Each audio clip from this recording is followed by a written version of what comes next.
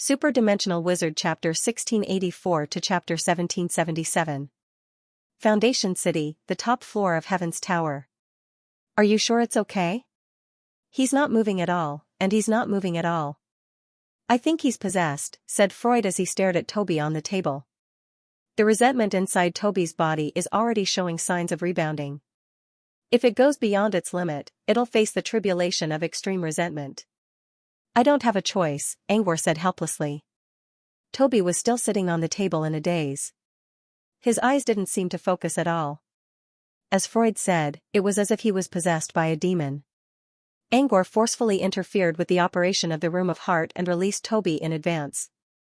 Not long ago, Angor brought Toby to the dream wasteland and explained the function of the Room of Heart, as well as the potential dangers. Then, he let Toby in. After Toby was covered by the power of the House of Heart, he was fine at first, but not long after, an accident occurred. In Sunder's and Freud's eyes, Toby didn't change at all. However, Angor quickly noticed that something was wrong when he used the dream gate to check it out. Not long after Toby entered the Room of Heart, a strange creature, or rather, a power, was connected to Toby. Using his ability, Angor realized that this strange creature was actually an amalgamation of negative emotions. Angor quickly realized that this was the projection of the resentment inside Toby's body. Now, Angor was sure that the Room of Heart really did trigger the resentment inside Toby. This was what Angor wanted. Toby would have to face the resentment in advance. However, since the resentment inside Toby's body was already connected to Toby, it was likely that the resentment would be rebounded in the real world. So, Angor returned to the real world. The reality was just as he thought. Extreme resentment had already begun to be released from Toby's body. Fortunately, the degree of release was still within a controllable range. However, if Angor didn't stop it soon, the resentment would break through Frost's seal. If that happened, Toby would have to face the tribulation of extreme resentment. There was no way he would let Toby face the danger without any preparation.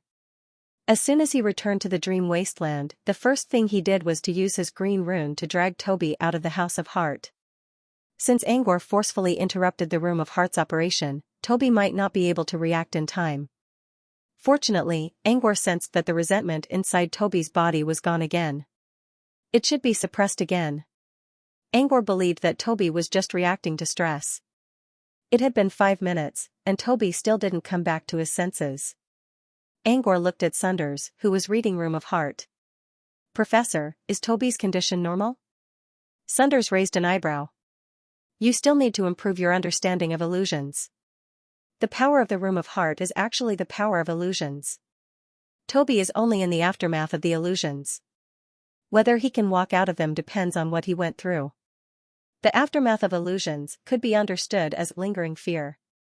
If a timid person was bitten by a snake, perhaps he would be afraid to see a snake in the future. This was the so-called lingering fear.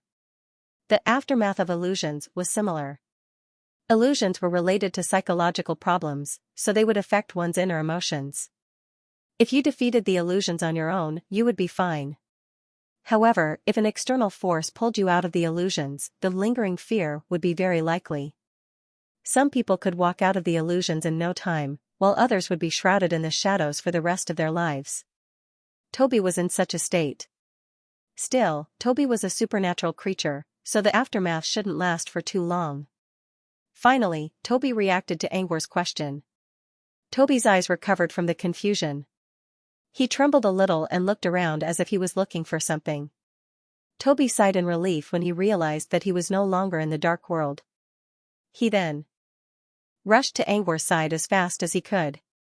It seemed Toby could only feel safe around Angor. Angor stroked Toby's feathers.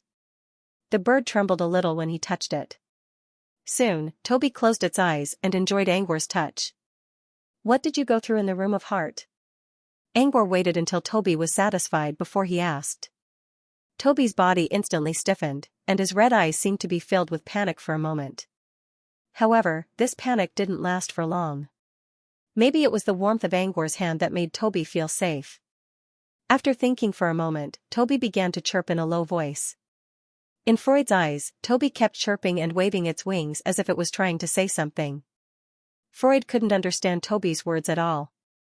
Angor, on the other hand, was nodding and mumbling something. One side was human language, while the other side was bird language. It was easy for Angor to communicate with Toby. After a while, Toby stopped chirping. It seemed Toby had finished. Freud looked at Angor and asked him to record Toby's words in his report. Angor considered. After entering the room of heart, Toby saw 2 doors in the long hallway. One of them contained its obsession. Toby spent more than 80% of the time talking to Angor about its obsession. Toby mentioned things like fish jerky, music box, clothes, etc. Only a small part of the time was spent talking about the other door. What's inside the other door? Freud asked curiously. It's a dark void. Angor paused a little. But it saw the amalgamation of its resentment. The serpent bird of envy. Toby was completely stunned when he saw the gigantic creature. It wasn't because of the creature's size. It was because Toby and the serpent bird were somehow connected. When the serpent bird looked at Toby with its evil eyes, endless negative emotions rushed toward Toby like a torrent. These negative emotions not only made Toby feel uncomfortable, but they also magnified Toby's senses. For example, Toby was immersed in certain memories, which contained images of hatred, resentment, and jealousy. Toby felt like he was a small pebble that was being drowned by these negative emotions. Darkness, helplessness, and fear. The irritation brought about by the negative emotions filled Toby's senses. It wasn't until Angor forcefully stopped the room of heart that Toby was saved from the torrent. Even so, Toby was still immersed in the aftershock of the mind illusion for a long time before he came back to his senses. He then told Freud about Toby's experience. Freud muttered, "A giant serpentine bird in the dark? That must be its inner demon. But why do I feel like it's different from Cell's situation?" Cell also encountered his inner demon in the House of Heart, a serpentine bug. However, Freud felt that there was something different between Toby and Toby. But he couldn't put his finger on it. It is indeed different. The inner demons that Cell is facing are his own imagination. Cell doesn't know the true strength of the snake-tailed insects, so he can only make up a rough idea. But Toby is different. His inner demon is real, and the strength of the jealous serpent bird is real, Angor explained. Freud finally realized that the difference between the serpentine bug and the serpentine bird was in the form of their existence. Freud pondered for a while and asked, "Sir, I heard that the serpent bird is at least as powerful as a formal wizard. Shouldn't Toby be crushed by it?" Toby couldn't unleash his full power in the dream wasteland. Even if it was just an illusion created by the House of the Heart, Toby still couldn't handle an official wizard. "I did say that the serpentine bird is stronger than a wizard, but that's only after Toby shapeshifted," Angor explained. Toby is still a serpentine bird after shapeshifting. Toby didn't face the real serpentine bird in the House of Heart. It's his inner demon, or rather, the inner demon he's destined to face. Since it's an inner demon, it can't be as strong as the serpentine bird.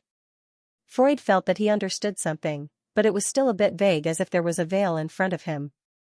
Sunders closed the book and said, "It's simple. Cell's inner demon, the snake-tail bug, was born from his imagination. However, the snake-tail bug is an independent entity. Cell was only its former host. But the serpentine bird is different. Its true form is Toby. Toby wasn't just a small, gray seabird. It was also a griffin of fury and a serpentine bird of envy. Toby was facing himself, not anyone else. Even if the serpent bird had the power of an official wizard, it was still Toby's power. Therefore, when Toby entered the House of Heart, it was wrong to judge the serpent bird based on its strength. In a nutshell, the serpent bird Toby faced in the Room of Heart was actually a grudge calamity. So, Toby's experience in the House of Hearts was actually... Freud nodded. Tribulation? Sunders nodded. To be exact, it's a simulation. Since it's a simulation, can't I let Toby try it repeatedly in the House of Heart to accumulate experience? Freud was pleasantly surprised. If that was the case, Toby would have a much higher chance of surviving the tribulation of extreme wrath. You're right. But don't forget why I interrupted Toby's experience. Angor frowned. You're right. But don't forget why I interrupted Toby's experience. It took Freud a moment to realize what he meant. Angor forced Toby out of the room of heart because Toby accidentally triggered the seal of resentment in the real world, which forced Angor to stop his plan. Freud's plan was perfect. Toby could use the House of Heart to experience the tribulation of extreme wrath repeatedly in order to increase his success rate. However, he couldn't actually do it, because when Toby was facing the House of Hearts would also activate the seal of resentment in the real world. Freud frowned. So the House of Heart isn't that useful for Toby's tribulation. Angor was right. The House of Heart didn't seem to be useful for Toby's tribulation of extreme wrath. But he couldn't help but wonder if he missed something. Not really. I think the House of Heart will be a key factor in solving Toby's problem, Sunders spoke up. What do you mean, sir? Angor looked at Sunders expectantly. The House of Heart is very special to Toby, especially the one in the Dream Wasteland. When he mentioned Dream Wasteland, he emphasized the word Dream Wasteland. Sunders didn't explain right away. Instead, he looked at Angor and asked, think about it, Angor. If you get the House of Heart from Witch Mulberry Leaf in real life, what will happen if you use it on Toby? What would happen if he used the House of Heart on Toby in real life? Angor couldn't help but follow Sunders' train of thought. There was no doubt that Toby would face the same two doors in real life, and he would have to face the serpent bird again. The only good thing about the House of Heart in real life was that Toby could use his own strength. This might be a good thing for other people since they could face their inner demons with their own strength. But it was useless against Toby. Jealousy Serpent Bird was Toby himself. It was impossible for Toby to fight with Jealousy Serpent Bird like other people.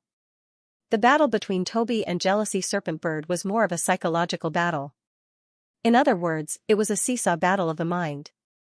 From this point of view, there was no difference whether Toby was in reality or the Dream Wasteland, entering the House of the Heart made no difference. But why did Sunders emphasize that the House of Heart in the Dream Wasteland was very special to Toby? Since he didn't have an answer, Angor decided to continue his simulation. What would happen if Toby faced the Serpent Bird in the House of Heart in real life? As Angor tried to fill in the gaps in his mind, he saw Toby closing his eyes and floating in the air.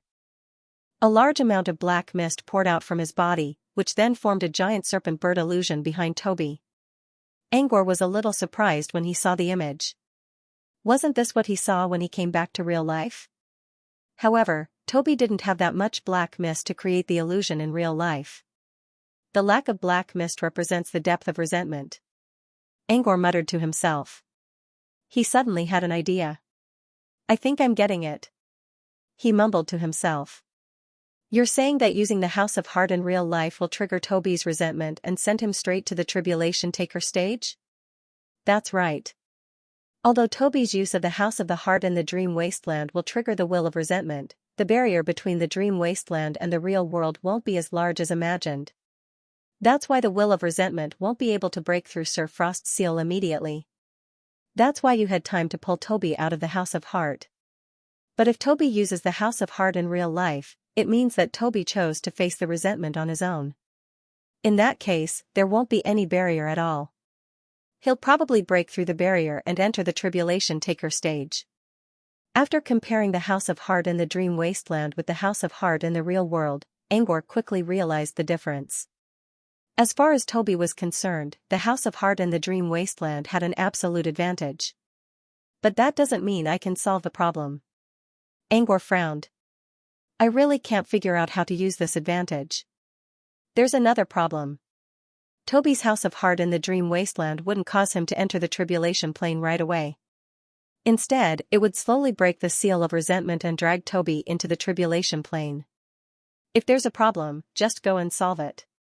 Sunders did not deny it. But how should we solve it? Sunders raised an eyebrow. Isn't that something you should be thinking about? Angor didn't know what to say. So you're just drawing a pie in the sky? Your goal is to help Toby overcome the tribulation of resentment. If you use other methods, you'll face all kinds of problems, some of which may be unsolvable. But if you use the House of Heart to simulate the tribulation of resentment, you'll only have one problem left. Indeed, as long as Angor could solve this problem, Toby could use the House of Heart to simulate the tribulation of resentment again and again. But how should he solve this problem? Sunders stood up and tidied up his wrinkled sleeves. I'm here to learn more about the Room of Heart. So far, I've learned a lot about it. It's similar to what was written in the book. But the House of Heart in the Dream Wasteland is more interesting than the one in the real world. I look forward to seeing more records of the House of Heart, Freud. With that, his body blurred as he left the Dream Wasteland. He was curious about the Room of Heart, but he had to finish his work first. He needed to build an energy system in the Dream Wasteland as soon as possible so that the Dream Wasteland could be fully utilized. After Sunders left, Angor tried to figure out a way to solve the problem. Forget it. I'll go back to reality first. Greya must have been waiting for him for a long time. He needed to give her an explanation. Toby's emotions are still stable. This was the 10th time Shayla reported to Greya. She would report every 3 minutes. Throughout the 10 reports, Sherry's words had never changed. In other words, it had been half an hour since he woke up and went back to his dream. Greya looked at Angor and Toby, who were still sleeping. Since Toby's condition was stable, Angor's experiment should have ended long ago. But why didn't he wake up from his dream? He couldn't possibly write a report in his dream, could he? As far as Greya knew, dreams were always changing. No dream could last forever. Even if Angor wrote the experiment report in his dream, it would disappear the next time he entered the dream. What was Angor doing in his dream? While Greya was still trying to figure out what was going on, Angor finally opened his eyes. He stood up, picked up Toby, and put him in his pocket. Then he walked to Greya. I thought you'd wake up soon after Toby's condition stabilized, Greya spoke in a soft voice. You're done with your experiment, right? It's done. As for why it took so long. Angor blinked. I did some analysis in my dream. Analysis in your dream? Greya chuckled. I think it'll be more efficient if we work together, compared to you working on your own. I'm back now, aren't I? Angor put on a serious look. Before we talk about your experiment, I need to know something. Greya looked at Angor's bulging pocket.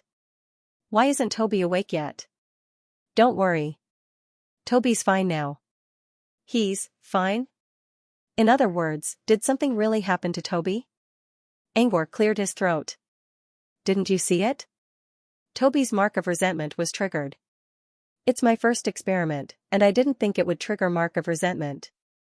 But I did fix it, didn't I? Then why is Toby sleeping now? Angor hesitated. I'm a little tired after the experiment, so I need to rest. Do you think I'll believe that? You're tired doing experiments in your dreams? Shayla mumbled. Angor knew that he was being unreasonable, but he couldn't just tell Greya that Toby didn't want to wake up because he didn't want to face Greya, or rather, Greya's hellish training. In order to avoid the training, Toby simply flew out of Firmament Tower and said that he wanted to play with Taurus. Angor could have forced Toby to come out, but when he recalled Toby's pitiful look after leaving the Room of Heart, he gave in. Don't worry, Toby is just sleeping. He'll wake up later, Angor reassured Toby. Greya gave Angor a meaningful glance. She knew Angor was hiding something from her. But since Angor already told her that Toby would wake up later, Greya decided not to pursue the matter. Alright, I'll let Toby rest for a while. Now, it's your turn to talk about your experiment. Angor already thought of an excuse when he decided to talk to Greya. Do you know about lucid dreams? Lucid dreams referred to lucid dreams, or lucid dreams as wizards called them.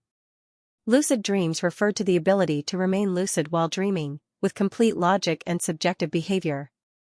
The person who had a lucid dream could act like the creator in the dream and modify the current dream. For example, they could become supermen or giants in their dreams, or even build mountains, seas, castles, and palaces out of thin air. Angor began to talk about what happened in his dream. He connected with Toby's mind in his dream and used the same method of creating objects in his dream to create an object of resentment so that Toby could face it. He didn't lie to Greya completely. He only changed the Shadow of Heart's room into lucid dream creation. I thought I could use creation in my dream to let Toby face the resentment in advance so that he could simulate the tribulation. But I didn't expect that the resentment in Toby's dream would still affect the seal in reality. Angor sighed. Greya looked at Angor doubtfully. Angor said that he pulled Toby into his lucid dreams and did the experiment. However, Greya clearly remembered that Angor woke up in the middle of his experiment. Could Angor still have lucid dreams when he fell asleep again? Could lucid dreams really create a mark of resentment? Did the mark of resentment have a physical form? Angor couldn't give any of these answers. Clearly, Angor was hiding many things from Greya. Angor didn't want to answer Greya's question directly. Greya could see that Angor still didn't want to tell her. She sighed. Fine. Let's put aside your flawed experiment for now. What's the result of the experiment? As I said, there are some problems with the experiment. Toby triggered the resentment in his dream. In other words, the experiment didn't work. Well, you can say that from the results, Angor said. However, the experiment I designed wasn't a complete failure. As long as I could solve the problem of Toby's resentment in the real world, I could let Toby experience the calamity repeatedly in his dreams. That will solve Toby's problem as well. Greya raised an eyebrow. Then tell me. How do we solve this problem? Angor didn't know how to solve the problem yet. He had to make up a random excuse. The only solution I have is to use some external force to suppress Toby's emotions in the real world so that he won't break Mr. Frost's seal. Then I'll be able to do something in his dream. Then what do you mean by outside force? Greya asked. Angor shrugged. I haven't figured it out yet. Haven't figured it out yet? Huh. Greya scoffed. Then everything you said before is pointless. Well, it's not pointless. At least we have a solution now, right? Toby's situation was very special. He had to face his calamity alone, and no one could help him. Even a mighty existence like Frost, a legendary existence, didn't have a safe way to help Toby face this calamity. They could only suppress the resentment to delay Toby's attempt. Therefore, the only solution they could think of was to increase Toby's success rate before he had to face the true calamity. However, they couldn't come up with a solution no matter how hard they tried. Greya had no choice but to use devil training to improve Toby's strength. Even so, devil training couldn't do much for Toby. Toby's body might get stronger through the training, but he wouldn't need to use his physical strength to face the calamity. Greya's devil training was meant to strengthen Toby's willpower. Unfortunately, the effect was minimal. As long as they could solve the problem of Toby's emotions in reality, they could train Toby in the dream and truly increase the success rate of Toby's tribulation. Greya knew it was a good idea, but Mr. Frost was the only one who could suppress Toby's resentment. Do you think we can find someone as powerful as Mr. Frost again? Greya paused. Or, do you have a way to contact Mr. Frost? No. Angor shook his head. Then this path still won't work. If this path didn't work, she would rather train Toby. Let me try. Maybe I can find a way to suppress my emotions? Angor did not want to give up on this idea. Greya chuckled. I'll be waiting for your good news then. Greya didn't believe that Angor could find someone who could suppress Toby's emotions. Sholi was the only one who could sense Toby's emotions, so there was no way Angor could do anything about it. Greya glanced at Shaylee. He saw that Shirley was pondering with one hand resting on her cheek, while the other hand was holding a magic cane, and raised it high. What are you doing? Greya was confused. Shirley hesitated for a moment. Mister, if you want to suppress your emotions, I can help. You can suppress your emotions? Didn't you say that you can only sense emotions? Shaylee frowned at Angor. Greya also looked at Angor. If Shali could really suppress her emotions, then Angor's suggestion might work. I'm born sensitive to emotions, Sholi said. That's why I like to collect items that contain strong emotions and obsessions. Angor knew about this. That was why Sholi stole Alan's beast cutter. I once found a dove's blood gem by chance. The gem contained a strong murderous intent. It was so strong that anyone who obtained it would meet with misfortune. I was only a beginner apprentice at the time, and I was affected by the gem. But I couldn't bear to throw it away, so I tried to suppress the killing intent. Shirley paused for a moment. Maybe it's because I'm quite talented, but I succeeded in the end. As Shirley spoke, she took out a ruby from her spatial pouch. This ruby wasn't a bare stone, but a brooch. The ruby's frame was wrapped in a very exquisite mithril, and its curved shape was extremely elegant. There were also small sparkling diamonds on top of the mithril, which made the gem look like a blood-red star. Even Angor, as an alchemist, couldn't help but admire the beauty of the gem. This ruby brooch was obviously made by a mortal craftsman. To be able to make it to such an artistic level, it was definitely the handiwork of a master. This is the dove's blood gem I used to suppress my murderous intent on. Shuli handed it to Greya. Greya inspected the item carefully and frowned. Why does it look so familiar? As a witch, Greya would occasionally pay attention to ornaments. The design of the brooch reminded her of something she heard about 10 years ago. Is this the crimson heart of the Xianxia royal family? Greya muttered. As I recall, the crimson heart was stolen by a bandit during a grand ball held by the Xianxia royal family. Greya looked at Shuli. Shuli said she accidentally found the dove's blood gem. Was that really so? Shuli didn't change her expression at all. It is the crimson heart. When I was holding a magic show, I saw a lady putting it in a drawer. I thought she didn't want it anymore, so I brought it back. That drawer. It's not locked, is it? Greya asked. Shirley nodded confidently, that's right. Just because it's locked doesn't mean she needs it.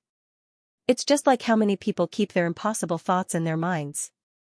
They say they can wait until the day they die, but they won't be able to remember it until the day they die. Isn't this useless? Locking something in your mind and locking it in a drawer were two different things. Greya rubbed her temples. She was getting a headache. This Shuli was an egoist who only cared about herself. Even if it was something that belonged to someone else, she would use sophistry and self-justification to take it away. There were many people like her in the wizarding world. Greya didn't bother to correct Shuli. She reached for the gem and inspected it. Just as Shirley had said, there was a faint murderous intent that was almost equivalent to a curse coming from the gem. However, this murderous intent wasn't released. Instead, there seemed to be a layer of gloss around the murderous intent, preventing it from leaking out. You did this? Greya raised the crimson heart in her hand and looked at Shirley with a doubtful look. Yes. Shirley nodded. Greya handed the crimson heart to Angor without saying anything else. Yes, it is. Angor took a closer look at the object and said, it is. However, Shirley's suppression was nothing compared to Frost's suppression. Can you use it on Toby? Greya asked. Angor shook his head. I'm not sure. I need to test Shirley's ability before I can give you an answer. Next, Angor used a series of methods to conduct basic experiments on Shirley's emotion suppression. The experiment this time took a long time. It lasted from late in the morning until the moon reached the middle of the sky. What's the result? Greya asked when Angor stopped. Angor didn't answer right away. Instead, he handed the report to Greya so that she could read it herself. Greya frowned after reading the report. I don't think it works. In order to perfectly suppress Toby's emotions, Greya had to reach a magnitude of 10 or more. On the other hand, Shirley's experimental records showed that her limit of suppression was only around 3. For 12, she was still a long way from reaching the limit of 10. From the results, it doesn't work, Angor replied. What do you mean by from the results? You mean there's another way? Greya gave Angor a puzzled look. A magnitude of 3. For 12 might seem a lot lower than 10, but considering Shirley's abilities, it's already very high. Apart from Mr. Frost, I don't think anyone else can do it. Even so, Shirley still doesn't meet the passing mark. It's a shame, but I think 3. For 12 is just right. Just right? Why? Because I have a way to improve it. Greya gave Angor a doubtful look. Earlier, Angor said he couldn't find a way to suppress emotions. Now that Shirley showed up, he said he had a way to improve it? Wasn't this contradictory? Greya voiced her doubts. No, it's not. I don't mean to suppress emotions. Instead, it's to improve Xiaoli's abilities. To be more precise, she's using a special method to strengthen Shirley's power. What special method? Torrent of Fate, Angor said, a special magic array. The Torrent of Fate was a magic array that could directly amplify one's innate abilities. The maximum amplification could reach 3 times. Shirley's current weight was 3. For 12, if she tripled her weight, she would be over 10. This way, as long as Shirley was within range of the magic array, she would be able to use her rank 10 innate ability to suppress Toby's emotions. Greya had never heard of this magic array before, but she was still surprised by Angor's explanation. To be able to increase one's innate ability by a maximum of 3 times, this strength was simply not ordinary. Innate abilities could be said to be a great weapon among acolytes. However, once he crossed the threshold of an official magus, the presence of his innate ability would be greatly reduced. This was because its strength was no longer enough to threaten an official magus. However, if a special innate ability could be tripled, it would become very powerful. For example, the Red Devil aspect talent that could enter Red Devil time was already very powerful.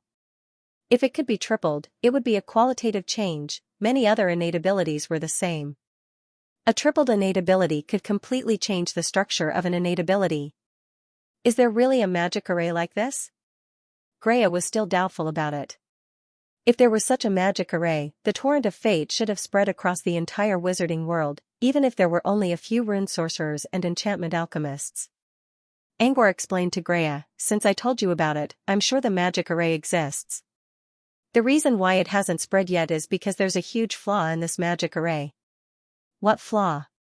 Amplifying different innate abilities requires different magical materials.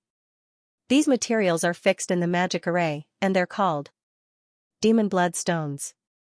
For example, if he wanted to increase his strength, he could choose from the barbarian bear demon bloodstone, the giant demon bloodstone, the troll demon bloodstone, and so on according to the strength and location of the enhancement. If he wanted to increase his death attribute, he could choose from the ghoul bloodstone, the raven bloodstone, the mourner bloodstone, and so on. And so on. Using demon bloodstones as consumables? Greya frowned. Demon bloodstones were magic stones that were soaked in the blood of monsters. From the lowest grade beast bloodstone to the highest grade demon bloodstone, which was made from the blood of a demon god, they all belonged to the same category. According to Angor, innate abilities were classified according to the properties of the demon bloodstones, and it was very difficult to find a corresponding demon bloodstone for certain innate abilities. For example, Red Devil aspect, Sage time, Water transformation, Fire transformation, and so on. There were basically no corresponding demon bloodstones for similar innate abilities. Water transformation, Fire transformation, and Fire transformation both belonged to fire and water elements, but they couldn't be categorized as pure elemental demon bloodstones. Therefore, it was almost impossible to find a corresponding demon bloodstone. That's because you can't find a corresponding demon bloodstone for many innate abilities, Greya explained. Angor nodded. That's not all. Many top-tier innate abilities require top-tier demon bloodstones. For example, there's a talent called Dragon Scale, which requires a demon bloodstone of Abyss Dragon.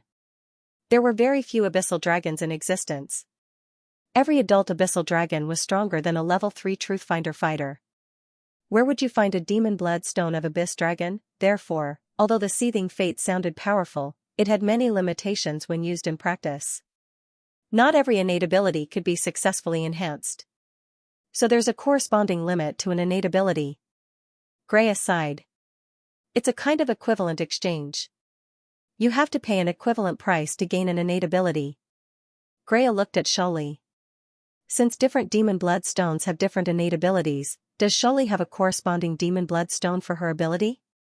I'm not sure if it's another innate ability. But I happen to know a type of demon bloodstone that should work for Sholi's innate ability. A demon bloodstone of demon flower. Devil flower spirits were actually a type of flower spirits. Despite their name, they had nothing to do with the demons of the Abyss Plane. They were born from a carnivorous flower of evil. By manipulating desires and illusions, they could lure mortals into becoming fertilizer for the flower of evil. Mortals who managed to escape would describe them as man-eating demons, which was why they were called devil flower spirits. Devil flower spirits were born with the ability to manipulate desires and emotions. They were also a type of fantasy creature that could create demonic blood gems. If the Zeal of Fate required demonic blood gems, it would definitely improve Shirley's talent. Greya nodded. The demon flower monster's bloodstone is a perfect match for Shirley's power. But devil flower spirits are rare. It won't be easy to find their demonic blood gems, will it? It won't be easy, but at least it's better than running around aimlessly. Besides, we're in floating mech city. Things that are hard to find outside might not be here. If he couldn't find anything, he could use his authority to check the vault of the research department. Greya didn't fully trust Angwar's experiment until she saw the results. Still, she nodded. Alright, let's give it a try. Candy House has some connections in floating mech city. I can ask them for you. Greya didn't fully trust him yet, but Angwar knew that if Shirley could use the zeal of fate to suppress Toby's emotions, the plan would work. Toby's biggest problem was not knowing about the will of resentment. The danger brought by the unknown was the most deadly. If Angwar could use the House of Heart to turn the unknown into something he already knew, he would be halfway to victory. If he could try a few more times, he would be able to learn from his failures. By then, no matter how strong the will of resentment was, Toby would be able to deal with it easily. With that in mind, Angwar looked at Shirley again. He had initially thought that it would be very difficult for him to break out of this predicament, but who would have thought that it would be resolved so quickly? And Shirley was the key player in all of this. Angwar recalled how he felt when he met Shirley not long ago. When he learned that Shirley could sense emotions, he had a feeling that Shirley might be useful to Toby. And as it turned out, his hunch was right. If it weren't for Shirley, he most likely wouldn't have been able to achieve his goal so easily. My promise remains the same. If you help Toby, I'll give you a gift that suits you best, Angwar repeated. I can't wait to find out what you're talking about, Mr. Pat. Charlie grinned from ear to ear. That will depend on whether you can suppress Toby's emotions in the end. After finalizing the plan, they began to act separately. While Greya went to contact Candy House, Angwar left the manor. He planned to visit Fingernail Alchemy House to see if he could find any useful materials there. There were fewer people in floating mech city compared to a few days ago. Most apprentices had left the city after the competition. However, although the number of people was small, the enthusiastic atmosphere had not been reduced. They were still immersed in the aftertaste of the Rising Star competition. The atmosphere even reached Fingernail Alchemy House.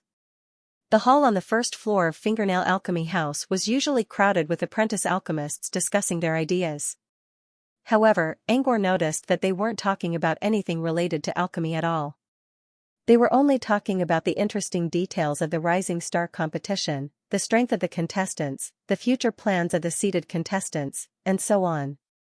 Since the Rising Star competition was a rare event, Angwar believed that the atmosphere wouldn't stop anytime soon. He ignored the apprentice alchemist's gossip and went straight to the counter. Ever since Granny Fingernail left for the ancient inferior realm, the counter was now being sold by the puppet named Neha. Since Angwar used illusion to change his appearance, Neha didn't recognize him. Is there anything I can help you with, sir? Neha asked in a calm tone. Angwar listed all the materials he needed in one go.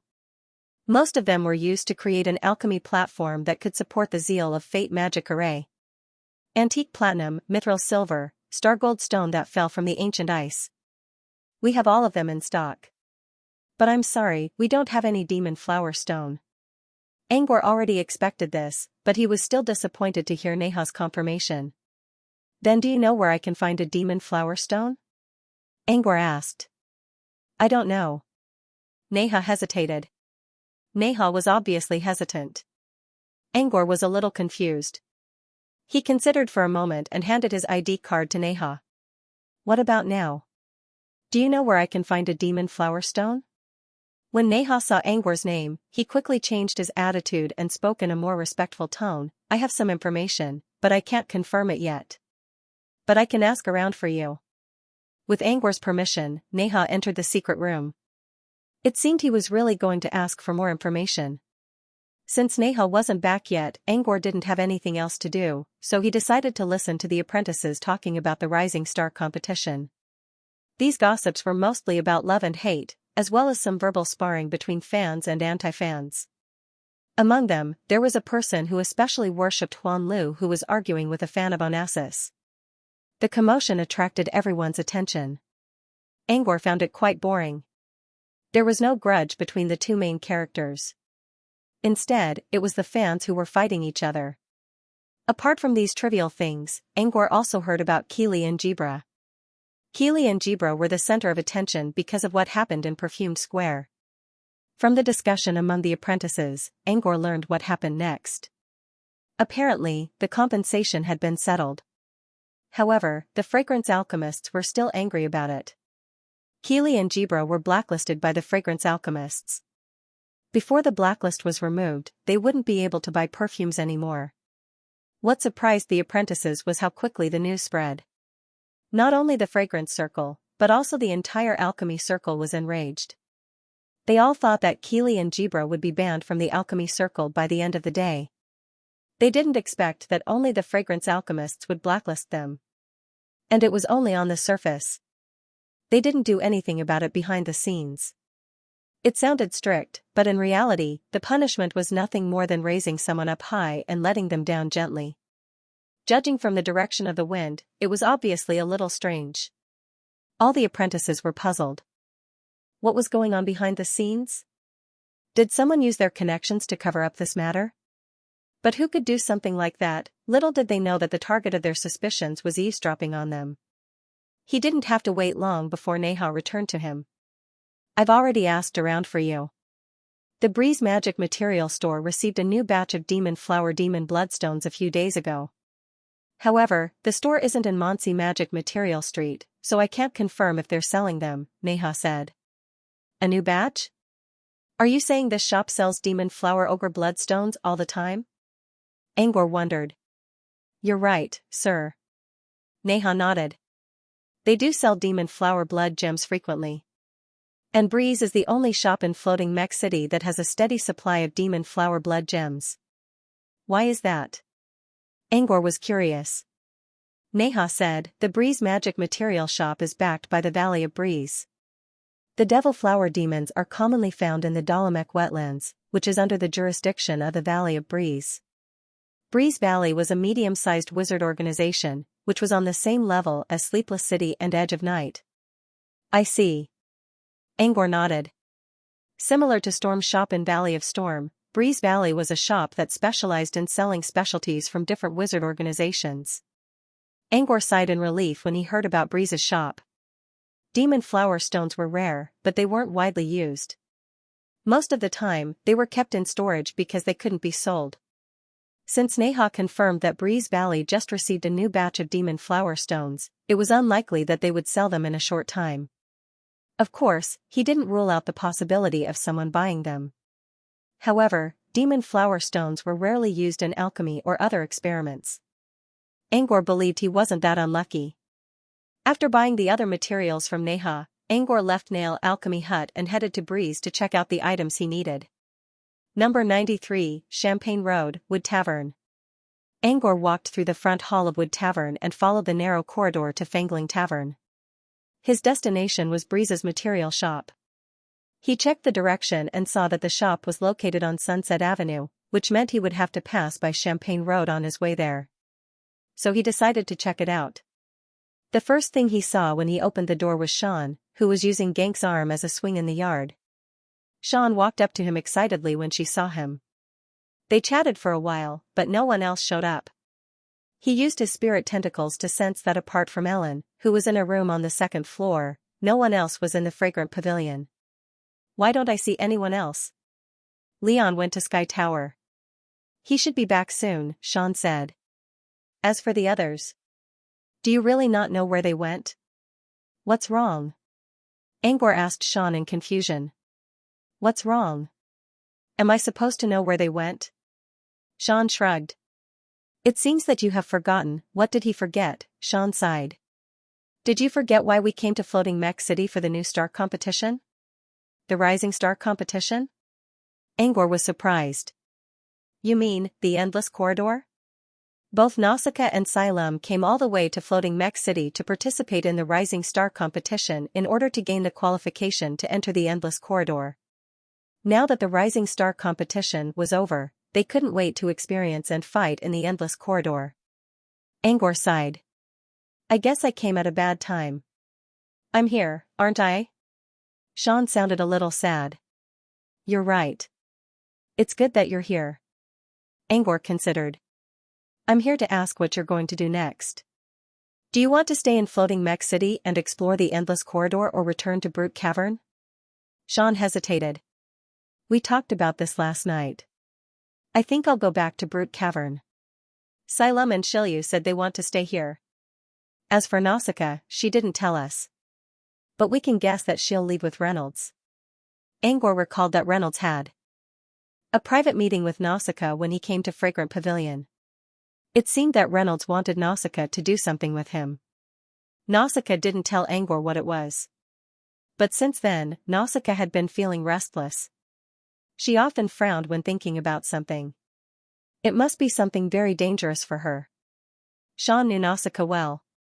If she was sure that Nausicaa would go with Reynolds, she must have made up her mind. Angor was worried about Nausicaa's safety, but he would respect her decision.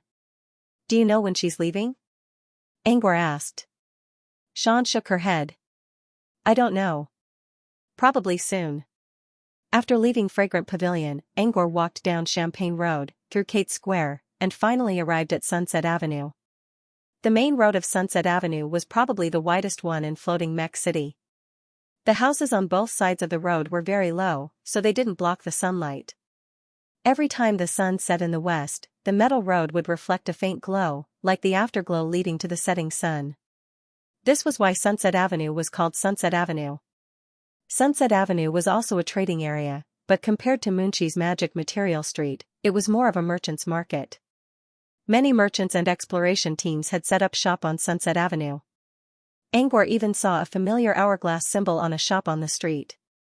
This symbol meant the sands of time, which was the symbol of the Ashen traders.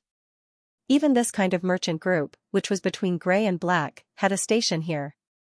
It was obvious that they were not ordinary. It didn't take long for him to find Breeze, which was located in the middle of Sunset Avenue. There was a symbol of a pair of white wings at the entrance of the magical materials shop. It was the symbol of the Breezy Valley. From the outside, Breeze Magic Material Shop looked like an unremarkable little shop. It didn't even have a second floor.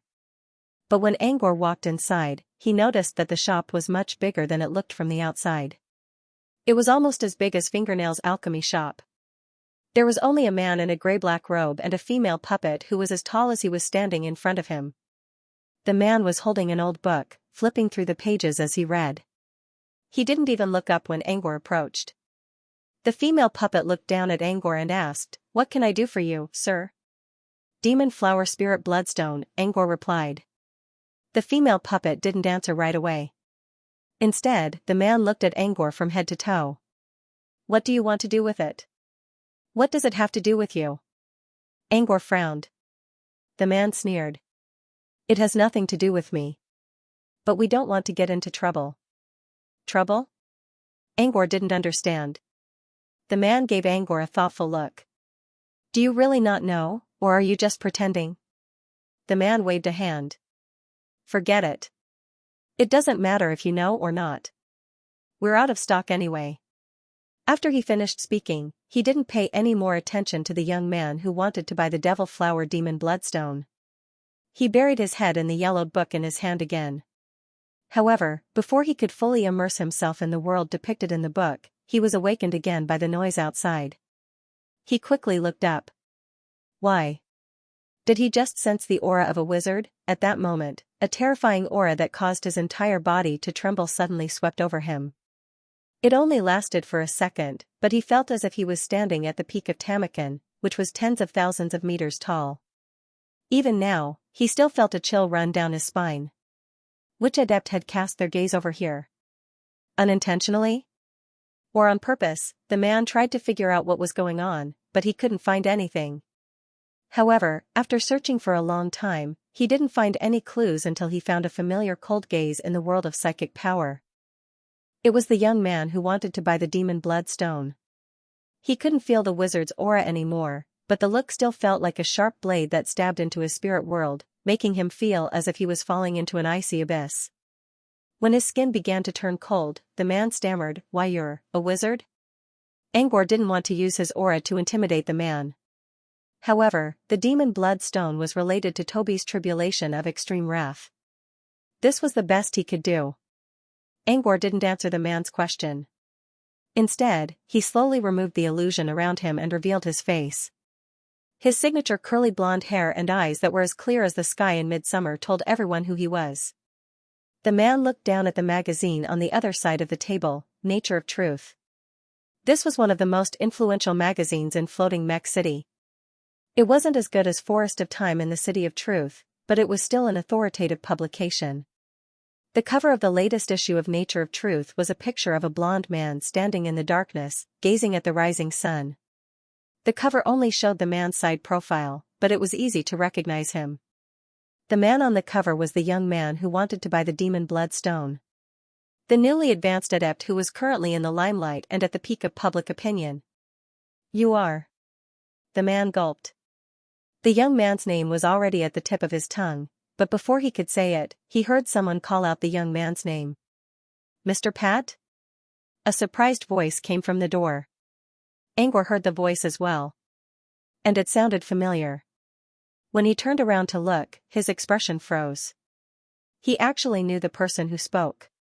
Two people walked in from the entrance of the Breeze Magic Material shop. One of them looked like a teenager. He was wearing a pale gold robe. His body looked thin, and he wore a pair of glasses. He had the temperament of a bookworm. However, no one would dare to call him a bookworm in front of him now.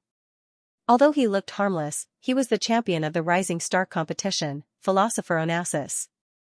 As for the other person, he was the one who called out to him.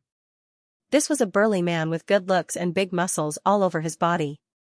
The most eye-catching thing about him was that his lower body did not have legs like a human's. Instead, he had 4 horse legs and a scorpion tail that glowed with a faint black light. He looked somewhat similar to the demonic creature recorded in the legends, the centaur. However, a centaur did not have a scorpion tail. The scorpion tail must have been transplanted from someone else's body. Or rather, this man's centaur upper body and his hands, which were covered by leather gloves, were all transplanted from other creatures. Angor was familiar with this person. It was Viking. The man who was betrayed by Xianxia in the Purification Garden and still made it to the altar of demise without any limbs. Mr. Pat. Viking's eyes were filled with excitement when he saw Angor. He had to use all his strength to stop his hooves from jumping up and down. Still, his excitement could be seen from the trembling of his hooves. Back in the Purification Garden, Viking blocked an attack from a flying flaming fish to save Xianxia, which resulted in his limbs being burned away. However, Xianxia, who was Viking's companion, did not help him and left him alone in the wilderness. Back then, Viking lost all his limbs and was bleeding profusely. Without any help, he would die for sure. Angor was hiding nearby. Before leaving, he cast a heal spell on Viking to stop his bleeding and prevent him from dying on the spot. Even though he had stopped the bleeding, he still believed that Viking would die in the end after losing all 4 of his limbs in the Garden of Purification. Who would have thought that Viking would actually survive? Viking stood in front of Angor and looked so excited that he did not know what to say. Mr. Pad, I didn't think that we would meet each other for the first time here. I had already written an invitation letter, and wanted to express my sincere thanks to Sir. Seeing that Angor did not respond, Viking continued, after the Purification Garden, I heard your voice, and I knew it was you who saved me. Did you receive my letter, mister? I went to the manor outside floating Mech City to look for you, but the butler told me that you weren't there, so I left a letter for you. Seeing Viking's hopeful look, Angor nodded. Yes, I did. You do have a good memory for voices. But I only helped you stop the bleeding. I didn't really save you. You're still alive because of your own willpower. Hearing Angor's words, Viking became even more excited. If you didn't stop the bleeding, mister, I wouldn't have survived. Maybe it was just a simple thing for you, mister. But for me, that was the only light I could see in the endless darkness. Viking couldn't help but recall what happened back then. Not only was he seriously injured and dying, but Xianxia's betrayal also made him feel even more hopeless. At that moment, Viking felt as if he had lost all hope. It was only when Angor cast heal on him that he came back to his senses. Viking asked Angor who it was. A passerby, Angor replied. He didn't mention the name, but Viking would always remember the cold voice that saved him from the threat of death. Maybe it was because Viking's story was too emotional, or maybe it was something else, but the atmosphere became tense for a moment. Viking was still lost in his thoughts until Onassis' voice broke the silence. I thought the next time I saw you, mister, would be when the cloudvine flower bloomed. I didn't expect to see you again so soon, mister. Pausing for a moment, Onassis lowered his head and muttered almost to himself, the cloudvine flower hasn't bloomed yet. He couldn't help but chuckle when he saw Onassis' dejected expression. It's a coincidence that we met. If you really want to call it a philosophical meeting, you can just pretend you never saw me today. Onassis didn't know how to respond. In the end, he changed the topic. Are you here to buy materials, mister? Onassis' words snapped Viking out of his thoughts. He raised his head abruptly. Sir, are you here to buy materials? What materials do you need? As long as we have them, I can give them to you as a gift. Viking had been looking for a chance to repay Angor's kindness. However, as the gap between their strength grew bigger, it became harder for him to do so. Now that Angor was here to buy materials, Viking decided to use this chance to repay Angor's kindness. Gift? Angor looked at Viking in confusion. What do you have to do with the shop? Flandy used to be in charge of Breeze. But because of the Rising Star competition, he knew I was coming to Floating Mech City, so he asked me to take over the shop while he returned to Breezy Valley. Viking's words made him realize that Viking was also from Breezy Valley. Viking looked to the other side. Snow, you were the one who received Mr. Pat, weren't you? You should know what materials Mr. Pat needs. Go get them. Snow was the man standing beside the female puppet. His body was still trembling. When Viking called his name, he finally nodded and answered, yes. Viking, since you know, hurry up and get it. Viking then turned to Angor. This is Snow, Flandy's follower. He's been working at Breeze for more than 10 years. If he offended you in any way, please forgive him. Viking sounded like he was scolding Snow, but he was actually trying to protect Snow. Clearly, he noticed the tension between Angor and Snow when he entered the shop. Snow followed Viking's words and was about to go to the storeroom to get the materials. However, he suddenly thought of something and hesitated. Viking frowned. What are you waiting for? Snow hesitated for a moment and lowered his head. But the materials Mr. Pat wants are banned by the shop owner. Banned materials? Viking looked at Snow and then at Angor, not knowing what to say. This is the first time I've heard that the demonic flower demonic bloodstone is listed as a prohibited material. Angor spoke in a soft voice. I once bought a Bichimo stone at the sky auction. Such precious stones are usually sold for a high price. Why is a demon flower stone banned? Angor looked at Snow. I'm curious. What's the basis of this ban? Is this the rule of Floating Mech City? Or is it just Bree Shop's rule? Snow did not dare to look into Angor's eyes. He lowered his head and did not say anything. Viking finally realized that Angor was looking for a demon flower stone. Let's go to the warehouse. I'm sure Mr. Pat has nothing to do with them. Mr. Pat, the ban has nothing to do with Snow. It's Mr. Flandy's decision. Why? He needed quite a lot of demon flower spirit bloodstones this time. Every time he used Singe of Fate, he would use up one of them. In other words, the number of demon flower spirit bloodstones he would use would depend on how many demon flower spirit bloodstones he wanted to use. Angor wanted to buy a large number of demon flower spirit bloodstones, so he was curious about why the item was banned. Viking hesitated. He did not know if he should tell Angor about it. He thought for a while and finally decided to tell Angor. Viking walked to the door and carefully looked outside. After making sure no one was around, he closed the door and walked back to Angor. Mister, let's talk inside. Angor saw Viking's serious look and realized that there was something wrong with the demon flower spirit bloodstone. Angor nodded and followed Viking into the inner room. Viking also invited Onassis, come with us. It's not a secret. It's just a little troublesome. You know I hate trouble, Onassis quickly said. It's fine as long as you don't get involved. In the end, Onassis was persuaded. Following Viking's lead, they entered the shop. Along the way, Angor learned that Onassis and Viking were good friends, and that Onassis came to Breeze because of Viking's invitation. But Angor was still confused. How did these two become friends? As far as Angor knew, Viking was a hot-blooded and impulsive person, which was evident from the fact that he was willing to take a hit for Xianxia even though he knew the consequences. On the other hand, Onassis's every 3 sentences were all about philosophy. His style of speaking was enough to make people die. No matter how one looked at it, the two of them did not seem to be compatible. Before Angor could ask, Viking already told him the truth. When Viking was immortal, he loved a legendary novel called Redbeard, which was about the legendary pirate Redbeard. During the preliminaries of the Rising Star contest, Onassis was provoked by someone and used a passage from Redbeard. Viking was there, so he remembered it. Later on, when Viking took the initiative to talk to Onassis, he used Redbeard as a starting point. Back then, Onassis thought that Viking was just a philosopher. Later, he learned that Viking had only read Redbeard before. Because of the connection of Redbeard, the two of them barely crossed paths and became friends. This time, Viking and Onassis had come to the Breeze Magic Material Shop together because they had both gone to the Endless Corridor after the Rising Star competition.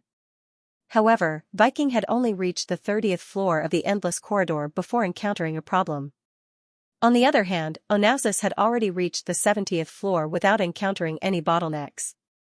Hence, Viking invited Onassis, hoping to gain some experience from him. Onassis always says things I don't understand, but I always have a good eye for friends. He's a good friend, Viking said confidently. Good eye? Angor did not think so. If so, he would not have joined that team in the Purification Garden. Thinking about Viking's team, Angor could not help but shake his head. What a strange team. Viking helped Xianxia, but Xianxia did not care about Viking's life. Freud helped Yet-Hugh and even saved his life, but Yet-Hugh betrayed him and killed him. However, it was also because of the internal strife in the team that Angor managed to get Freud as his right-hand man. It was a great fortune for Angor. He did not think that Viking had a good eye for people, but he did think that Onassis was a good person. At least, Onassis would not betray Viking like Xianxia did. It was not that Onassis was a good person. He simply believed that a strong man would never be afraid of betrayal. Onassis was not strong enough to betray Viking. As for Viking himself, it was hard to say. Viking asked Angor to take the main seat and lit up the candlesticks on the table. Viking slowly spoke under the flickering candlelight. Sir, before I tell you the reason, may I ask a question? Angor nodded noncommittally. Sir, are you planning to use the demon flower spirit bloodstone for alchemy, or for something else? Viking seemed to be afraid of being misunderstood, so he quickly added, I'm not trying to pry into your intentions, sir. It's fine if you don't want to answer.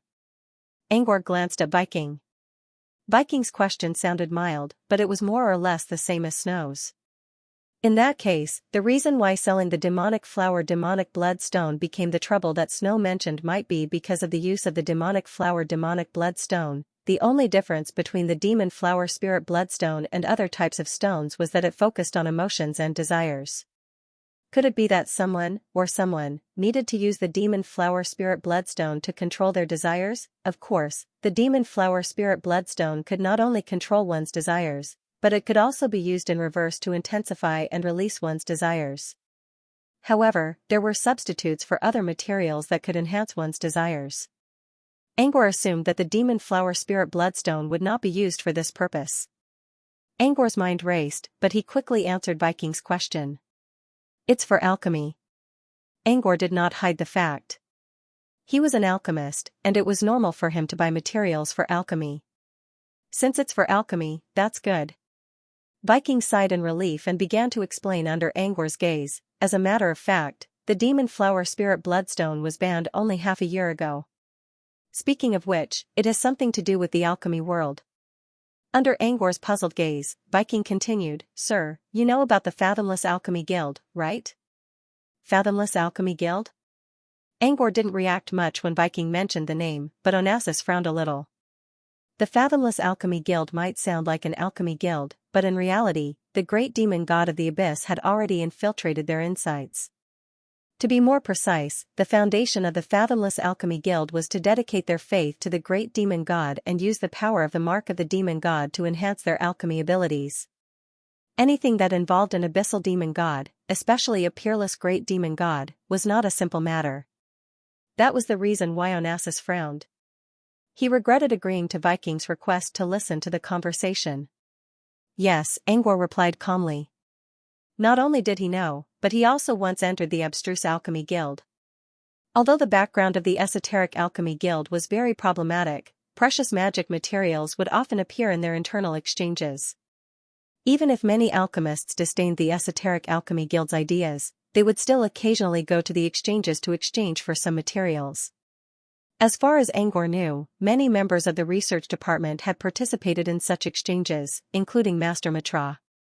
However, even though they would participate in the exchange meeting to exchange for some special magical materials, they were still disdainful and even disgusted by the Esoteric Alchemy Guild.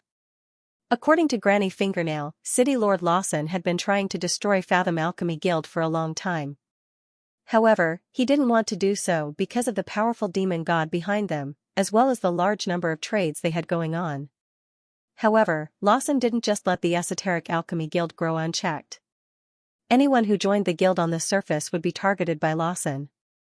Random believers would be banished from Floating Mech City and blacklisted forever. Devout believers or fanatics wouldn't have a good ending. Because of Lawson's actions against the Esoteric Alchemy Guild, Floating Mech City rarely saw any news about them. However, those who lived in the city for a long time would more or less know something about the Esoteric Alchemy Guild. However, no one wanted to talk about it to avoid attracting unwanted attention. It has something to do with the Esoteric Alchemy Guild, Viking said while looking down. The flickering candlelight illuminated his face. It also seemed to set off the strange atmosphere of this matter. Angor already expected this answer when Viking mentioned the Esoteric Alchemy Guild. If the Demon Flower Stone really did have something to do with the Esoteric Alchemy Guild, then Angor would understand why Snow was so hostile to the guild. After all, the Esoteric Alchemy Guild was very important. Why would the Demon Flower Stone have anything to do with the Esoteric Alchemy Guild? Because it can control one's desires? Angor asked. Viking didn't shake his head or nod. We don't know the details. But I think you're right, sir. According to our information, some of the Esoteric Alchemy Guild's followers lost control of their emotions for some unknown reason. In order to control their emotions, the guild decided to buy a large number of Demon Flower Stones. Bree's shop is the only shop in Floating Mech City that has a steady supply of Demon Flower Stones. So, you're being targeted? Viking nodded helplessly. Yes. The reason why Manager Flandy returned to Breezy Valley while I was participating in the Rising Star competition was actually because of this matter. Breezy Valley is the biggest source of Demon Flower Stones in the southern wizarding region. Maybe they'll come to Breezy Valley directly. Manager Flandy needs to report this to the higher-ups and find a solution. Before we find out why the Esoteric Alchemy Guild needs Demon Flower Stones and how much they need them, Manager Flandy decided to ban the sale of Demon Flower Stones. On the surface, we can't contact the Esoteric Alchemy Guild to avoid being targeted by Mr. Beast Emperor. Aren't you worried that the Esoteric Alchemy Guild might do something behind the scenes? At least in Floating Mech City, they won't dare to do anything big. Of course, there will definitely be some underhanded tricks, but it's not just our Breeze Magic Material shop. The Storm shop in the Storm Canyon has also been troubled because Storm Rock is a magic material that costs a lot of money. Esoteric Alchemy Guild has been sending people to Floating Mech City. Because of the Rising Star competition, Floating Mech City's security has been tightened. Now that the competition is over, I think they'll come again. Viking shook his head and sighed. They really couldn't do anything about the Esoteric Alchemy Guild. Bree's shop wasn't even a base. Even if the Breezy Valley wanted to do something to Esoteric Alchemy Guild, they couldn't do anything. Now he understood that Snow probably thought he was a member of Abstruse Alchemy Guild. Since the Rising Star competition was over, the Esoteric Alchemy Guild should be here by now. As Viking spoke, there was a knock on the door of the inner room. Come in. The door was pushed open, and Snow came in with the female puppet. Due to Angor's terrifying aura, Snow was still scared and didn't dare to look at Angor's direction. Mr. Super Dimension, here's the demon flower spirit bloodstone you asked for, Snow said with a trembling voice. The female puppet quickly presented a tray to Angor. At the center of the tray, there was a blood-colored stone that didn't look very eye-catching. However, as the candlelight inside the room shone on it, Angor could see some beautiful patterns on the stone. They looked like they were made later, but they merged perfectly with the bloodstone. If he stared at the patterns for a long time, he could almost hear a strange laughter echoing in his ears. Angor's eyes glowed as he looked at the crimson stone. Countless runes emerged from the stone and turned into data, which was then poured into the server he created in his mind space. It was Narda's vision. As Angor grew stronger, his vision and knowledge expanded, which greatly improved the efficiency of the server. As soon as the data on the stone entered the server, Angor combined the knowledge he already had in his mind to identify the stone. It was a demon flower spirit bloodstone. Moreover, the quality was of the highest quality. Normally speaking, Angor would use one demon bloodstone each time he activated Fate's Seal. Here, a demon bloodstone was of medium quality. However, if a demon bloodstone was of high quality, it meant he could use Fate's Seal more often. A demon flower spirit bloodstone of such quality could activate Fate's Seal twice. What do you think, Mr. Viking asked. Angor nodded in excitement. Yes, it's exactly what I need. Hearing this answer, Viking's face also revealed a relaxed smile. How many magic crystals for a demon flower spirit bloodstone of such quality? Angor asked. Viking quickly shook his head. I promised you that I'll give you a demon flower spirit bloodstone. It's not enough to repay you for saving my life, but it's still a token of my appreciation. That's just a promise. I never fulfilled it. I also said that it was just a matter of convenience. You don't have to keep thinking about it, Viking, but I'm already grateful that you're willing to sell me the demon flower monster bloodstone under such circumstances. There's no need to fuss over a few magic crystals. Also, I'm going to buy a lot of demon flower stones this time.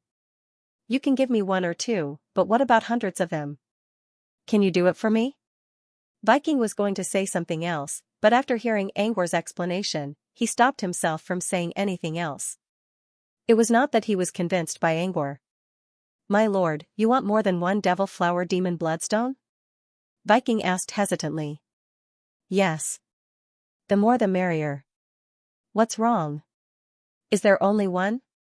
Viking shook his head. There are indeed about 100 left in the warehouse. Manager Flandy sent someone to deliver them a few days ago. However, the manager's plan is to temporarily seal these demonic bloodstones. Sealed? Why? Viking hesitated for a moment and decided to tell Angor the reason. After listening to Viking's explanation, Angor finally understood. As it turned out, Flandy already had two plans. On the one hand, Flandy would use the demon flower stones as a prohibited material and refuse to sell them to Abstruse Alchemy Union. On the other hand, if Abstruse Alchemy Union really wanted the demon flower stones and was willing to pay a high price for them, Flandy would sell them to Abstruse Alchemy Union so that Breeze wouldn't suffer any losses. Breeze isn't a big shop in Floating Mech City, and we don't have many people to help us. This is our only option, Viking said helplessly. Take the shops on Munchi's Magic Material Street for example. The relationships between the shops were complicated and the corresponding forces were intertwined. Even if they refused customers, they were not afraid of retaliation. This could be seen from the fact that they had rules for entering their shops. However, Breeze didn't have much influence in this city. If they went against a giant monster like Abstruse Alchemy Union, they would probably be eaten alive. Therefore, in order to prevent such a situation from happening, Flandy made two preparations. If Angor only wanted one or two demon flower stones, Viking could make the decision. But judging from Angor's current situation, he probably wanted all of them. That would ruin Flandy's plan, and Viking couldn't make a decision on his own. Angor considered for a moment. If he were in Flandy's position, he would agree with Flandy's decision. He could understand Viking's hesitation. However, this wasn't enough to stop him from buying the demon flower stones. It was a matter of life and death for Toby. What he needed to think now was how to convince Viking to sell the stones. If he could use his power, he would get what he wanted.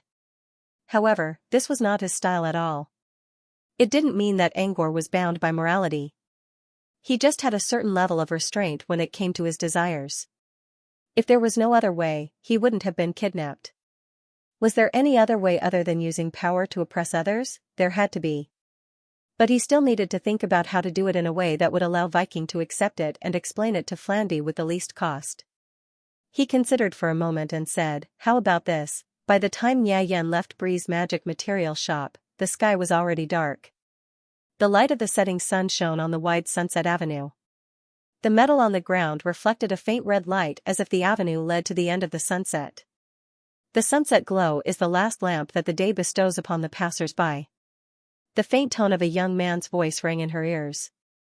Angor didn't look back. Starlight is the tower of dreams given to the sleepless man by the night. I knew it.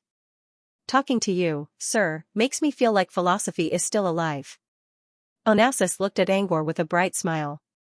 Only Redbeard can talk to Viking. Be that as it may, you still care about this sleepless man who walks in the day and builds his dreams in the night. Onassis smiled but didn't answer. He nodded to Angor and said that he needed to go back to his place. Then he walked to the other side of the street. Angor raised an eyebrow. So it's not on the way. Onassis left Breeze together with Angor.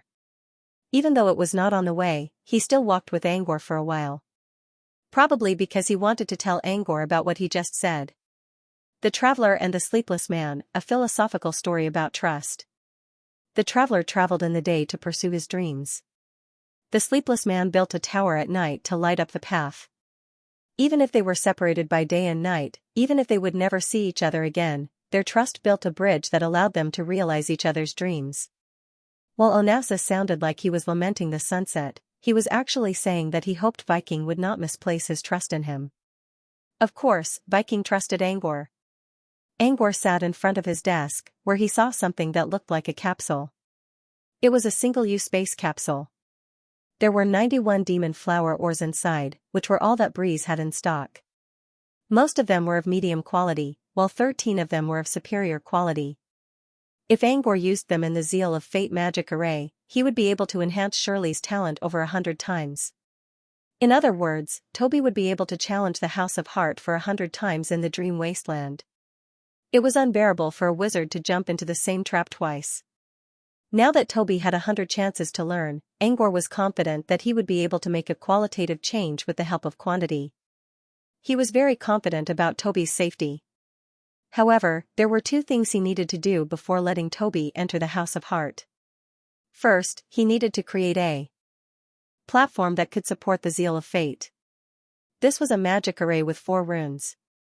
Ordinary parchment was not enough to hold it, so he had to create a temporary platform for it. In fact, he could also craft an alchemy item that could be enchanted with Fate's seal.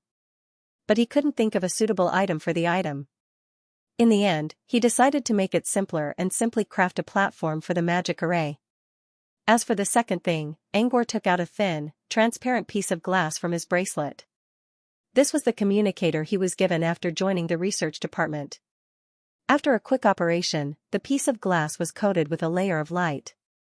Next, a light blue spirit slowly emerged from the glass and floated in front of Angor like a hologram. "Good evening, Mr. Pat." Antonio's elegant voice came from the spirit's mouth. "Are you looking for me because of that female apprentice from Lilith's house?" Antonio was referring to Keely. Angor had asked Antonio to do something about the mess caused by Jibra and Keely in Aroma Square, so he didn't want the matter to get out of hand. Angor already knew what happened to Keely and Jibra, but he still wanted to hear Antonio's explanation. "I have something else to talk to you about. But before that, I want to know what happened to Keely." Antonio nodded slightly. "Last time, after you met with me, I had the Vice Dean of the Ashley Comprehensive Academy secretly control the public opinion. So far, what Keely and Jibra did at Aroma Square won't affect the entire alchemy circle.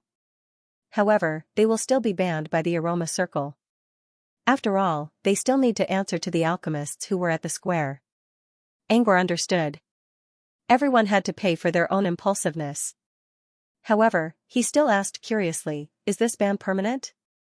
Antonio said, "No matter how shocking it is, as long as it becomes a memory, it's as if there's a veil covering it." Even those who experienced it can view it from a slightly more rational perspective. So, I don't think it will be a permanent ban. Time will extinguish the flames of anger, and it will also dilute the determination to hate. However, even if time has great power, it can't remove this ban for no reason. If you want to remove it, you will probably need a corresponding opportunity. As for what kind of opportunity, I don't know. After all, the future is full of variables. Angor nodded. If it wasn't a permanent ban, there would always be a way to remove it. Besides, even if Keely really needed the perfume, she could always buy it through other channels, such as asking someone else to buy it for her. Compared to the damage they caused to Aroma Square, this was already a good result. Antonio stopped talking after telling Angor about Keely, which meant it was time for them to get to the point. Angor didn't hesitate. I have something I need your help with. You know about Abstruse Alchemy Guild, right? Antonio nodded. Is it related to Abstruse Alchemy Guild, mister? Yes. Next, he told them about Breeze's current situation, including how Abstruse Alchemy Union was trying to get their hands on the Demon Blood Stone, as well as how his purchase of the Demon Blood Stone would affect Breeze's business. What do you mean, mister? Antonio asked after a moment of silence. I need the Demon Blood Stone urgently, so I promised Breeze's shop that I'll find a way to protect them from Abstruse Alchemy Guild, Angor said. My idea is to use the R&D department to bring Breeze into the same circle as Fingernail Alchemy House. That way, even if Abstruse Alchemy Guild wants to cause trouble, they won't dare to act recklessly. Do you think it'll work? Angor looked at Antonio. Antonio thought for a moment and said, it's possible, but the reason why Esoteric Alchemy Union doesn't dare to touch the shops on Munchi's Magic Material Street is not only because of the complicated power structure, but also because the shops on that street are all related to Ashley's alchemists. Having both the technology and the right channels is the best protection in Floating Mech City. The creator of Fingernail Alchemy House is a member of the R&D department. If you want to bring Breeze into this circle, you'll need to fulfill certain conditions, mister. To be included in this circle, you have to have Ashley's men behind you. Antonio nodded. Yes. Or, you can have the support of the R&D department. For example, you can become Breeze's backer, mister. Angor was still a little confused. How can outsiders tell if there's someone behind the shops? Let me give you an example. You know Venner, don't you? Angor nodded. Vannerson was a very talented alchemist who once attended Angor's class. Apparently, Vannerson was one of the most promising alchemists to join the research department, just like Jalal. Venner signed a contract with Yuri's Potion Shop in Awesomer Street. From now on, Yuri's Potion Shop will provide Venner with potion materials, and Venner will sell his creations at Yuri's Potion Shop. Antonio continued, that's why Yuri's Potion Shop is able to provide a steady supply of mid-level potions. Others will know that Venner is behind Yuri's Potion Shop. This was how outsiders judged. Among them, Nail Alchemy House was even more unique. Every time the R&D Institute had a product to release, within 2 days, Nail Alchemy House would have the corresponding R&D Institute product for sale before it was even sold elsewhere. Fingernail Alchemy House established its position in the industry. Even if outsiders did not know who Granny Fingernail was, they would know that the R&D department was behind Fingernail Alchemy House. If you're willing to become Breeze's backer, Mr. Fingernail Alchemy House can also become a sales outlet for the R&D department's products. Of course, we'll need your permission first. Angor frowned a little after hearing Antonio's words. According to Antonio, Angor's plan was feasible. However, Angor had to find an alchemist from Ashley to become Breeze's backer, or he had to do it himself. Is there anything else I can do aside from the one I just mentioned? Antonio replied, yes, sir. You can issue a mission to get others to protect Breeze Magic Material Shop. This would also make the Breeze Magic Material Shop safer to a certain extent. But there are problems with this method as well. Angor didn't need Antonio's explanation to know what was wrong with this method. Since a mission was going to be issued, there must be a reward. Breeze could provide the reward, but who knew how many times the mission would be issued and how long it would last? Besides, Astute Alchemy Guild had already infiltrated Floating Mech City. Even Oxiang's people were involved. It was very likely that someone from Astute Alchemy Guild would accept the mission, which would be even more troublesome. Is there anything else? Angor couldn't help but ask. Of course there is. But the price will be higher and higher. In my opinion, the method proposed by Sir is the simplest and most stable. In other words, Angor still had to decide whether he should find someone or do it himself. Seeing Angor's hesitation, Antonio suddenly chuckled. You don't need to worry about it, sir. This won't do you any harm. You don't even need to sign a contract with someone like Vayner Senator. You're a member of the R&D department, and that alone will help you get rid of all obstacles. You're just giving Breeze Magic Ingredient Shop the title of a possible member of the Research and Development Department. Outsiders don't even know who this Research and Development Department member is. Antonio paused. Besides, when Breeze joins our circle, you can publish your future products through them. It'll save you a lot of trouble. Angor agreed with Antonio's words. This wasn't a bad thing, but it also didn't do him any good. Besides, Angor didn't know much about Breeze's current situation. Viking was a good man, but he was only a temporary store manager. When Flandy came back, Viking would have to give up his position. Angor couldn't tell whether Flandy was a good man or a bad man. By then, Angor would have already left Floating Mech City. Angor told Antonio about his concerns. Antonio only chuckled. Good or bad? What difference does it make? In this Chongbien relationship, you can stop at any time and withdraw at any time, but they can't. Angor thought about it and found it reasonable. When you are in an absolute position in a relationship, any other external factors are no longer that important.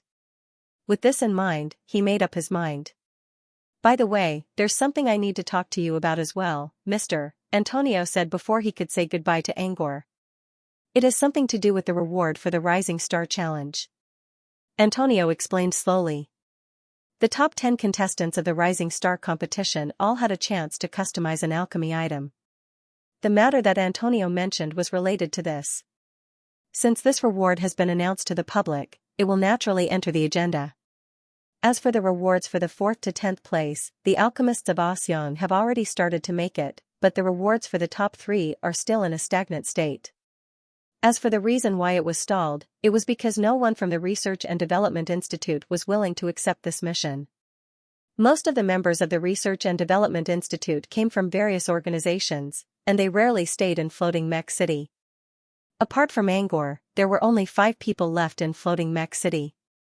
Mediocre Muse, Water Witch Varina, Potion Maker Mitra, Mushroom Witch Regina, and Moonlight Silver Gusilo. Among the 5, Muse refused to make alchemy items because he didn't have time. Varina was training in seclusion. Mitra and Regina were both apothecaries. According to the official investigation done by the Tower of Infinity, the top 3 alchemy items were mostly weapons, armor, and special items. The 3rd place in the Rising Star competition, the apprentice called Dripping River, did mention potions. But she wanted something that could prevent her from sleeping forever. The potion maker and Mushroom Witch discussed it and agreed that it would be difficult to achieve. Her lethargy came from her innate talent, and no potion could cure her. In the end, she still wanted to customize weapons and armor.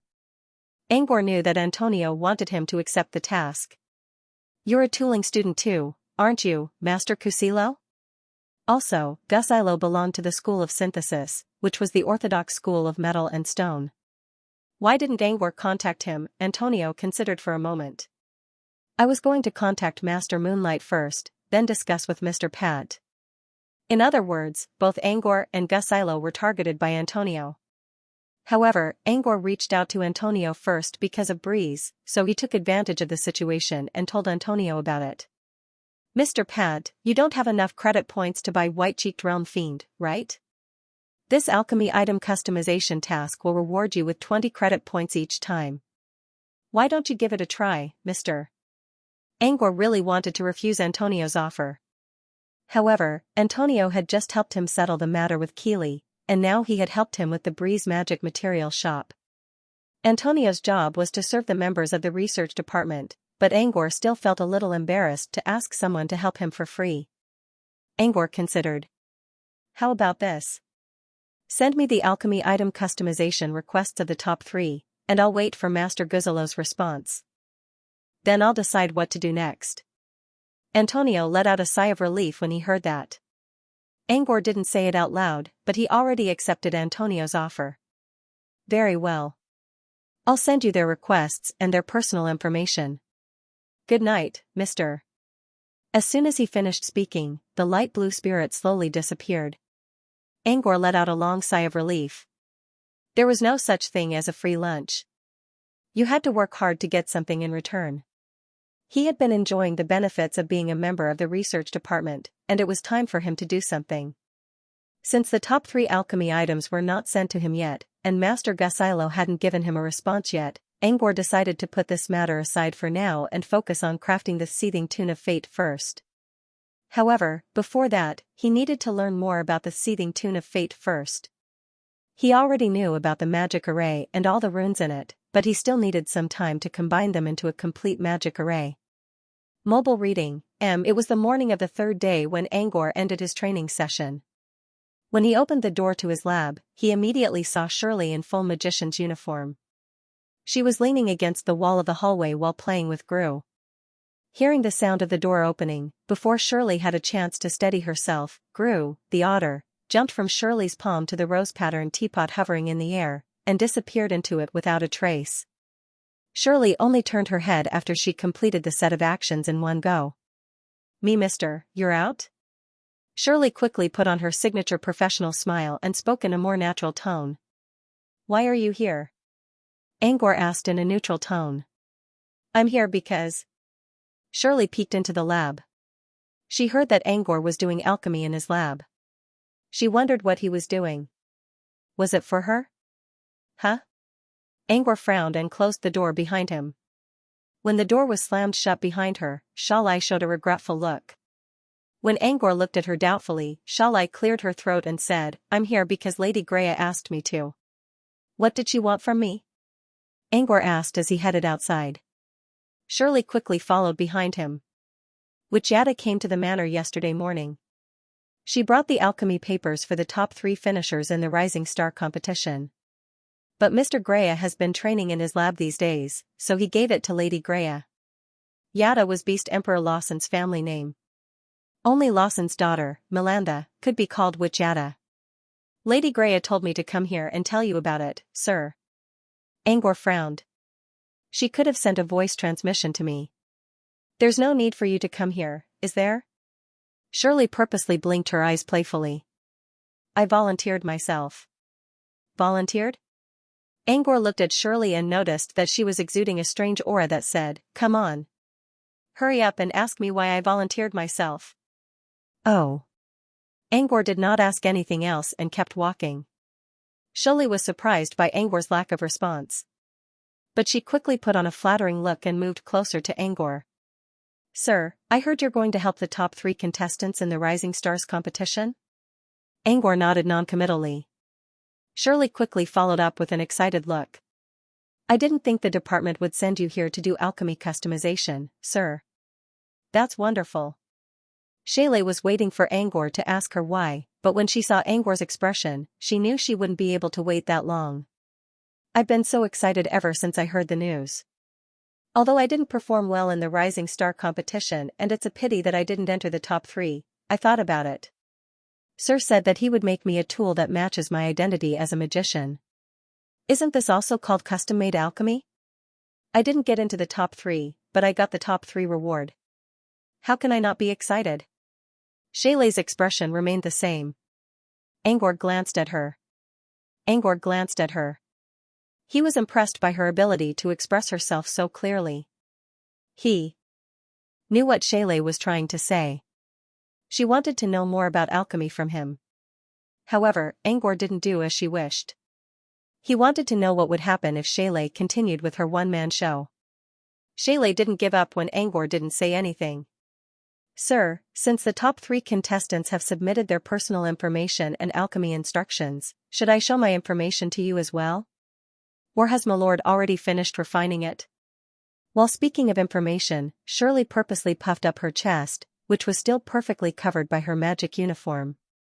It sounded like she was trying to seduce Angor, but in fact, she was hoping to pry open his mouth with this little trick.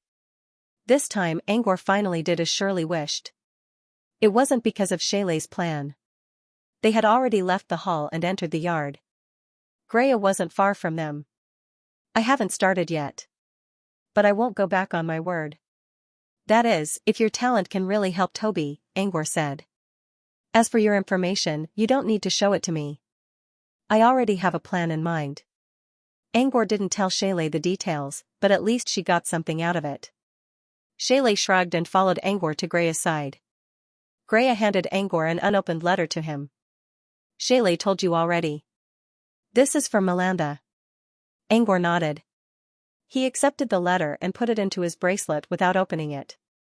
Did Melanda say anything else? She asked you to contact Antonio when you have time. He'll tell you the details later. Greya asked curiously, now that you mention it, I'm curious too. What have you been doing these past few days? You've been going into seclusion in the laboratory without saying a word. Shaylay was curious about this as well. She thought Angor was crafting a special item for her, but Angor already denied it. I'm crafting a platform to carry the Seed of Fate. Greya was surprised. She didn't expect Angor to start so soon. She thought Angor would look for demon flower spirit bloodstones first. Wait. If Angor was working on the platform, did that mean you've already found demon flower spirit bloodstones? Angor nodded. Yes. There are enough to support Shaylay's Seed of Fate for 100 times. I have been asking around for the whereabouts of the demon flower demonic demon bloodstone these few days, but I did not expect you to act so quickly. Greya couldn't help but ask, did you finish the Seed of Fate as well? Angor didn't answer. He took out something from his bracelet. It was a palm-sized crystal plate. At first glance, it looked like a glass container. However, upon closer inspection, one would notice that the plate was flat without any concave shape. Rather than a glass container, it looked more like a jade plate. There were no decorations on the crystal disc, and it looked bare. However, when one looked at the disc from the side, one could faintly see that there were faint silver lines inside the disc. Under the sunlight, it had the effect of mercury flowing through it. So this is the platform that holds the magic array? Greya didn't know much about runes, but she could tell that the runes on the crystal plate were a magic array made up of several runes. Yes. Angor nodded and asked Greya to try activating the magic array. Greya followed Angor's instructions and reached out a finger to touch the center of the crystal plate. A small amount of energy flowed out from her fingertip. As soon as the energy entered the crystal plate, the runes on it began to glow brightly. At the same time, their surroundings suddenly darkened, turning from day to night. A huge, flowing magic array pattern appeared out of thin air under everyone's feet. The world around them was completely dark. The only source of light was the magic array under their feet. When they stood at the center of the magic array, they could hear all kinds of rustling noises in their ears. It sounded like wind blowing through the forest, clouds circling around the mountains, waves crashing on the shore, or thunderclaps. It felt as if they had just walked through a narrow tunnel and arrived at a vast world. It was like listening to a piano song that praised fate. It was a feeling that came from the depths of one's heart. While Greya and Shirley were still immersed in their thoughts, Angor spoke in a low voice, so this is the zeal of fate. After a while, Shirley came back to her senses. I can feel a flame dancing in my chest. She put a hand on her chest and stared at Angor in disbelief. This flame represents your innate ability. Angor looked at Shirley. Activate it with a corresponding bloodstone, and the flame in your chest will release the most beautiful sparks in the song. So this is the effect of zeal of fate. Greya chuckled. Come to think of it, I haven't used my talent ability for a long time after becoming a wizard. In this magic array, it reminds me of the feeling of using my innate gift frequently when I was an apprentice. The effect of zeal of fate was to enhance one's talent ability. It wasn't fully activated yet, but it was enough to let people feel their own talent. What's your talent? Angor asked curiously. Greya chuckled. It's a talent related to food. It doesn't really affect one's strength. However, I relied on this talent to catch the eye of Madame Candy, who was in charge of Candy House at that time, and she took me in as her student. What about you? What's your talent? Don't tell me you don't have talent. I don't believe you. Grea's question made Shirley, who was still trying to feel the fire in her chest, perk up her ears. Everyone knew about Angor's feats. He became a wizard from a mortal in only a few years. Everyone was wondering what kind of talent Angor had. She was also very curious about this. It's hard to tell how talented I am. At least, I don't feel anything strange inside this magic array. There were no flames leaping in his chest, nor was there a flash of inspiration from his talent. It was no different from usual. Nothing happened in the zeal of fate? Yes. Greya didn't use word of truth, but she could tell that Angor wasn't lying. If what you said is true, there are only two possibilities. Either you don't have talent, or your talent is too special to be detected by the magic array. Greya's eyes glinted. Which one do you think it is? Is that important? Angor asked again after a moment of silence. Greya chuckled. It's not important. I'm just curious. Since you don't want to talk about it, let's get back to business. Shayla was a little disappointed when Greya gave up. She already prepared herself for gossip. Still, she believed that Angor must have a talent. Perhaps Greya was right. Either his talent was special, or it was beyond the melody of fate. Greya changed the topic. Now that we have the zeal of fate and the demon flower spirit's bloodstone, can we begin the experiment you mentioned? Greya looked curious. She didn't participate in Angor's experiment, so she wasn't sure if it would work. She also suspected that Angor was hiding something important from her. But since Angor didn't want to tell her, and Toby was on his side, there was nothing she could do. Still, if Toby could experience the feeling of fighting against the grudge spirit in his dream, perhaps Toby would be able to deal with the grudge spirit after accumulating enough experience. Greya didn't have any better ideas. She didn't know the details of Angor's experiment, but she believed that Angor wouldn't harm Toby, so she was willing to play dumb and cooperate with Angor's strange experiment. Yes, we can begin now. Angor nodded and looked at Toby. Greya didn't train Toby too intensely while Angor was crafting. Instead, Toby enjoyed 2 days of leisure. But from today onward, Toby's comfortable days would come to an end. Angor reached out a hand, and Toby flew to him and landed on his palm. Are you ready? Angor stroked Toby's feathers and asked in a low voice. Back in the dream wasteland, Angor already told Toby what he was going to do next. Toby knew that it would be very difficult, but as long as he could get through it, he would become stronger and no longer be threatened by the grudge spirit. This was a path that Toby had to take. Toby always complained about the harsh training, but he never avoided Greya's training. He knew that the training was meant to make him stronger. Only by becoming stronger would he be able to protect the people most important to him. With this in mind, Toby nodded without hesitation. Soon, Toby's first attempt was made. Greya was probably the one who had the easiest time in this trial. All she needed to do was to stand outside the range of the zeal of fate and wait for the experiment to end. Next to her was Shayli. She only needed to do one thing. When Toby began to lose control of his emotions in the House of Heart, she would crush the demon flower spirit bloodstone given to her by Angor to strengthen her talent and suppress Toby's uncontrollable emotions. Apart from Toby, Angor was the busiest one. Since this was his first attempt, he wasn't sure if Shirley would be able to control Toby's emotions. Therefore, he had to keep switching back and forth between the dream wasteland and reality to keep an eye on Toby so that he could pull Toby out of the room of heart as soon as Shirley lost control of her emotions. If this experiment worked, he wouldn't have to go through so much trouble in the future. But at the very least, he couldn't do it so easily this time. While Angor kept switching between reality and dream, Toby had already arrived at the space door inside the House of Heart. He was about to face his greatest enemy, the grudge spirit. Toby flapped his wings and landed in the middle of the hallway. There was a door on each side of the hallway. The door on the left looked like an ordinary wooden door.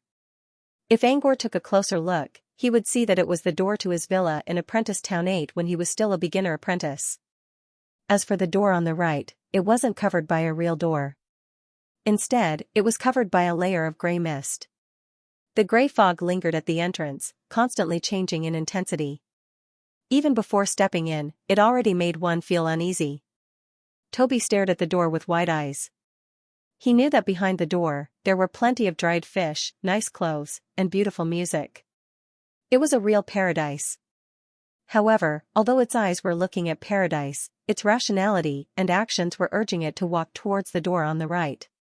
When Toby reached the door, he muttered to himself, "Once I'm safe, I can go to the other door and enjoy myself. Will you accept my small request, young master?" With that thought in mind, Toby steeled his heart and flapped his wings, dashing into the grey mist on the right. Angor, who was standing at the top of Heaven's Tower, suddenly looked away from the Room of Heart and looked outside the window. Outside the window, the sky was originally blue. Suddenly, with a loud bang, a large number of clouds covered the bright and beautiful sunlight, and the sky gradually darkened. Amidst the clouds, Angor could see lightning bolts dancing in the air. Tick-tock. Tick-tock. It's raining.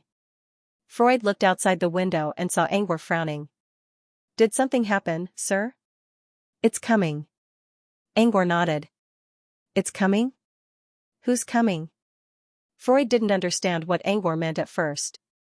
But when Angor looked at Toby, who was lying on the table, Freud quickly realized something. You mean the will of resentment, sir? Angor nodded.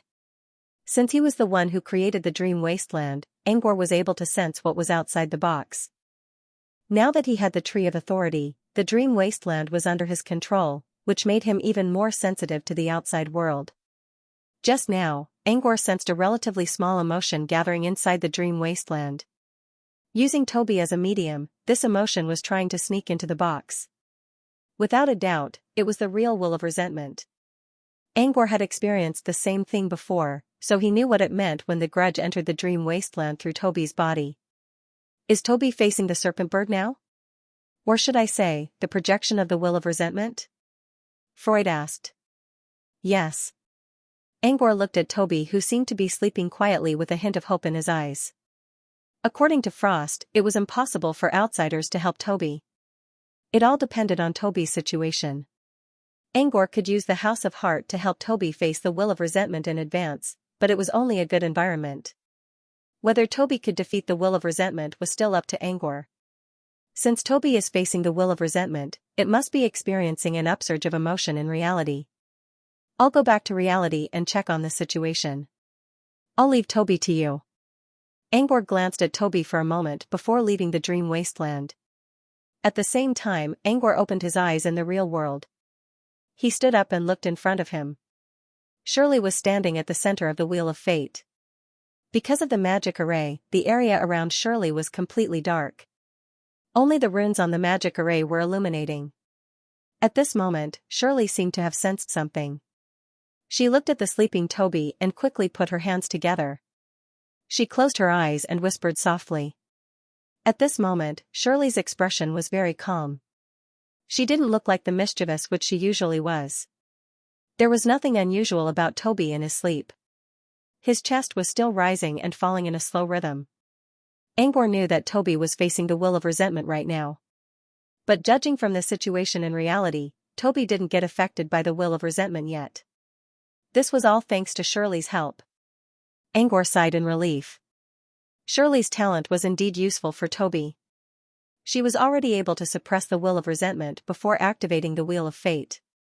When Toby was in danger, Shirley would activate Fate's seal, which would allow Toby to fully face the resentment of the House of Heart, unlike last time when Angor forcefully interrupted him. Suddenly, a gentle wisp of mana connected to him. He looked back and saw Greya walking to his side. They were now connected by a pink string in the spirit world. It was a level 3 cantrip called Spirit Bond. He didn't refuse. Instead, he sent his spirit energy into the bond created by Greya. You're awake? Greya sent a message to Angor. Since you're back from your dream, does that mean Toby has begun to face the so-called resentment of lucid dreams you mentioned? The spirit bond was directly connected to spiritual power, so he could clearly feel the emotions of all parties involved. Greya's message sounded serious, but Angor could tell that she was mocking him. Clearly, Greya did not believe what Angor said about lucid dreams. Angor pretended that he didn't notice Greya's sarcasm. Yes. It's the same as last time. Toby is facing the will of resentment, so I came out to check. But from what I can see, Toby's emotions are stable. Shirley's ability can suppress them. Greya raised an eyebrow. She couldn't tell if Angor was lying at all. Angor's message sounded serious. In other words, Angor wasn't lying. Was Toby really facing the will of resentment? Greya couldn't figure out how Toby managed to save the resentment spirit in a different way without facing it head-on. Was it really a dream? Greya had a dream before, but the rules of a dream were chaotic. How could it reflect reality like this? Greya shook her head. She decided to put the information aside and focus on Toby's condition first. Do you think Shirley can carry out your plan? It's hard to say. When Toby's emotions reach their peak. In the dream, he'll definitely react in real life. When that happens, it'll depend on whether Shirley can suppress it or not. If she can, then our plan will be halfway to success. Only half done? Greya asked. Angor nodded. As for the other half, we'll see if Toby can survive 100 battles against the grudge spirit and learn how to deal with the calamity. In other words, as long as Shirley could suppress Toby's emotions, Angor's experiment would be a success. He had used up all his manpower. Whether he could succeed or not depended on Toby's luck. While they were talking, Shirley suddenly frowned. Although they were talking through the spirit bond, they were still paying attention to Shirley and Toby, which was why they noticed Shirley's expression. What's going on? Angor took a moment to observe Shirley and Toby's condition. The most difficult part is coming.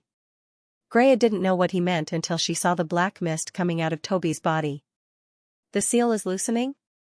Negative emotions are rising? Angor nodded. Toby must be going through a very difficult time right now. Maybe he's already drowning in the torrent of resentment in his dream. Will Toby be okay in his dream? Greya quickly asked. That depends on whether or not Shirley can suppress it. If she can suppress her rising emotions in the real world and maintain the seal in a stable state, then she'll be able to do it. Then even if Toby is killed by the resentment in his dream, it'll be nothing but a dream. Angor's eyes slowly turned gloomy. But if Shirley can't keep it under control, the resentment in reality will break out of the seal and combine with the resentment in his dream. Then Toby's death in his dream will be real. Angor looked at the magic array again. Let's see if Shirley can keep it under control. As more and more black mist gathered around Toby's body, Greya could already sense the jealousy, hatred, and madness in Toby's mind. I think she can't keep it under control anymore? Angor noticed it as well, but he didn't panic. Instead, he asked Greya to keep watching. Inside the magic array, Shirley's forehead began to sweat. She could feel the resentment in Toby's body rushing out like crazy. She couldn't stop it no matter how hard she tried. Without hesitation, Shirley took out the demon flower monster bloodstone Angor gave her and quickly walked to one of the corners of the singularity of fate. The magic pattern on this corner was a strange oval with irregular three-dimensional patterns inside. Even Shirley could recognize this corner of the magic pattern. It was an activation spot. By standing here, she could use the corresponding materials to activate the effect of the singularity of fate. Without hesitation, Shirley crushed the demon flower monster bloodstone in her hand. This was a medium-quality bloodstone. It could be used once for the zeal of destiny. Following Shirley's action, the stone turned into dust and fell onto the activation spot. At this moment, the entire magic array seemed to have become a living creature. It began to sway, and the activation point was like a bloody mouth, greedily sucking in the dust that fell down. A blood-red light flashed across the array. When the dust of the demonic bloodstone dissipated, the sky above the magic array underwent an earth-shattering change. Originally, everything in the space of the magic array was pitch black. Even if it was daytime in the outside world, it was only boundless night here. However, at this moment, a large number of light spots appeared in the sky above the magic array, as if a river of stars had fallen from the sky. These light spots combined to form a strange pattern. This pattern was the pattern on the demon flower demonic bloodstone from before. When the light spots floated above Shirley's head, she could feel the throbbing sensation in her chest growing stronger. At this moment, her talent in controlling emotions began to rise crazily. In just a few seconds, Shirley felt that her talent had more than doubled, and it was still growing at a visible speed. Before Shirley could sense the change, she quickly turned her talent into an ability and cast it on Toby. Earlier, Shirley felt that the evil spirits inside Toby were like a flood that was about to burst out of a dam. But at this moment, the flood was simply an insignificant trickle in her eyes. Shirley didn't even need to use half of her ability to completely suppress the evil spirits inside Toby. The black smoke that was coming out of Toby's body also disappeared. Toby, who seemed to be in a critical situation, calmed down again. Seeing Toby's chest rising and falling slowly, Greya and Angor both sighed in relief. Toby's condition is stable now, right? Greya asked. It should be stable now. Angor's expression remained calm, but the flash of joy in his eyes indicated that he wasn't as calm as he looked. As a matter of fact, Angor was still worried when Shirley crushed the bloodstone. He wasn't sure whether Fate's singularity could improve Shirley's power or not. Even if it did, he couldn't guarantee that it would work on Toby. For this reason, Angor was even more nervous than Greya. Inside his mind space, he had already completed the cantrip model of Dream Walk and was ready to enter the dream wasteland and forcibly drag Toby out of the House of Heart. But now, Angor's tense mind finally relaxed. Still, he didn't dare to let his guard down. The current situation only meant that his plan wasn't wrong, and everything was going according to plan. However, it didn't mean his plan was working. He didn't know what happened to Toby in the House of Heart. If the negative emotions were only an appetizer, Toby's resentment would probably use even more power to break the seal. He would have to wait and see if Shirley could keep it under control. He kept a close watch on the magic array while glancing at Shirley and Toby from time to time, fearing that something bad might happen to them. Greya didn't say anything either. She didn't know how the experiment worked, but Angor's attitude showed that Toby might be able to survive the ordeal. As long as Toby could survive the ordeal, Greya didn't care what Angor was hiding from her. Therefore, Greya waited patiently for the result. I hope everything is going well. Greya's prayer worked. In the next 10 minutes, Toby's body would occasionally release some black smoke, but Shirley managed to suppress it all. She didn't look worried at all. For the first time, Shirley shifted her attention away from Toby and looked outside the magic array. She couldn't see what was happening outside because of the magic array, but she knew that Angor and Greya were outside. Sir, the evil intent in Toby's body has begun to fade. It has returned to its normal value, and there is no sign of it increasing. Angor's eyes lit up with joy when he heard this. In Angor's opinion, the words meant something along the lines of, Toby had come out of the House of Heart, only when Toby came out of the House of Heart would his emotions go back to normal. In other words, Toby had completed a trial inside the House of Heart. In other words, whether the process was good or bad, Toby had truly faced the thought of extreme resentment in its entirety this time. Greya understood what Shirley meant.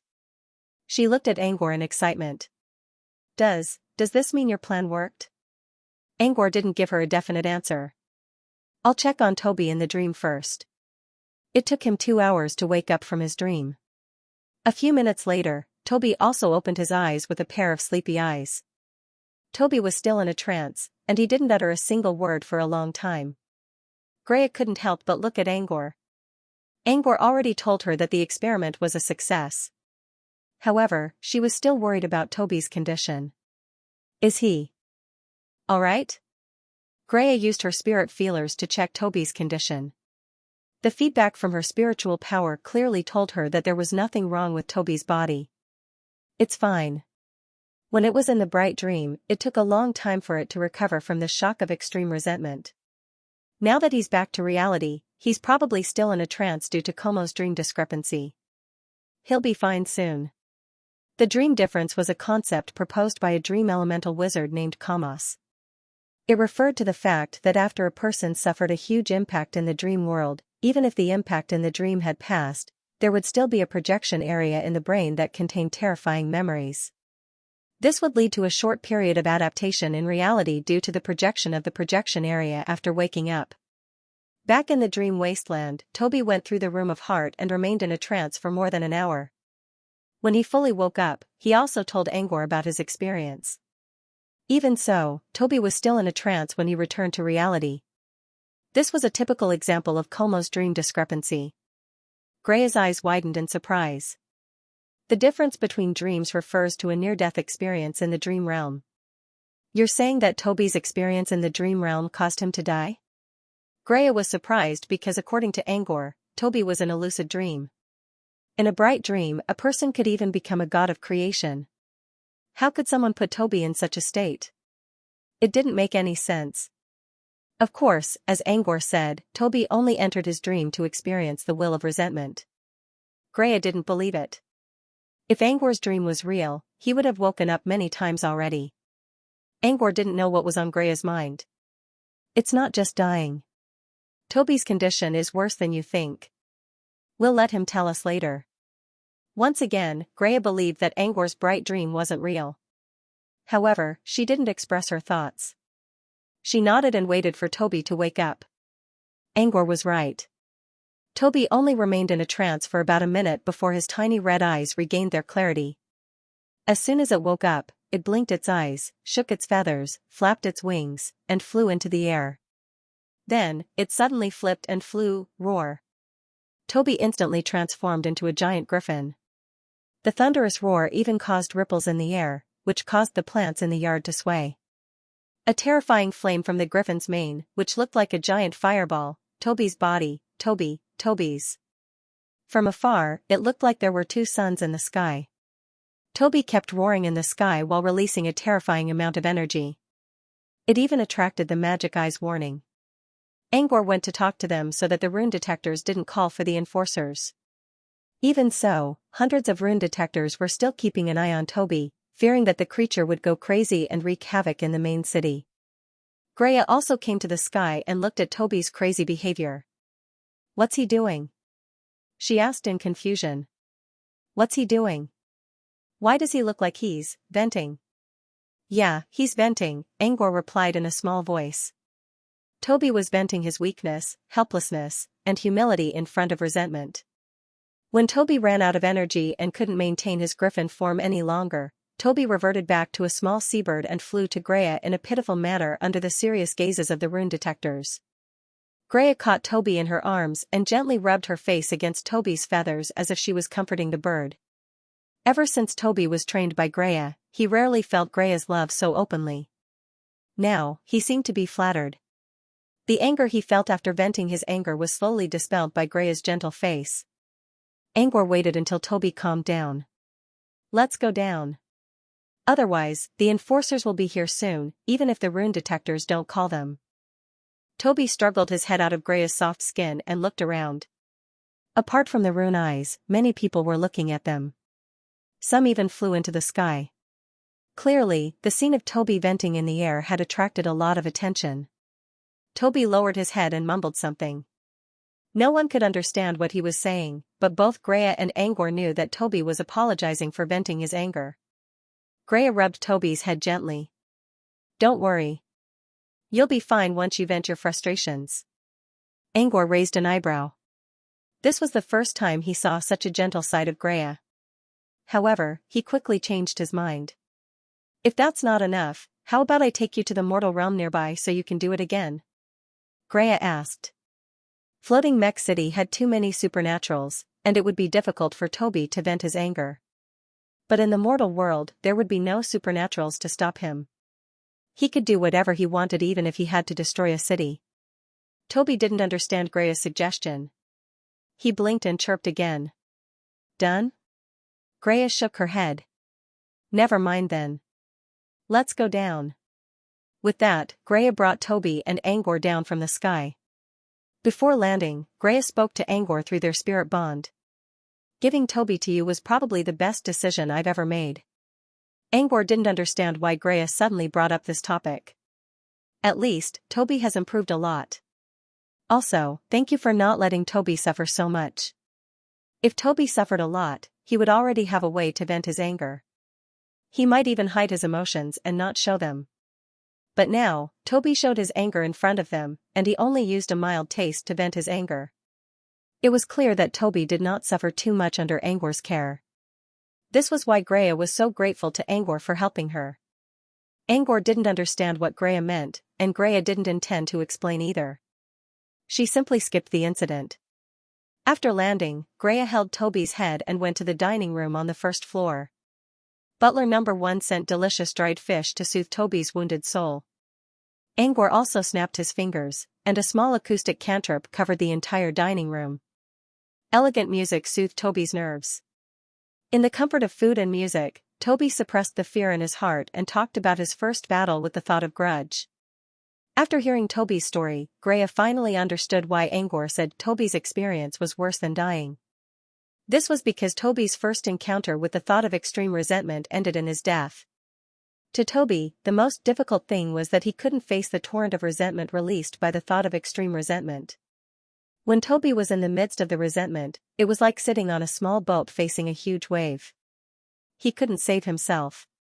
He couldn't fight back. Toby kept telling himself that he had to endure the torrent of resentment, but he couldn't do it. In the end, endless resentment poured into Toby's mind, and Toby died in the void in endless fear. The terror before death, the fear of his brain exploding due to all kinds of complicated emotions, and the anxiety of falling. Toby couldn't help but tremble when he recalled the experience. Luckily, it was only a dream. Toby didn't really die, but the feeling of facing death and the torrent of resentment was deeply imprinted in his mind. Greya looked at Toby with a sad expression. Toby's story didn't sound like anything special to others, but his trembling eyes said it all. One had to know that when she trained Toby, no matter how hard it was, Toby had never revealed such a terrified expression. This was only the first encounter, and Toby was already so scared. According to Angor's plan, Toby would go through this experience 100 more times. Greya couldn't help but look at Angor again. Is this really going to work? Will the extreme resentment simulated in the dream really work on Toby? If it didn't work in the end, wouldn't Toby have suffered hundreds of times for nothing? This was the third time Greya questioned him. Angor didn't feel annoyed though. Greya thought Toby was only fighting against the simulated torrent of resentment in a dream. All wizards knew that even if someone turned into a creator god, an abyss demon, or a world dominator in a dream, they were all just illusions. They couldn't be brought into reality. Angor wasn't surprised that Greya questioned his plan. If he were in Greya's shoes, he would also question his plan. It works, Angor said firmly. To reassure Greya, he added, it's the only way I can think of to help Toby. Greya looked at Angor's determined expression and sighed deeply. All right. We don't have any other options. You're the only one. Greya patted Toby's head and whispered, you're going through hardships now so that you can have an easier time in the future. Hold on a little longer. Although the nightmarish experience in the House of Heart really scared Toby, he had already realized that the tribulation of 5 flavors was a tribulation that he was destined to face. Without the assistance of the House of Heart, it might have lost against the will of utmost resentment. No, it would have definitely lost. Toby ended up dying in the face of the grudge tribulation, which meant that Toby would also die if he tried to face the tribulation now. There were 2 paths in front of Toby. One path was very flat and looked like it was overflowing with sunlight and flowers, but at the end of the path was a cliff. The other path didn't see any sunlight and was gray and uneven. There were potholes of various sizes on the path, and it was also covered with thorns. It looked very dangerous, and at the end of the path was an abyss. However, above the abyss, there was an iron chain that swayed in the wind, connecting it to the other side. Toby would choose the second path without a doubt. The second path was the only one that could help him see the future. Even if it was only a slim chance of survival. Toby nodded firmly in response to Greya's rare gentleness. Greya chuckled and patted Toby's head. You're quite observant. You must have really gained something from that bright dream. Toby pretended to be absent-minded at the mention of the dream. Greya chuckled. Toby and Angor were just trying to flatter each other. Greya shook her head and looked at Angor. Are you sure you don't want to tell me what you're hiding? I'm not hiding anything, Angor said in a serious tone. The bright dream isn't a movie box you created. You can stop it at any time and continue watching it again. Also, can the extreme resentment simulated in the dream really trigger Toby's heart tribulation? Greya calmly pointed out the flaw in Angor's plan. Are you sure you don't want to tell me? Angor didn't know how to answer Greya's question, so he chose to remain silent. Greya gave Angor a thoughtful look.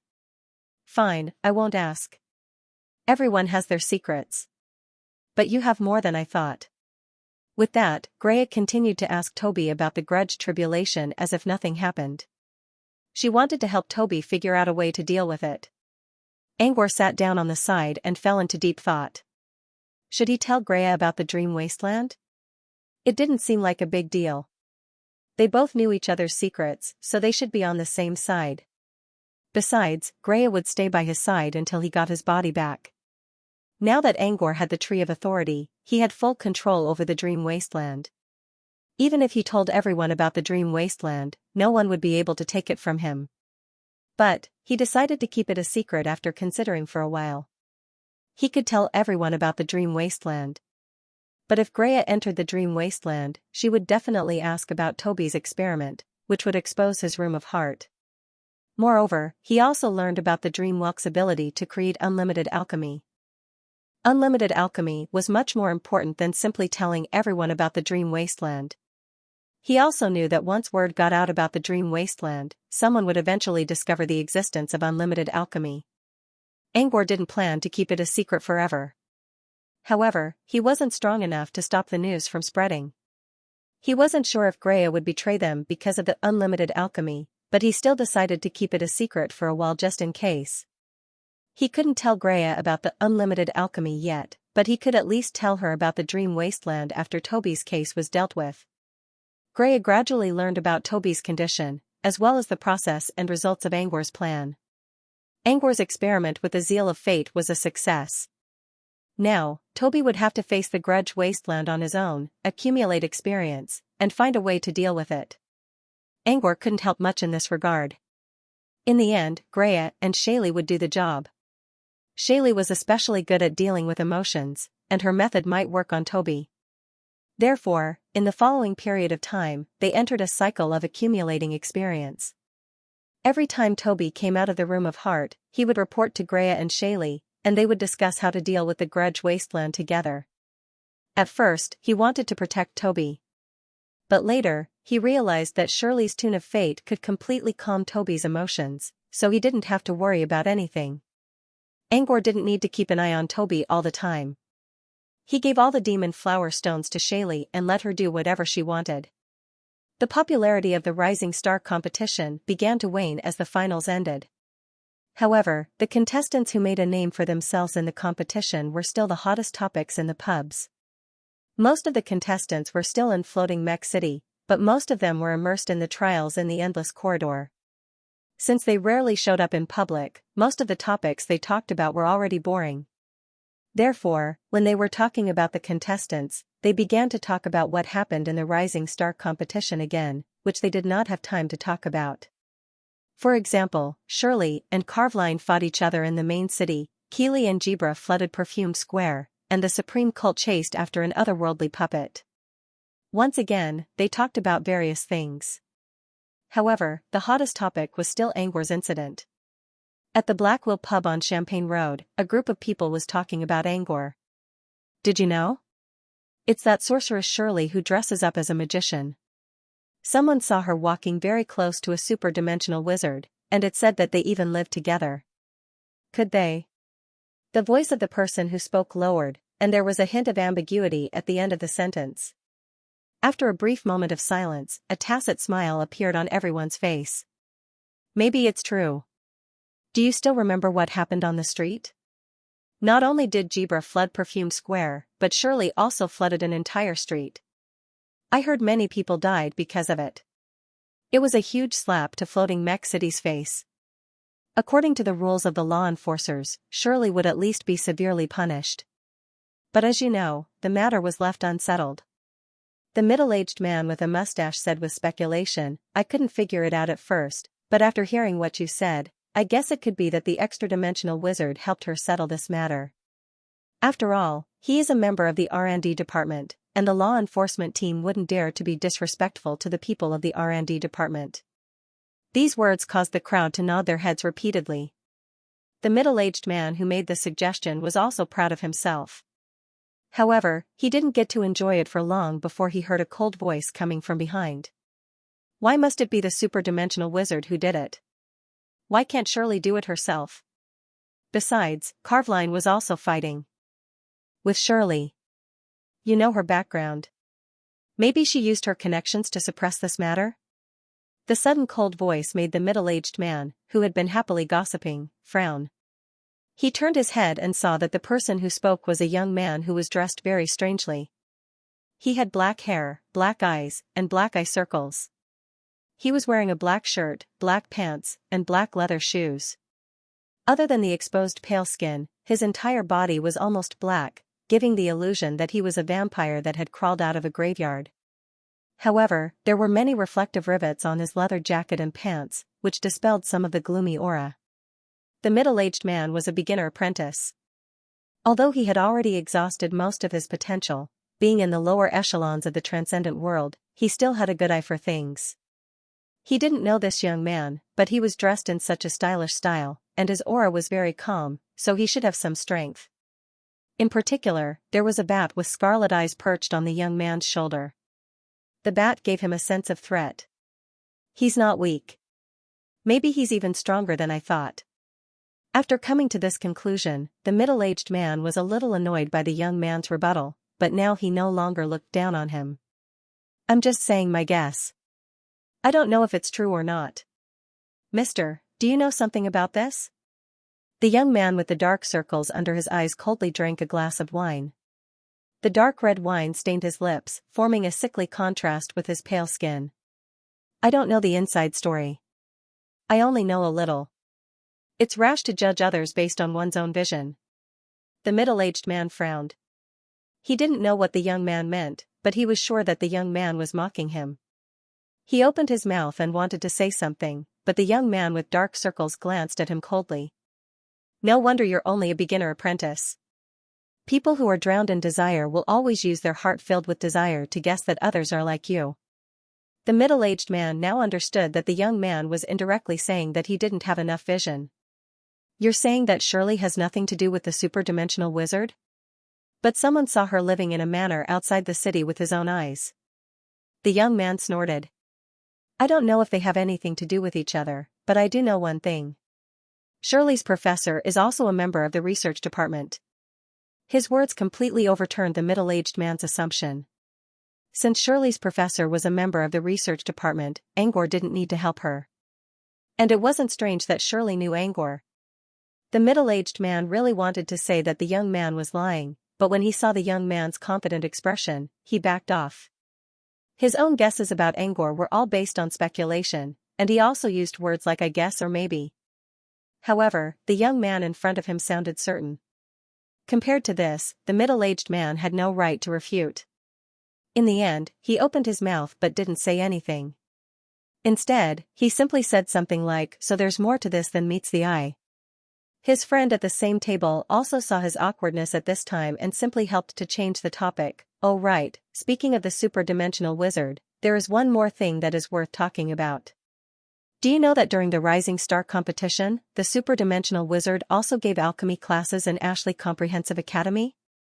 Most of the people here were only beginner apprentices, so they didn't know as much as they thought. Many of them heard about this for the first time, so they all looked over curiously. From what you're saying, could it be that you know what the superdimensional wizard talked about in class? I don't know what he talked about, but as far as I know, in his alchemy class, the superdimensional wizard showed an extraordinary way of technical expression. This way of expression threw a thunderclap in the art circle. His words reminded many people of something that was currently very popular in floating Mech City. My tutor loves art very much. Recently, the thing I've heard my tutor talk about the most frequently is a box. You're not talking about that, are you? Yes, it's a play box. Next, the man began to talk about the repercussions caused by the play box. Those who didn't know anything about it were fascinated by it, while those who knew more about it sneered. Part of what you said is right. Some people in the art circle do say that this is an almost earth-shattering innovation and reform, but many people have abandoned it after experiencing the drama box, saying that it's just for the sake of sensationalism. The man's rebuttal also attracted some people's response. Yeah, it sounds fancy. I don't believe it's really a revolutionary innovation. While everyone was arguing, someone else said, I know who you're talking about. which Whisper bought a drama box some time ago. She criticized it and said that it was not artistic at all and was just a claptrap. But as far as I know, Whisper which released another statement yesterday. She said that the play box is an epoch-making innovation, and that it's her fault for not knowing enough about it. She also said that she's going to find someone to cooperate with her to make a play box. Whisper which was a formal wizard, and she was extremely narrow-minded. No one would dare to use her to lie. Besides, this man spoke so confidently that he had proof. Why did Whisper which say different things about the play box? Someone asked. I don't know. But I heard that Whisper which went to Sunset Boulevard in a hurry a few days ago and bought a new play box. After comparing it, I found out that there's something different about it. On the Sunset Avenue, a black-clothed youth dressed in a very strange and somewhat sinister appearance walked over from afar.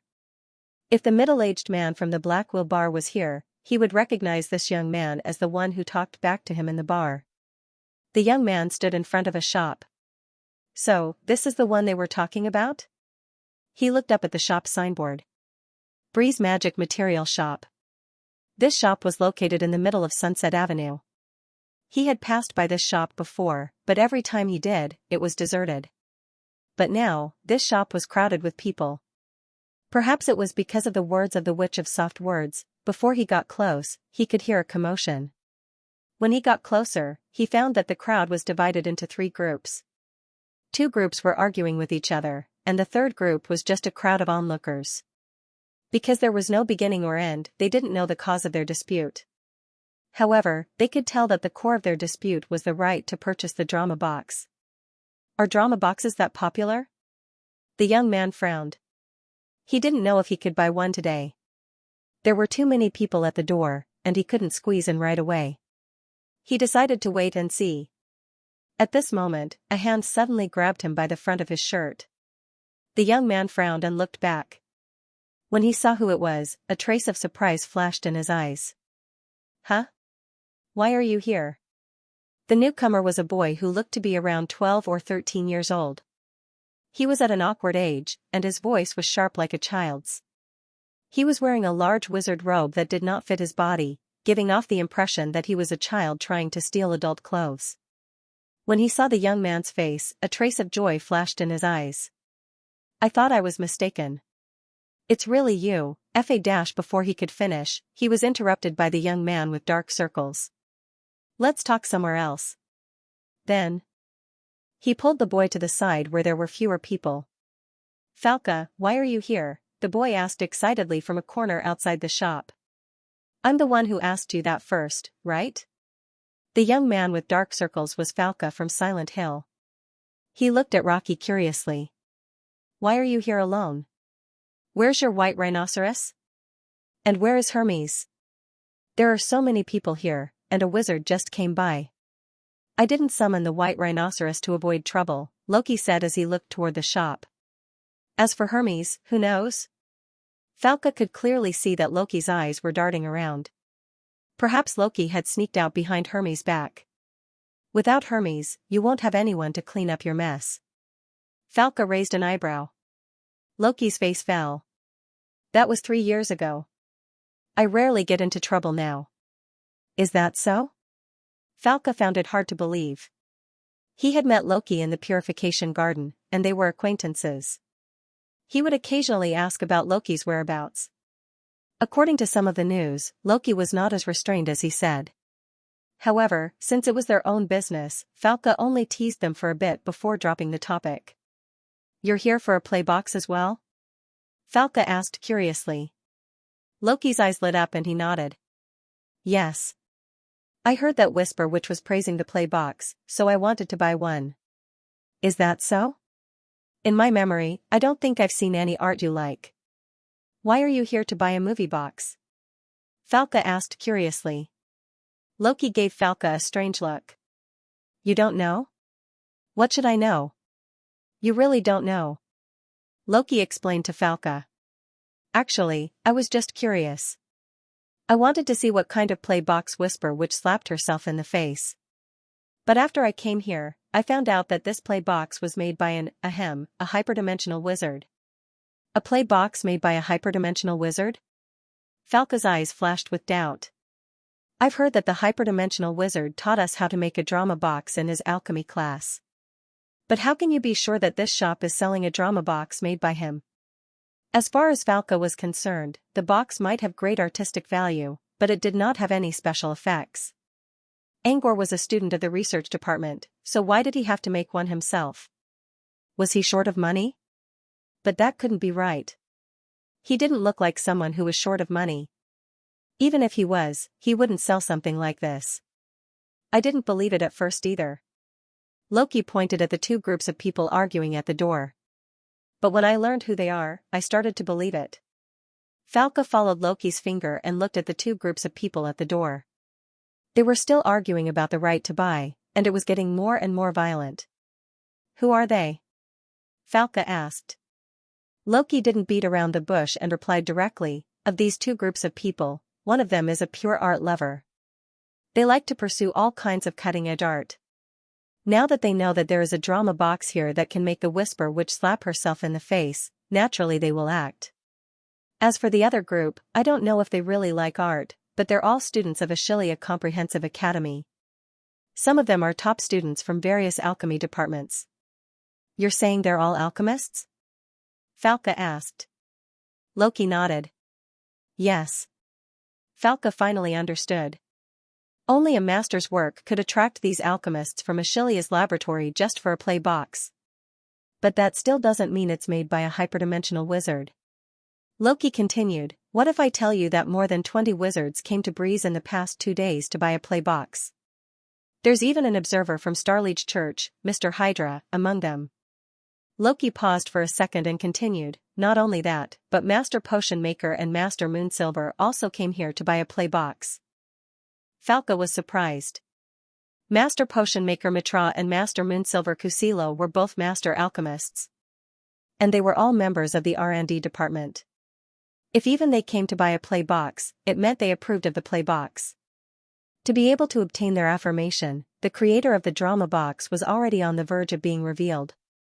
While Falca was still in shock, Loki suddenly pointed at the distance. Look, that's, Falca looked at the direction Loki was pointing at. A figure suddenly appeared on the Sunset Avenue, which was illuminated by the rosy glow of the sunset. Taking a closer look, it was a short and fat mushroom, to be more precise, it was a mushroom man less than a meter tall. The mushroom man had a mushroom cap with green spots on its head. Its face grew together with its roots, and one could see its bean-sized facial features. Its limbs were also short and stout, and its feet were so short that it gave one the illusion that its crotch was in close contact with the ground. However, despite its short legs, the mushroom man was very fast. That was because it was hopping around. The mushroom cap acted like a pair of wings that cushioned its movement and controlled its direction. At the same time, it sprinkled its mycelium on the ground, creating a red carpet of fluorescent mushrooms on the ground. The mushroom man bounced to the entrance of the Breeze Magic Material Shop. When it appeared, the two groups of people who were arguing didn't dare to open their mouths. The atmosphere was very quiet. The mushroom man ignored the crowd and went straight into the shop. Soon, it came out with a small box in its hands and hopped away under the envious gazes of the crowd. That's the messenger of the Mushroom Witch, Falca said after the mushroom man left. Loki nodded. Yes. It means the third member of the R&D department is here to buy a play box. Regina the Mushroom Witch was also a member of the R&D department, just like Mitra and Kusilo. Now that she was here, Falca had no choice but to believe that Angor really was the one who made all the drama boxes sold by Breeze. When the mushroom man was gone, the shop was filled with complaints. Falca listened carefully and realized that they were all worried about the number of play boxes. How much stock did Breeze have left after the mushroom man's purchase? This kind of resentment made the two groups of people who were originally opposing each other reach a rare consensus at this time. However, the consensus was only temporary. When they started talking about the right of purchase again, they were once again at odds with each other. What's with the right of purchase? Falca asked curiously. That's exactly what it means. There are too many people who want to buy the drama box, but Breeze Magic Material Shop has limited supply, so this situation has occurred. Rocky sighed, however, the Breeze Magic Material Shop doesn't recognize the right to purchase it. Instead, it was created by the two groups of people outside. According to Loki, the Breeze Magic Material Shop would start selling drama boxes when dusk was about to pass and night was about to fall. According to the Breeze Magic Material Shop, anyone could buy it, but it would be based on the order of arrival. There was a limit to the number of play boxes sold. It's supposed to be a fair line, but there's no such thing as fairness in the wizarding world. Rocky shrugged. Look, the Mushroom Man and the wizards who just came here. They didn't come here during the sales period, but they still managed to buy a play box. This so-called fairness is just for us apprentices to see. Do you think there's fairness among apprentices? No. Falca shook his head. Yeah, there's no such thing as fairness among apprentices. Loki pointed to the alchemists and artists not far away. These two groups of people plan to occupy all the seats. They will stop others from buying and firmly hold the so-called right to buy in their own hands. Falca was not a newcomer to the wizarding world. He had seen this phenomenon in many wizard fairs. It was not just about buying items. Even when he went to a desolate plain to fight for an exploration right, there were also such groups. Because of this, the people of the Breeze Magic Material Shop didn't care about what was happening outside. In the end, all they needed to do was wait in line. It didn't matter who bought the play boxes. Of course, outsiders can also buy them, Rocky said. So far, I know 3 ways. First, you can join these two groups. As long as you have enough play boxes and you're stronger than them, you'll have a chance to get one. Secondly, if you're strong enough to crush them, they won't dare to offend you. 2 days ago, when Jibra came to buy a movie box, no one dared to offend him. Even the other 2 groups of people were as obedient as children, so he was able to get the box without much trouble. Third, if you're not strong enough and don't want to join them, there's a way, you just need to find a good backer. Backer? Falca was surprised. Yes, that's right. You haven't forgotten Alan, have you? This guy actually came here a few days ago and successfully bought the drama box. Falca naturally knew Alan. Back in the Purification Garden, Alan and Loki had gotten together because they were both kids. When Falca met Loki, he also met Alan. He clearly remembered that Alan was a gourmet apprentice from Candy House. Even if Alan joined these two groups, he would not be able to get a play box in the end. But according to Falca, he had already obtained the DVD box, and the reason was that he had a backer. You mean, a super-dimensional wizard himself? Falca remembered that Alan seemed to be quite familiar with Alan. Rocky shook his head. No, it's because of a wizard. It was a witch, but I didn't know who she was. She seemed to be one of the higher-ups in the Candy House. Anyway, Alan followed her to the Breeze Magic Material Shop, and then entered the shop with her power and bought the video box. That's the backer I'm talking about. At this point, Loki sighed softly. Unfortunately, this time I came to participate in the new star tournament with Hermes. My professor isn't in Floating Mech City. Otherwise, I could use his influence. Rocky paused and looked at Falca. What about you? If you have the power to borrow, can you bring me along? Falca's eyes flashed. He did not nod or shake his head. I came to Floating Mech City alone. My professor is in Silent Hill. Rocky looked a little disappointed. Fine. Looks like I can't get a play box from a backer. I'll have to join those two groups. But I don't know alchemy. Do I have to join an art school? Falca, take a look for me. Do I look like someone who understands art? Falca shook his head. You have nothing to do with art. Rocky pouted. Then I'll have to find a way to disguise myself. As Loki was thinking about how to disguise himself, Falca suddenly asked, There's something I don't understand. Under Loki's confused gaze, Falca continued, Now, it's clear that the super-dimensional wizard is most likely the one who made the movie box. But why would he make a movie box that looks more artistic than practical?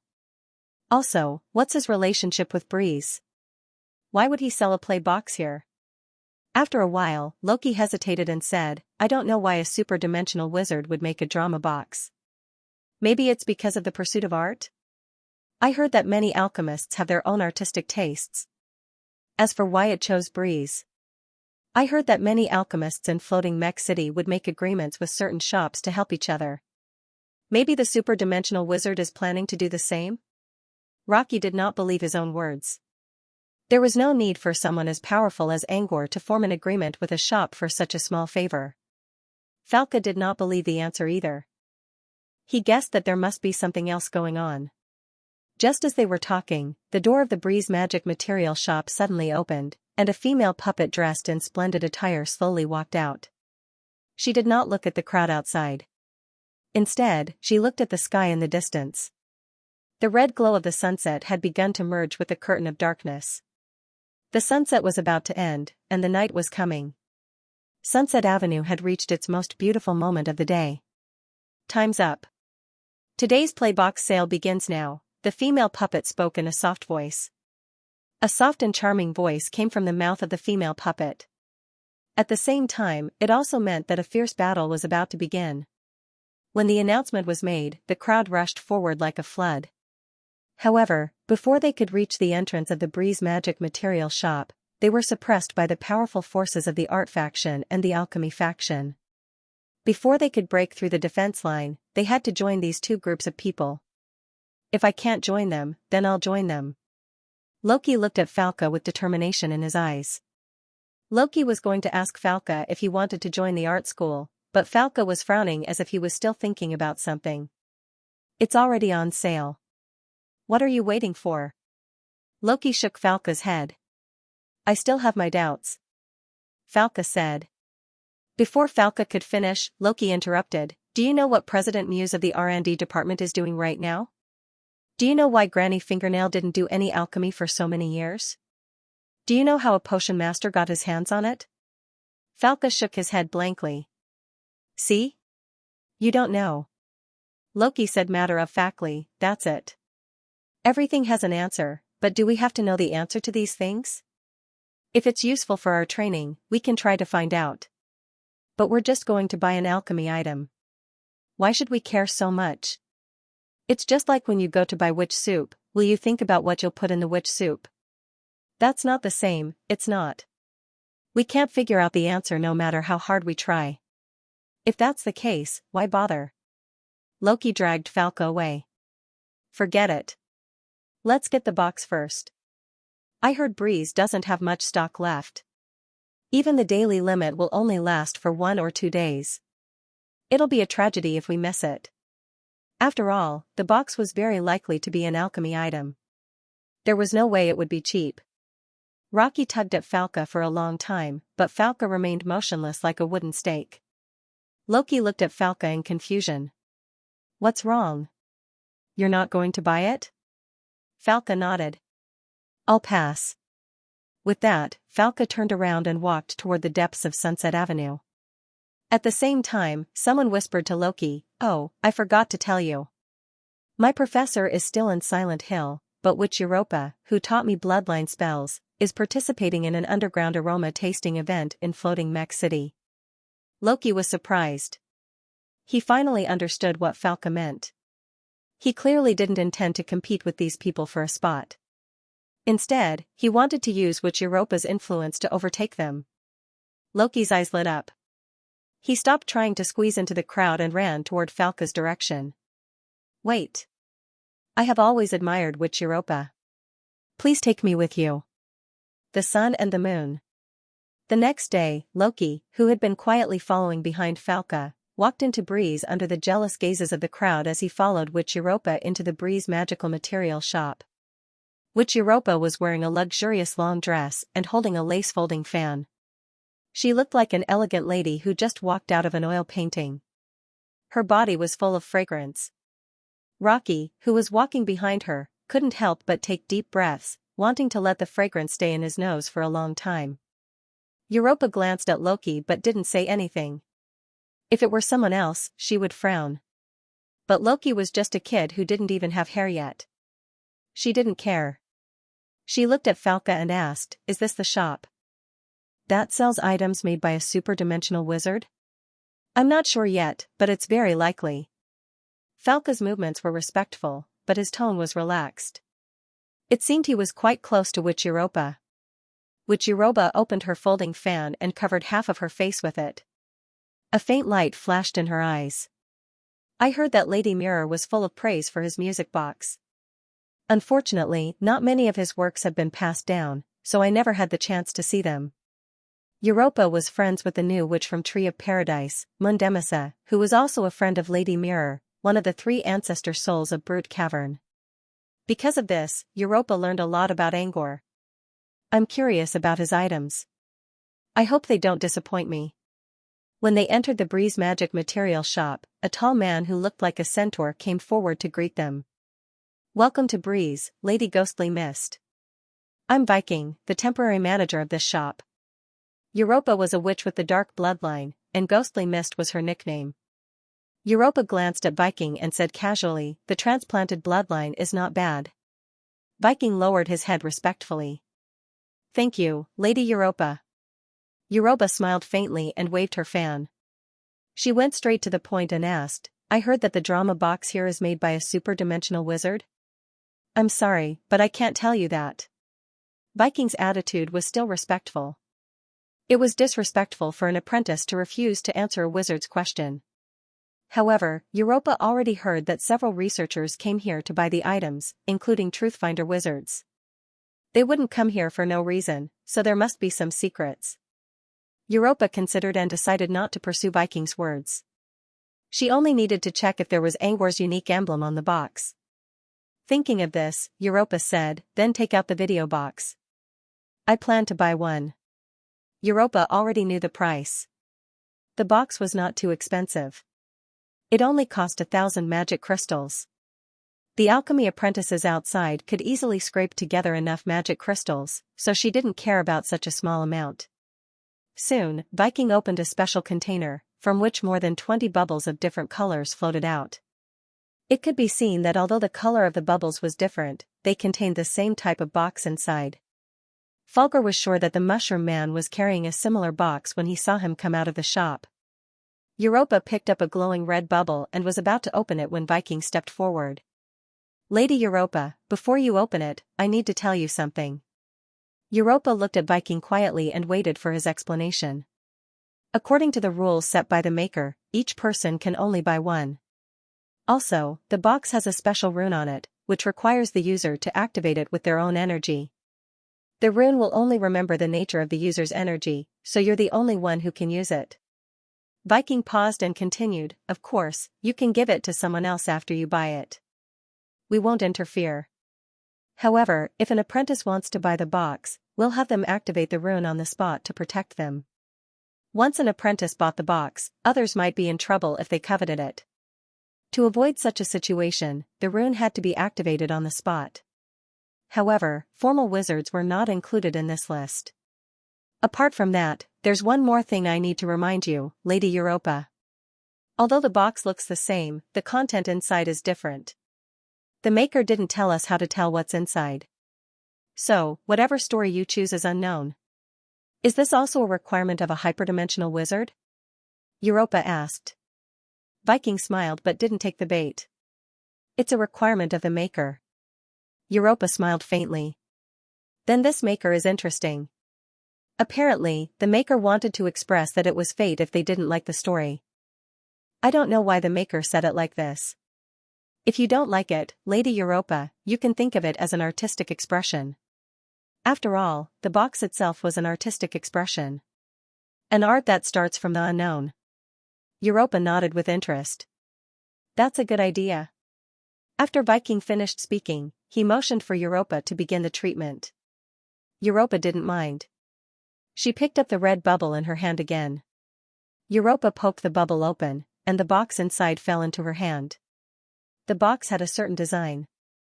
The color was a combination of red, black, and gold. There were embossments on the edge of the box, as well as patterns of flowers and beasts. It was quite exquisite. However, the boxes inside the other bubbles all had the same design, which made them look rather ordinary. Maybe Angor didn't bother to design the boxes when he made them, so he simply made them the same size? Europa thought to herself. Europa looked at the box again. The workmanship was fine, but the material was ordinary.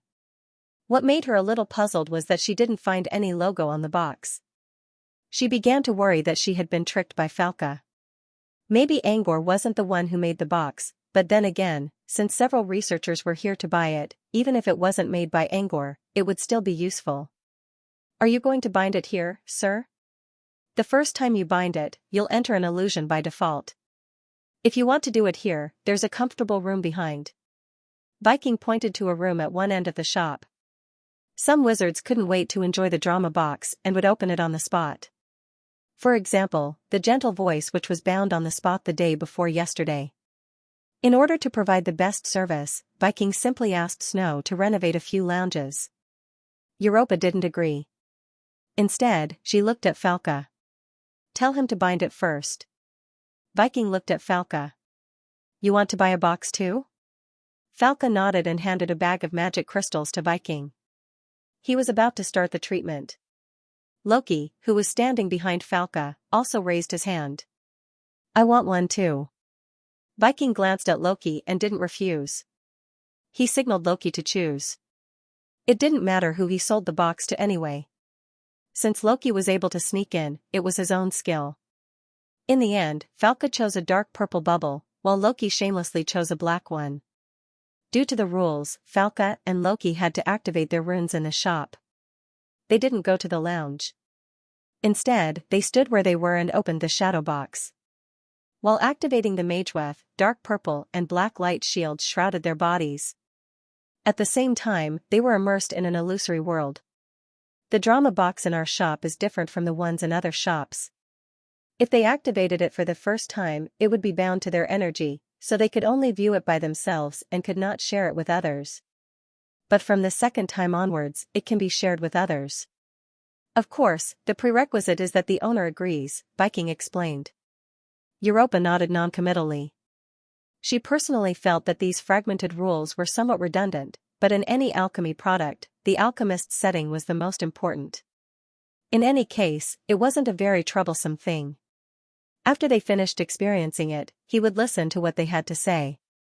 When Falca and Loki entered the illusion, Europa tried to ask Viking again if Angor was the one who created the box. Viking still didn't give an answer. I can't reveal that. The creator didn't say that he wanted to reveal his identity. Sorry. Although Viking didn't give an answer, he didn't deny it at all. Europa considered for a moment. There were so many people waiting outside, and all of them claimed that Angor was the one who made it.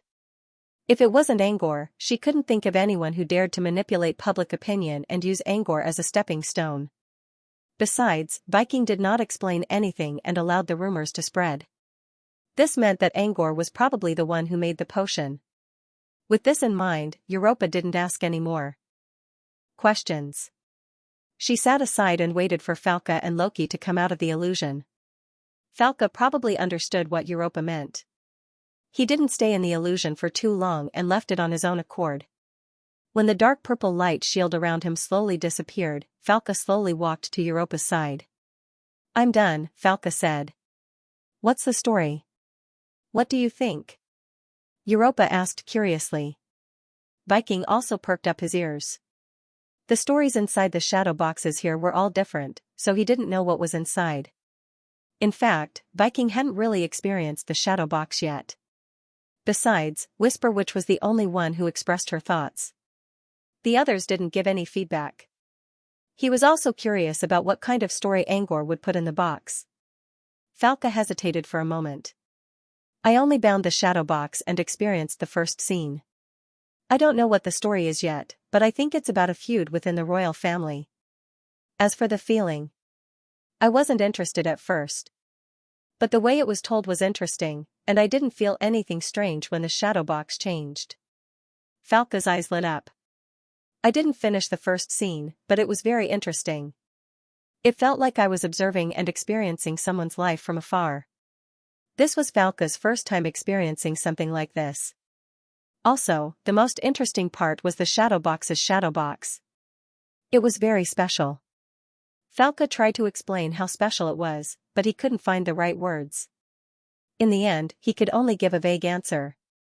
It felt like I was experiencing it myself. Europa nodded slightly after listening to Falca's explanation. She didn't agree, but she could tell that Falca was satisfied with the story. As for the shadow box, she would check it out when she got back.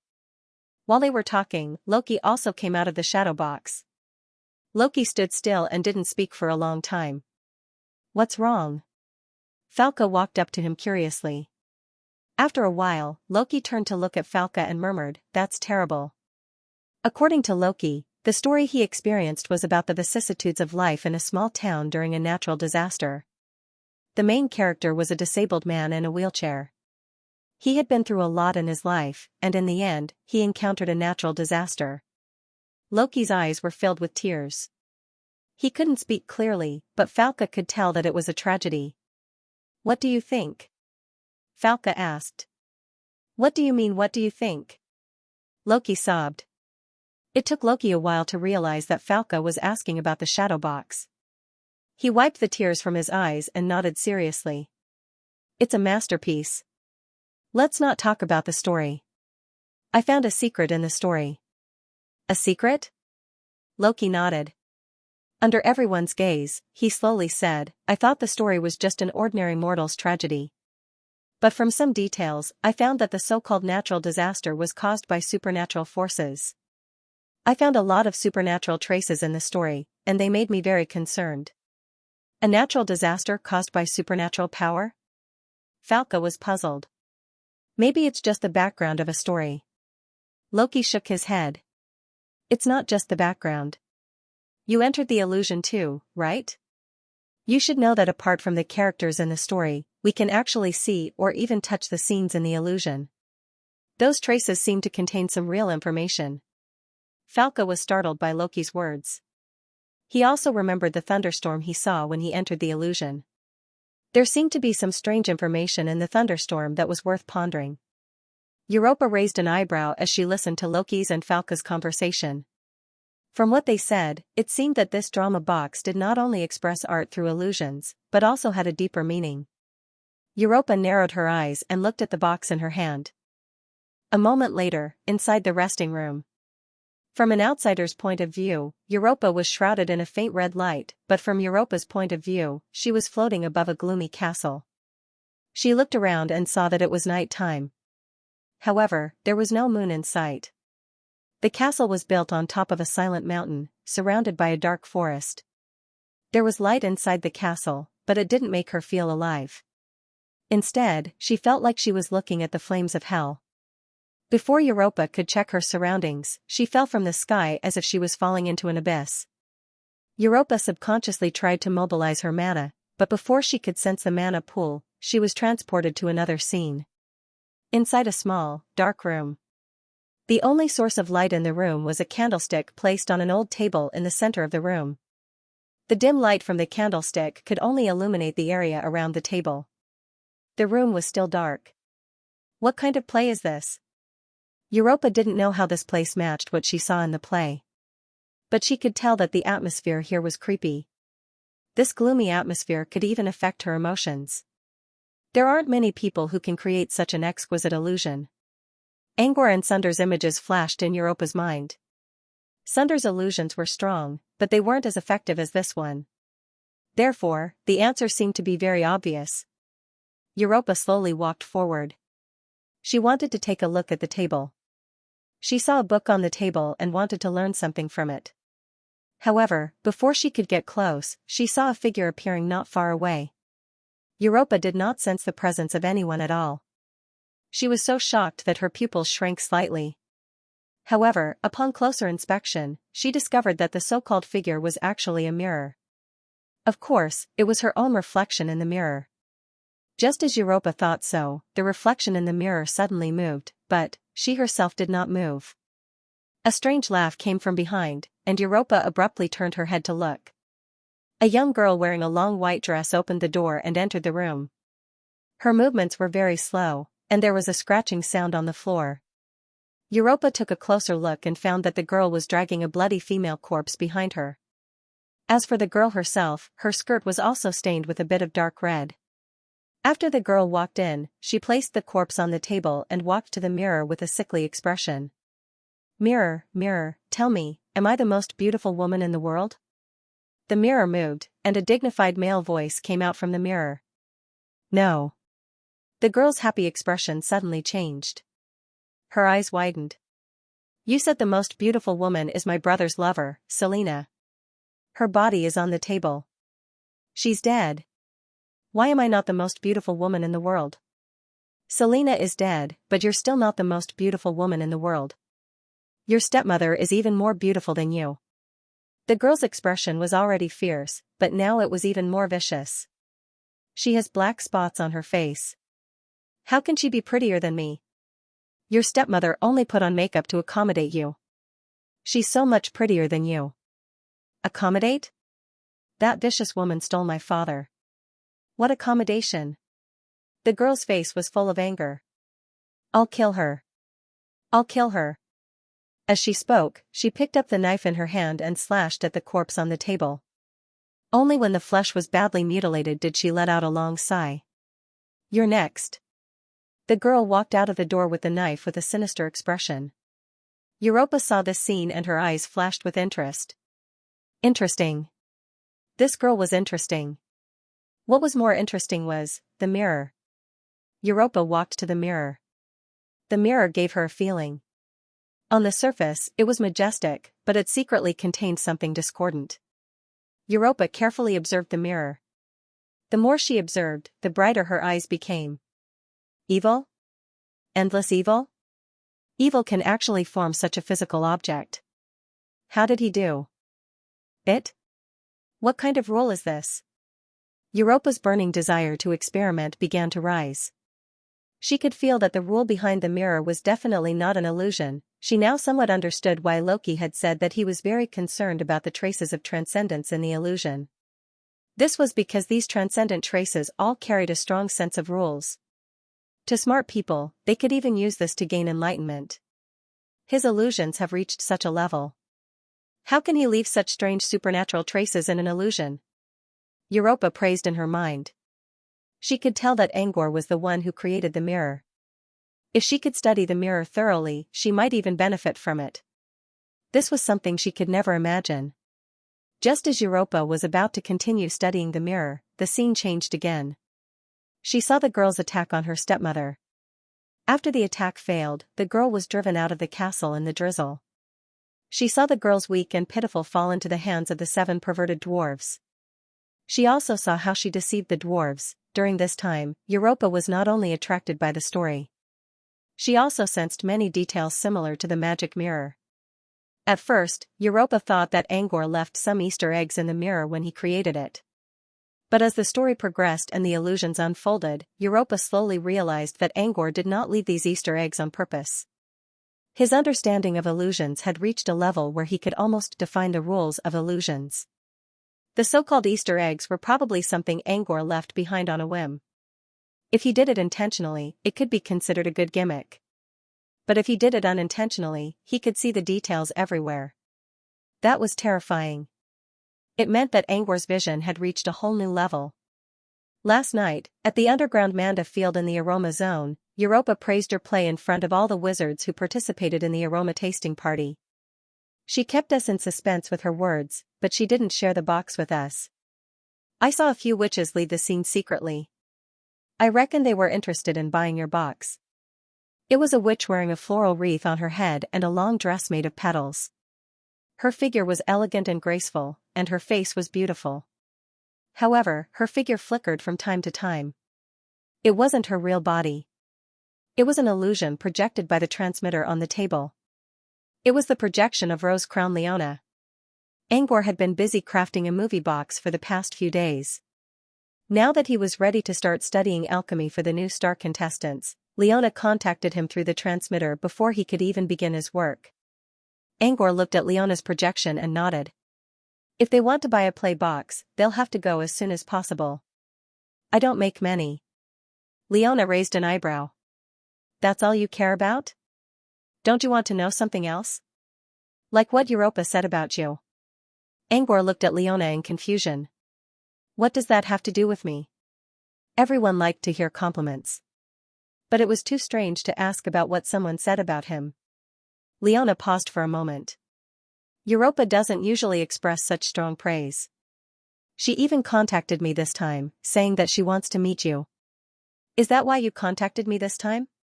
Angor didn't even think about it. Sorry. Please tell Europa that I'm very busy. Angor's attitude was gentle, but his refusal was obvious. You really don't want to meet her? She's very pretty. Angor glanced at Leona. He knew what Leona was trying to say, but he still shook his head. I'm not refusing. I'm really busy.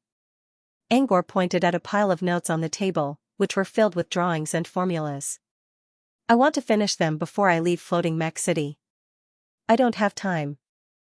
I realized that you're becoming more and more like your mentor. But there's still a difference between you and your professor.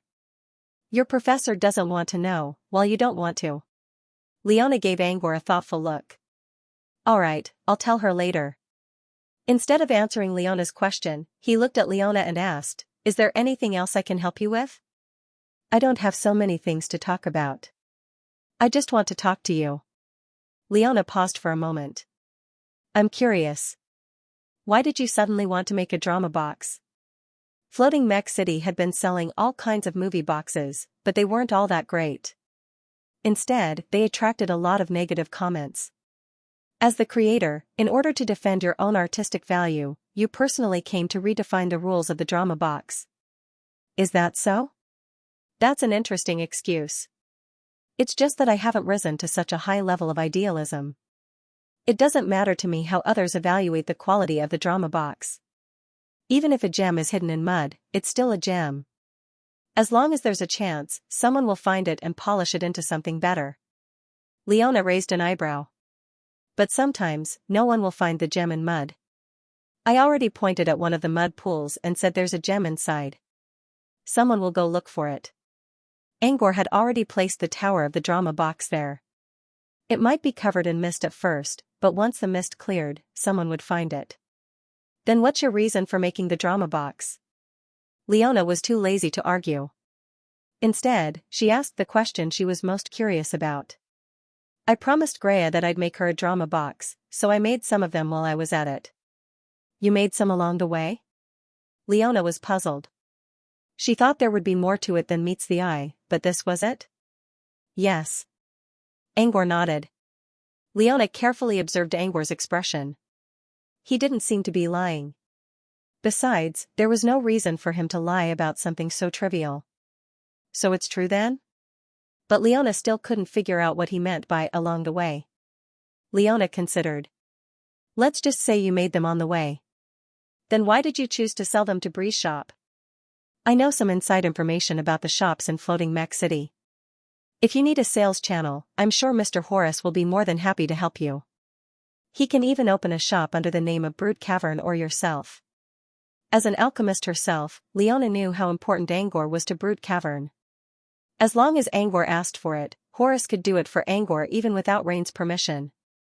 Opening a shop under the name of Brood Cavern in Floating Mech City would also give Angor a voice in the alchemy circle. In the past, Brood Cavern never had such ambition because Leona was the only capable alchemist in the organization. But now, Angor had directly joined the most important research department in the southern wizarding region. Rain might not realize it at first, but once he did, he would surely set up something in Floating Mech City. And an alchemy shop was the easiest way to enter the alchemy circle. Just take a look at Fingernail's alchemy house. Granny Fingernail was always there. Even though Granny Fingernail didn't usually teach others, her alchemy house still became a place where many alchemists gathered to discuss. This was why Leona was so confused. Why didn't Angor use Brood Cavern's resources and go to Bree's shop instead? Angor could understand Leona's thoughts. He thought for a moment and said, There are some reasons why I chose the Bree's magic material shop. You can think of it as my repayment to Bree's magic material shop. Leona understood what he meant. Someone from Bree's shop did him a favor, and this was his way of repaying the favor. What did they do to earn such a great reward?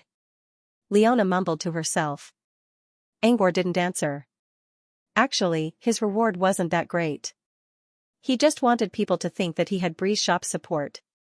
However, Angor didn't add any emblems to the box, so he had a lot of room to maneuver.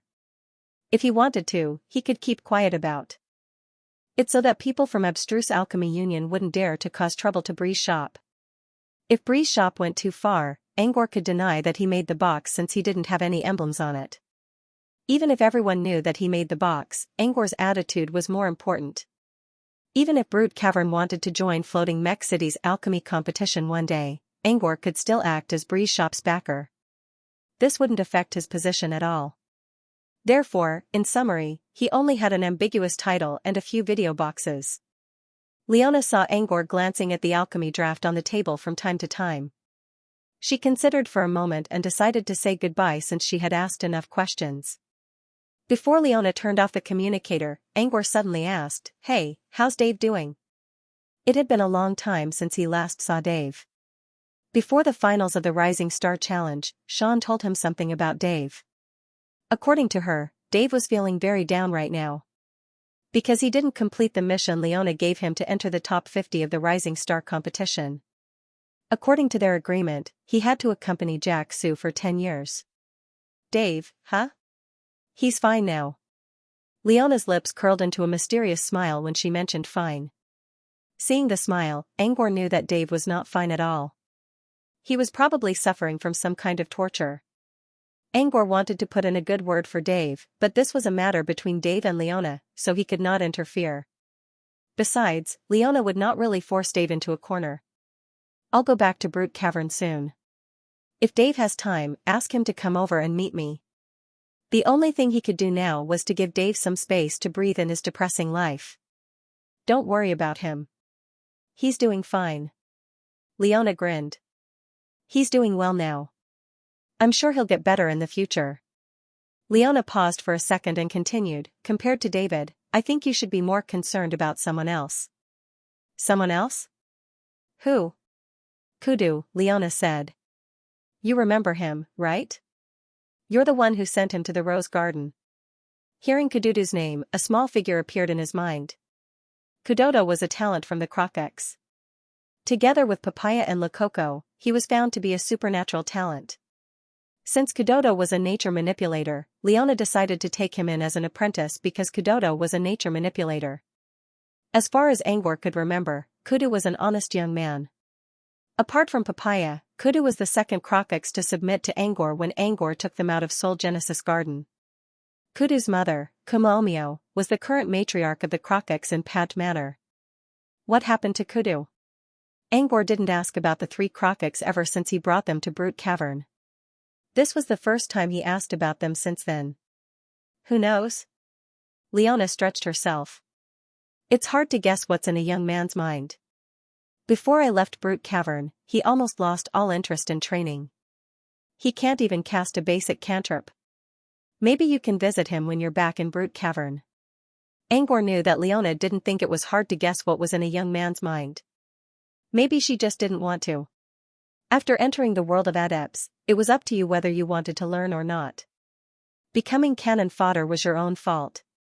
The fact that Leona was willing to tell Angor about Kudu was already the best she could do for her student. Angor considered and nodded. "I'll pay him a visit if I have the chance." Leona saw that Angor had nothing else to say, so she waved goodbye.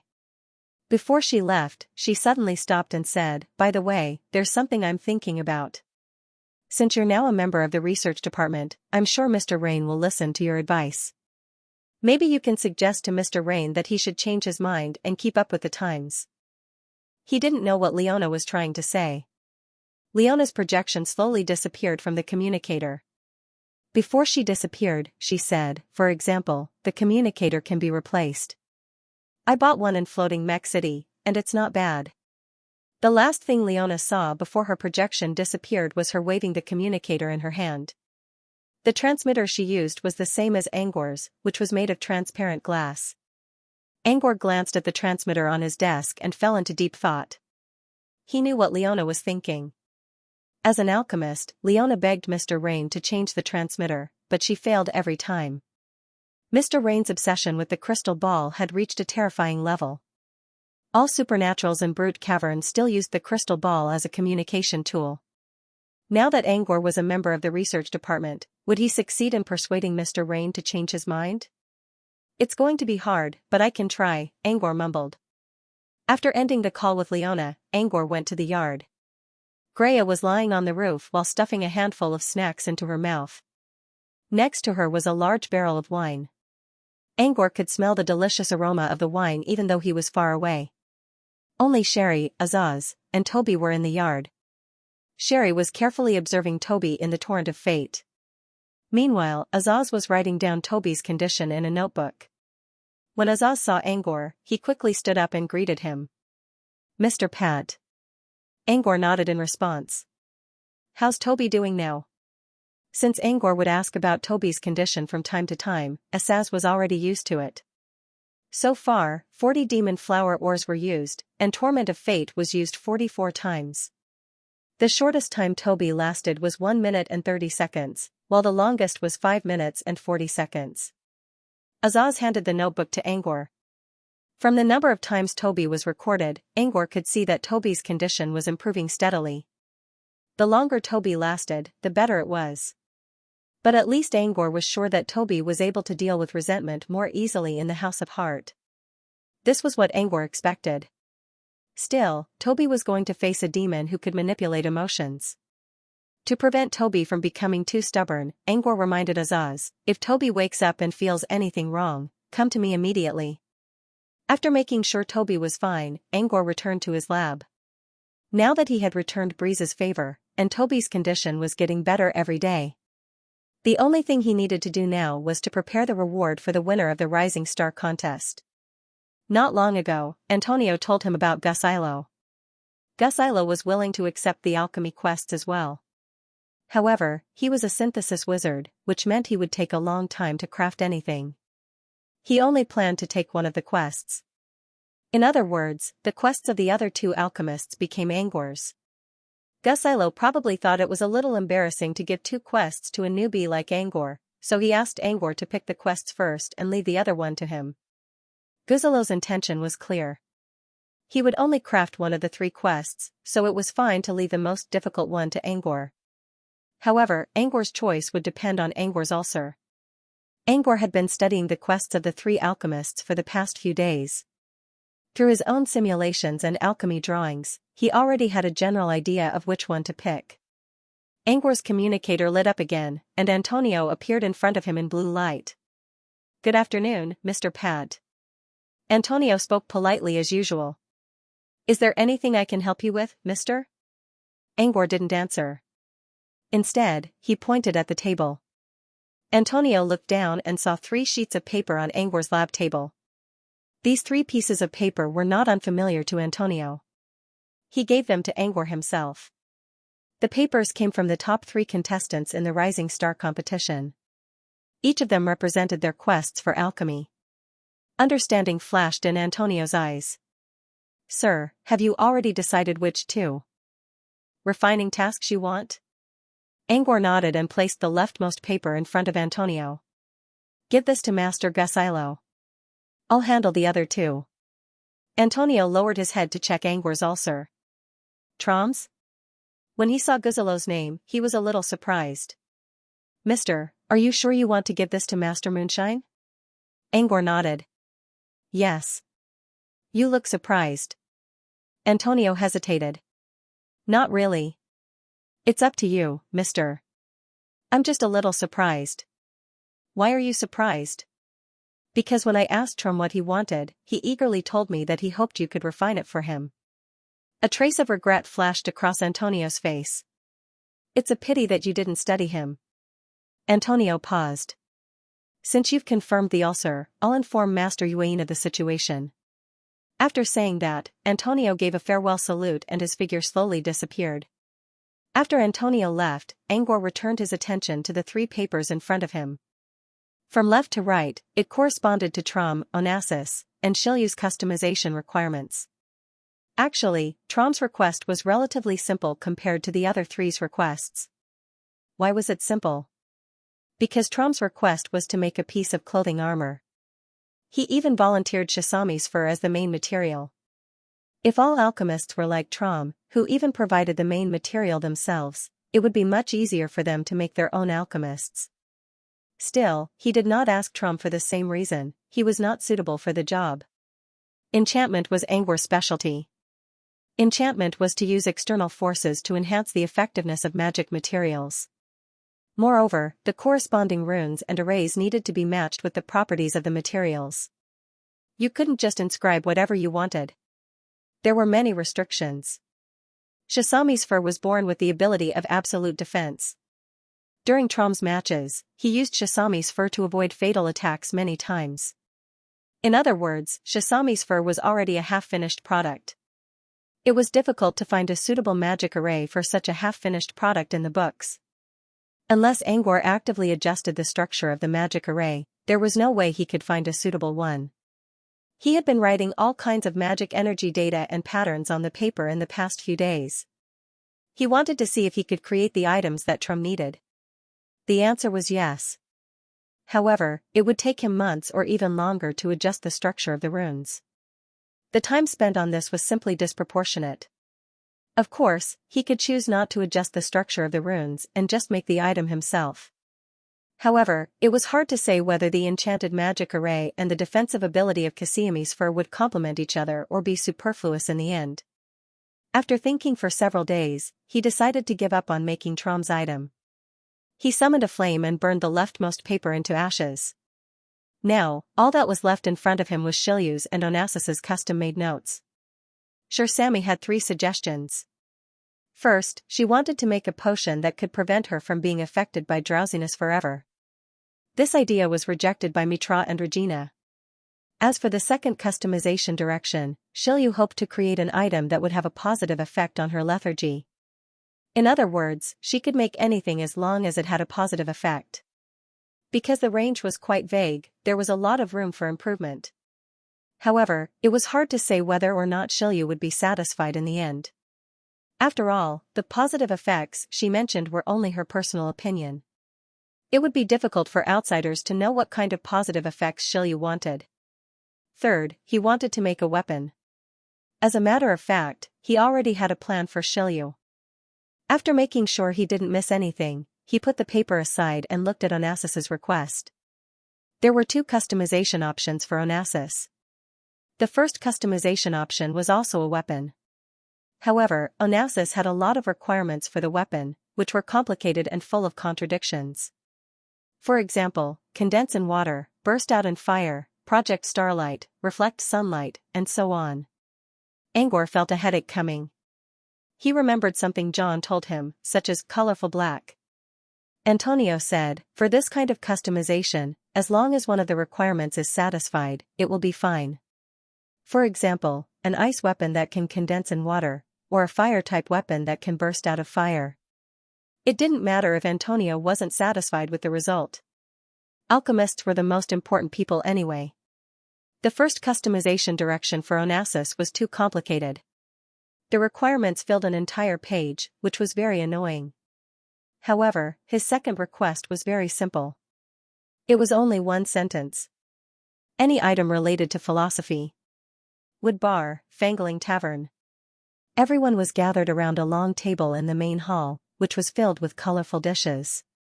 The air was filled with delicious aromas.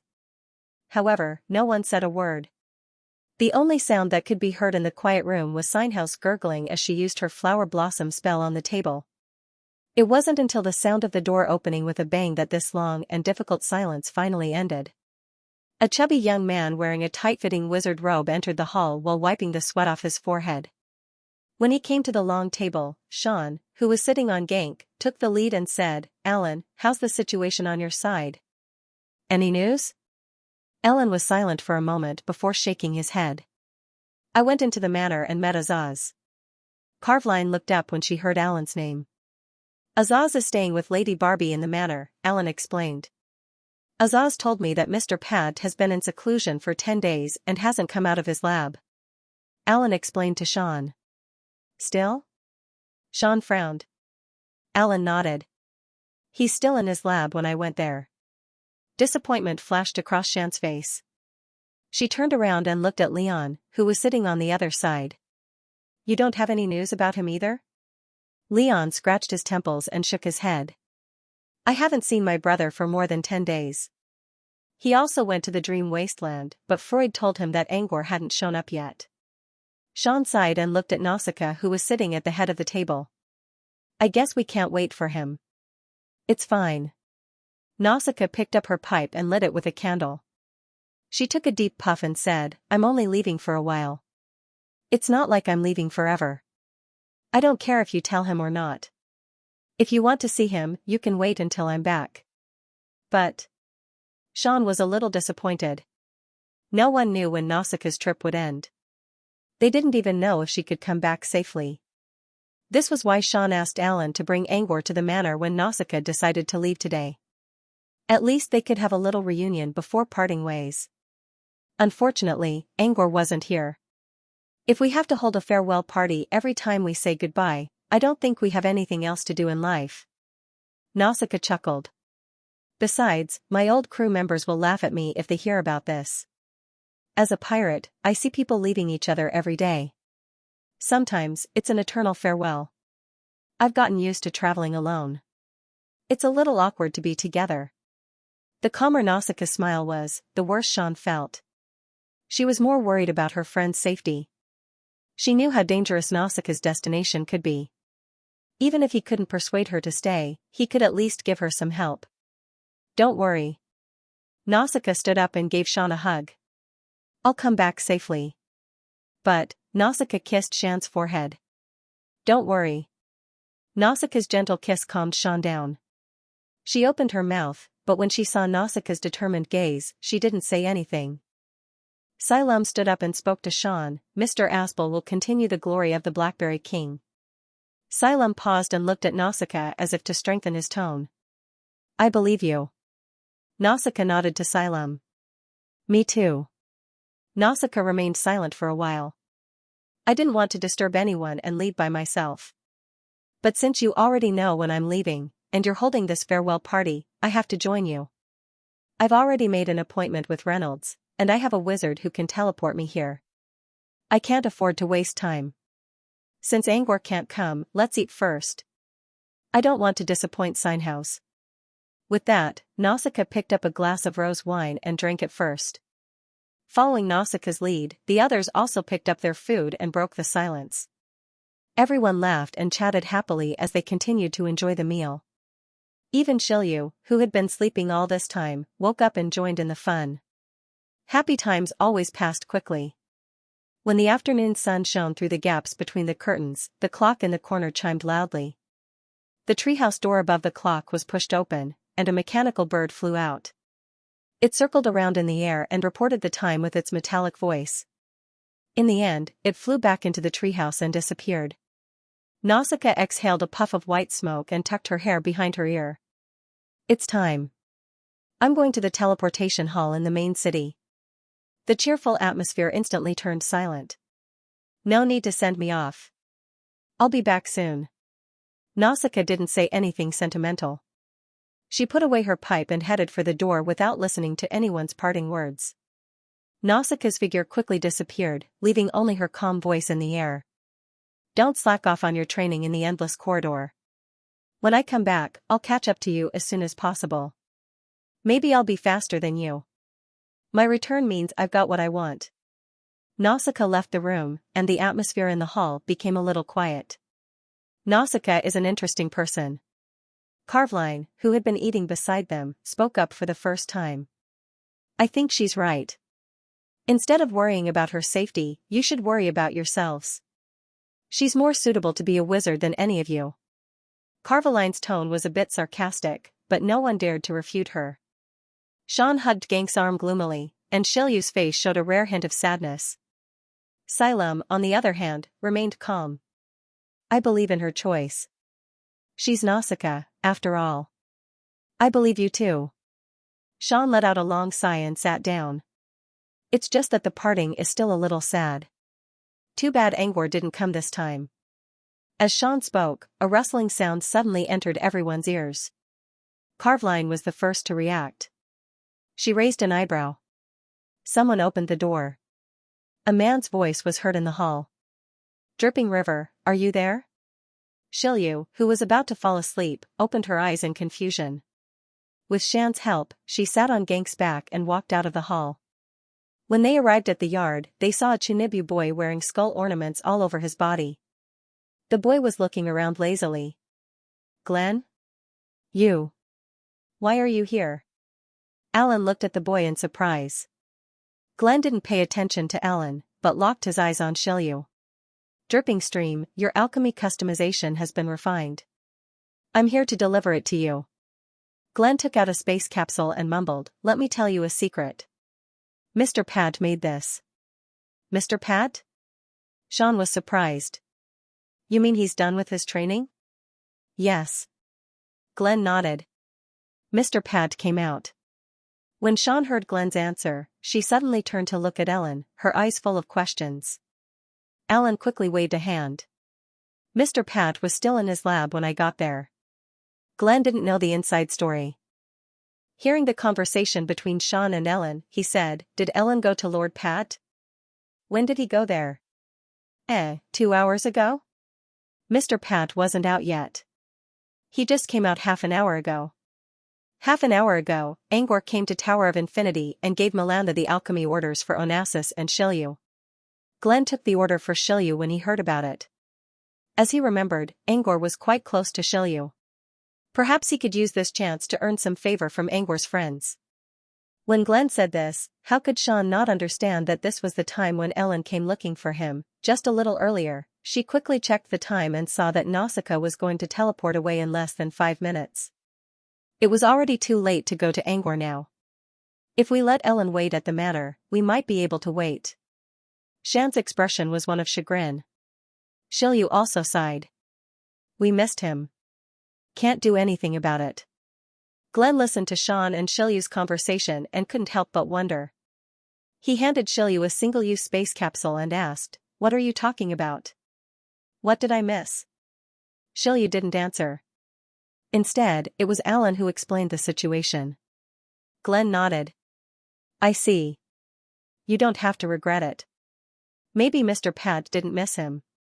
Didn't miss him? Sean looked at Glenn in confusion. Don't you know why Mr. Pat came out at such a perfect time? Besides, didn't he already know that Nausicaa was leaving? How could he miss her? Sean hesitated. You're right. But he didn't come. Mr. Pat came to Tower of Infinity and left after delivering Xianxia's order. I think Lady Milanda said he went to the teleportation hall. Floating Mech City, teleportation hall. I didn't expect you to come. How did you know that I would leave today? Nausicaa was standing at the entrance of the teleportation hall when a cloud drifted over. She looked at the person standing in front of her curiously. He was wearing a long black trench coat with dark red patterns. His hat was pulled down a little, and some of his golden hair peeked out from the brim of the hat, swaying mischievously in the gradually cooling autumn wind. Just a little trick. Angor pinched his hair that was blown up by the wind. Did you put a wizard eye near Fangling Pavilion? Nausicaa asked. You'll know when you become a wizard. Angor didn't deny it. You'll see. Official Magus. That's still a long way off. Nausicaa sighed deeply, but she did not look discouraged at all.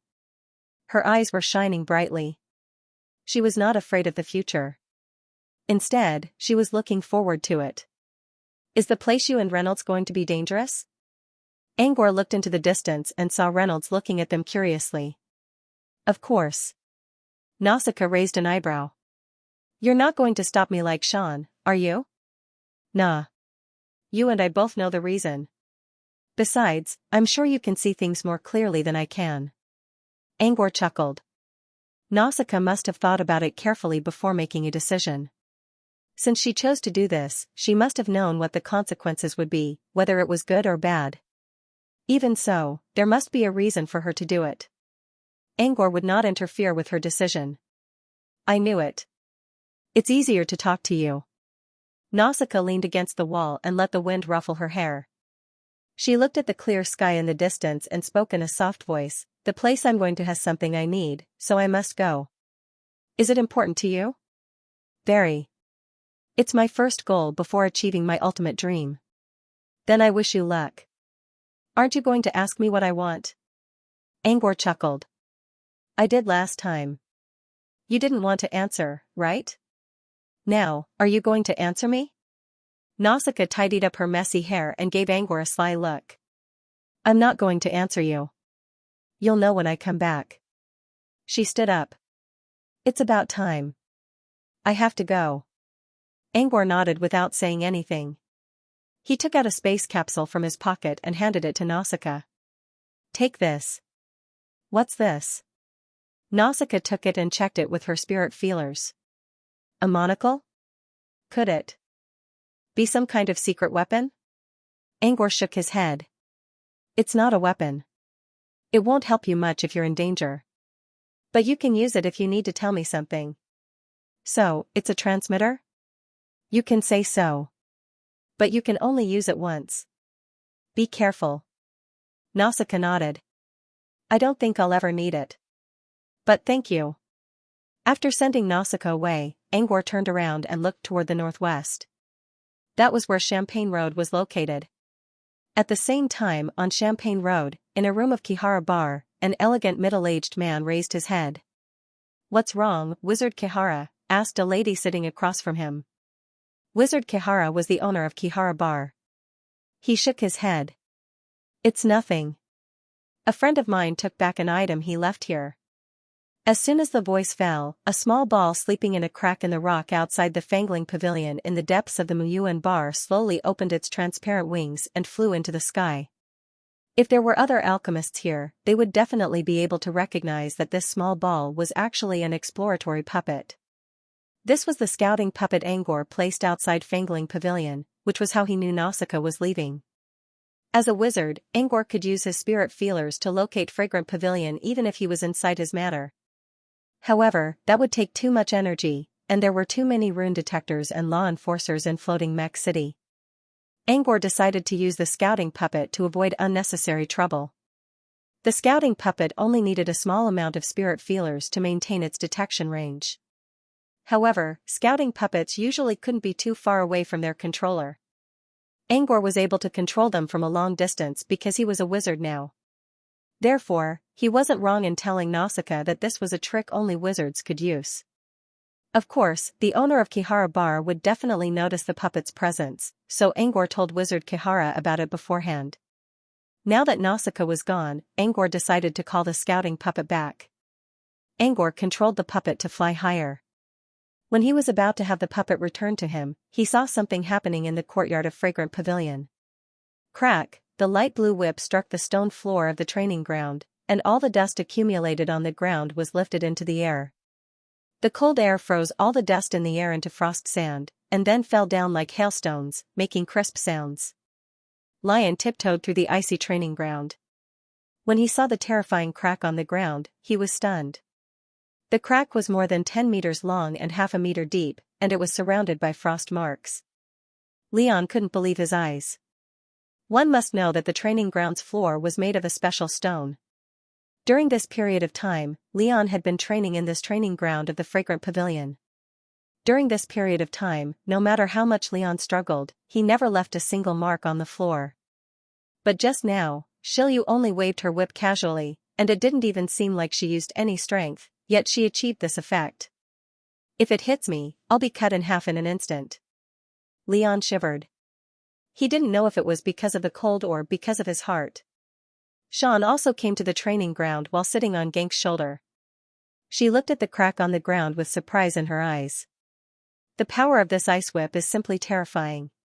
Sean looked at Shilyu, who was still in a daze. Did you use any strength? Shilyu shook her head. No. I just swung it casually. Casually? Casually? Everyone present, whether it was Leon, Shilyu, Alan, or Glenn, all felt dizzy. Such a whip could cause such an attack. How powerful will it be if you use your full strength? In the face of everyone's questions, Shilyu was also dumbfounded. She didn't know that the attack effect of this ice whip would be so terrifying. She looked down at the light blue whip and stared blankly at it. According to Glenn, it was a weapon Angor made for her. When they first met, Shilyu only felt a sense of familiarity with the whip, because the whip was covered with faint water vapor. Although Shilyu was not a water elemental, her talent was the qualitative change of water, so she was naturally close to water elemental. The whip wasn't long, didn't feel like leather, and wasn't heavy either. It felt like jelly in her hand. It was moist but not slippery. Instead, it felt cool and gentle. There were beautiful patterns on the whip, and one could vaguely see the illusions of snowflakes and icicles. At first glance, Xianxia seemed to like it. Moreover, the moment she held the whip in her hand, she subconsciously wanted to swing it. Thus, she obeyed the decision in her heart and swung the whip towards the training ground. Then, the scene just now happened. Not to mention the terrifying strength, as well as the astonishing cold chi. What surprised Xianxia the most was that the whip was obviously not long, only about 2 or 3 meters, but the whip mark she made was more than 10 meters long. This might not be the limit. Xianxia had a hunch that if she used an energy attack, perhaps the whip mark would be even longer. It might even be 10 times longer than the current whip mark. Why don't you give it a try? Xilum suggested. Xianxia shook her head and said, I feel that if I use all my strength, this training ground will be completely destroyed. If that happens, it will be hard to explain to Kihara. Xilum thought for a moment and said, You're right. Should we go outside and try? Before Xianxia could reply, Carveline suddenly stepped forward and said, You don't have to go outside. You can actually try to whip me with all your might. Everyone was surprised when Carveline volunteered to test the whip. However, when they saw the strong desire for battle in Carveline's eyes, they realized something. Carveline was also a powerful bloodline apprentice. And she was even more battle-hungry than Nausicaa. Will it hurt you? Xianxia hesitated. Carveline smiled coldly. What do you think? As soon as she finished speaking, the luxurious dress Carveline used to attend Nausicaa's farewell party slowly glowed and turned into a golden armor in front of everyone's eyes. This armor covered the entire body. Even the layers of armor skirt covered the entire body to the ankles. Carveline moved slightly and a pair of golden wings sprouted from the back of her armor. As she flapped her wings, she slowly floated in the air. She looked like a god of war who had descended from the heavens. Under the noon sun, she shone with a dazzling light. This is Goddess of War armor. It's the strongest armor among all the shepherd god outfits I have. Carveline's voice came from under the gorgeous helmet. Swing your whip at me. I also want to see how powerful the weapon made by Lord Chaowei can be. Carveline had already assumed her stance. Xianxia considered and nodded. Be careful then. Xianxia also slowly flew into the air. After a moment of silence, she raised the long whip in her hand and lashed it in Carveline's direction. No one saw what happened. They only saw the faint shadow of a light blue whip that looked like a snake hitting Carveline's body. Bang! After a huge sonic boom, a golden figure was smashed to the ground from the sky. A crater was left on the ground. Everyone quickly walked to the front of the hole and looked down. Carveline was hugging her wings in the crater. No one knew what happened. After the dust settled, Carveline slowly spread her golden wings. She was unharmed. While everyone was still in awe of the Goddess of War armor, Carveline flapped her wings and flew into the air again. She quietly looked at Xianxia on the other side. You held back. Carveline's tone was firm. Xianxia hesitated for a moment and nodded. It's my first time using this kind of whip. I'm not used to it yet. So I held back a little. Carveline didn't blame Xianxia. Instead, she asked, how much strength did you use? Xianxia estimated the energy consumption of the mana pool and the upper limit of the whip's capacity. She hesitated. Maybe half. Xianxia's words made Carveline fall silent. Everyone's eyes widened in shock.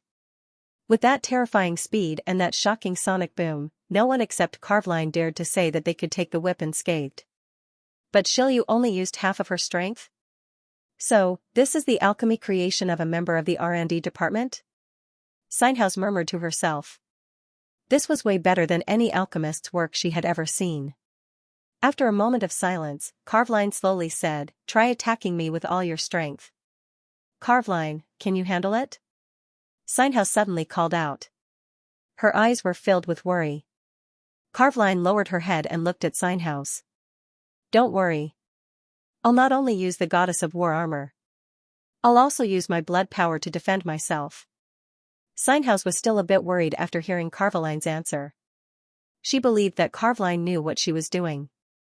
Carveline looked at Xianxia. Let's begin. Xianxia let out a sigh and nodded. Okay. Carvaline's aura suddenly changed. It was completely different from before. This time, Carvaline not only used the round shield hidden in her armor to protect herself, but a layer of golden light also gradually appeared around her body. This was a unique defensive technique that Carvaline produced after activating her bloodline. When the defensive technique, shield, and armor were combined, it was probably the best defensive technique a peak-level apprentice could have in this era. If Carvaline had not met the demon behind Azaz, she would have made it to the finals with this defensive technique alone. Come on. Carvaline's voice was firm. Although no one could see her eyes under the helmet, her gaze was sharp. Xianxia nodded solemnly and raised the long whip in her hand. When the whip danced in the air, everyone present would never forget this scene. A pale blue halo lit up the sky. An ice dragon raised its terrifying head and roared at the sky. The frost spread hundreds of meters away from the fragrant pavilion with a wave of air. At this moment, almost everyone in Muyuan Bar, as well as the people nearby, felt a kind of fear rising from the depths of their hearts. Countless people cast their gazes at the fragrant brothel. The law enforcement team and the mystic vision also flew to the vicinity along with the icy wind. However, the two in the center of the arena did not pay attention to their surroundings. They only had eyes for each other. Xianxia emptied her mana pool, trying to maximize the energy of the ice whip. When she felt that her spiritual power model was shaking, she finally stopped and looked at Carvaline. At the same time, Ice Dragon raised its head and looked at Carvaline with its cold, emotionless eyes. Be careful. After Xianxia's reminder, the Ice Dragon rushed toward Carvaline like a beam of light that transcended realms, bringing with it a boundless icy wind. Sensing the terrifying aura, Carvaline's pupils constricted under her helmet. She could feel the invincible power of this attack even before she came into contact with it. Carvaline had to activate her mana pool again to strengthen her defensive technique. Even so, she still had a feeling that her defensive technique would not be able to withstand this attack. Just in case, Carvaline's skin under the armor slowly grew a layer of dense scales. She directly activated her bloodline and faced this terrifying ice dragon in her half-beast form. Boom, the loud sound of the collision echoed in half of the city. The pale blue light and the pure golden light intersected. It was beautiful like a dream, but only those who had experienced it knew how terrifying this collision was. Waves of energy repulsed by each other kept radiating outwards. Everyone had to avoid the range of the energy. The sound lasted for half a minute along with the energy. What a terrifying attack. What's going on? Is Carvaline okay? Everyone asked and looked at where Carvaline was. However, they could not see anything. There was no shadow of a whip, nor was there Carvaline. There was only a thick mist, blocking everyone's vision. The mist did not last long and was blown away by a gust of wind. When the mist dissipated, Carvaline was hovering in the air. Xianxia let out a sigh of relief when she saw Carvaline. Carvaline was in a much better condition than she was when Carvaline was knocked into the ground. However, Carvaline did not move at all. No one knew what she was doing. Xianxia was confused. She stepped on the petals and slowly flew into the air. When she reached Carvaline's side, she finally saw Carvaline's condition. As she expected, Carvaline did not seem to be injured. Her armor was intact. The only thing that was damaged was her shield. There was a hole in the middle of the shield that she was holding in front of her. Several cracks extended out from the hole. A large number of mottled metal fragments peeled off from the cracks and fell from the sky like streaks of golden light. Carvaline stared blankly at the shield in her hand for a long time without saying a word. Are you okay? Xianxia walked up to Carvaline and asked. Xianxia was also looking at Carvaline. She was worried that her attack might have hurt Carvaline. After a long pause, Carvaline said, I'm fine. It's just that, the shield is broken. It's not a big deal. It's the shepherd god's armor. Can't it repair itself? Xianxia asked. Carvaline shook her head. It wasn't that her shield was broken, but that Xianxia's whip had not only destroyed her bloodline defense, but also the shield of the shepherd god's coat. Carvaline had prepared herself for this attack, but it still broke through the two outermost layers of defense. Normally, it was impossible for her to maintain such a strong defensive posture at all times. Even in battle, she could not give up all her attacks to maintain her strongest defense. In other words, Carveline would not be able to face Shilyu's frost whip head-on.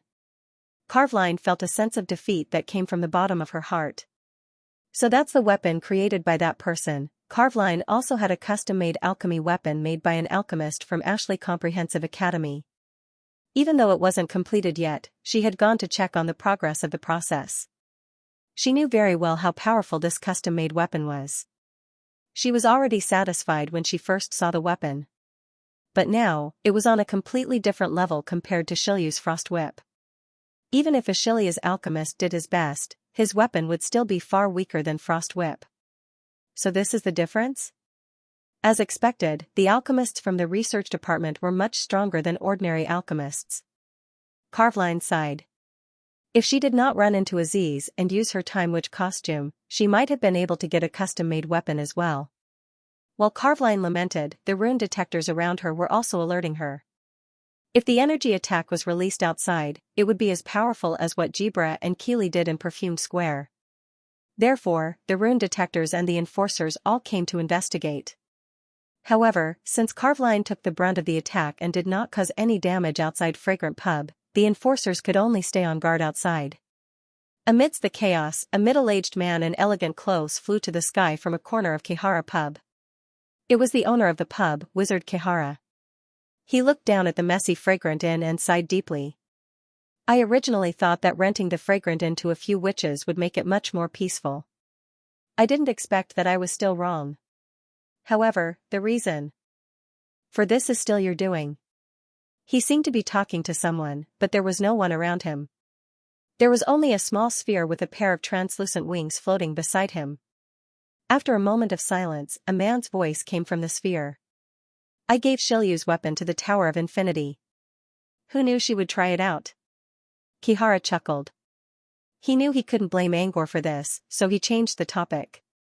Speaking of which, the weapon you made for Shilyu is really powerful. But is it really suitable for Shilyu? Kihara asked. Yes. But is it really suitable for Shilyu? What do you think, Wizard Kihara? Angor didn't refute. I'm not an alchemist, so I don't know. I just don't think Shilyu's talent is a good match for the whip, Kihara explained. The whip was indeed powerful, but was it really suitable for Shilyu? Kihara had learned a lot about Shilyu's talent after living in Fangling Pavilion for so long. Could Shilyu's water metamorphosis really work well with the whip? Kihara wasn't the only one who had the same question. Sean, who knew Shilyu well, also muttered, the frost whip is strong, but I don't think so. Are you saying that the frost whip isn't good? Silam stood beside Sean and asked in confusion. It's good. But don't you think the whip doesn't have to be given to Shilyu? It can be given to you, me, or anyone else here, and they can all use it well. I'm not questioning Angor's crafting skills. I just don't think it's a good match for Shilyu. Silam finally understood what Sean meant. As an alchemy item, the frost whip was an excellent one. It could easily be placed as one of the last items in an auction. However, the whip didn't look like it was made for Shilyu. It seemed to be an independent item that didn't work well with Shilyu's talent. At most, the frost effect on the outside would allow Shilyu's water transformation to extend for a longer period of time, but in reality, the effect was negligible. You're right, Silam said. But Angor should know Shilyu very well. There's no way he doesn't know about this.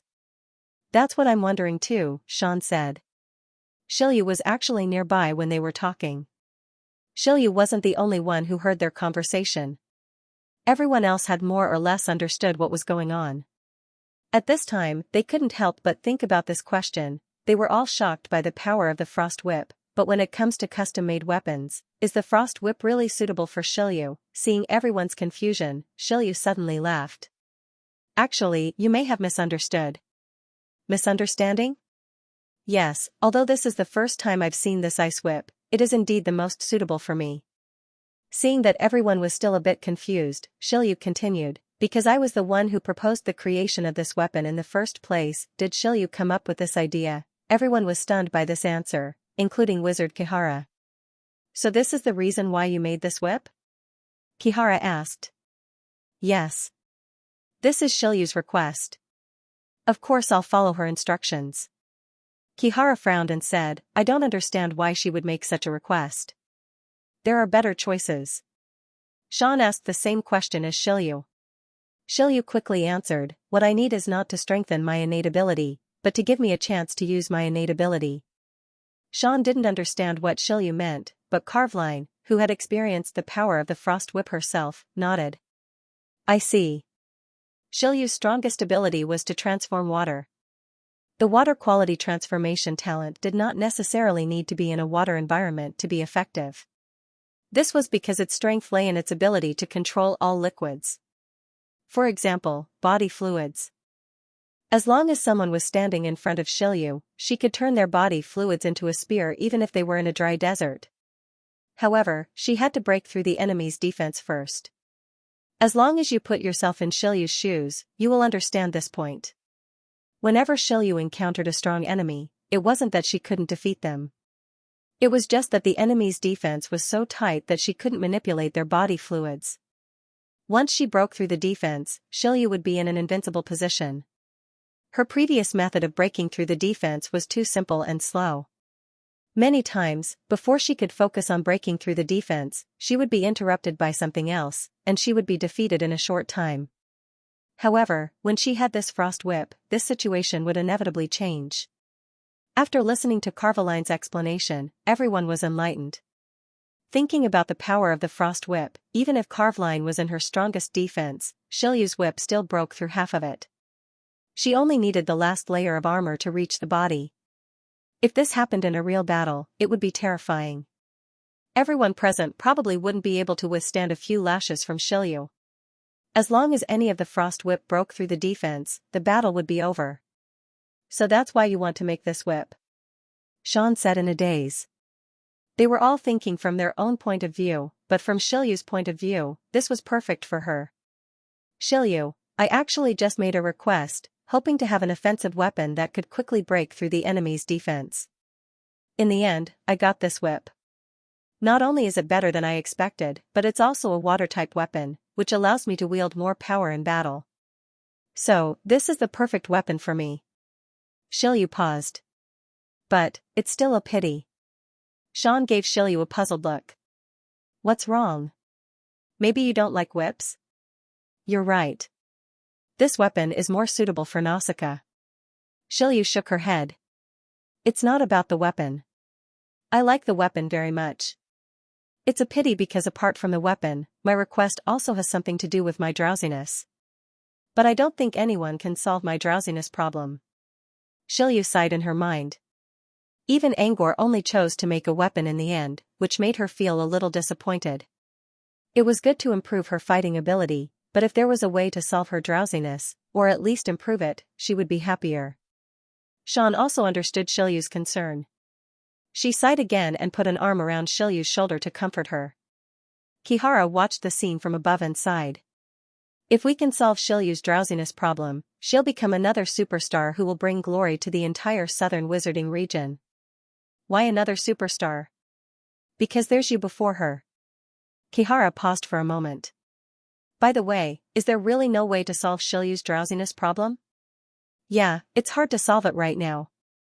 However, if he followed Shilyu's second request, which was to create a weapon that could improve her drowsiness, Angor could do it. It was just that he didn't need to do so. In the near future, when the Dream Wasteland was open to the public on a small scale, he could invite Shilyu to join him. This way, the Dream Wasteland would be able to improve Shilyu's drowsiness problem. This way, Shilyu wouldn't have to waste her time in the Dream Wasteland. She could also do her research while sleeping. This was why Angor chose to make a weapon for Shilyu without considering the second request. Shilyu and Carveline only fought each other once, but it was already a terrifying battle that attracted many people's attention. By the afternoon, the incident at Fragrant Tavern had already spread across Floating Mech City. It wasn't a big deal. Shilyu and Carveline were only testing their weapons and didn't cause any trouble in the future. Besides, they were fighting in a private residential area, so the law enforcers didn't punish them. However, there were too many people who saw the scene. Shilyu's frost whip was dazzling, and Glenn was also at Fragrant Tavern, so people immediately thought of the top 3 finishers in the Rising Star contest. Therefore, the news that Xiaoyu's frost whip was made by the R&D department spread like wildfire. There weren't many R&D department members left in floating mech city, so only a few of them could take on the task. Gus Ila was a synthesis alchemist, so he couldn't be that fast. Many people assumed that Angor was the one who made the frost whip. Angor's popularity and the fact that the item was made by the R&D department spread the news like wildfire. It didn't take long for people to learn about what happened at Fragrant Tavern. Even shadow stones related to the incident began to spread in a small area.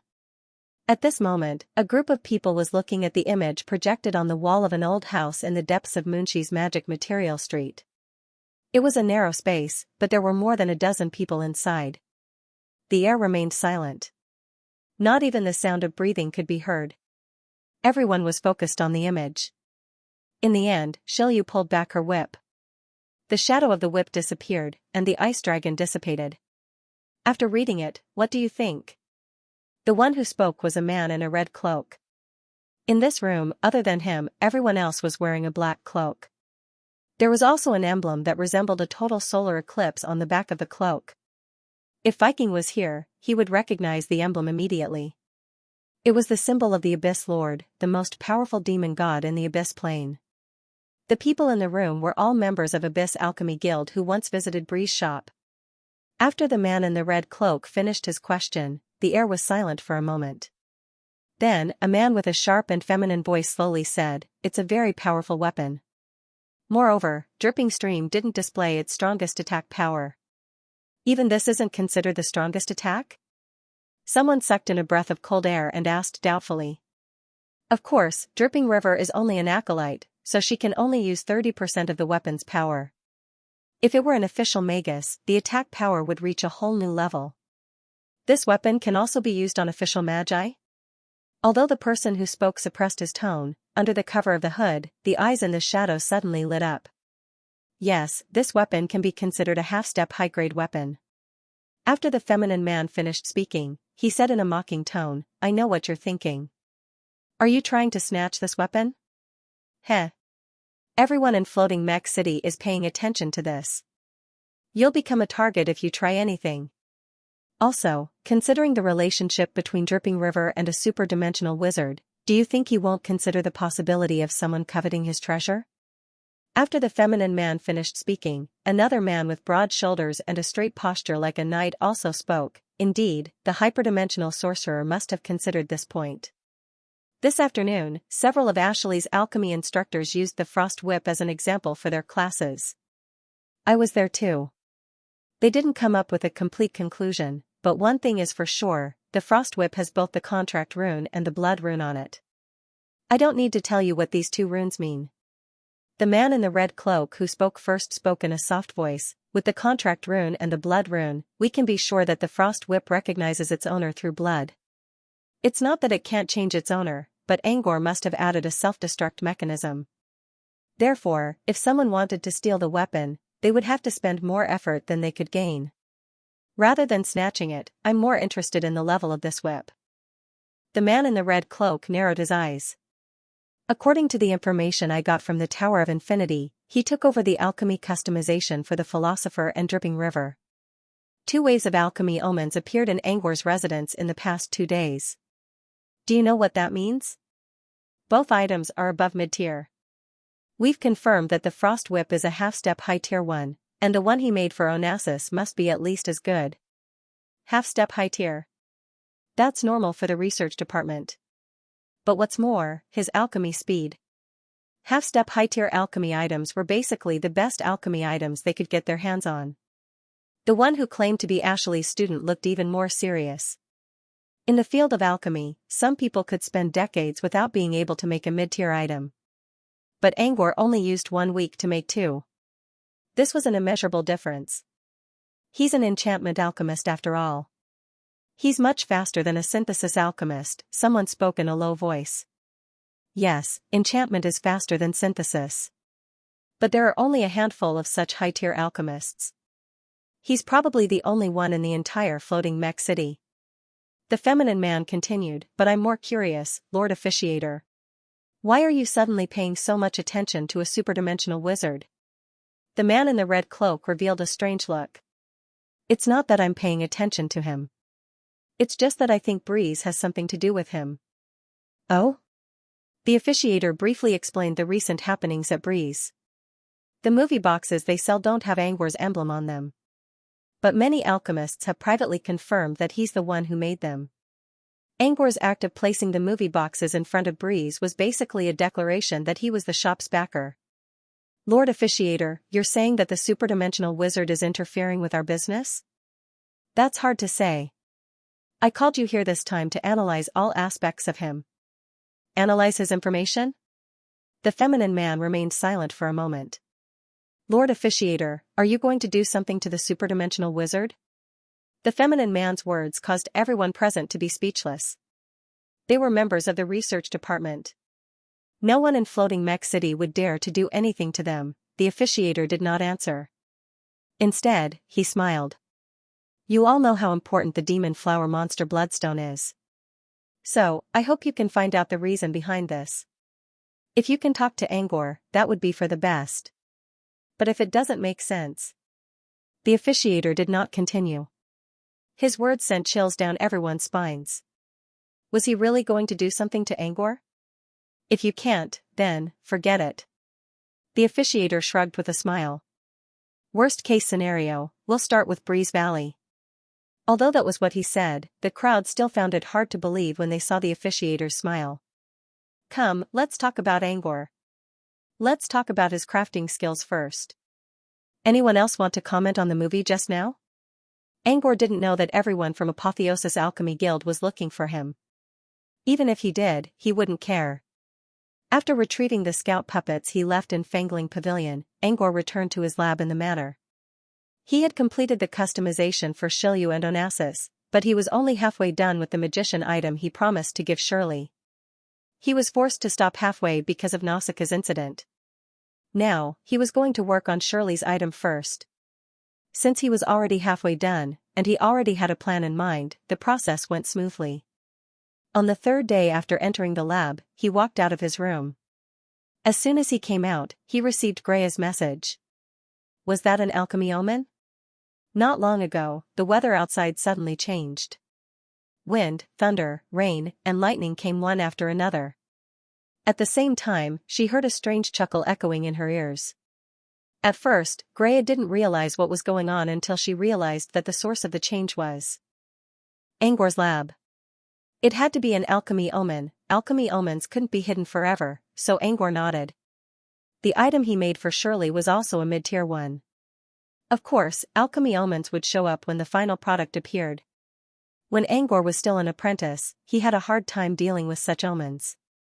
One wrong move and he would be trapped in the space forever. However, now that he had become an official magus, things were much better.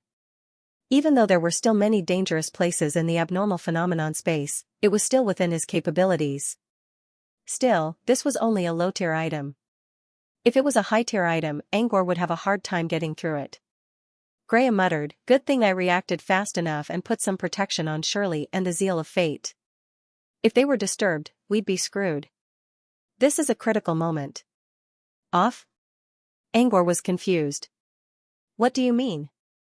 A few days ago, when you were in the lab, Toby woke up very excitedly. He said he found the key to defeating Grudge. I asked it about the specific situation, but it didn't say anything.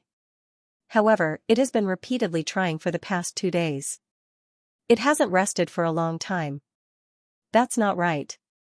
If sleeping counts as resting, it is also resting. It's just that its spirit hasn't stopped.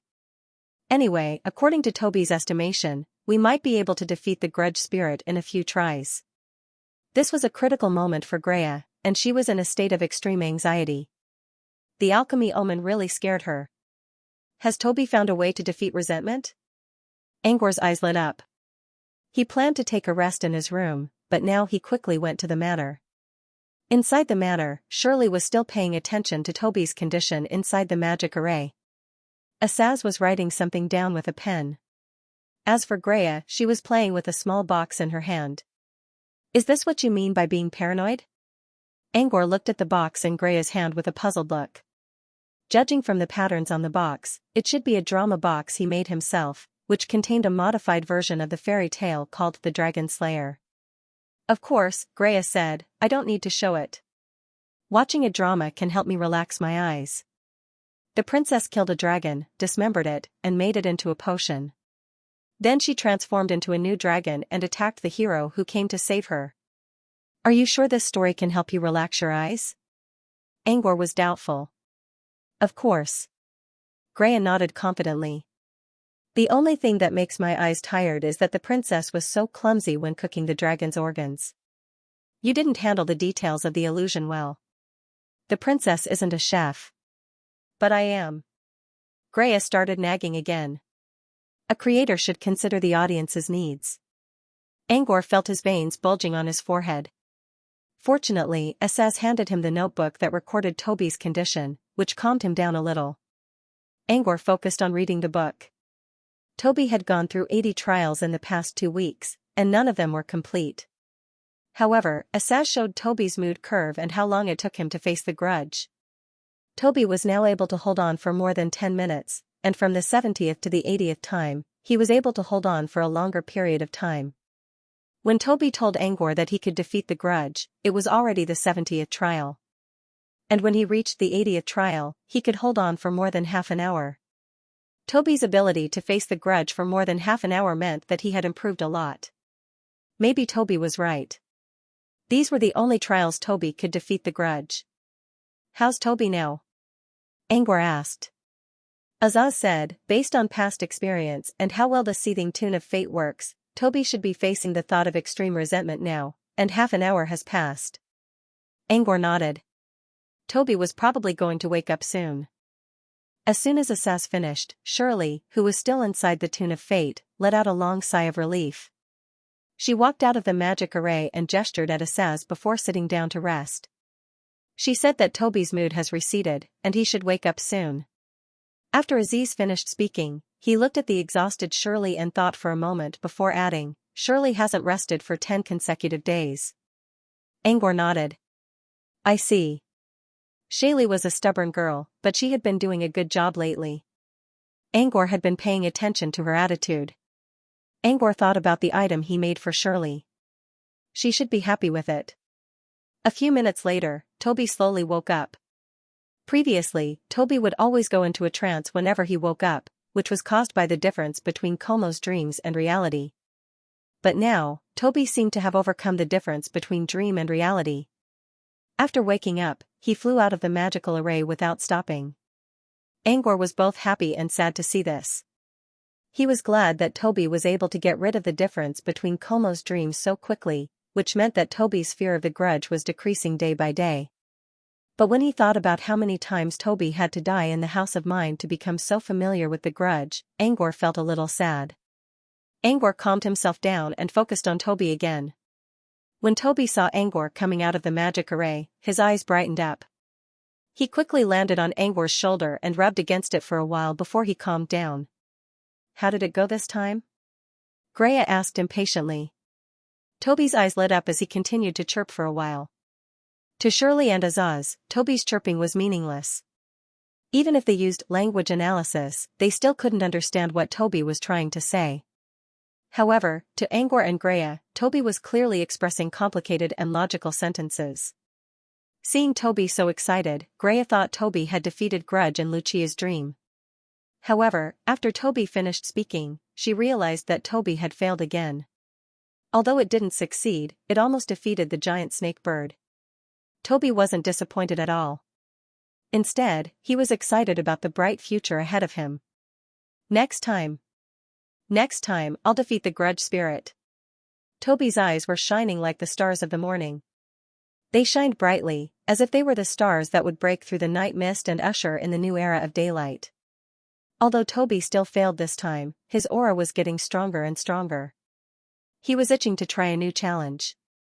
However, Toby had been challenging for many days. His current mental state was very likely to have reached its limit and was rebounding.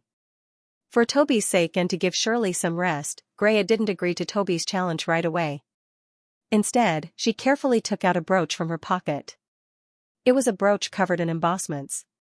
There were two patterns on the front of the brooch. One looked like a seagull, while the other looked like a griffin. When Shirley and Asaz saw the brooch, their eyes flashed with joy. Toby's impatient expression also calmed down. Go rest. We'll continue later. While speaking, Greya rubbed her brooch. As she did so, a strange, invisible aura slowly covered everyone's bodies. Toby, Sherry, and Azaz all closed their eyes at the same time, their expressions peaceful. I'm going to take a rest too. What about you? Do you want to take a look? Greya looked at Angor. Angor considered and nodded. Sure. I haven't been there in a long time. Greya chuckled. The familiar aura from the brooch covered both of them. Following the darkness and the strange weightlessness, they found themselves in a pitch-black mountain under the cover of night. My night vision is gone again, and I can't sense my mana pool. This place is still as dangerous as ever. Shirley was sitting cross-legged under a large tree. She climbed up the tree with great familiarity, and after a while, she jumped down from the tree. At the same time, she was holding a small transparent bag in her hand, which contained a flickering firefly. The light from the firefly couldn't illuminate the surroundings, but it was enough to calm them down. Moist air, earthy fragrance, and night wind. I can't believe this place is an illusion, Azaz commented. A trace of disbelief flashed in his eyes. Although he had been here many times, he still felt very surprised. Indeed, this is a real world, Shirley chimed in. Suddenly, Toby, who was perched on Angor's shoulder, began to bark in a high-pitched voice. Shirley and Asaz were immediately drawn over. Under the dim light of the fireflies, they could see Toby holding his head high and puffing out his chest in a smug and arrogant manner. What's Toby saying? Azaz asked curiously. Greya chuckled when Angor didn't answer. It's saying that Angor made it. Toby did say that Angor was the one who made it. But the way Toby looked so proud made it seem as if he was the one who made it. Mr. Hyperdimension made it? Shirley and Azaz were both surprised. Greya considered and said, yes, Toby didn't lie. Angor did make this for me. He made it when he was still an apprentice. It's called Twin Illusion. So, you two are still a long way from reaching that level. While speaking, Greya winked at him and mouthed, what do you think? Do you have a long face? Angor ignored Greya's teasing.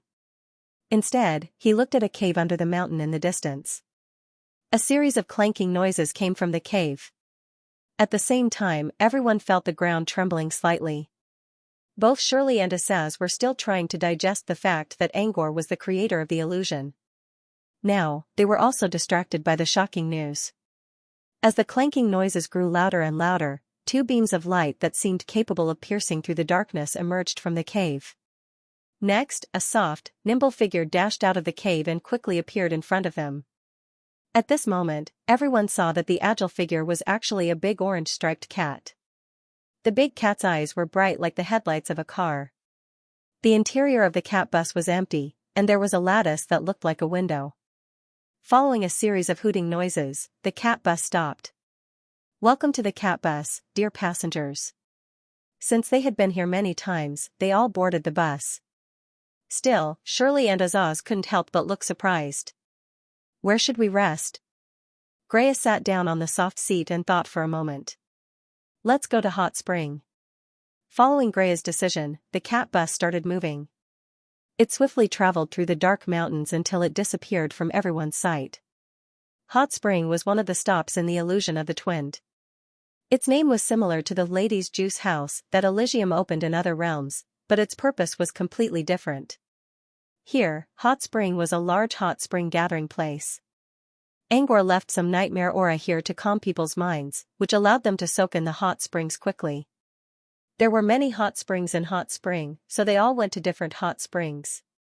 Angor and Toby went to a hot spring at the top of the mountain. Angor stroked Toby's feathers while lying down beside the steamy hot spring, enjoying the rare moment of tranquility. The sound of flowing water accompanied by the steam was like a lullaby. Toby yawned comfortably and leaned against Angor's body to clear his mind. He closed his eyes and rested. It was rare for him to have such a peaceful moment. After some time, Angor suddenly opened his eyes. A soft hand rested on Angwar's shoulder, and a pleasant scent wafted into Angwar's nose. Do you want me to give you a hot spring massage? The woman's seductive voice slowly moved around Angwar's shoulder. Angwar frowned. What are you doing here? Didn't I say I'm here to give you a massage? If you want a better service, I can. She didn't finish her words, but it gave Angwar more room to think. Angwar hesitated for a moment before he looked back at Greya. Don't forget, this is just an illusion, Angwar said in a plain tone. The feeling of the hot spring and the enchanting atmosphere were all created by the illusion. Greya's expression froze for a moment. She rolled her eyes at Angwar. So boring. Greya stood up and walked to the other side of the hot spring. Without asking Angwar, she put on a bra and immersed herself in the hot spring. You know what happened just now, right? Angwar considered. Guest on a Snowy Night? Guest on a Snowy Night was a play. In the play, the man was taking a bath while the snow woman tried to seduce him from behind. Among the many movie boxes he made for Breeze, Visitor on a Snowy Night was one of them. So you know what's going on. Just play along and you won't lose anything. Angwar thought to himself. If I play along, the snow woman will kill the man in the next second. How are you going to act then? How do you know about Visitor of Snowy Night? I think Breeze Magic Shop is in charge of it, right? Greya glanced at Angwar. I didn't know you made so many play boxes, but you only gave me the Dragon Slayer Princess. Of course, the more the merrier, so I had to go to that shop and buy one myself. It's fine to buy it, but you even set a rule that everyone can only buy one. Greya grumbled for a while before she stopped. Speaking of which, your play box has been all the rage in the witch circle recently. Leona said she was going to a fragrance tasting party. A few days ago, we were talking about new fragrances. But these days, she was distracted by the drama box she made. There's nothing to do with the play box, right? Angwar was confused. No. But you did make a play called The Growth of the Fairy Queen, and a witch from the Fragrance Tasting Union got the box for it. She shared the play during the event, and that's how it became popular.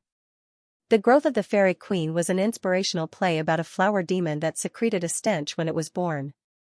It was about how she changed her own smell and was crowned as the Fairy Queen. The play was performed in almost every continent in the southern region. It was similar to Ugly Duckling in that the author used inspirational stories to encourage the people at the bottom of society to not give up hope. But in fact, it was also a trick used by those in power to appease the people. After all, in this hierarchical society, one's future was determined by one's birth. The so-called upward pipeline was basically strangled to death. But in order to cover up the cruel truth, many similar stories were created. If the play was sold to other people, it would probably receive a mediocre response. But it was sold to the witches of the Fragrance Tasting Union. Of course, the witches did not watch the play for the inspirational content. They were already at the top of the world. What they saw, no, smelled, was the scent of a flower fairy. Angwar's alchemy illusions were designed to fit the real world, so he would imitate even the scent. For the main character in The Growth of the Fairy Queen, Angwar imitated the scent of a flower fairy, which was why the witches in the Fragrance Tasting Union loved it so much. Speaking of which, many of them are asking about the scent of the flower fairy in the play. Where did it come from? Many perfume alchemists tried to imitate it, but none of them succeeded, Greya asked curiously. Angwar put on a serious face. The scent is not real. It's just a product of consciousness, Greya cut him off. Everyone in the perfume circle knows about the study of smell. You don't need to explain. I'm curious, how did you imitate that kind of extremely charming woman's fragrance? It's an illusion. Greya was getting more and more curious by the second. He cleared his throat and tried to change the topic. Speaking of which, you've been staying in the manor lately, right? How did you know about the event? Greya raised an eyebrow. Don't forget, I have communicators and alchemy puppets. I'm in the manor, but my consciousness is everywhere. You still haven't answered my question. Where did you get this smell? Greya asked. Even if it's an illusion, you must have something to refer to, right? Or is this your secret little lover? Don't make wild guesses. It's just that the source of the smell is a little special. Greya shook her head. What's so special about it? Greya moved closer. Like I said, the smell in the illusion isn't real. It's just an illusion that stimulates your senses. And the simulated smell comes from the abyss. From the abyss? Angor nodded. The fairy queen's smell is slightly different. One part of it comes from a panis succubus, while the other part comes from a mysterious shop owner from the abyss. It was Balalaika from the resting ground. However, Angor didn't mention her name.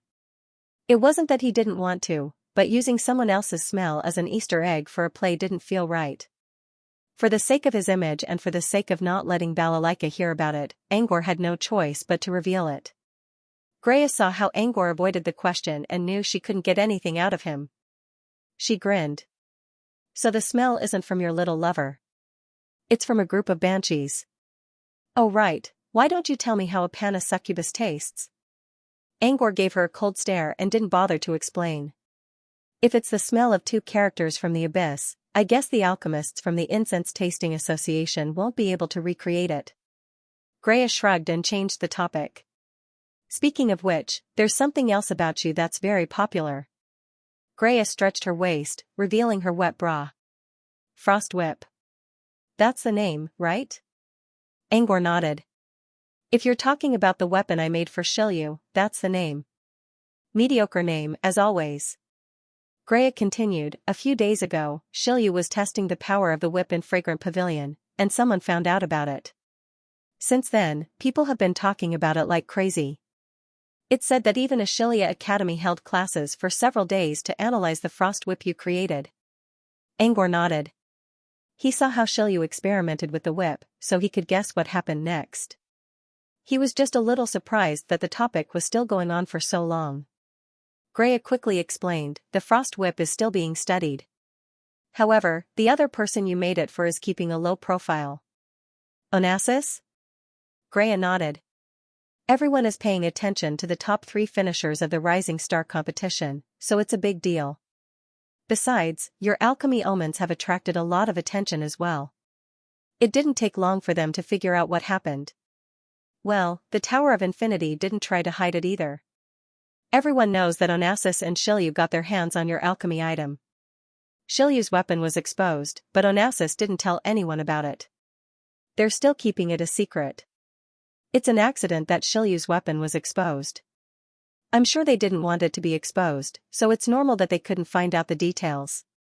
But we're all curious. Greya slowly leaned toward Angor. Including me. You want to know what I made for Onassis? And the thing you made for Shaylee?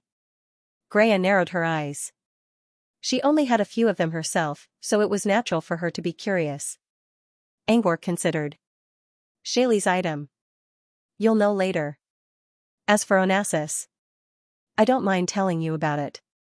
I didn't make a weapon for him. It's a philosophical library. Onassis suggested 2 ways of customizing the item. The first was to craft a weapon, and the second was to craft anything related to philosophy. Angor chose the second option. It was not because he was passionate about philosophy, but simply because Onassis had too many conflicting requirements for the weapon he was refining. Things like colorful black, it should be both reserved and majestic, it should be a little mellow in the sharpness, and so on were trivial compared to the requirements Onassis had put forward. Antonio told Angor not to care about such unreasonable requirements. Still, the item was for the champion of the Rising Star competition. Angor needed to think carefully before making it. However, Angor didn't want to waste his time and energy studying Onassis' requirements. So, he chose the second option. The second option seemed simple. It only required 1 sentence. However, when it came to refining, most alchemists were probably dumbfounded.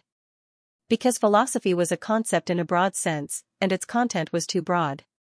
It could span from nature to humanities, from the law of all things to the constant universe.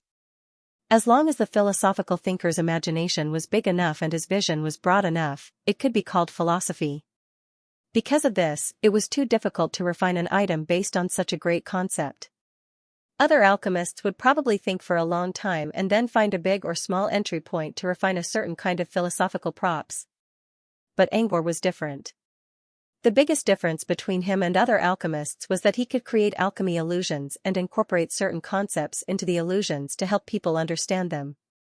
For example, in Angor's illusions, a knife mark, an extinguished fire, or a few drops of dried blood on the wall all gave people a strange feeling and made them think of many stories. This was a way to construct the content of the illusions. Therefore, he decided to create a philosophy library for Onassis based on his own knowledge. I got the idea from the house of heart I saw at which Mulberry Leaf's place. The images with part of the concept of philosophy were turned into books and placed into a stadium constructed from illusions. Every time Onassis entered the museum, he would open a book and start a philosophical debate. Angor explained his crafting process in a simple way. Greya considered for a moment. Philosophy is all-encompassing. If you want to turn it into books to discuss with Onassis, you'll need a lot of knowledge and experience. I don't need that much knowledge. I don't know much about philosophy, said Angor in a plain tone. Then how did you refine it? Like I said, philosophy is just a concept. Why do I need to explain it to you? Angor chuckled. He purposely emphasized the word concept, which gave Greya an idea. Could it be? Greya suddenly looked into the distance. In the illusion of the twin, each platform looked like a different world. Greya could see as far as she could from the soup house. However, Greya was not looking at Hodgepodge. She could not see the other platforms, but she knew the direction. Catbus took her to one of the platforms before. The Mysterious Mountain. Greya muttered the name of the station.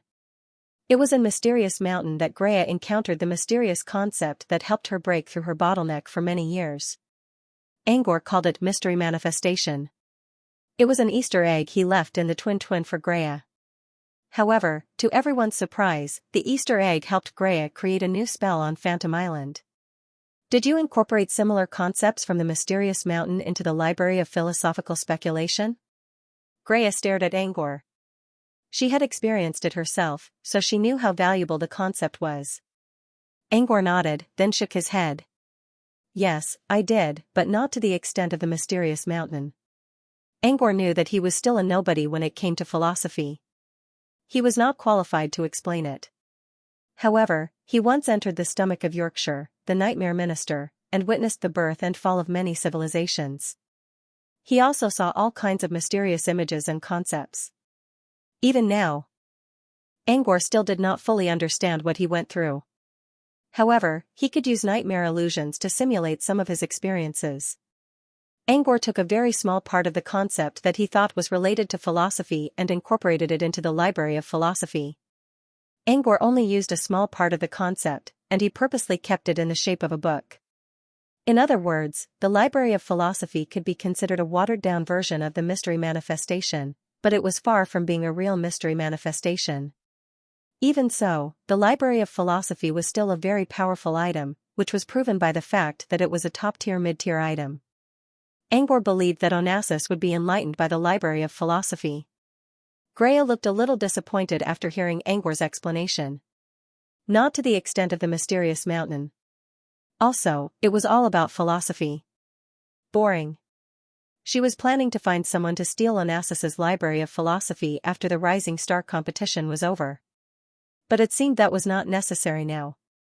Angor knew what was on Greya's mind, but he did not point it out with a smile.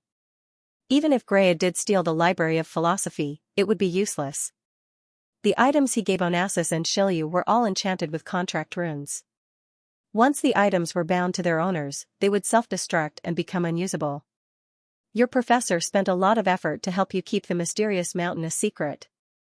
Back then, you were too weak to speak in the wizarding world. But now, you have some confidence. Greya chuckled. I heard that every member of the research department will release their own unique items. Do you want to make something like this your own and release it in the department? Angor shook his head. The mystery manifestation had too many implications. Even if he was now powerful and influential, he could still get into trouble because of it.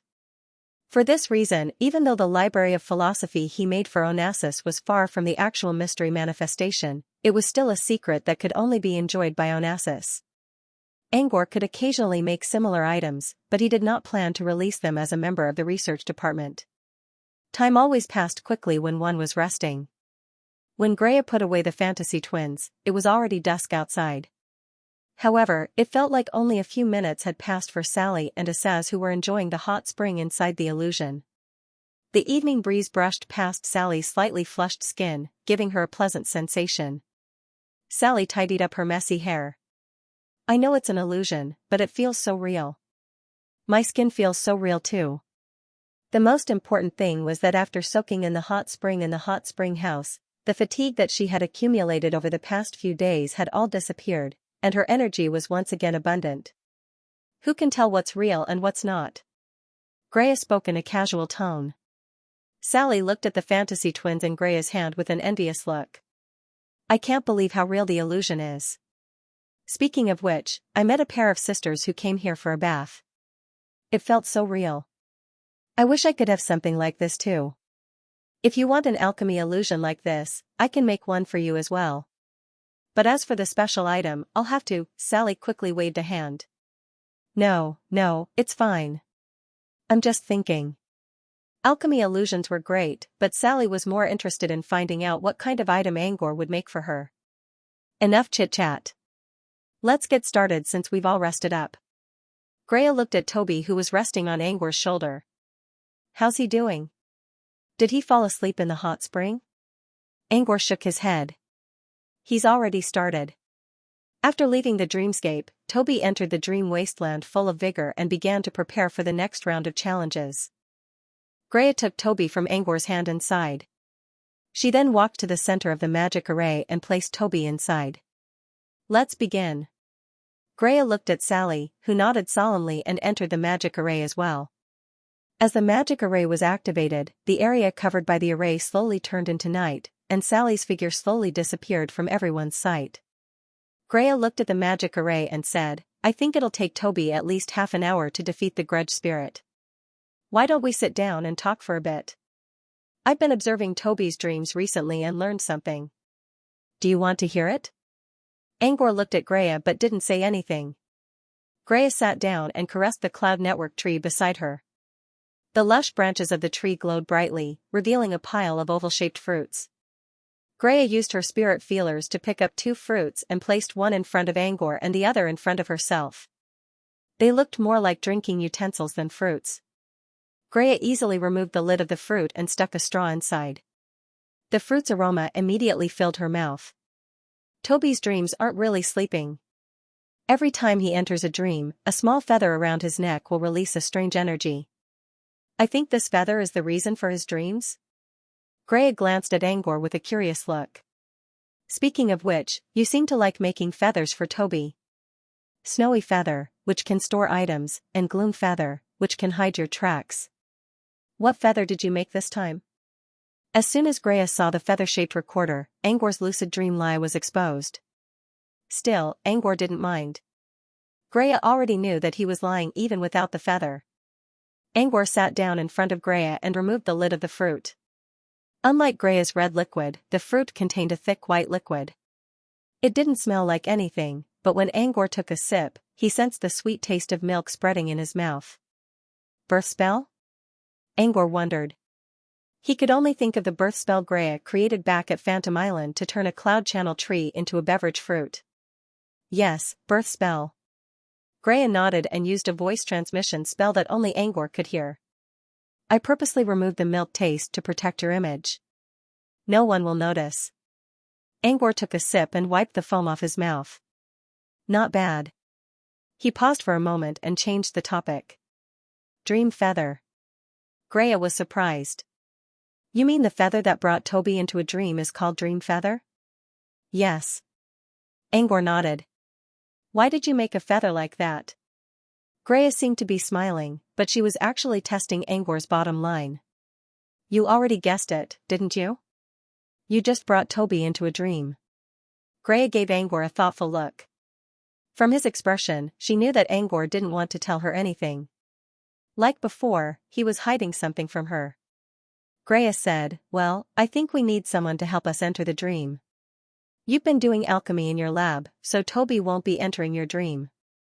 As for other people, I know Toby's social circle, and there are no other dreams for him to enter. As for Toby's own dream, that's even less likely. After all, dream invasions are meant for other people's dreams. Then whose dream will Toby enter? Greya looked at Angor carefully. Or, will it simply enter the dream realm? Greya didn't get mad at Angor's reaction. I did some research. The dream realm is unimaginably huge, and it's constantly changing. It's impossible to stay in the same place all the time. But according to Toby, Toby always stays in the same place to fight against the malevolent spirit. So what's going on? Is there a place in the dream realm that stays the same all the time? And it has the feature of bright dreams, which allows Toby to simulate the malevolent spirit and fight against it. And this place has something to do with you? You can enter the dream realm through the feather of dream. Greya grinned.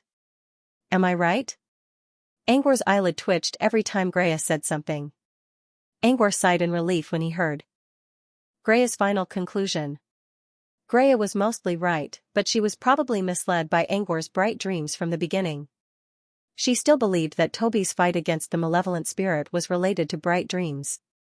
However, although Ming Meng's guess was wrong, the others were not far from the truth. Do you really want to know the truth? Angor considered for a moment before looking at Greya. I just want to know the truth. Greya didn't mean to force Angor to answer. Want wasn't the same as want. Angor considered for a moment. You'll know the truth soon enough. But it's not time yet. Greya nodded and didn't ask any more questions. Silence reigned in the room. On the other side, Shirley crushed a new demon flower demon blood stone in her destiny's boil.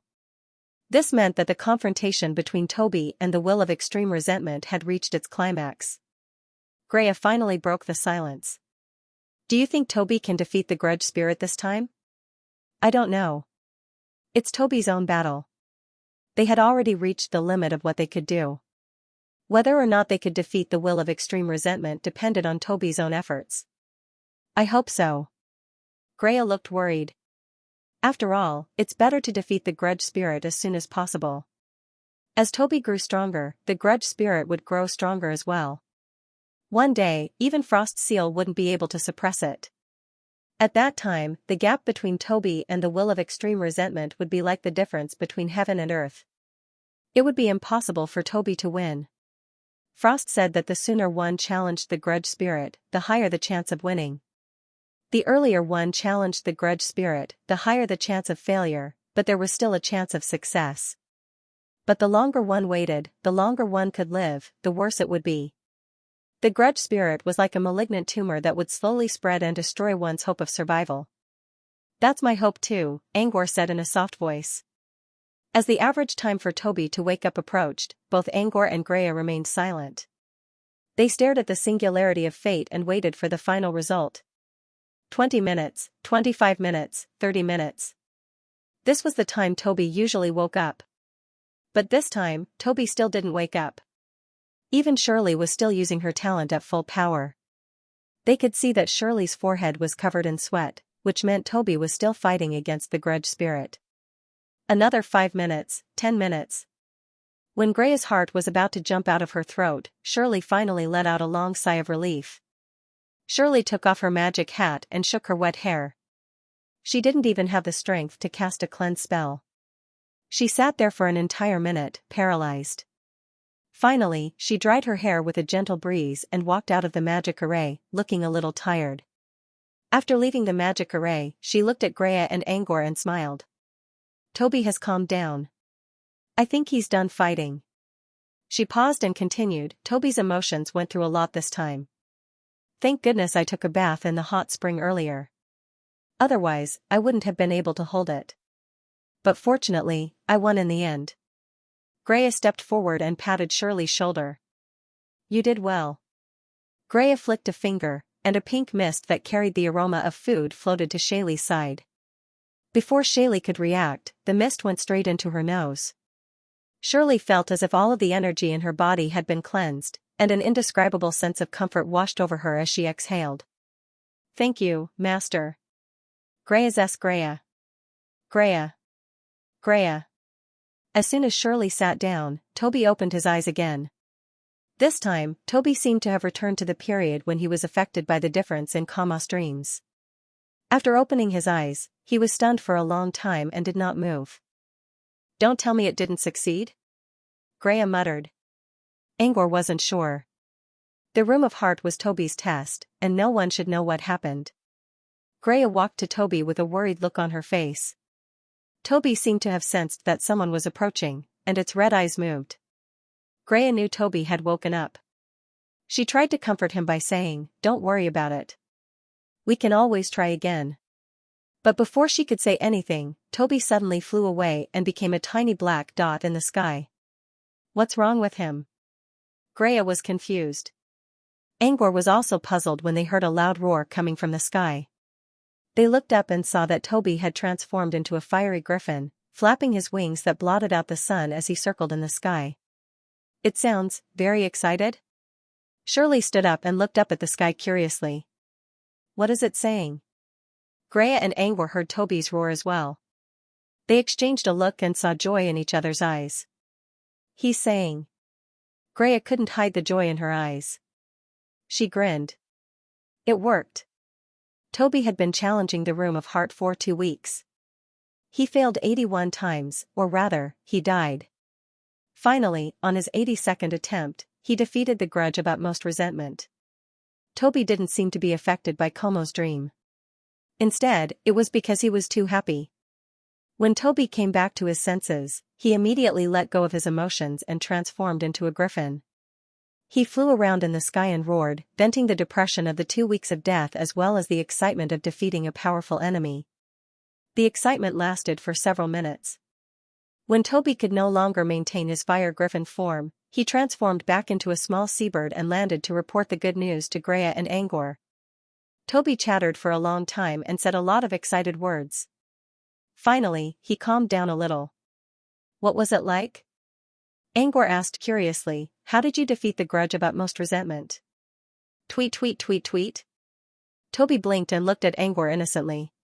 Neither Shirley nor Azaz understood Toby's words, but they could guess what he was trying to say just by looking at Toby's bright eyes. "What are you talking about? I don't understand human language?" "Not again." Greya sighed. "Every time I ask him how he fought the grudge about most resentment, he's always acting like he doesn't understand human language." "Toby, I'm not pretending. I really don't understand," Angor nodded. "So he really doesn't understand. That's strange. Who did I promise to buy dried fish for last time?" Greya chimed in, "Oh, I forgot who asked me for the same outfit as Shirley." Toby cried out pitifully, "Chirp, chirp. It's me. You don't understand human language, do you?" Angor looked at Toby, who quickly lowered his head and looked at his little paws. Angor and Greya looked at each other and shook their heads. They only teased Toby for a while and then let the matter pass. They could guess that Toby didn't want to talk about his experience. Perhaps it was because he didn't want to remember, or he didn't want them to worry. "Toby's grown up a lot," Greya spoke through their spirit bond. Angor nodded. Yes. He was still acting like a child, but his mind was slowly maturing. He knew how to take responsibility for himself. Greya sighed in disappointment. Sometimes, she wished Toby could grow up faster. Sometimes, she wished Toby could stay like this so that he didn't have to worry too much. But it was hard to have both. Growth always came at a price. Although Toby had successfully defeated the thought of extreme resentment, it was only a projection of the House of Heart. It was still too early to celebrate. Only when he had truly overcome the thought of extreme resentment could he be considered to have come to an end. To increase his chances of overcoming the House of Mind, Toby decided to enter the House of Mind again. Through repeated trials, Toby would learn more about the House of Mind, which would help him overcome the House of Mind. Toby's victory over the thought of utmost resentment had been rather close. However, there were still close to 20 demonic bloodstones left, and many of them were of high quality. Toby believed that when he used up these demonic bloodstones, he might be able to crush the will of extreme resentment. Before Toby could enter his dream again, Greya stopped him. "It's too late. Let's do it tomorrow," said Greya. Toby was confused. Greya wouldn't let him rest when he wanted to. Now that he was enjoying himself, Greya suddenly stopped him. What did she mean? You're not the only one who's been working hard these days. Shirley has been with you all this time. You're not tired, but Shirley is, Greya explained with a smile. You should give Shirley some time to rest, right? Toby didn't believe Greya's explanation. Still, Shirley did look tired. Toby was a little disappointed, but he still understood the situation. He considered and nodded in the end. Angor understood what Greya meant. Toby's mind was running wild as if he had been injected with chicken blood. He might still win against the resentment spirit in this state, but it was not a normal state. Giving Toby a night's rest and letting his boiling blood settle down was the best way to deal with the house of mind. Since Greya said she was going to rest, Asaz and Shirley gladly left. But before Shirley could leave, Angor stopped her. Come with me. Let's talk in the main hall. Greya seemed to know what Angor was going to do. Even though Angor didn't invite her, she still followed him to the main hall. She thought Angor was going to talk about the magic array, but to her surprise, Angor didn't hesitate at all. A bright light flashed in his hand, and a box appeared in his hand. This row was dark golden color, and there were embossed patterns on it. It seemed to depict mountains and rivers, as well as majestic castles and loyal guards. Shirley's heart rate suddenly accelerated. She seemed to have sensed something, and she reflexively turned toward the box. I promised you before that as long as you can help Toby with his tribulation, I'll make you an item that's exclusive to your class. Angor considered.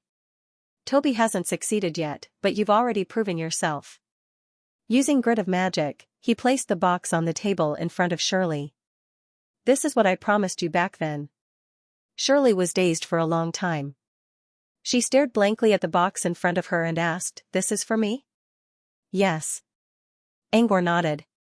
You can open it now. Or wait until there's no one around. Angor glanced at Greya, who was still watching the show, and Greya rolled her eyes. I'm not a robber. I saw how Shirley helped Toby. I'm just curious, that's all. Greya grumbled. Meanwhile, Shirley was fully focused on the box. She didn't want to hear anything from the outside world. She was so excited that her heart was pounding. Shirley's teacher, the Water Witch, was an alchemist as well. She had made many things for Shirley, but Shirley was never so excited. Angor promised that he would make something exclusive for magicians, and Shirley didn't have it yet. Shirley was very curious about what Angor was going to make. She didn't plan to open the box when she got back. She couldn't wait to see it now. Besides, Angor was right next to her, so she could ask him if she had any questions. Sherry stretched out her hand and held the small box in her palm. The cold feeling of the metal box made Shirley shiver. His originally excited mood also calmed down slightly after this cold shiver. The box wasn't heavy. Compared to Shirley's magic wand, it was as light as a feather. She weighed the box in her hand and didn't hear anything. She couldn't sense anything inside. Instead of opening the box, Shirley flipped it over to check its outer shell. She had sensed the movement of energy on the box earlier. Soon, she found the energy source at the bottom left corner of the back of the box. It was a simple rune. Shirley didn't know much about runes, but as a student of the Water Witch, she could still recognize several parts of the rune. Air, force, energy interface. Shirley read out the parts she knew, but she still couldn't figure out the specific function of the rune. Hanging rune, Angor answered. When you inject your own energy into it, you can make the object rigid according to your will. You seem to like hanging things around you. This has the same function. He glanced at a small, rose-patterned teapot placed around Shirley, which was still bubbling with otters. Shirley nodded. So Angor was saying that she could hang this box around her like a teapot? Did this mean he was confident that he could use the items inside often? As a magician, Shirley was curious to know what kind of items she would use often but never saw before. She put her hand on the box's latch and tried to open it. But before she could, Greya suddenly spoke up. You saw the hanging rune at the bottom left corner. Why don't you check the bottom right corner? Shirley was surprised. Something at the bottom right corner. She followed Greya's words and turned the box around to check the bottom right corner. Looking at it with the naked eye, there was nothing strange about the lower right corner, but when Sally reached out to touch it, she vaguely felt a kind of bumpy relief. She also sensed a trace of hidden energy. What's this? Shirley looked at Angor in confusion. It's a rune used to hide information. Try inserting your mana into it. Greya spoke up from the other side of the room. It's a rune used to hide information. Shirley poured her mana into the rune, and as her mana poured in, the rune's hidden information finally appeared. It was a symbol of a flaming lion's heart surrounded by thorns. Shirley glanced at the symbol and immediately recognized what it meant, the flame of a lion's heart. It was the unique symbol of Angor's creation. Greya glanced at Angor. That guy didn't put a logo on the box he sold at Breeze several days ago. But the one he gave you has a logo on it. That means he really cares about it. There's another reason I didn't put a symbol on the box. It doesn't mean anything. Still, in Shaylee's opinion, the fact that Angor carved the emblem on the box meant that he approved of the work. Thinking of this, Shirley became even more curious about the contents of the box. Shirley calmed her throbbing heart and slowly opened the box after a series of clicking sounds. After a flash of light, Shirley finally saw what was inside the box. However, as Sally saw it clearly, her expression was also filled with confusion. What's this, a stack of cards? There was a thick stack of cards in front of Shirley. The cards were neatly arranged inside the iron box. There was one stack in each of the four corners, and two in the middle. Since Shirley was facing away from them, she couldn't see the cards clearly. She only saw that the back of each card looked exactly the same, which was full of geometric patterns and lines. It almost looked like something out of a kaleidoscope. What's this? Shirley looked at Angor in confusion.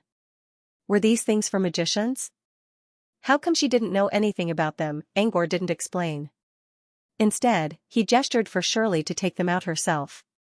Shirley hesitated and reached out to touch one of the cards. As soon as she touched it, all the cards inside the box seemed to come to life and flew out of the box. They arranged themselves in a regular pattern and circled around Shirley. Finally, Shirley saw the contents of the cards. There were 4 different designs, namely hearts, spades, diamonds, and clubs. There were 13 cards of each design, and each card was marked with a number and picture. At this moment, the cards were all revolving around Shirley at a uniform speed. The only exception was that there were 2 cards in the box that hadn't been touched, sitting quietly in the middle of the box. Even though the design on the back of the card was the same as the other cards, it gave Shirley an indescribable sense of solemnity that set it apart from the other 4 cards. She still didn't know what these cards were, but she felt a sense of familiarity with them. Somehow, she felt that they were a perfect match for her. Greya looked at the cards with a strange glint in her eyes. She had a feeling that she had seen these cards somewhere before. Since Shirley couldn't find any clues from the 52 cards she already knew, she focused on the last 2 cards in the box. When Sherry's fingers picked up one of the cards, a strange laughter suddenly sounded. Shirley's fingertips trembled, and the card suddenly slid out. Immediately afterward, a burst of white mist erupted from the center of the card, and a clown in black and white appeared in front of her in a strange posture, wearing a comical costume embroidered with 4 different patterns. As soon as the clown showed up, everything around her went dark as if she was in a dark night without any source of light. She couldn't see anything except for the clown's strange and shrill laughter. Before Shirley knew what was going on, a hand suddenly reached out and took out the card floating in front of her. When the hand touched the card, the clown who had jumped out of the card returned to the card, and the surrounding darkness faded away in an instant, returning to the world of light. She finally realized who was holding the card. It was Greya, who had been watching from the side all this time. Greya was studying the card from the clown with a frown. This card. I think it appeared in Sleepless City? Greya spoke in a low voice with a serious tone. Sleepless City? Shirley didn't know whether Greya was referring to Sleepless City, which was destroyed by the Evernight Kingdom, or the city that was forced to leave the Evernight Kingdom and build a new city. Shirley didn't know what she meant, but Angor knew what Greya was talking about. A monster from the Nightmare Realm, the Joker card, or Ghost card. You've seen this card before? Angor asked curiously. He accidentally released the card at Midnight Sovereign in Darkaville Empire. Later, he heard that the card went to the Evernight Kingdom with Fox Zither and Frog Chanter. However, he didn't see it in Sleepless City. Greya shook her head. No. But Candy House has its own information network. I heard that a similar card appeared in Sleepless City. But it's much bigger than this one. Greya inspected the card carefully and didn't find anything special about it. She then handed it back to Shirley. She didn't know what to do with the card. She looked at Angor in confusion, hoping to get an answer from him. Since Angor was the one who made the card, he didn't want to keep it a secret. It's a deck of cards. What's a deck of cards? This was the first time Shirley heard of such a strange name. Although she vaguely felt a sense of closeness, would a magician really need such an item? Also, what does this deck of cards do? Shirley didn't ask these questions out loud, but her eyes told her everything. Angor considered. It's a place far, far away from the wizarding world. But at the same time, magicians also develop there. And poker cards are a kind of hand of a magician, or rather, a tool card. Magicians used these cards to create a series of magic tricks, which are collectively known as card tricks. Although this was the first time Shirley had heard of card magic, as a professional magician, she could tell that the cards around her were filled with numbers, patterns, and images. These cards seemed to be logically connected, and in her opinion, they might really be able to create a series of wondrous magic tricks. I can show you a simple card trick, said Angor. Angor didn't plan to do it himself. He tapped the table with his finger, and an illusion appeared around them. It was a grand theater filled with the aura of the upper class. On the stage stood a tall man wearing a magician's outfit. Below the stage stood a group of nobles dressed like gentlemen. The air was filled with the smell of wine and extravagance. A bright light shone on the gentleman magician and attracted everyone's attention. He began to tell some dirty jokes that the commoners didn't understand, but the nobles all knew what he was talking about. When the mood was about right, he took out a deck of cards and shuffled them while speaking in a professional manner. Amateurs would be confused, but Sally's eyes grew brighter and brighter the more she watched. Magician's fancy yet elegant shuffling of cards made Sally unable to help but imitate him barehanded. The magician's speech, temperament, and behavior were different from Shirley's, but they all had their own elegance. In particular, his actions, words, and all kinds of hints made Shirley realize that if this person was a real person, he would definitely be an extremely renowned master magician. After shuffling the cards, the magician stepped down from the stage. The light above his head followed him, and everyone's eyes followed him. The magician went to one of the tables below the stage, which had the best viewing position. The person sitting there was also wearing the most luxurious clothes. He must be the most distinguished person in the theater. The magician stopped in front of the table and made some pleasantries. Then, he moved on to the main topic, the magic show. This is close-range magic. Shock flashed across Shirley's eyes. It wasn't easy to perform close-range magic because the audience could easily see through it. Hence, magician had to be extremely skilled and have a good grasp of the details. Shirley loved close-range magic because it was a type of magic that allowed her to interact with the audience. She enjoyed the thrill of being able to trick people up close. Hence, Shirley observed more closely. Magician remained calm and composed. He turned to the most luxurious person in the room. Next, please draw a card. You don't have to tell me what it is. Once you're done, you can insert it into the deck in front of you. The person followed magician's instructions. It was hard for magician to cheat under everyone's watchful eyes. He began shuffling the cards in his hands. Not long after, magician took out a card. Was this the card you drew? The crowd roared with laughter. No. Magician was disappointed. He shuffled the cards again and took out a new one. Is it this card? No. Everyone began to mock him. Magician's expression turned anxious. Although everyone was mocking him, Sally could see that magician's expression was one of calmness, even though he appeared to be anxious. Magician didn't draw the third card, but this time, no one mocked him because he had drawn an 8 of spades. Magician had drawn 2 cards. The first was an 8 of hearts and the second was an 8 of diamonds. They hadn't noticed and thought it was a coincidence. But the third time, he had drawn an 8 of spades. Something was clearly wrong. Since it's none of the 3. Magician glanced at the 3 8s in disappointment. He sighed and drew the last card from the deck. This should be it, right? Eight of Clubs. When the person who had drawn the card saw the Eight of Clubs, shock flashed across his eyes. He had drawn the Eight of Clubs. Magician had performed a small trick and showed off his skills. He had fooled everyone before ending it with a loud drum beat. It had been a roller coaster ride and everyone couldn't help but clap. Shirley initially thought that this was due to the image on the back of the card, such as a mark left by a magician, but she couldn't find anything out of the ordinary upon closer inspection. What's going on? How did magician do it without using any supernatural power? As a magician herself, Shirley had a hunch that the trick had something to do with the changes in the number of points, the finesse of the technique, the mystery of the position, the ability to read people's expressions, and most importantly, psychological hints. However, Shirley still didn't know how magician had found out about it. But she didn't plan to ask Angor. She was a professional magician, and she knew how to decipher the trick was. Magicians would rather his mind. The illusions didn't stop there. The magician went to a few more tables and performed a magic trick at each of them. This included card reading, card divination, and card vanishing, a series of magic techniques that looked incredible but did not actually involve supernatural powers. The more Shirley watched, the more excited she became. She had already discovered some tricks to decipher card tricks, which were simple yet dazzling. She couldn't help but marvel at them. She wondered why a magician would use poker cards as a standard trick. Now she fully understood.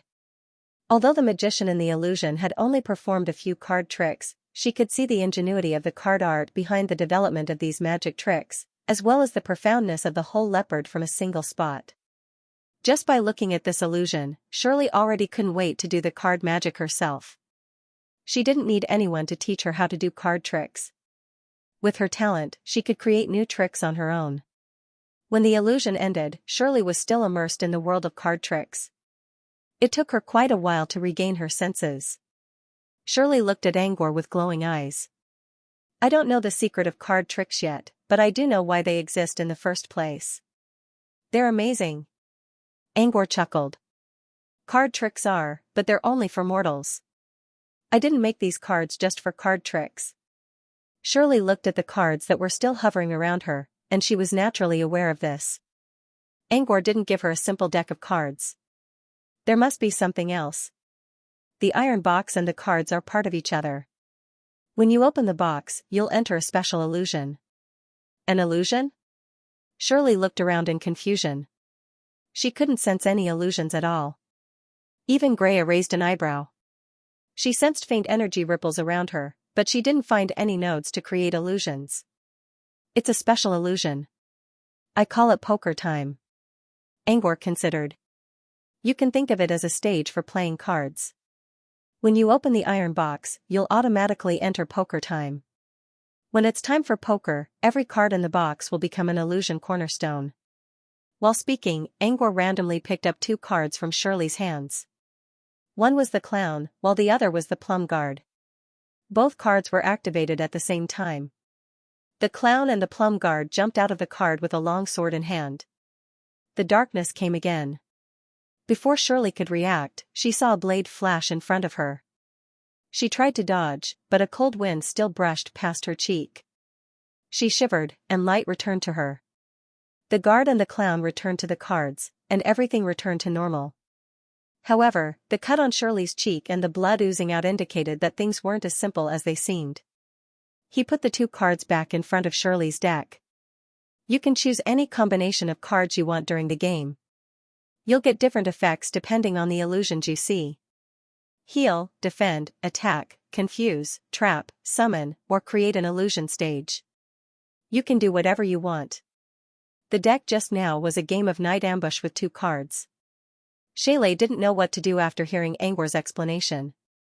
This sounded very complicated, but inexplicably, it was very moving. Shirley acted obediently in front of Greya and Angor, but that was only because she was much weaker than Greya and Angor. Everyone knew that the real Shirley was actually an extremely mischievous witch.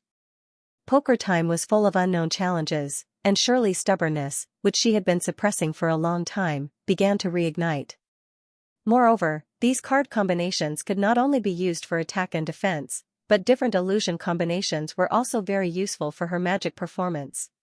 Shirley had already figured out how to use poker time to toy with the audience. She even came up with a name for the game. Poker Death. Angor only briefly explained the function of the cards and did not go into details. It was better for Shirley to figure it out on her own. Besides, Angor's idea might not be suitable for Shirley. Shirley didn't ask any more questions. She was already immersed in her research. Angor didn't need to ask to know that Shirley was very satisfied with the deck. Greya also praised, "This deck is probably the most interesting alchemy creation I've ever seen in years. I'm sure it'll attract a lot of fans once it's released. Maybe even other alchemists will try to copy it." Angor didn't comment. Alchemy creations were often picky. Poker time might be suitable for Shirley, but it might not be suitable for other people. However, what I'm most interested in is the story behind the cards. After all, Sleepless City is still an unsolved problem. Greya looked at Angor curiously. Angor didn't give her an answer. It wasn't that he didn't want to tell her, but he didn't know. Who knew where the Nightmare Realm's poker time came from? For example, Angor didn't know why the names of the people from Pat Manor could be found in the Nightmare Realm. Perhaps when John was brought to this world by the alien eye, some things had already begun to change. After giving the cards to Shirley, Angor kept his promise. Leaving Shirley alone in the hall, Angor returned to his study.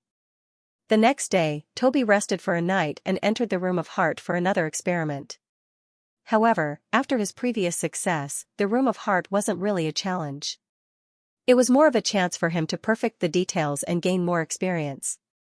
Although Shirley had spent the entire night studying the grotesque poker cards, which was a name she had given herself, she wasn't too tired. She was still very excited, and it wasn't a problem for her to continue controlling the magic array. The upcoming challenge was just a warm-up for Toby, so both Angor and Greya stopped what they were doing and stayed by Toby's side. While Greya stayed in the real world, Angor went to the Dream Wasteland to keep an eye on Toby's condition. On the first day, Angor used the chance to observe the entire Dream Wasteland from a bird's-eye view. This was the most important part of the new city's plan, choosing a suitable location. In the real world, Angor would have to pay attention to many things, such as factors of war, environmental impact, water supply, fertile soil, hidden natural disasters, and so on.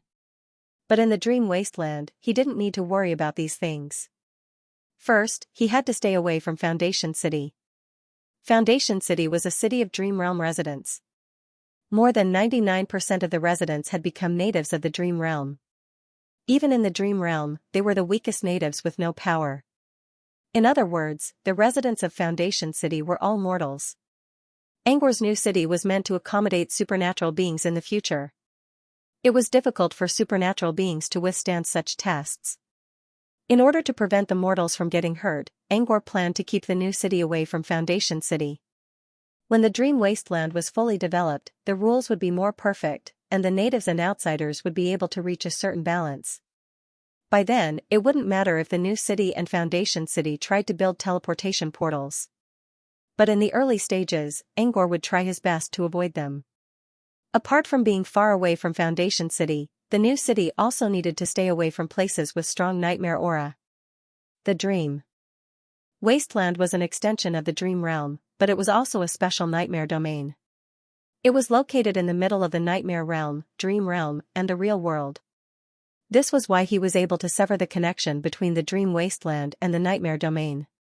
However, the Nightmare Domain was too large for him to fully assimilate the main body of the domain. He had to slowly erode the Dream Wasteland by reducing the domain's power. Since he didn't have the main Nightmare Domain, he could only borrow the Nightmare Aura from the Dream Wasteland. To avoid being affected by the Nightmare Aura, the second requirement was to find a place where the Nightmare Aura was weak. With these two conditions in mind, he used God's Eye to search for a suitable location in the Dream Wasteland. The final result was satisfactory, and he confirmed the location of the new city.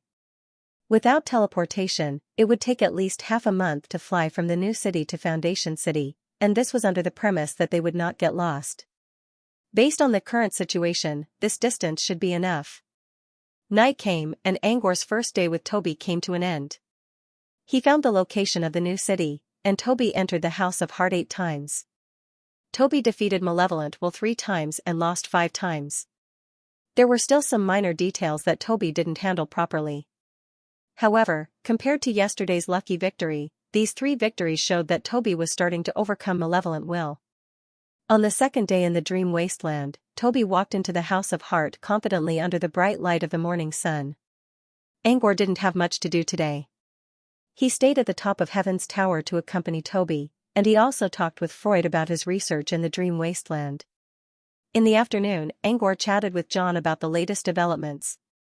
Chan had been living a comfortable life recently. Not only did he get over his addiction of being a teacher, but he also took the time to design the blueprint of the new city. Occasionally, he would organize books and exchange knowledge with some scholars, from mythology, history, culture, and language. His life was tight and fulfilling. John had moved back to Pad Manor in First Heart City and lived with head maid Manna and maid Ollie. He felt a sense of familiarity with the place. Apart from that, John also had a lot of time to study the strange items Angor brought him. For example, there were books and journals about the wizarding world, as well as some mystical items. John would occasionally comment on Angor's alchemy creations, but he wasn't interested in them. Instead, he showed great interest in some of the alchemy potions Angor brought in. He even asked Angor to bring some special experiment tools to analyze the potions. John didn't tell Angor whether he found anything. But judging from John's mysterious smile, Angor guessed that he did find something useful. Or maybe he was just trying to be mysterious. After all, John used to tease Angor like this when he was little. Regardless of what John's research was, Angor was glad to hear it from John now. The joy on John's face was very real. For a moment, Angor felt as if he had returned to the time when John was still in good health. On this day, night slowly arrived while they were talking. Angor didn't gain much from the trip, but seeing John's energetic self made him feel better. As for Toby, he went in and out of the room of Heart 8 times. The result was better than yesterday, which was 4 wins and 4 losses. The third day came. In the morning, Angor planned to talk to Freud about the sinful fiend's experiment. However, when he entered the dream wasteland, he didn't sense Freud's presence. It seemed he had returned to the real world. Angor decided to use God's eye to observe the sinful fiend's lab. After observing for a while, he relaxed a bit. Even without Freud's help, the researchers in the lab were still doing their jobs in a professional manner. After making sure they didn't make any mistakes, Angor shifted his attention to Rab. Rab was the only person in the dream wasteland who was qualified to inherit the sinful mist's power. Angor didn't have the time to observe Rab in the past. Now that he had some free time, he wanted to see how Rab was doing. Angor spent the whole morning observing. The researchers in the evil demon's laboratory would more or less slack off at times, but this was normal. It was understandable for them to relax during a stressful work. As long as they could finish the work at hand, it was reasonable for them to take occasional breaks. But Rab was different. Freud arranged for him to do observational experiments and data research, and he also had the help of researcher callers. Therefore, Rab's job was quite easy. But for the entire morning, he was not distracted at all. He was fully focused on his experiment. Even though no one was watching him, Rab still kept his discipline. It might be a bit rigid, but this kind of focus and responsibility was necessary for a researcher. From what Angor could see, Rab was indeed qualified to inherit the power of Sin Fiend. Still, Angor decided to discuss it with Freud first before making a decision. Freud finally logged into the dream wasteland after being away for half a day. When he arrived at Heaven's Tower, he looked a bit tired. Angor wondered what happened, but after asking, he learned that Freud had gone to receive a group of talents. Ever since Freud started running the Nightmares Orphanage, more and more mentors began to bring talents to the orphanage for training. Since these tests could help them see the talent's temperament and protect them as much as possible, they were welcomed by many. Freud had seen a lot of talents during his time at Nightmare Orphanage. This morning, Freud met a person who made him feel tired both mentally and physically. Freud had a good relationship with Nea, a member of the Silver Heron royal family. Nea also knew about Freud's Nightmare Orphanage, so she sent an old apprentice from the Silver Heron clan to help Freud. Freud rarely came back to reality with the help of the old apprentice. But today, something unexpected happened. Almost all the talents who went to Nightmare Orphanage died. Freud rubbed his temples and sighed. 7 talents, and only one came out alive. Angor was a bit surprised. He was the one who set up the illusion, so it should be dangerous. But it shouldn't be this bad. The one who participated in the trial this time is a wizard family called Heaven. They are an old family and have cooperated with our orphanage many times. Nothing has happened before, but this time, 7 members of the family came and 6 of them died, which naturally made the guide very angry. Since the old apprentice couldn't do anything about it, he had to ask Sunny to bring Freud back to reality. I originally thought that something had gone wrong with the process, or that Sunny couldn't hold back and started a massacre. However, after the investigation and the evidence collected from Sunny and Yada, the final result was not so. He didn't believe that the illusion had anything to do with humans. Did the one who's still alive kill the others? Freud nodded. You're right. It's the one who killed them all. At first, Freud thought that the survivors had a grudge against the others, so he secretly killed them while they were still in the nightmare orphanage. But later, he learned that the survivor didn't have any grudge against the others. He only killed them because he wanted to. The 7 talents were all from the same generation. Once they started their training, they would surely get a share of the resources given to them by their families. By killing them in advance, Freud would be able to enjoy all the resources for himself. Freud understood Freud's point of view. Worse things had happened in the wizarding world before. But, why did he choose to do it at the orphanage? Freud sighed. The orphanage is famous for having the highest survival rate. But this bastard ruined it. What pissed Freud off the most was that the bastard even tried to kill Sunny and Alda in order to cover up the fact that he had killed Freud. Sunny wasn't afraid of it, but Alda was still terrified by Freud's viciousness. This was why Freud was so angry. Ugh. I don't think any wizard organizations will send talents here in the near future. Freud shook his head. But it's fine. It's just a small amount of magic stones. I'll have more time to focus on the dream wasteland. However, speaking of the survival rate of talents, I think that if we open up the dream wasteland in the future, we can let them experience even more terrifying nightmares here. Angor didn't comment on Freud's suggestion. He would worry about that in the future. With that, Freud moved on to the main topic. Angor told Freud about his opinion of Rab, and Freud nodded in approval of Rab's sense of responsibility. However, when Angor mentioned that he could give Rab the power of evil mist, Freud stopped him. Freud believed that Rab was qualified in all aspects, but he still planned to set up a trap to test him. Angor listened carefully to Freud's plan. It was nothing more than pretending to lose control of the sin demon and forcing Rab to make all kinds of choices, such as whether to save his friends or not, or whether to choose his own life in the face of danger. In order to test Rab, he had to choose one out of all kinds of desperate situations. If he passed, he would give Rab the power of evil mist. Freud was looking forward to receiving Angor's praise, but Angor only said, "Tomorrow, I'll find some time to give Rab the power of evil mist. Remember to tell him about it." You're not going to test it? No. Why? Freud frowned. Is there something wrong with the test? There's nothing wrong with it. It's just unnecessary.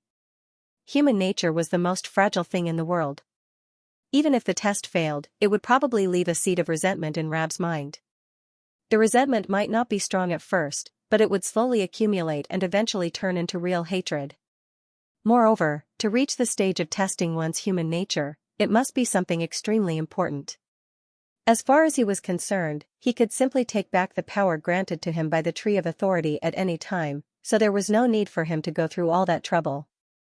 Ever since Rab came to the lab, he had been following Krell's and learning to be a researcher. Even if he couldn't become a demon hunter, he wanted to be an excellent researcher and fight on the front lines against the sin demons. It wasn't just for the sake of righteousness. It was also a responsibility for Rab. He had to protect Foundation City and his beloved brother. That was why Rab had been working toward becoming a researcher. However, just as he thought he was getting closer and closer to becoming a researcher, fate suddenly took a sharp turn. That's it. You can calm down today. Tomorrow, I'll take you to the inheritance ceremony, Freud said to Rab. Freud had already explained everything to Rab, but Rab was still in a daze. He was going to accept the inheritance of the world's will and gain the ability to guide the demon hunters. What was the world's will? What was this ability? Rab's mind was in a daze. He wanted to ask Freud, but the answer he got was ambiguous. Freud finished speaking and prepared to leave. When he was about to leave, Rab called out to him again. Lord Thiessen. Why? Rab's eyes were filled with confusion. Why me? I also want to know why the world's will chose you. Freud turned around and left the room. As the sound of his footsteps faded away, his figure slowly disappeared from sight. In the room, Rabu was still in a state of confusion. Originally, he already had a plan for the future, but with this sudden turn of events, he felt that the clear path ahead seemed to be filled with fog again. After some time, Krells, the researcher who always took care of him, walked into the room. Hey, you didn't study the data. It's rare to see you slacking off. Rab raised his head and looked at Krells in confusion. I don't know what to do. Krells looked at him suspiciously. What's wrong? Rab hesitated for a moment, then told Krells what Freud said. However, he didn't tell him the details and only vaguely expressed his worries. Krells adjusted his glasses and looked confused. It doesn't sound like anything. It's just a change of position. You're still standing on the front line against the evil demons. You're still protecting the people most important to you. What are you worried about? Initially, I was the recorder of the evil demon's experiment. Now, I'm a researcher. Isn't that the same logic? After hearing Krell's words, Rab lowered his head and didn't utter a word. However, his eyes, which were covered by his fringe, gradually became clear. Night fell. Angor stood at the top of Firmament Tower and looked down at Foundation City. Currently, Origin City was lit up with dim lights, and the streets were much quieter. Before the authority of astronomical changes was established, the citizens of First Heart City also rested every day, but the time was not fixed. But now, with the change of day and night, everyone's biological clock seemed to have returned to the past. He woke up early in the morning to work and went home to rest at night. Seeing this, Angor felt a little strange. Originally, he had created the Dream Wilderness to give Chan a way out, but now the Dream Wilderness seemed more and more like a real world. This kind of unintentional experience was indeed very special. Angor couldn't tell what it was like to become a real creator, but he had a feeling that this experience would bring him endless benefits in the future. As he watched the night sky of Foundation City, he heard someone opening a door behind him. Freud opened the door and came to him. Did you tell Rab about it? Angor asked without looking back. Yes. Freud told Angor about his conversation with Rab. Angor nodded. He told Freud to describe the bestowment as a ritual and the source of the legacy as the world's consciousness. This was to minimize his own existence. He could become an absolute god in the dream wasteland, but it didn't seem to bring him anything other than glory. Instead of being pushed to the front, he would rather observe from behind the scenes. By the time Angor finished talking with Freud about Rab, the moon was already high in the sky. Angor's third day with Toby was coming to an end. Today, he didn't gain much, but Toby's harvest wasn't bad. Toby was the same as yesterday. He had only defeated Thought of Extreme Resentment 4 times. However, Toby had only entered the House of Heart 5 times today and failed once, so his success rate had increased again. According to Toby, he only lost because he was too anxious and careless. Toby was confident that he wouldn't fail again tomorrow. With that in mind, the 4th day came. While Toby entered the Room of Heart, Angor decided to stay in the dream wasteland and pay attention to Rab's ritual. The inheritance ceremony was held in the Puppet Theatre of Beginning City. The Puppet Theatre used to be a puppet theatre in Waterford. When Angor was experimenting with the dream whelk, he randomly dragged the theatre into the dream wasteland. Since there were no puppeteers or puppeteers, the theatre remained empty. Later, when the Sin Hunters were formed, they turned the theatre into their headquarters so that they wouldn't waste too much space.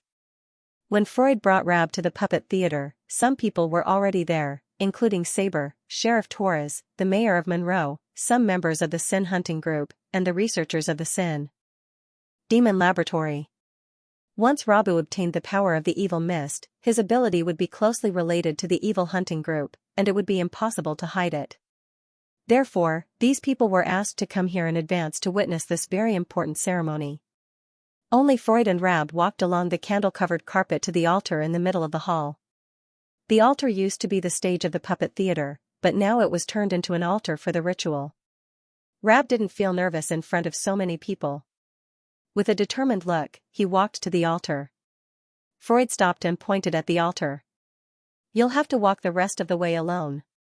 Freud meant that Rab had to climb the altar by himself. However, everyone knew that Freud's words had a deeper meaning. The moment he stepped onto the altar, he had chosen to inherit the authority of Sin Mist, which meant that he would have to shoulder a great responsibility. This path was very likely to be lonely and incomprehensible. It was also a path that he could only walk alone. There was no turning back once the decision was made. Rabu closed his eyes and took a deep breath. When he opened his eyes, there was a divine light in his eyes. He seemed to see the figure of his younger brother, Rado, and sunny smile. Rabu's gaze became even more resolute. Without hesitation, he took a step forward and climbed to the highest point of the altar. The puppet theater was very quiet. The only thing that could be heard was the crackling of the flames on the candles and Rabu's footsteps after stepping on the altar. When Rabu reached the highest point of the altar, he let out a long breath and looked back at Freud. Freud nodded at him, which seemed to give Rabu courage. Like a loyal knight, Rabu knelt at the center of the altar. Everyone was waiting for a miracle to happen. However, nothing happened. There was only a faint light that descended on Rabu's head from the gap above the puppet theater. Outsiders couldn't even tell if this light, which could see the dust dancing in the air, was sunlight or a gift from the world's will. Just as everyone was puzzled, Rabu's eyes suddenly widened.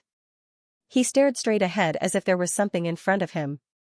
However, the others couldn't see anything, and some even secretly thought that Rabu was acting. But just as they were thinking this, an incomparably huge aura suddenly descended. It was the first time anyone had felt such an aura. It was enormous, majestic, and boundless. They couldn't tell what it was, but they couldn't help but kneel on the ground. Under such an aura, everyone felt as small as a speck of dust. This was especially true for Saber Knight. Not only did he feel insignificant, but the evil demon in his body was so insignificant that it felt like it was about to disappear from his body. Is this the arrival of the world's consciousness? They couldn't see anything, but that didn't stop them from guessing. In the whole puppet theater, the only one who could see what was happening was the person involved, Rab. In Rabu's vision, he didn't see the world's consciousness. He only saw a dark void and a vague silhouette standing in the depths of the void. It looked like a tree. It was very far away, but Rabu had a strange feeling that it was a giant tree that reached the sky. Something on the tree seemed to be calling out to Rabu. Rabu wanted to go forward and find what was calling out to him, but his feet seemed to be shackled and he couldn't move. While Rabu was panicking, he realized that the tree was slowly disappearing into the depths of the void. But the feeling that was calling out to him didn't disappear. Instead, it was getting closer and louder. It even resonated with his heartbeat. It was as if it was approaching him. What the hell was that? While Rabu was puzzled, a faint light flashed across the void and arrived before Rabu. Rabu looked at the light spot hovering in front of him and hesitated for a moment. Then, he reached out his hand and tried to grab it. But just as Rabu moved, the light dot moved again. It was like a meteor, drawing a beautiful belt of light and rushing into Rabu's glabella.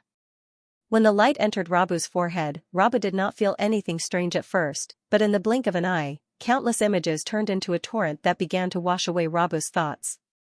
Rabu felt as if his head was about to explode, and an intense pain that he had never experienced before swept through him. Fortunately, in the next second, Rabu's vision turned pitch black, and his body fell limply onto the altar, completely unconscious. The inheritance ceremony officially ended while Rabu was unconscious. That enormous aura also disappeared along with it. Everyone stood up from their kneeling position and looked at Rab, who had fallen on the altar with complicated expressions. The ceremony might seem like a ritual to others, but for him, it was nothing more than a slight movement on the branch of the tree of authority. After the ceremony, he checked Rabu's status and found that he had gained the evil mist authority. However, he was still in the process of assimilating it. Once the process was completed, Rabu would be able to understand some of the evil mist's functions. Unfortunately, Angor noticed that Rabu's compatibility with the evil mist wasn't 100%, which meant he couldn't fully inherit the power of Sin Mist. There were still some functions that Rabu did not acquire. Or rather, the ones he acquired were incomplete. As for which, he would have to wait until Rabu woke up. Rabu remained unconscious for half a day and only woke up around 4 in the afternoon. When he woke up, Rabu was still in a daze, as if he was still trying to comprehend the new information in his mind. Everyone kept asking him questions, but Rabu still did not come back to his senses. This lasted until dusk, when Rabu finally felt his bloated mind calming down a little and regained the strength to think about other things. In the face of everyone's doubts, Rabu pondered for a moment before briefly recounting his previous experience. Apart from the pain and dizziness, Rabu did not say anything else. What everyone wanted to know was what kind of power Rabu gained. Regarding this point, Rabu himself was actually very confused. He did gain a new power, but it was just a theory. They did not know the real effect of it yet. Thus, a group of researchers immediately brought Rabu back to the Evil Demon Research Institute, preparing to conduct a deeper analysis of his abilities. Angor only paid a little attention and did not ask further. When Rabu woke up, Angor already sensed that Rabu had gained the ability to suppress the evil demons. Doing so was the most useful ability for the evil hunters, and it was what Angor valued the most. This ability was the key to the birth of a demon hunter. It was closely related to the birth and healing of a demon hunter. With Rabu's new power, Angor would no longer need to worry about the evil demon's lab. As long as Rabu had the ability, Rabu's power was enough. Angor did not care about Rabu's new ability, but Freud was very interested in Rabu's new power. As more research was carried out in Evil Demon's lab, Freud learned more about Rabu's new ability. Apart from suppressing the evil demons, Rabu also gained the ability to sense the evil mist.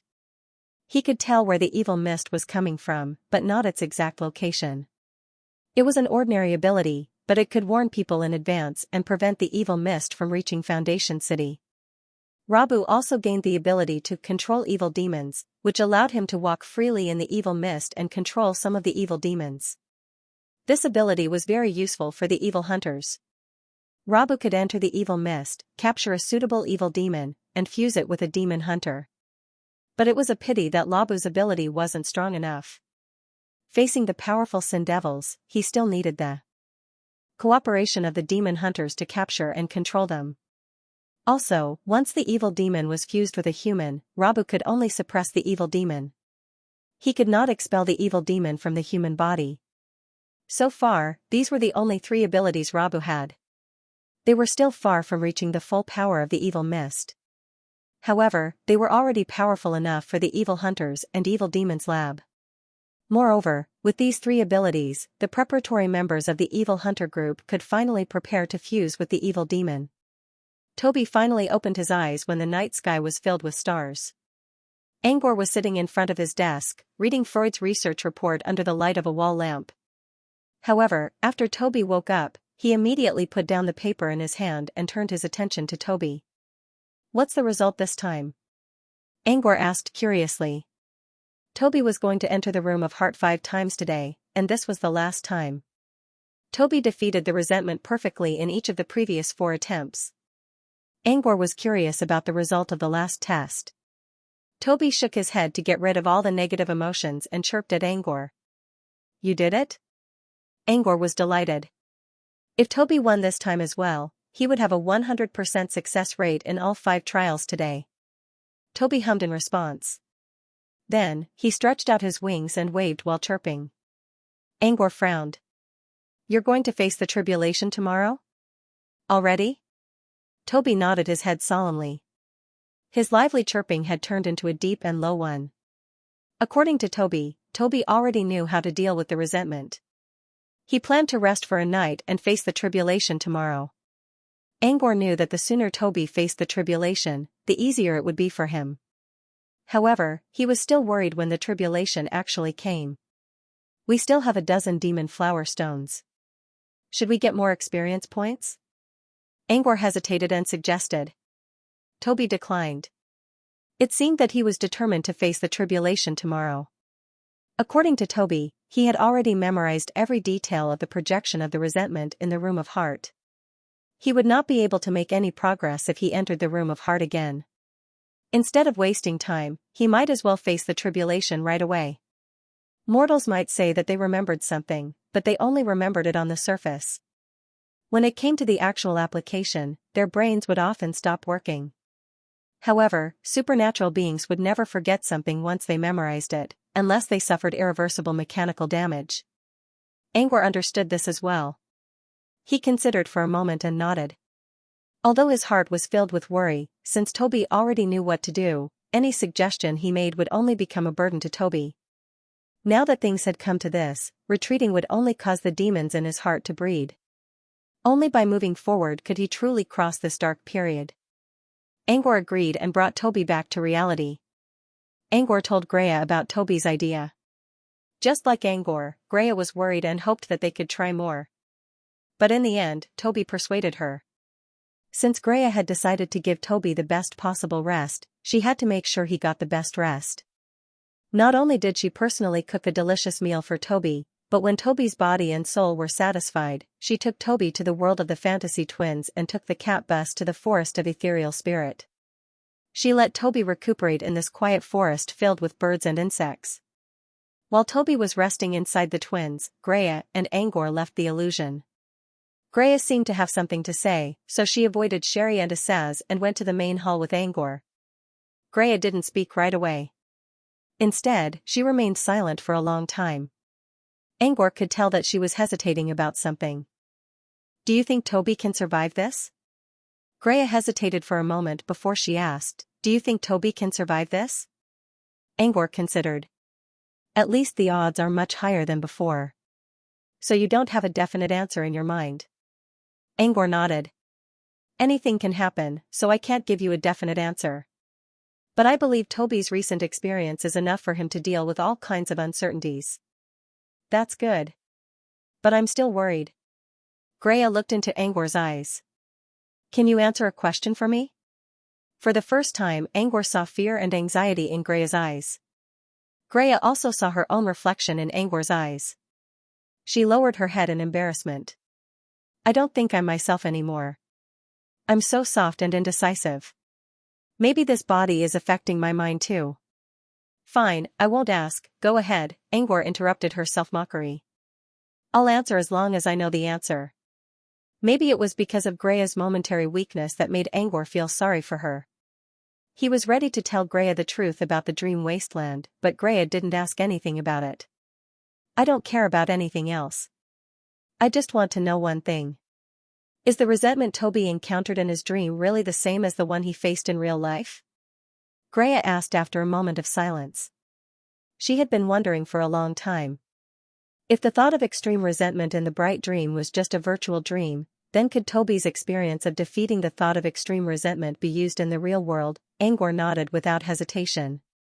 "It's the same." He didn't know what Toby went through in the room of heart, but he was sure that the resentment was the same.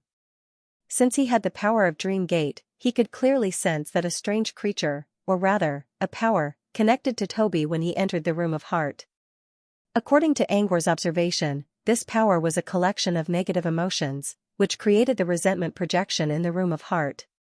Therefore, Angor was sure that the resentment Toby encountered in the room of heart was the same as the resentment inside Toby's body. But because of the room of heart, the resentment was dragged into the room of heart as a way to train Toby. "Are you sure?" Greya looked at Angor carefully. Angor nodded. "I'm sure. Toby's battle with the resentment wasn't in vain. When the calamity arrives and Toby truly faces the thought of extreme resentment in reality, his experience will become the key to his victory." Greya felt a little better after seeing Angor's confident look. She sighed in relief. "I hope so." Greya sank into the sofa with a complicated expression on her face. She was worried about Toby, but she also hated herself for being so pretentious. Time slowly passed in this quiet atmosphere. About an hour later, creaking sounds suddenly came from outside the hall. Butler number 1 slowly flew into the room and stopped in front of Angor. "Mr. Pad, here's a letter for you." Butler number 1 opened his mouth and took out a black letter from his chubby body. Angor checked the envelope. His name was written on it, but there was no indication of the sender. This was a standard magic letter. At the bottom left corner of the letter were the terms and conditions of the magic letter. These terms and conditions were similar to that of a contract. It indicated the degree of security of the magic letter. Without any hesitation, he opened the envelope and took out the letter from it. He squinted his eyes when he read the letter. Greya also straightened her back. This is, on the pure black letter, there was an emblem that looked like a halo. At first glance, it looked like a total solar eclipse. The mark of the Abyss Lord, Greya said slowly. The Abyss Lord was a powerful demon god who lived in the Abyss Plane. Angor did have some connections with the Abyss Lord because of Boboda, but it wasn't enough for the Abyss Lord to personally send him a letter. Therefore, Angor was sure that the letter was from a follower of the Abyss Lord. Abyss Alchemy Guild. He looked at Butler number 1 and asked, "Tell me, who sent this letter?" Butler number 1 shook his head. "It's a magic letter with a locator spell attached to it. It was sent directly to the entrance of the manor." "When did it arrive?" 2 nights ago. Angor had been staying in the Dream Wasteland for the past few days, so he didn't know about the letter until Butler number 1 saw him coming out of his room. "Mister, are you related to the Abyss Alchemy Guild?" Butler number 1 looked at Angor with concern. "You should know that the Abyss Lord's true name can help with alchemy, but it's also very likely that you'll lose your soul to the Abyss Lord, right?" Butler number 1 was clearly worried that Angor might have something to do with the Abyss Lord. Angor shook his head. "I wouldn't have joined the research department if I had something to do with the Abyss Lord." "That's true. As long as he doesn't join the Abstruse Alchemy Guild, everything will be fine." Butler number 1 heaved a sigh of relief. Greya spoke up, "Speaking of which, I bought some ingredients from Deep Alchemy Union before. Although they were extreme, as long as it did not conflict with their beliefs, they could still communicate. Why don't you take a look and see why Abstruse Alchemy Guild is looking for you?" He unfolded the paper and activated it with a special energy source. Lines of words appeared on the paper. When he finished reading the book, he began to ponder. Who sent it? What did he write? Greya asked curiously. "Misaro." Greya frowned. "I think he's an alchemist from Deep Alchemy Guild." "Why is he looking for you?" "What did he say?" "Nothing much. It's just a simple greeting and an invitation to participate in an exchange meeting." In addition, he inadvertently mentioned the drama box and seemed to be regretful that he didn't manage to purchase it. "Drama box? Then it must have something to do with Breeze." Greya nodded. Angor already told her about the demon flower ogre's bloodstone, so Greya already knew what he meant. "So, are you going?" Angor shook his head. "The exchange meeting is tonight. I won't be able to make it even if I go now. So, I'm not going." Angor didn't even need to go to the meeting to know what they wanted. "I'm just trying to see if you're really on Breeze's side, and how much you're going to interfere with the shop's business." This series of answers probably represented the attitude of the Profound Alchemy Guild towards the Breeze Magic Material Shop. "But if you don't go, they'll think that you're really on Breeze's side." "Are you sure you don't want to go?" Greya considered. Angor nodded. "I'm not going. But I still need to reply to the letter." As Greya said, if he didn't go, people would think that he was on Breeze's side. Angor didn't mind becoming Breeze's backer. However, he needed to know more about the shop first. His understanding of the Breeze Magic Ingredient Shop was still too little. Now that he was supporting the Breeze Magic Ingredient Shop, it could be considered as returning the favor. He didn't want to side with Breeze until he knew more about the shop. He didn't carve his own logo on the stage play boxes sold by Breeze Magic Material Shop because he had this thought in mind. That was to give himself some leeway between the Breeze Magic Ingredient Shop and the Abstruse Alchemy Guild. Since this was a two-way magic letter, he wrote his reply at the bottom and activated the energy on the letter. The black letter slowly floated out of the room as if it had grown wings. It turned into a light dot and disappeared into the horizon. In the end, it would return to the sender. "What did you say?" Greya asked curiously after the letter was sent out. "I've already written down my recent plans." "Recent plans?" I'll leave floating mech city in 2 days, Angor said in a plain tone. This was what he wrote to Abstruse Alchemy Guild. It seemed to be a statement. He was leaving floating mech city, so he didn't want to get involved in the conflict between Breeze and Abstruse Alchemy Guild. However, this statement was vague. He didn't say that he didn't support Breeze either. Therefore, the people of Profound Alchemy Guild would definitely think twice after reading the letter. Even if they found the Breeze magic material shop, they wouldn't dare to act rashly. This kept the balance between the three parties, and Angor himself was the fulcrum of the balance.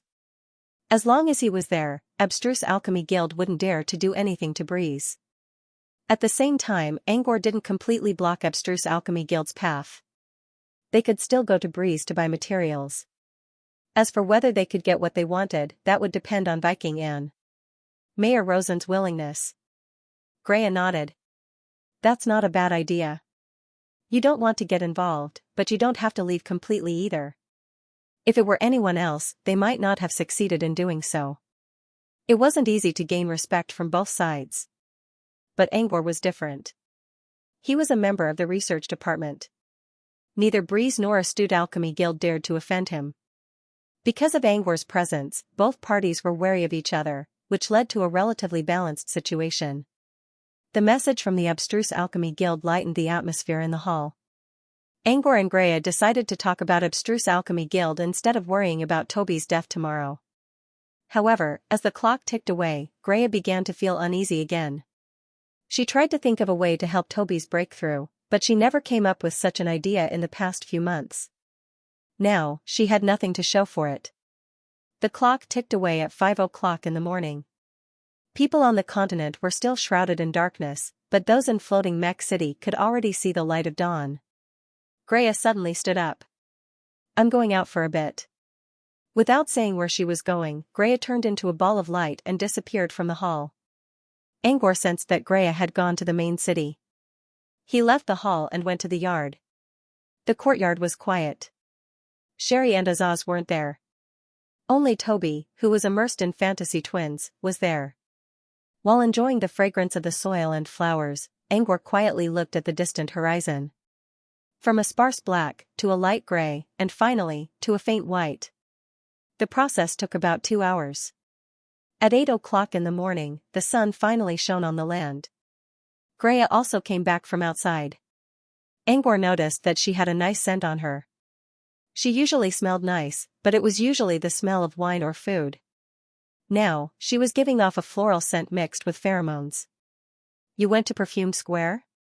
Angor asked curiously. Greya nodded. I went to Leona and got a bottle of perfume from her. Greya flipped her hand and revealed a beautiful fragrance bottle that resembled a woman's curves. The bottle stopper was made of blue velvet, which gave it a gorgeous design. It was also shimmering with faint starlight. Unlike the cork, however, the perfume inside the bottle was a transparent liquid that looked like clear water. Only a few sparkling light spots could be seen. This is golden oak water.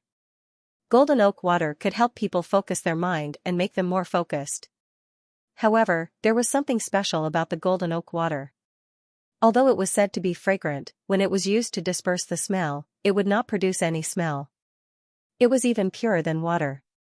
The odorless fragrance was also a refreshing stream, and was quite popular among male magi. Greya chuckled in self-mockery. I think I've lost my mind. I can make something similar, but I still chose this one. Greya was worried that even the slightest scent in the air would distract Toby. As for the golden oak water, although it was expensive, it would not emit any smell. As a matter of fact, he didn't really care if he used the golden oak water or not. For someone as powerful as Toby, a little bit of extra focus was not a big deal. But he did not point it out. Perhaps Greya was not only using the golden oak water for Toby. She was also trying to find a way to soothe her troubled mind. When the golden sunlight illuminated the dewdrops on the flowers and plants in the courtyard, Toby flapped his wings and flew out of the fantasy twins. Toby circled in the air several times and made a song that sounded like music. But it also sounded a bit like crying and howling. Then, Toby slowly landed in front of him. Judging from Toby's loud voice, Greya was sure that the bird had fully recovered. Still, Greya was still worried. She kept asking questions until she realized that her constant questions were putting pressure on Toby's mind, so she quickly stopped. Toby did not understand Grea's complicated thoughts. When Grea stopped asking questions, Toby chirped a few more times, which meant that he was ready to face the calamity. "Are you sure you're ready?" Angor looked at Toby, who nodded solemnly. Looking at Toby's confident and determined eyes, Angor nodded. "Then, let's begin." They were not going to face the calamity right away. Angor needed to make some preparations first. With a thought, a strange door appeared in front of Angor without any hesitation. Toby's battle would take place inside Toby's mind space, but no one could be sure if something unexpected would happen along the way. To be safe, they did not plan to let Toby face the calamity in floating Mech City. Going through the door was like going through a layer of crystal wall. When they reached the other side of the door, they saw an empty space without any source of light. "Let's do it here," Angor said. Facing the tribulation in the void could avoid detection to a large extent, and it would not cause any damage to the environment or external objects. More importantly, Toby's battle against Grudge in the room of mind was in an empty space. It was only a simulated illusion, and there was still a difference between the real battle and the real battle. Still, Toby would feel more relaxed in such an environment. Toby nodded at Angor and Grea and flew away without hesitation. Soon, Toby's figure disappeared from sight. However, Angor and Grea could still see his location through the energy traces. Toby found a secluded place and stopped. He closed his eyes and entered a meditative state. About half a minute later, ripples suddenly appeared from Toby's body. As the ripples spread, a cloud of black mist slowly rose from his body and completely covered his body. Seeing this, Angor's expression slowly turned serious. He knew Toby was trying to sense the seal inside him. Once Toby broke through the seal Frost had placed on him, it would signify the beginning of the tribulation. Time ticked by. After an unknown amount of time, they suddenly heard a small noise coming from the black mist. It was low at first, but it slowly became shrill and louder. In the end, an unprecedentedly terrifying sound wave spread out from the black mist along with the turbulent air current. Roar! The ear-piercing sound reached Angor and Grea's ears. They couldn't see the specific situation inside the black fog, but they could vaguely see that there seemed to be the silhouette of a huge creature inside. Yes, it was a creature. The turbulent air current was pushed to their side like a tidal wave. Venomous, disgusting, envious, violent. The air current carried all kinds of negative feelings, emotions, and senses. When they sensed the air current, they knew what was going on. At this moment, Toby had already broken the seal. Grea's heart skipped a beat. She knew that Toby would never be able to turn back once the seal was broken. She had to keep moving forward. There was no turning back. It'll work. Grea closed her eyes to hide her uneasy expression and slowly took out the golden oak water. She inserted a special perfume stick into the bottle and released a colorless scent that was invisible to the naked eye. Grea summoned a gust of wind and directed it toward the black fog. Perhaps it was an illusion, or perhaps it really was effective. When the aura of the golden oak water surged into the black fog, the rolling monster in it calmed down a little, but it was only for a moment. Soon, the black fog started rolling again. Grea stared into the distance. At first, she kept muttering to herself, "It'll work." But as time went by, the monster inside the black fog became even more restless, and its negative aura kept increasing. Grea began to doubt her words. Will it really work? Grea muttered to herself. Of course. Angor considered. I believe in Toby. In Grea's mind, the monster in the black mist was actually a grudge spirit. The more it writhed, the stronger its aura would become, and the more dangerous Toby would be. However, the truth was completely different from Grea's imagination. The monster inside the black fog was not simply the grudge of extremity. It was both Toby and the grudge of extremity that Toby was about to face. The current situation was actually because extreme resentment had activated Toby's bloodline and turned into the serpent bird of jealousy.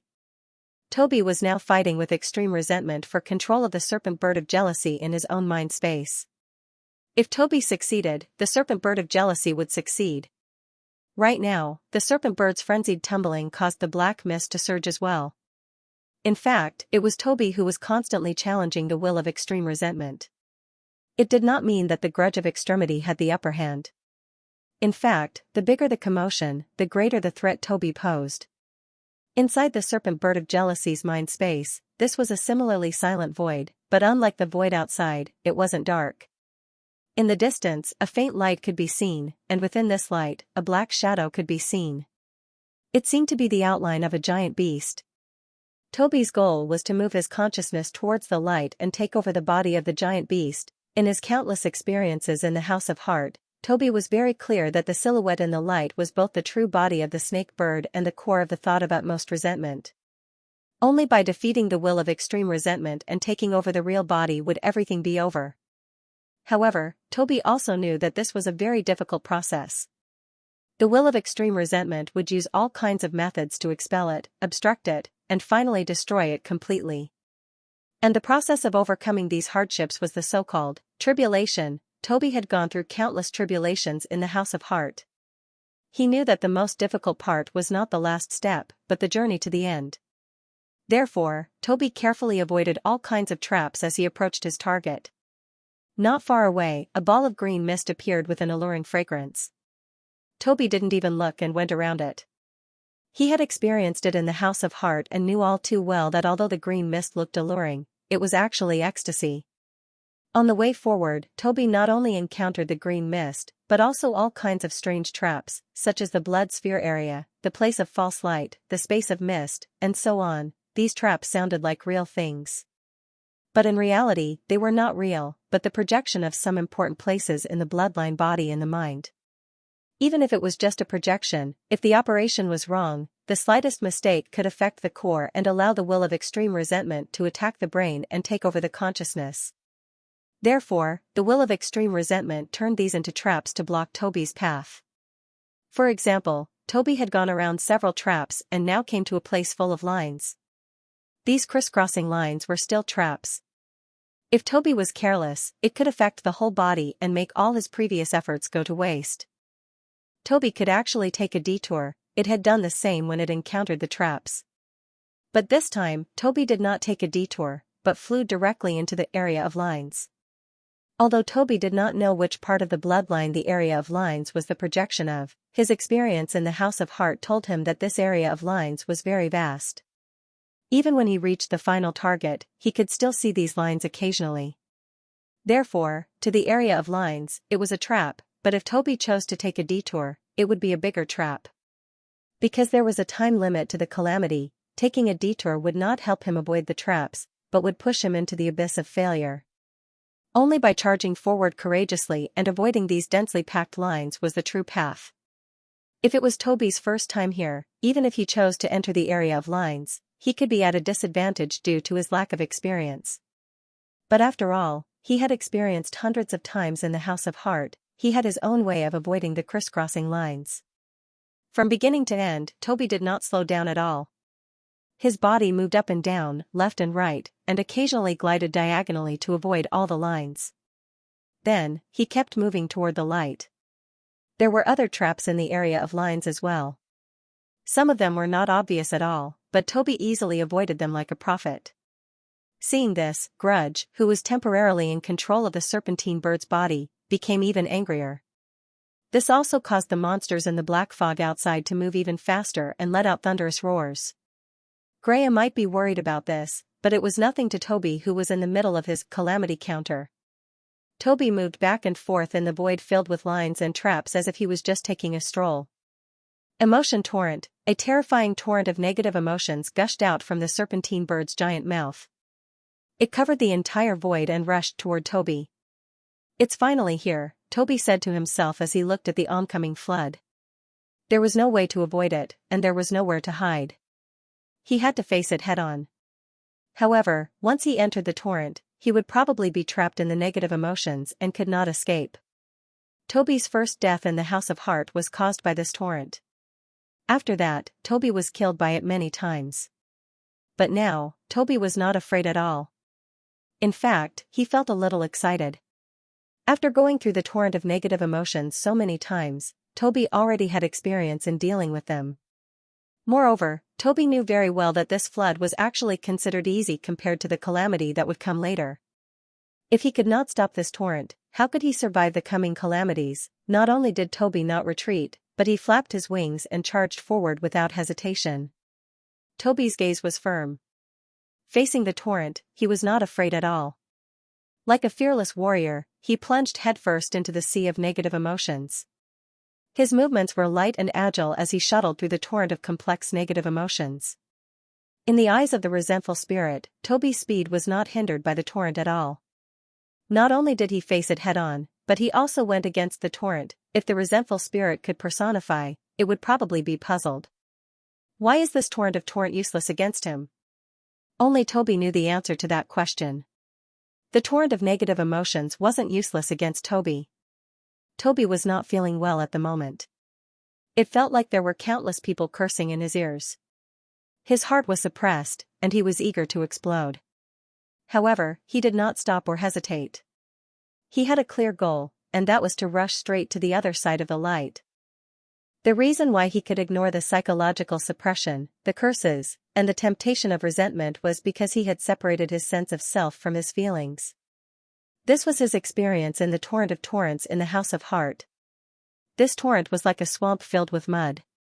Once one was entangled with a certain emotion, it was equivalent to sinking into the mud. The more agitated and indignant one was, the deeper one would sink. Therefore, after many failures in the torrent, Toby concluded that he should not think about fighting with negative emotions, and should not be tempted by negative emotions. As long as he rushed towards his goal, he would be able to break free from the torrent of negative emotions. Although that was the case, it was very difficult to achieve this. Thanks to the experience in the House of Heart, Toby finally found a way to separate his sense of self from his feelings. As long as his sense of self was strong and he did not care about the desire to feel, he could ignore the negative emotions around him. Of course, this did not mean that he would not be hurt. The negative emotions would still pile up in Toby's heart, but they would not erupt for the time being.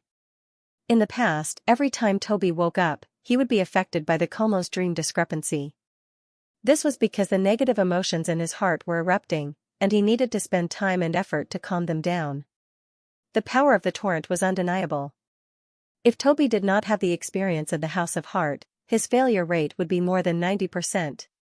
But now, Toby wasn't worried about the threat of the flood at all. He had the confidence to charge through. After an unknown amount of time, Toby felt that the obscurity and darkness around him were suddenly gone. With a splashing sound, Toby extended his wings and flew out of the torrent like a seagull.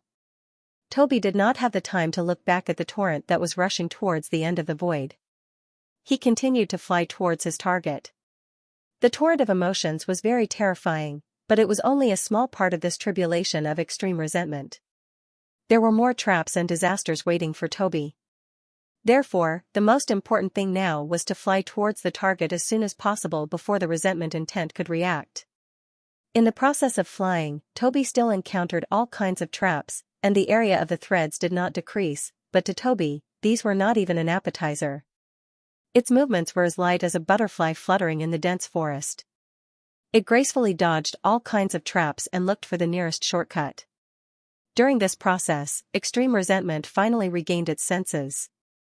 Seeing Toby successfully escaping from the torrent, it stomped its feet in anger. Because of its anger, the dark mist outside became even more turbulent.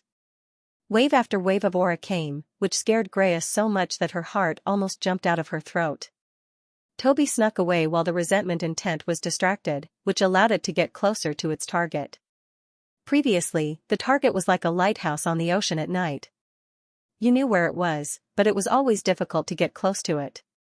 But now, it could already see the shape of the lighthouse. As long as it was given a little more time, it would reach its final destination. However, extreme resentment intent would not let Toby defeat it so easily. It roared, screamed, and cursed. As the resentment intent released an even more terrifying aura, the pitch-black void began to change. Space began to distort at a visible speed, and countless vortexes appeared in the void in the blink of an eye. These vortexes had a strange power that pulled at Toby's consciousness. If Toby approached the vortexes, he would be pulled in, and his consciousness would be destroyed in the end. The dark void was filled with such vortexes, so Toby had to move forward while avoiding them.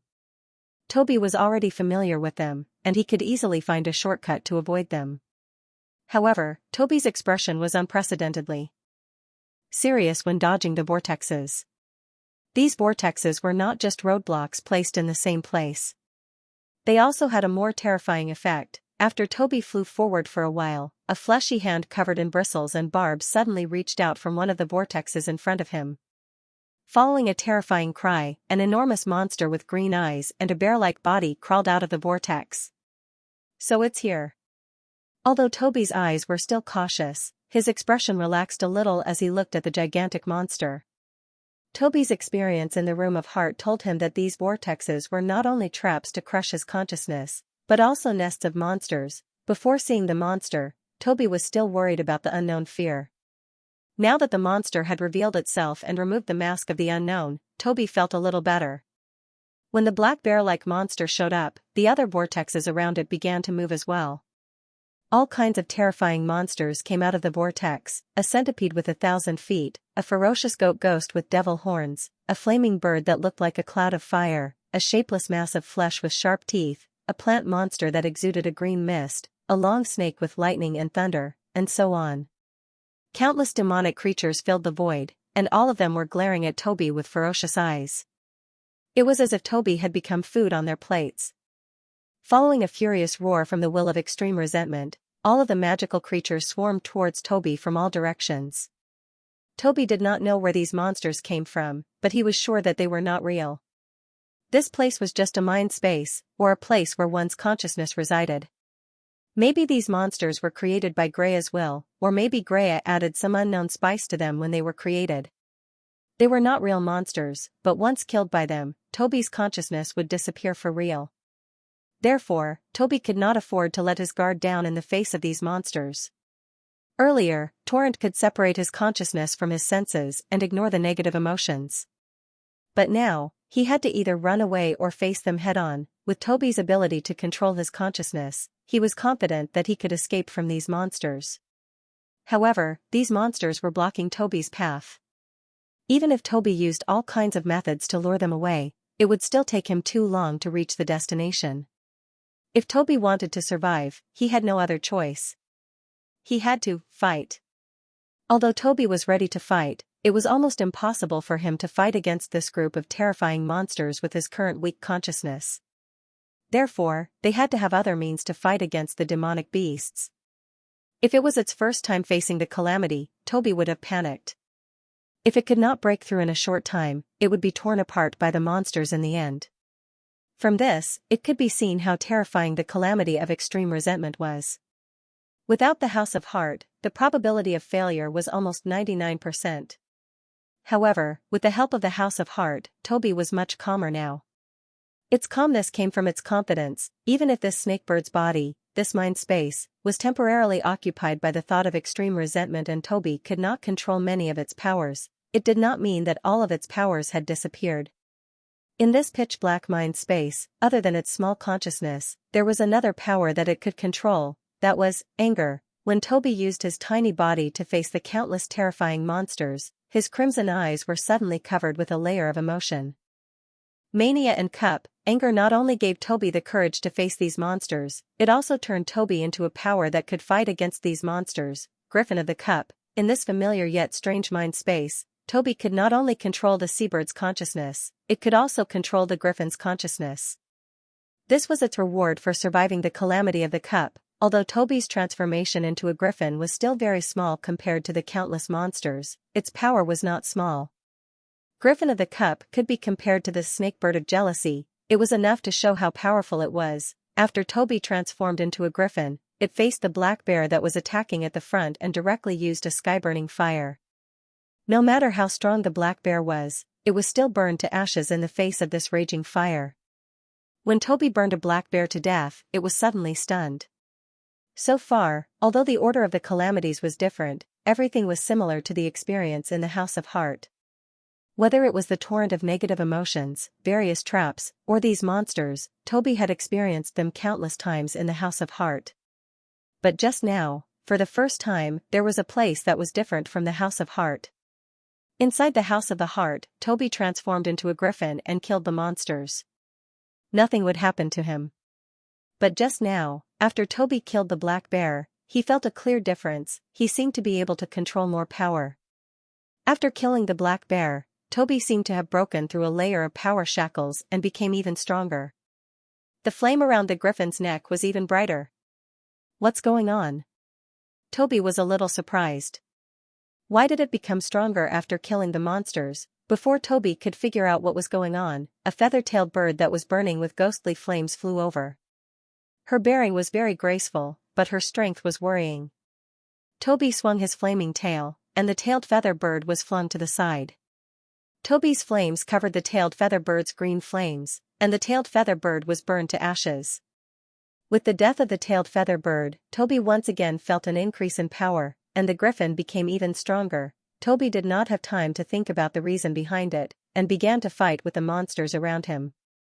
He moved forward as he fought, and the more he fought, the stronger he became.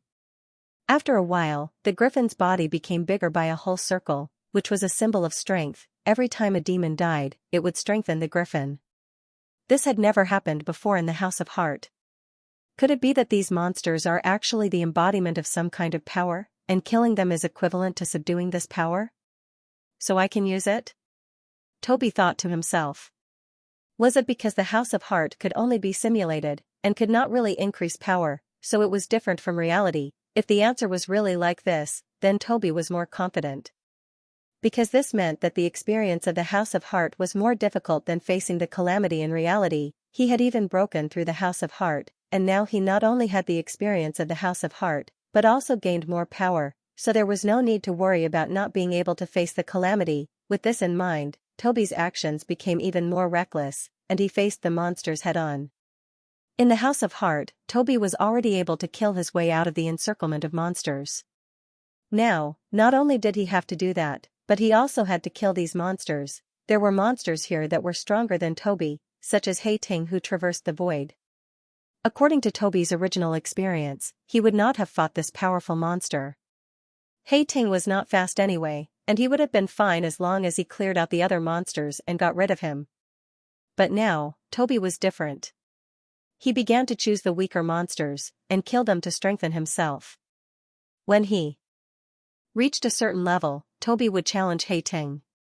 Hei-Ting was very strong, but he was still no match for Toby, who was experienced and at the peak of his strength. In an extremely short period of time, Toby had Hei-Ting completely disappear into the void. Following Hei-Ting's disappearance, an even more powerful force rushed into the griffin's body. The griffin's body expanded once again, and the flames on its mane reached a height of several meters. Even the brightness of the flames had become a lot brighter. Toby sensed the enormous force and noticed that after Hei-Ting's power entered its body, the griffin seemed to have reached its limit in the real world. In other words, the griffin had reached its limit. If it continued to kill monsters, would it break through this limit? If it did, then these monsters would be even less of a threat. With this beautiful vision in mind, Toby continued to fight. However, after Toby killed a few more monsters, the griffin's power did not increase any further. It seemed that it could only reach its limit in the real world. Although it was a little disappointed, it was already very good to be able to control such a powerful griffin for the final battle. Toby continued to break through the monster's shackles. As more and more monsters died to his flames, he was getting closer and closer to the end. After sensing Toby's unstoppable momentum, the thought of utmost resentment also began to make changes. Of course, this was not to make way for Toby, but to make space for a gigantic monster. Right in front of Toby, a gigantic vortex appeared. This vortex was on a completely different level compared to the previous ones. Even though Toby was still some distance away from the vortex, he could still feel an unprecedented pulling force. Toby relied on the strength of the griffin to ignore the pulling force. However, he was more concerned about the identity of the monster behind the vortex. What kind of monster was it? Killing monsters would increase one's power. This was something he had never experienced in the House of Heart. At the same time, the appearance of such a gigantic vortex in the dark void was something Toby had never seen in the House of Heart. The change in the former was beneficial to Toby. The change in the latter might become a disaster for Toby.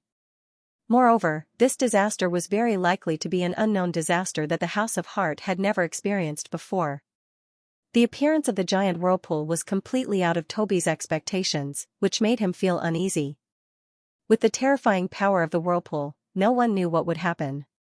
Regardless of whether he could deal with the aftermath of the whirlpool, Toby still felt that it was best to stay away from it as far as possible.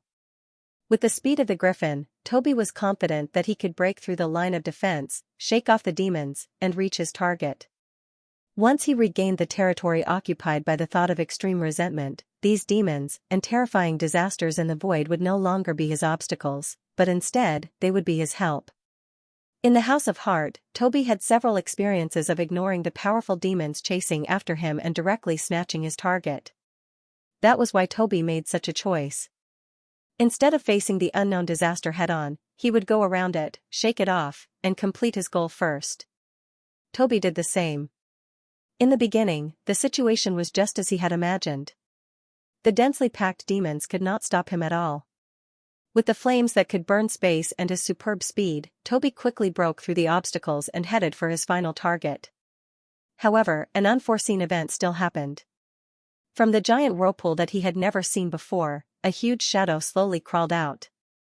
It was also in the shape of a demon, but this demon's body was unprecedentedly huge, and the aura it exuded was also incomparable to other demons. More importantly, this demon's speed was extremely fast, even faster than Toby's griffin form. Even though Toby had run far ahead, in the blink of an eye, this demon still caught up with him and blocked his path. Toby looked at the huge shadow in front of him with a serious expression. The shadow was still covered by a faint layer of fog, but the aura it released was so strong that even the griffin form was slightly fearful. Its speed was also shockingly fast, which meant that Toby would most likely face a terrifying demon that was not inferior to him in strength, and he would not be able to shake it off, so he had to fight it. Where did this demon come from? Toby felt as if there was a shadow in front of him. Why had he never encountered this demon in the House of Heart over 100 times?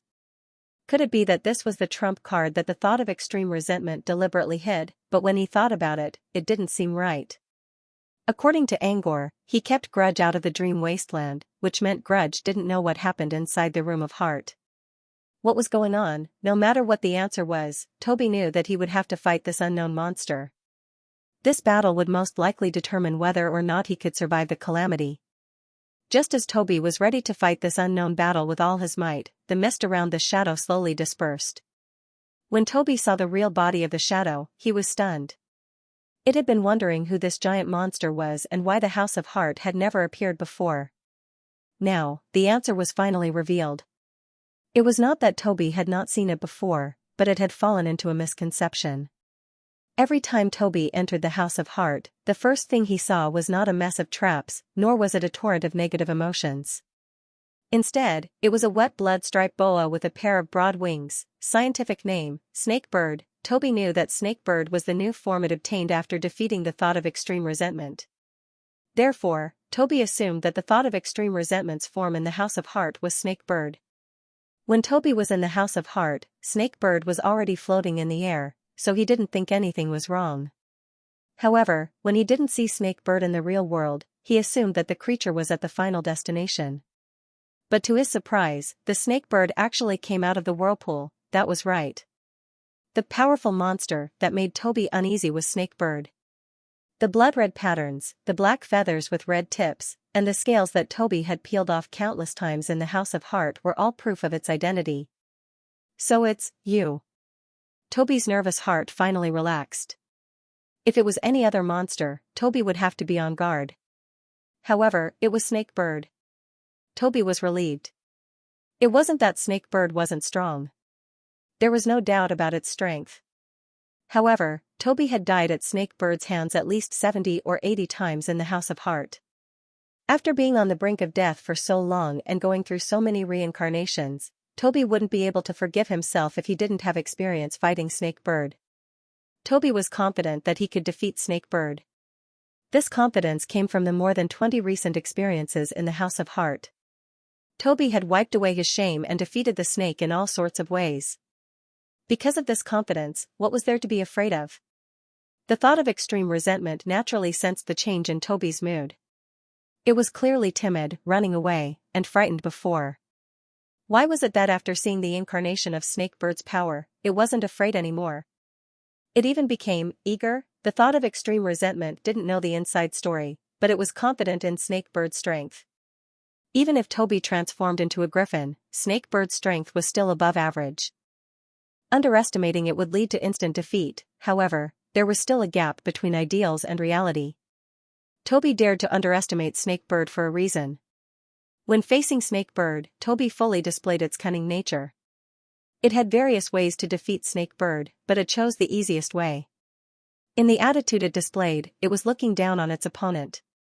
Snakebird's real name was Jealous Snakebird. This name actually showed that its emotions were very easy to provoke. After Toby had died countless times, the conclusion he came to was that the belittling of the enemy could cover up the importance of the enemy's tactics. Sure enough, when Snakebird didn't touch a single hair on Toby's head several times in a row, and Toby kept showing a relaxed expression and looked at it with contempt from time to time, even if it didn't say a word, Snakebird's silent mood began to surge. In the blink of an eye, Snakebird's eyes turned red.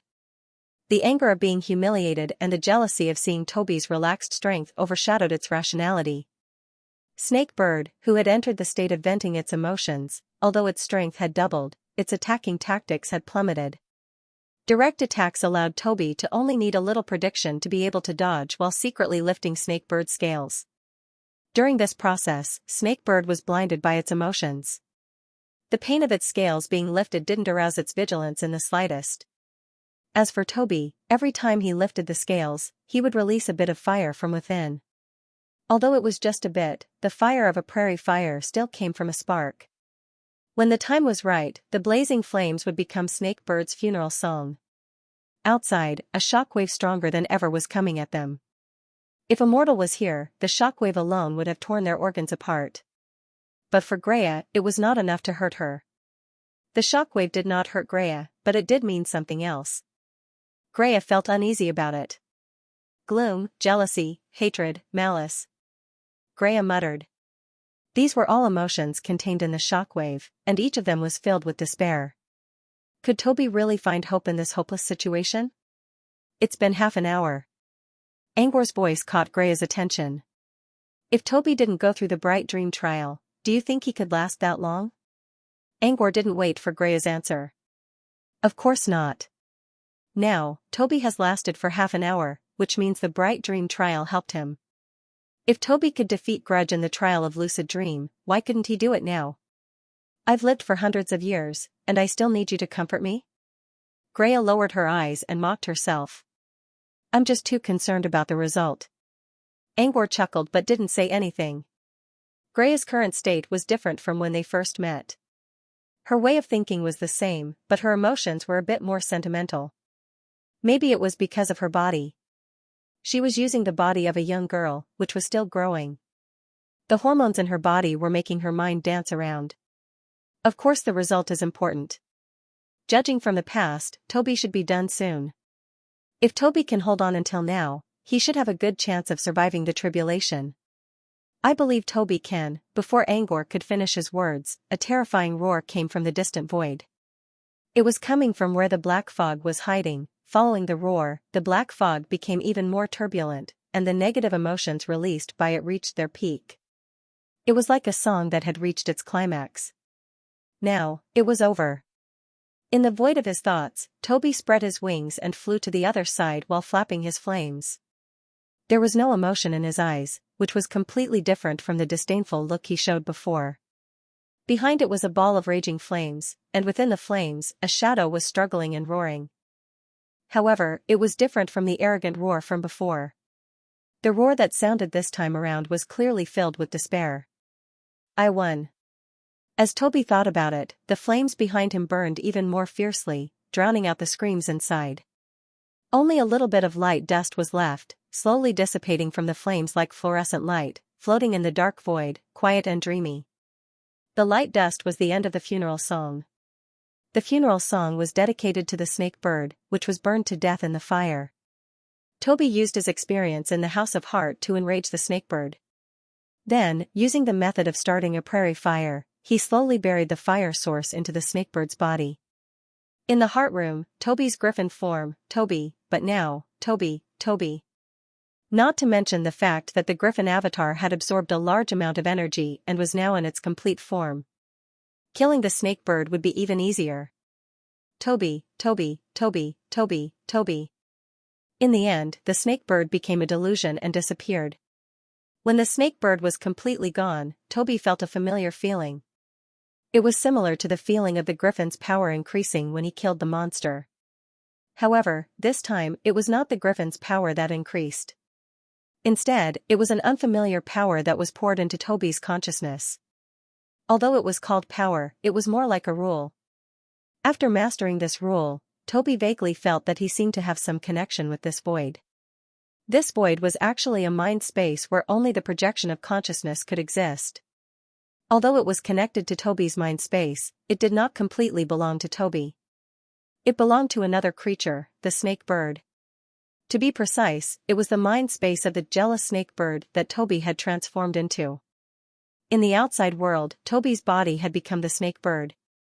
However, because of the tribulation of extreme resentment, the snake bird was not under his control. That was why he appeared in the snake bird's mind space to subdue the tribulation of extreme resentment and seize the commanding position. The sign of a successful tribulation was that Toby could control the snake bird's body. And the snake bird's body must be controlled by the snake bird's mind. Now, Toby already had a certain connection with this mind space. It was enough to see that he had a great advantage in the tribulation of extreme resentment. Now there was only one last step left. As long as he defeated the resentment of extreme resentment, he could successfully face the tribulation. Toby raised his head and looked at the bright other side not far away. That was where the core of the resentment of extreme resentment was. As long as he reached there and subdued the resentment of extreme resentment, everything would be over. Moreover, the resentment of extreme resentment had now used its most powerful trump card, the projection of the snake bird's power. Without the snake bird, the traps, or the magical creatures that were not even a match for him, would not be able to stop him. Toby believed that at this moment, he had already locked in the victory in advance. With this belief, Toby transformed into a fireball and flew toward the final high ground, and the resentment of extreme resentment in the final place. If looked at by human standards, its eyes would be filled with jealousy. Why did even the snake bird lose to it? Why did it give its body to the seabird with no background? The resentment of extreme resentment still did not know what accident happened that made Toby suddenly become a different person. Not only did he face the tribulation in advance, but he also seemed to have the help of God. No disaster could trap him. Toby's guess was right. After the resentment of extreme resentment used the snake bird's power, it had no other stronger means. What should I do now? Should I just surrender? Impossible. This was something the resentment of extreme resentment absolutely could not tolerate. But if I don't surrender, what else can I do to stop Toby? The resentment of extreme resentment's unwillingness, jealousy, and resentment began to rise continuously, but it was useless. Toby was still approaching it at an extremely fast speed. It could even see Toby's excited face. Once Toby reached the high ground, the resentment of extreme resentment could not compete with him. It had to stop him, but how could it stop him? After a long silence, the resentment of extreme resentment finally made a decision. The resentment of extreme resentment began to emit its own emotions, turning them into a kind of domain, searching for something in the domain. Suddenly, the resentment of extreme resentment seemed to have discovered something. It began to madly urge. As it urged, the entire void began to undergo a shocking change. In an instant, the void seemed to have turned into a pendulum, moving back and forth. The chair was just a feeling, but Toby could feel that his body of consciousness was being stretched and compressed by the strange changes in the space. It was almost impossible to maintain a complete body. What's going on? Toby was trying to maintain his balance, but his consciousness was filled with doubts. He had never encountered such a situation in the House of Heart in his 100 or so experiences. Higgin was not far away. How did this happen? What was going on? While Toby was anxious, Grudge was very excited. It continued to release its negative emotions, urging the void to change even more. The terrifying and unknown changes lasted for an unknown period of time. When Toby felt that his body of consciousness was about to be torn into pieces, the chair in the void finally calmed down. When Toby felt that he had survived a disaster, the space in front of him suddenly changed. At first, it seemed like the space was overlapping, but slowly, the overlapping started to bend until it became distorted. Countless distorted space gaps formed a small vortex. As soon as the small vortex appeared, it began to expand rapidly. In a short moment, it had grown to the size of the largest vortex from before. Toby looked at the vortex in front of him with a cautious expression. Toby's experience was still useful when a snakebird came out of the largest vortex. However, the size of the vortex was comparable to the previous one. Any monster that came out of it would not be easy for Toby to deal with. More importantly, the vortex was right in front of the destination. This meant that even if Toby went around it, he would not be able to shake it off. If there were monsters inside, he would have to face them head-on. Facing a calamity in the real world was more complicated than facing it in the House of Heart. Because of this, Toby felt a little uneasy. However, Toby quickly suppressed the uneasiness. Although the vortex in front of him had never appeared in the House of Heart, the power it possessed now was incomparable to that of the House of Heart. He had obtained the complete power of a griffin from a group of monsters. After killing the snakebird, he had vaguely gained control of this mental space. Under all kinds of favorable conditions, Toby was confident that he could get rid of any obstacle that stood in his way. Toby's confidence came from his confidence. However, this confidence only lasted for a short time because not long after the vortex appeared, an unprecedented terrifying aura began to slowly leak out. At that moment, the outside world was in an uproar because of this. After Toby killed the serpent bird, the will of extreme resentment had run out of options. Its expression of despair was that the frequency of the surging black fog outside was slowly decreasing. In addition, Toby had taken control of a part of the mind space, and this was also reflected in the outside world. The black fog seemed to have been purified and began to become lighter. Grea's gloomy heart was suddenly illuminated by a ray of sunshine. The black mist is fading away. Does that mean? Greya looked into the distance. Toby did it? He didn't know how to answer Greya's question. But judging from the current situation, Toby wasn't far from succeeding. This was because the black fog in the distance was not as simple as a black fog. It was a combination of jealousy and resentment, and it was also the origin of the serpent bird. Once the will of extreme resentment won, the black fog would grow thicker and cover a larger area. But now, the black fog was not spreading. Instead, it was fading away, which meant Toby had gained the upper hand. It's not over yet, but it's the final battle. Angor's eyes flashed. And Toby isn't losing. Greya sighed in relief. The river of fate still flows by Toby's side. So you're going to study prophecy now? Angor looked at Greya curiously. Apart from prophets, most wizards rarely used the term river of fate. Greya smiled at Angor. A long, long time ago, I used to study divination spells. Back then, I learned the river of fate. But I don't think I'm that good at divination, so I can only use lucky ravens from time to time. That's all I can do. Greya Kwong belonged to the River of Fate school, while the Lucky Ravens belonged to the Inquiring Bell school. This was nothing special. Among all divination spells, Lucky Ravens were relatively easy to learn. Similar to detection cantrips, a divination spell required the caster to gather and analyze the current environment, background, and known information to come up with a better answer. It was different from prophecy spells in nature. Why don't you use Lucky Ravens and see if Toby succeeds? Angor suggested. Greya remained silent for a moment. I don't, but before she could finish her sentence, something unexpected happened. The black mist in the distance began to surge again, and the area was expanding. Greya could explain it as Toby won't be able to win all the time in the final battle. However, the mist was not just moving. It was regaining its original color. And it wasn't over yet. When Toby's counter began, the black mist around him began to release air waves that contained all kinds of negative emotions, such as extreme resentment. However, just now, the air waves that rippled out from the black fog gave him a feeling that he had never felt before. In addition to the basic jealousy and resentment, there was a deeper emotion.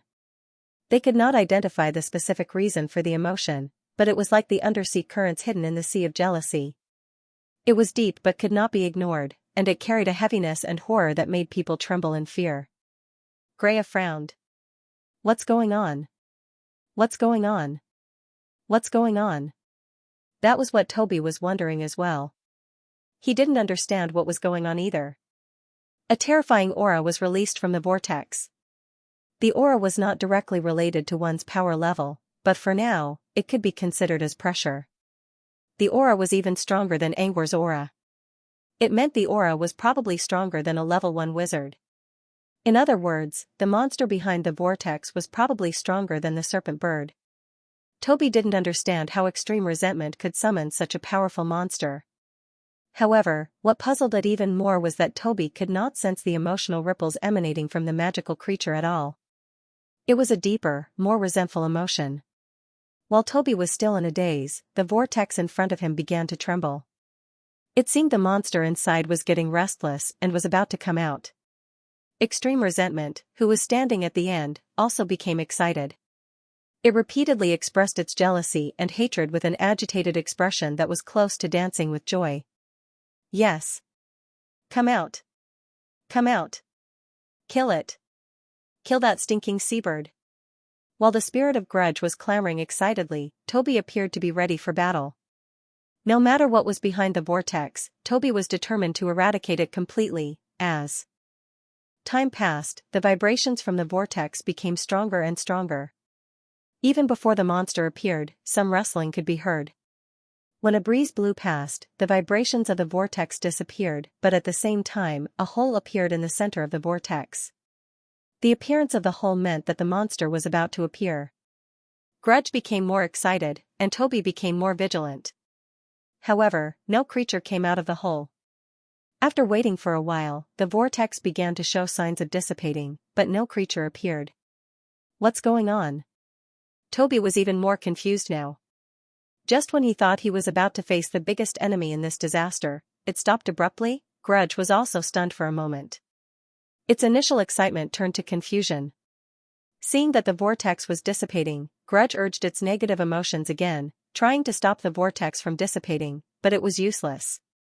Seeing this, Grudge stomped its feet in anger. Why didn't you come out and kill it? There was no reply. Grudge became even more resentful. Burning with jealousy, Grudge roared at the sky, "Don't you know that if I disappear, you'll be next?" But still, there was no reply. You can't escape. You can't escape. Grudge roared angrily. As it cursed repeatedly, some sound finally came from the hole in the vortex. There was a chuckle, and no emotion could be heard from it. However, it formed a strong contrast with the resentful will of extreme resentment, as if it was mocking it for overestimating its own capabilities with laughter. How weak. A voice that sounded elegant but made one's hair stand on end came from the hole in the whirlpool. Both Toby and Grudge were attracted by this voice. Because this was a real voice. Unlike the emotional language that Grudge emitted, the voice in the vortex was very close to reality. It was even speaking the common language. You want to mobilize me with your weak self? The voice continued. It spoke very slowly, but every single word was very clear. In fact, one could even tell the contempt contained within those words. You're not qualified. As the whirlpool dissipated, the voice slowly faded away, but one could still vaguely hear some whispers. Only the weak would be jealous and resentful. Being weak was a sin. All weak things had no right to exist in this world. As these murmurs disappeared, a white light suddenly flashed in the hollow of the vortex. Although Toby had been listening to the demon's conversation, he did not let his guard down. The moment the white light appeared, he prepared to defend himself. However, the white light wasn't aimed at it, but at the thought of utmost resentment on the platform at the finish line. The white light pierced through the head of the thought of extreme resentment at an extremely fast speed like an arrow. As the thought of extreme resentment let out a miserable cry, its body began to sway and slowly turned into light dust. Why? Why? The thought of extreme resentment was still muttering, but the light dust had already corroded its waist. As the thought of extreme resentment began to turn into light dust, Toby could clearly feel that his control over this mental space was constantly increasing. Toby knew all too well what this meant.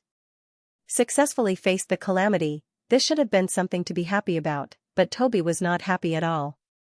He turned to look at the vortex. The vortex had almost disappeared, but he could still vaguely feel the heavy and oppressive aura inside. What was that? Toby did not know before, but now he had a vague guess. Perhaps, the thing behind the vortex was also himself. But it was not his current self. The ordinary seabird was him, the raging griffin was him, and the envious snakebird that was about to transform was him as well.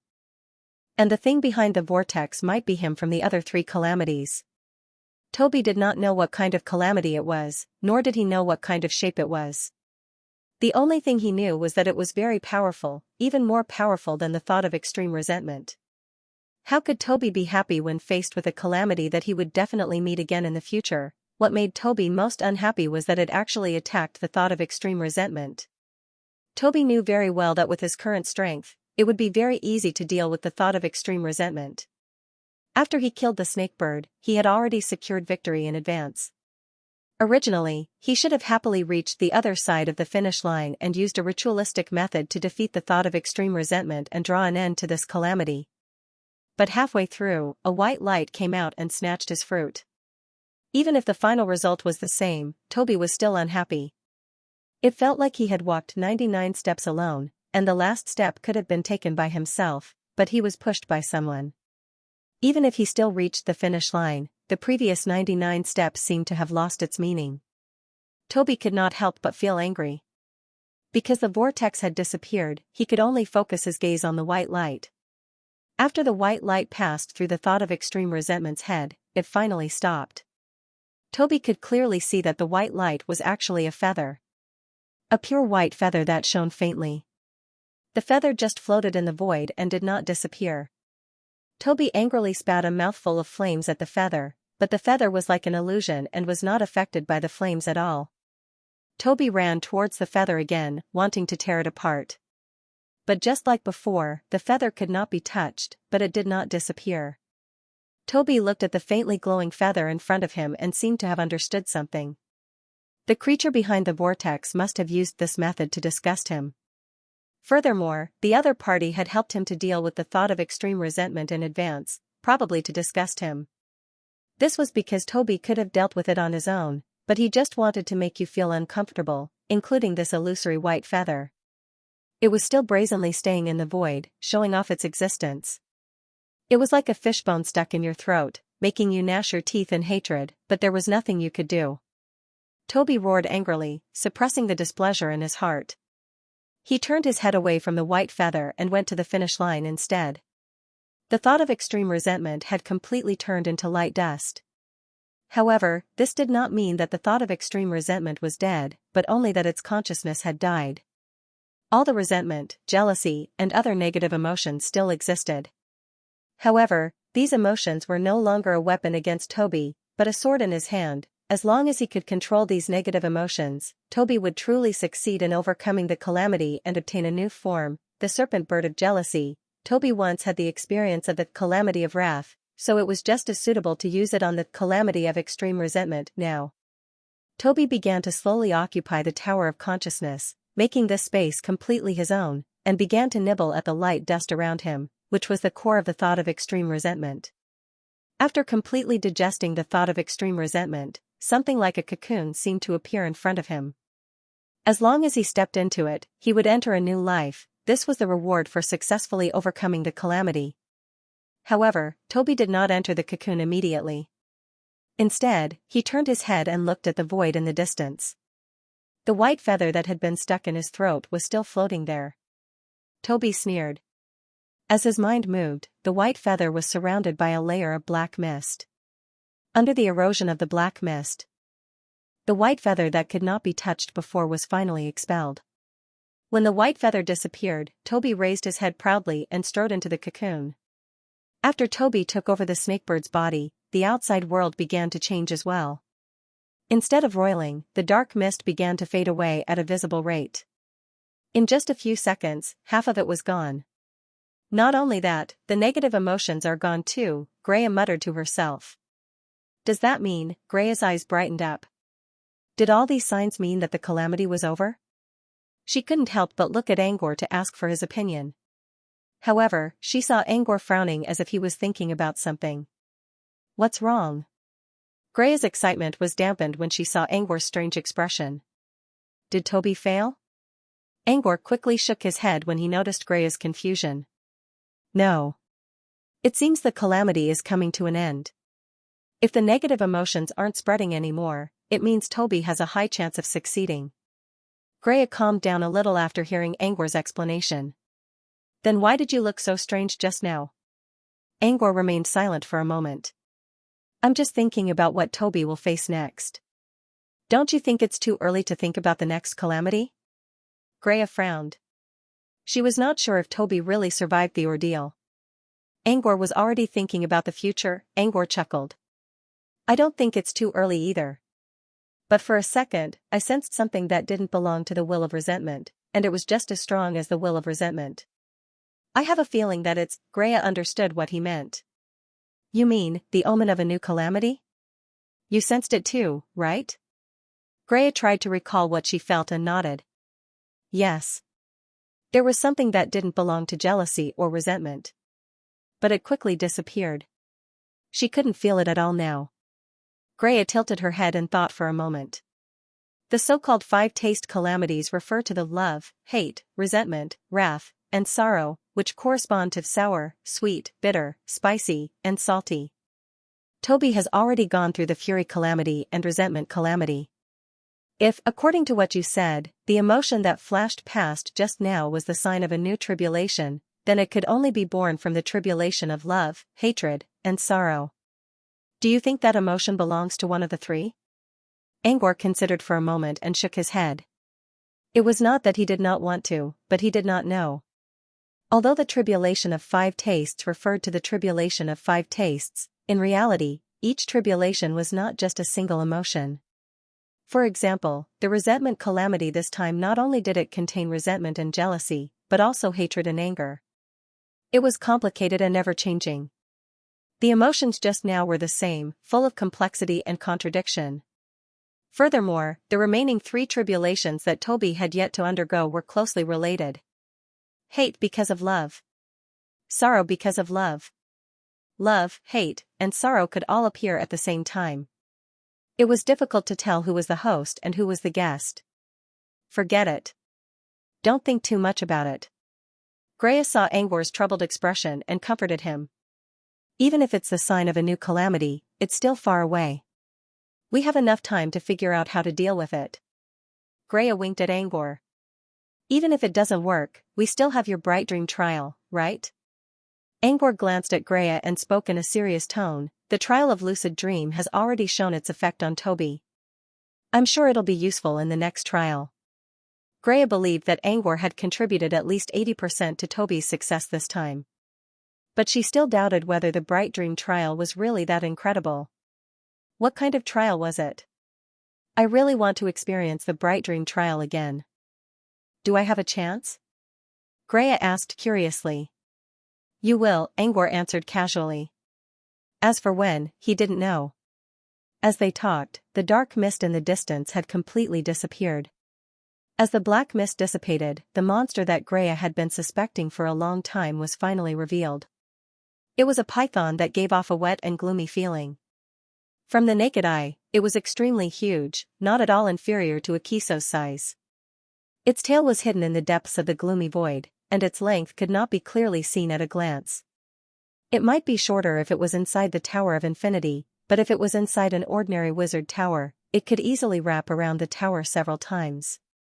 This python had dark patterns on its body and a red lump on its head, which looked like a crown. Combined with the layers of wet scales, it was enough to make people faint on the spot. Unlike ordinary pythons, this one had a pair of dark-colored wings. The wings were closed, but Angor had seen them spread wide enough to blot out the sun. The half-snake, half-bird monster looked dead. Its eyes were closed, and it didn't move at all. Only the black mist coming and going from its nostrils showed that it was still alive. Grea looked at the giant creature in the distance and said, "That's the serpent bird of envy." The sleeping serpent bird seemed to have heard Grea's call and opened its eyes. There were even some white, sticky cuticles stuck to those huge eyes.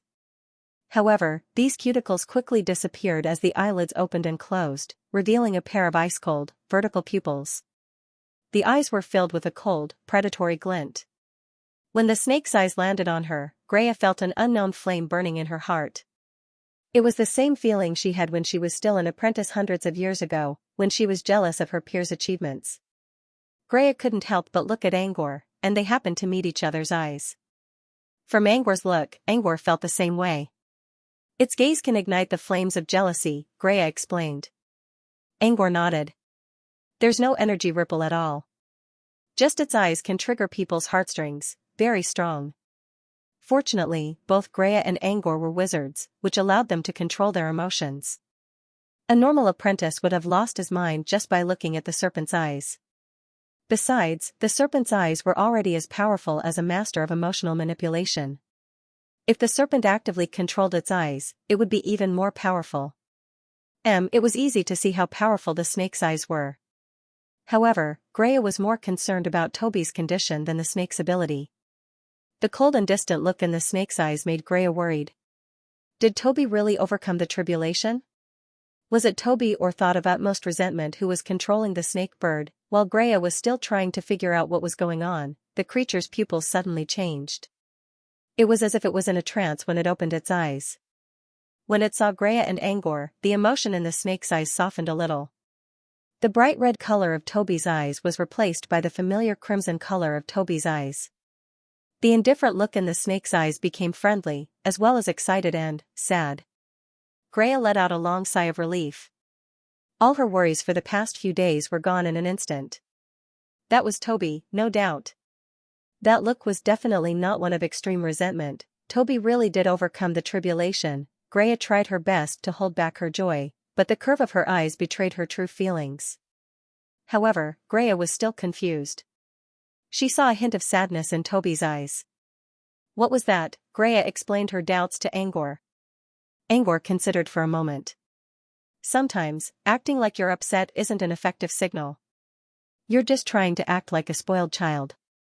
Of course, it's also possible that Toby was really wronged. Greya narrowed her eyes. So you've met a lot of little girls who were wronged. Instead of teasing me, why don't you go check on Toby? Maybe he really was wronged. After all, grudge isn't easy to deal with. With that, he flew toward Toby's direction. Of course, Greya didn't want to be left behind. She followed Toby and Greya, but both of them stopped when they were about to reach him. Did you feel it? Greya suddenly looked at Angor with a serious expression. Angor nodded. Energy ripples. It's the sign of an anomaly. Ripples began to appear around Toby's body as if the space around him had turned into water and was being blown away by the wind. There were many different types of energy in the air, and they all surrounded Toby at this moment, creating a chaotic wind out of nowhere. At first, they could still see Toby's figure. However, due to the various energy fluctuations, their vision became blurry. Even their psychic tentacles were forced to retract. They couldn't extend their psychic tentacles at all. Greya and Angor looked at each other and backed away at the same time. They didn't stop until they were far away from the range of the energy fluctuations. I'm afraid it's going to cause a void storm, Greya said. The void storm was a type of disaster. It was the most dreadful thing to encounter when traveling through the void. If one was not careful, they could die within it. The void storm was terrifying, but Greya's eyes were filled with joy when she mentioned it. Even if it was going to cause a void storm, it wouldn't happen right now. There was a very long chain to create a void storm, and they were only at the beginning of the chain. It would take at least several days for the next one to appear. Greya was happy about something else. The fact that the energy ripples could cause a void storm showed how powerful the omen was. There was only one thing Greya could think of when she sensed such a powerful omen. Leveling up. Now that he thought about it, it seemed to make sense. Toby had obtained a new snakebird form, which meant that he had unlocked all the information about the snakebird bloodline. Even if he could not understand it at the moment, the information was enough to push his strength to another level. It wasn't a quantitative change, but a qualitative one. Before this, Toby's griffin form could barely reach the level of a pseudo-wizard. But once the serpentine bird bloodline was unlocked, Toby's strength would surely surpass that of a wizard. It was normal for Toby to level up. Angor also realized this, which was why he quickly backed away. Similar to alchemy omens, a level-up omen could easily affect someone if they got too close. Once he was far enough away from the omen, he carefully looked into the distance. He couldn't see anything because the omen was slowly taking shape, and the energy ripples had completely covered its interior. However, he was still able to observe the direction of the energy flow. This was the first time he saw a non-human leveling up. Even though he couldn't see anything, Angor was still fascinated. The energy ripples, the division and convergence of space.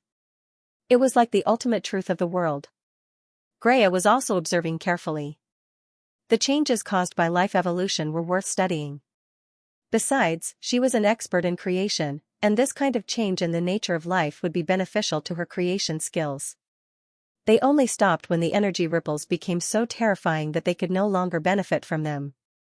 About half an hour later, Greya looked at the place surrounded by the terrifying energy ripples in the distance. The energy is still accumulating. The energy ripples and space ripples were only the precursors. They weren't the real omens. When the energy reached the limit, the omen would show up. I remember when you became a wizard, the omen took several days to accumulate, Angor added. It's not the same. A wizard's level up is a challenge to a higher level. They need to keep accumulating energy in order to find the possibility of a qualitative change. The chances of failure are very high, so they need a long time to prepare. But Toby already has a wizard-level body. It's almost certain that he'll level up. There's no need for such a long time. Unless what? Angor asked. Greya gave Angor a thoughtful look. Unless he's like you. His strength will jump by 3 levels each time he leveled up. Angor had just leveled up, but his current strength was already close to that of a mid-level wizard. This was something that other wizards would need decades or even centuries to achieve. Besides, Angor already saw the door of truth. He only needed to wait a little longer before he could reach it. Angor was the most talented genius Greya had ever seen in her life. But now, it seemed that Toby would do the same. Toby was born from the inner organs of a legendary monster. Angor, on the other hand, was just a mortal. It's a good thing if I can become stronger, Angor muttered as he looked at the center of the vortex.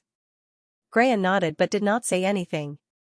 However, she knew very well that Toby's desire to become stronger had always been his obsession.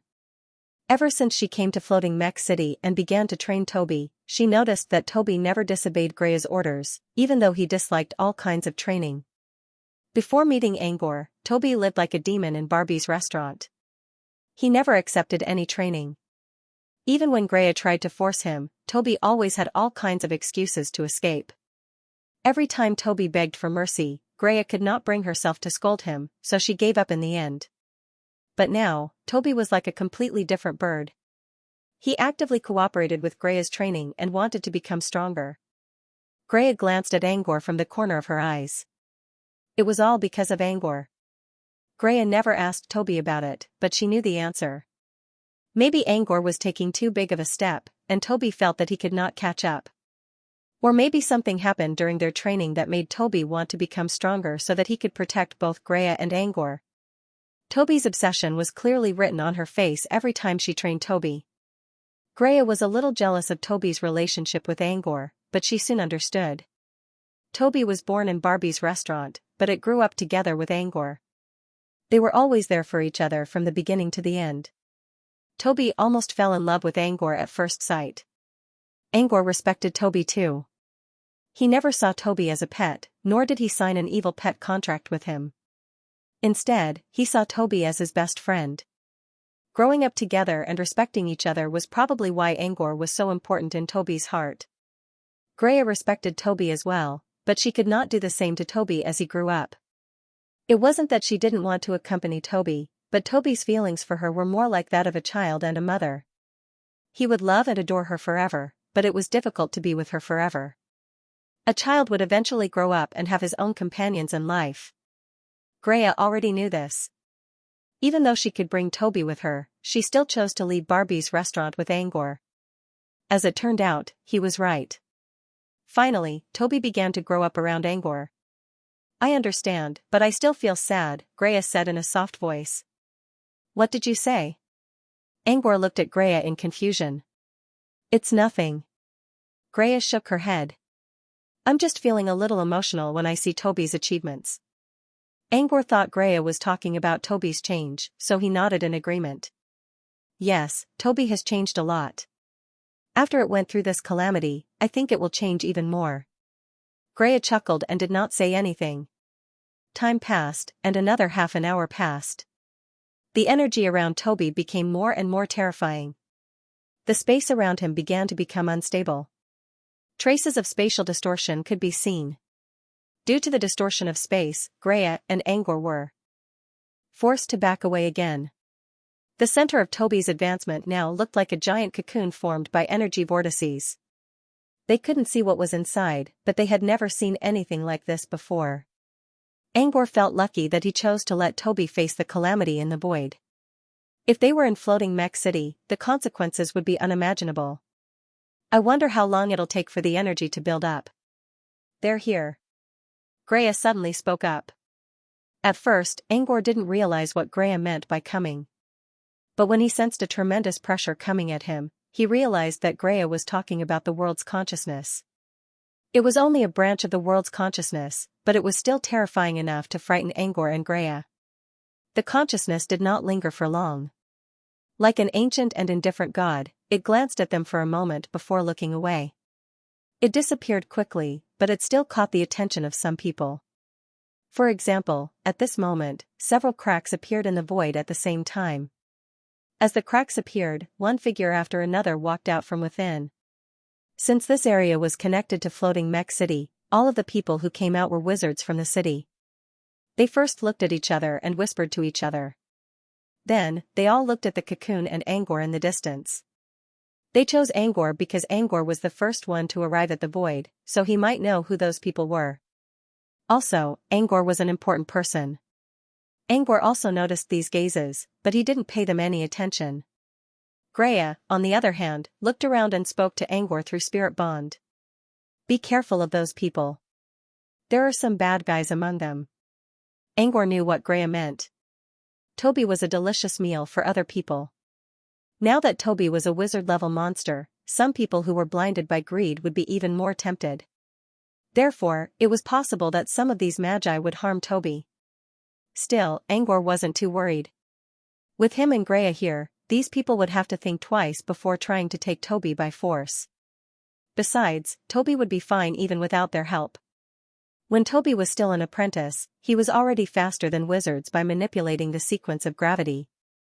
Now that Toby was in his snakebird form, no one could catch up with him. Even Angor couldn't. Compared to these wizards, Angor was more concerned about the strange gazes directed at him. When the world's consciousness arrived, Angor immediately sensed something looking at them. It didn't come from the wizards who just came out. Instead, it came from the depths of the void. Monsters from the depths of the void? Or could it be that there was an existence in an even more distant world that noticed what was happening here? Whatever it was, it wouldn't be easy to deal with them. The arrival of the world's consciousness attracted a large number of people. But it also meant something else. Toby's advancement this time wasn't something ordinary. Ordinary breakthroughs wouldn't attract the attention of the world's consciousness. With all kinds of thoughts, the energy accumulated around Toby's body finally reached its peak. A furious roar came from the cocoon. The omen finally arrived. At first, he couldn't see any clues. He could only feel a brilliant light rising from the cocoon. While he was still observing, the wizards around him began to get excited. Not because of the omen itself, but because of the angry roar that came from the cocoon. They could tell that it was not a human's voice. It was most likely a beast inside the cocoon, a monster that was about to break through. Any wizard-level monster, even if it was just a rumor, was worth a lot of money. Not to mention that there was a monster that was about to break through right in front of them. The expressions of the magi were filled with fanaticism and scheming. Their covetous looks were blatantly displayed on their faces. However, as the omen began to appear, some of the wizards began to frown. That was because, according to their plan, the appearance of the omen should be very quick. Why was it that the brilliant light had not ended even after half a day had passed? If they compared the omen to an opera, wouldn't it take too long? So long that they were a little worried. Such a long delay meant that this monster's omen was probably something extraordinary.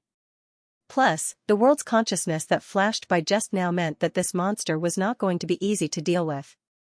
The wizards already had this idea, but they were not afraid. Instead, they were looking forward to it. The stronger the monster, the greater the reward. After waiting for a long time, the light from the cocoon finally came to an end. However, at this moment, the void around the cocoon had become as bright as day. Thanks to the bright light, the wizards could see the outline of the monster inside the cocoon from the energy vortex. It looked like a giant python. Basically, any snake-shaped monster, from head to tail, from scales to organs, was a very valuable magic material. Therefore, when they saw a snake-shaped monster, they were already thinking about the benefits they would soon get. However, their dreams did not last long. The reason for that was because a terrifying aura had suddenly descended upon them when the light had illuminated the void. The wizards all felt their legs go weak. It was not that they were too timid. It was just that the aura was too strong for them to comprehend. If the aura of the world that had flashed by just now was a gentle sense of oppression, then the aura that had appeared now was an oppressive feeling that was enough to take one's life. Why would they compare it with the aura of the world will? Because in the eyes of this group of sorcerers, there was no difference between the two auras. However, the aura of the will of the world would not take their lives. And this aura was like putting their necks on the shackles of the execution rack. If he wasn't careful, he would die here. Everyone was scared out of their wits by this terrifying aura. When they came to their senses, some of them directly used all the stock in their crystal whirlpools to forcefully break through the void, even if they might get lost in the cracks between the planes. Those who didn't run away felt lucky. Maybe they could wait until the aura calmed down and return to floating Mech City. No matter if it was the people who stayed or left, no one coveted the leveled-up monster anymore. Because that aura was coming from inside the cocoon. Can you feel it? Grea's voice came from their spirit bond. Grea tried her best to stay calm, but her fluctuating spirit energy couldn't fool anyone. She was also afraid. Afraid. It was the aura coming from Toby. Yes. After a long time, Grea heard Angor's answer through the spirit bond. It's the aura of a legendary creature. Back in the Abyss Plane, Angor sensed the aura of a legendary creature. The first one came from Nightclub owner, and the second one came from Lord Flameless. Angor was able to tell as soon as he sensed the aura.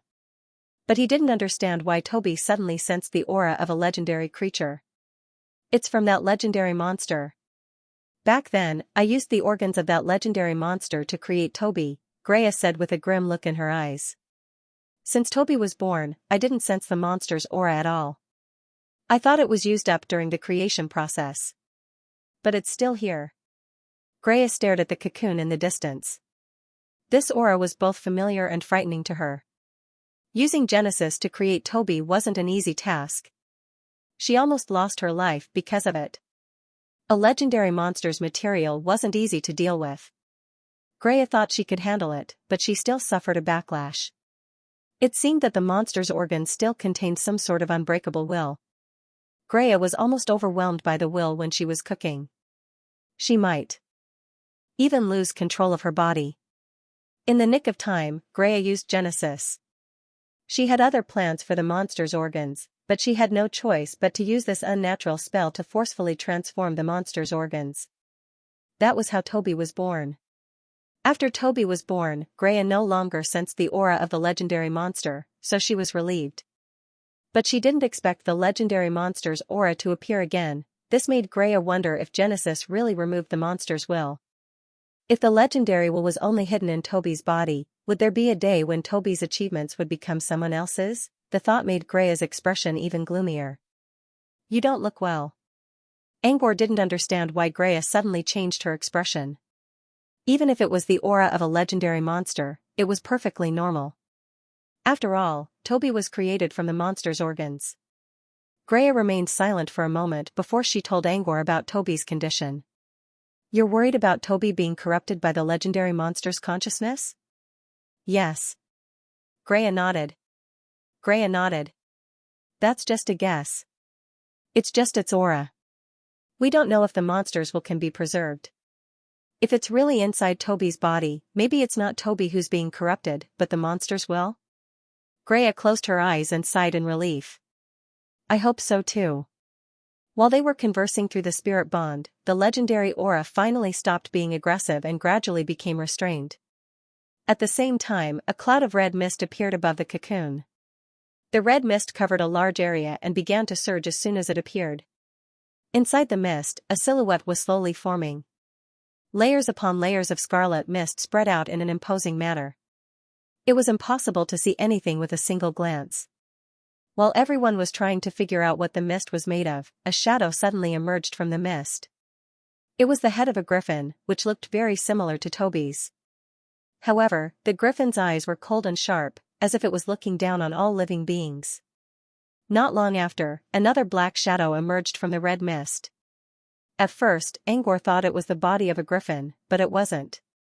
The griffin only showed its head, while the rest of its body was still hidden in the mist. If it wasn't a griffin, then what was this new shadow? With this question in mind, Angor carefully observed the shadow and soon saw something. It was the head of a python, which looked like a crown and had a pair of crimson eyes that seemed to be mocking the world. Although it was slightly smaller than the griffin's head, the impact it gave off wasn't inferior to the griffin's head at all. The crimson mist is the omen this time, Greya said. Greya paused for a moment before continuing, but I saw a griffin head and a snakebird head in the red mist, and I also saw a snakebird head. So, the omen this time is showing Toby's two forms? Angor's previous omen was the door growing in the air. But this time, Toby's omen only showed his form in the mist. Angor spoke in a low voice. I'm more curious about why only the head is showing up. Both the griffin and the snakebird only showed their heads. Judging from the way the mist was moving, they didn't want to show their whole bodies. Just as they were confused, another black shadow appeared in the blood mist. From the looks of it, there seemed to be something coming out of it. And from the outline, it seemed to be a head as well. Greya and Angor looked at each other in confusion. Griffin and snakebird were Toby's two forms. There seemed to be traces of steel. Then, what would the third head be? Could it be Toby's next form? While waiting for the steel head, Toby's head only reached the surface of the mist and didn't show up. They could only see the outline of the head, which was smaller than the griffin and snakebird heads. The head had a slender neck with an elegant curve. They waited for a while, but the head still didn't come out of the mist. It won't be steel then, Angor said, but I have a small idea about this omen. What idea? Greya asked curiously. At first, I had the same thought as you. I thought the omen was simply a manifestation of Toby's two forms, but when I saw the third head, I realized something. He pointed at the center of the mist and said, look closely. The three heads are in different directions, but their shadows seem to be connected. Greya's eyes widened. You're saying they're not separate forms? They're one? Angor nodded. Maybe this is Toby's final form after fully activating his bloodline. But he only activated the bloodline information about the griffin and snakebird, so he only showed these two forms. As for the third head, I can see its outline. Angor narrowed his eyes. Maybe it won't be long before it shows up. Greya frowned. You mean the third omen? Angor nodded. Omens often reflect hidden facts. If I'm not mistaken, Toby's third omen is already showing up. After all, we all felt it before. Greya also recalled the strong emotion that flashed across Toby's face. It was a third extreme emotion that didn't belong to jealousy. If that was the case, Angor's guess might be right. But the second omen just ended. Why did the omen of the third appear so soon? Angor hesitated. He did not know the answer. Maybe something happened during the tribulation. Greya remembered seeing Toby's snakebird form looking like it was about to cry out its grievances. Maybe something really did happen during the omen. Otherwise, why would it look like that? Whether I'm right or not, it's not something we should worry about right now. Angor looked at the red mist in the distance and changed the topic. But I have to say, the shadow in the omen is really big. It seemed that Toby's complete form would be a giant beast that could travel across the sky. Greya also decided to put aside the annoying topic for now. Compared to the big one, I prefer the small form. I'm sure Toby feels the same way, Angor said. After all, it's hard for such a big creature to wear a pretty princess dress. Greya couldn't help but smile. Angor's words were not funny, but when he said it in a serious tone, she couldn't help but imagine a giant beast wearing a pink princess dress. She couldn't help but chuckle. While they talked, the omen of the red mist finally settled down and stopped expanding. At the same time, the cocoon under the red mist finally showed a crack. To be more precise, a small crack appeared in the energy vortex. It was small at first, but it slowly expanded. As the crack appeared, the outline of the cocoon became clearer. Even with the naked eye, one could already see the gigantic snakebird's head, which contrasted nicely with the omen of the snakebird in the blood mist above his head. This meant that Toby's advancement was coming to an end. When Toby left the cocoon, everything would be over. Toby's body and bloodline were greatly improved after overcoming the omen. This meant that Toby's advancement was smooth and uneventful, unlike human wizards who had to face great danger every time they tried to break through. Now that Toby was about to reach the end of his advancement, Angor calmed down a little. Toby was a beast, after all. There were plenty of people who wanted his body. Huh? With that in mind, he looked around and saw that all the troublesome wizards were gone. Not everyone had left. There were still 2 people who stayed nearby. Angor recognized them. One of them was Beast Emperor Lawson, one of the 2 city lords of Floating Mech City, and the other was Sunders. Sunders and Lawson came later, so Angor didn't see them earlier.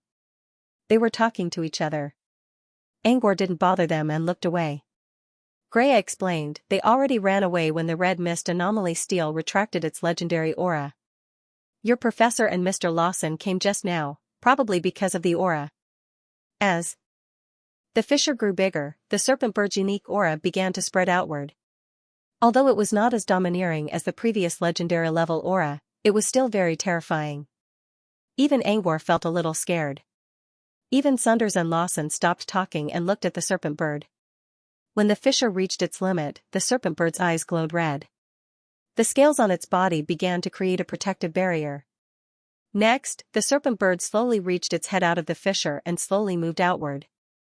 Before, they could only sense the serpent bird's aura because of the chaotic energy barrier. However, as soon as the serpent bird's head came out, complicated negative emotions began to surge toward them.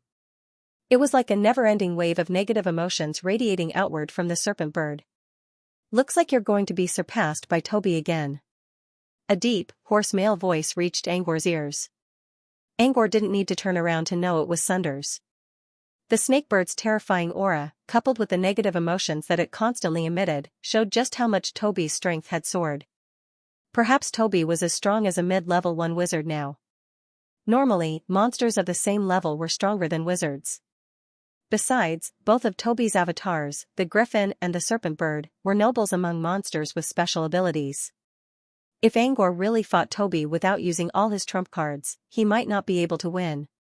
That's good. Toby will take care of all the fighting from now on. Angor didn't feel pressured at all. In fact, he didn't even feel guilty about it. If a student with such a thought was given to another teacher, they would surely punish him until he changed his mind. Sunders might have done that in the past, but he didn't care much about Angor. Angor's performance was already very impressive. As long as Angor was determined to keep moving forward, there was no need to push him.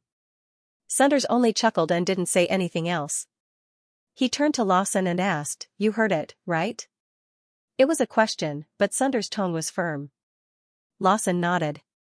Sunders and Angor didn't use any special barriers to communicate with each other. With Lawson's current level, he could easily hear what they were talking about. So, you don't have to worry too much. This snakebird is Angor's demon, friend. It's not a threat to Floating Mech City. Sunders changed his mind when he thought about Angor's attitude. Luosin was silent for a moment. That may be the case, but the aura from before. Lawson already sensed the energy ripples from the void, but he didn't pay much attention to it. Even if there were monsters breaking through in the void, the opportunists would rush to them as soon as possible. There was no need to worry about the monsters causing any harm to Floating Mech City. But when that terrifying aura swept over, Lawson was really startled. The entire floating mech city seemed to have turned into a dead city. Even the air seemed to have stopped moving.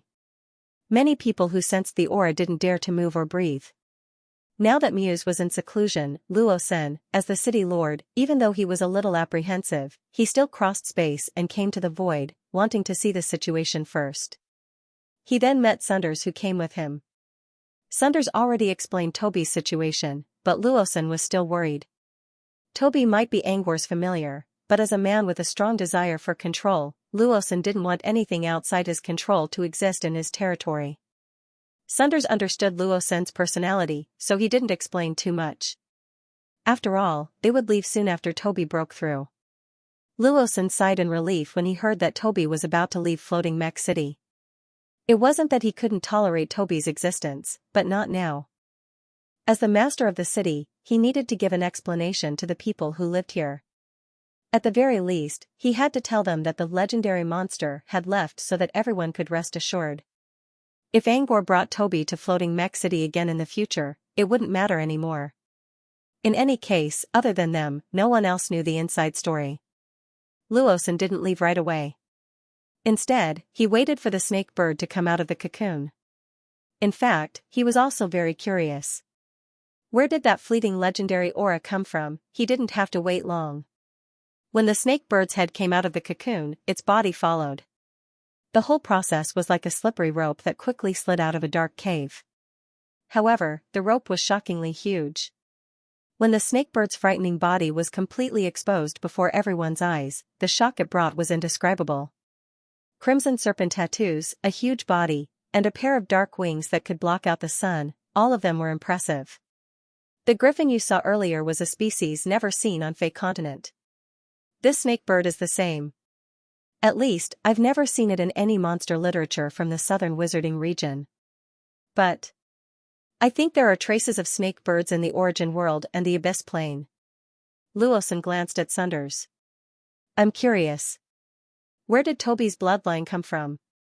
I don't know, Sunders replied. Luo Sen looked at Sunders for a few seconds and slowly looked away. He was sure that Sunders knew something, but the man didn't want to tell him. Luo Sen didn't have the strength to force Sunders to tell him, so he gave up. After seeing the snake bird's body and confirming its strength, Luo Sen prepared to return to Floating Mech City. When he tore open a space fissure, he suddenly paused and looked back. Just now, he sensed someone looking at him from afar. Was it an illusion? Luo Sen looked at Sunders, who happened to be looking in the same direction. Judging from Sunders' reaction, it didn't seem to be an illusion. Luo Sen thought for a moment and shook his head. The source of the gaze was very far away. It probably covered a great amount of space and time. It was probably just curious about the omen here. It shouldn't affect Floating Mech City. Luo Sen had more important things to do. He needed to explain the terrifying aura he sensed earlier.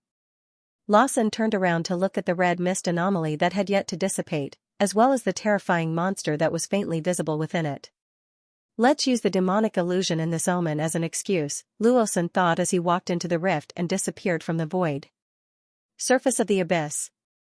Under the gray sky, in the pale forest. A demon over 3 meters long with curved goat horns spread its slender wings and flew into the depths of the forest. After flying for a short while, it saw smoke rising in front of it. Found it. Master should be there. The goat horn demon thought and stopped flapping its wings. Instead, it glided down. Almost all the trees in this forest were dead. They had no leaves, and the branches were full of thorns. But because of the special material, they never withered. Some powerhouses of the native tribes even broke off the branches and used them as weapons. It could be seen how destructive they were. The goat horn demon's wings were very wide.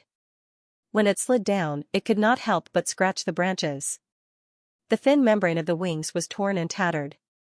When the goat horn demon landed on the ground, it felt the pain. When it looked back and saw the tattered wings on its back, it said in a daze, I forgot to put away my wings again. Master will probably scold me for being stupid if he sees this. Why does Master want to live in this forest? It's scary and dark, and cold. The goat horn demon looked into the distance. Although it was covered by the forest, it could still vaguely see the undulating snowy mountains. When it saw the snowy mountains, fear flashed in its eyes. It was a demon that was taken in by its master halfway. Because it did not have any relatives, it had been living an exiled life on the surface of the abyss. After living on the surface for a long time, it was very clear about the various forbidden places on the surface. The snowy mountain in front was a forbidden place.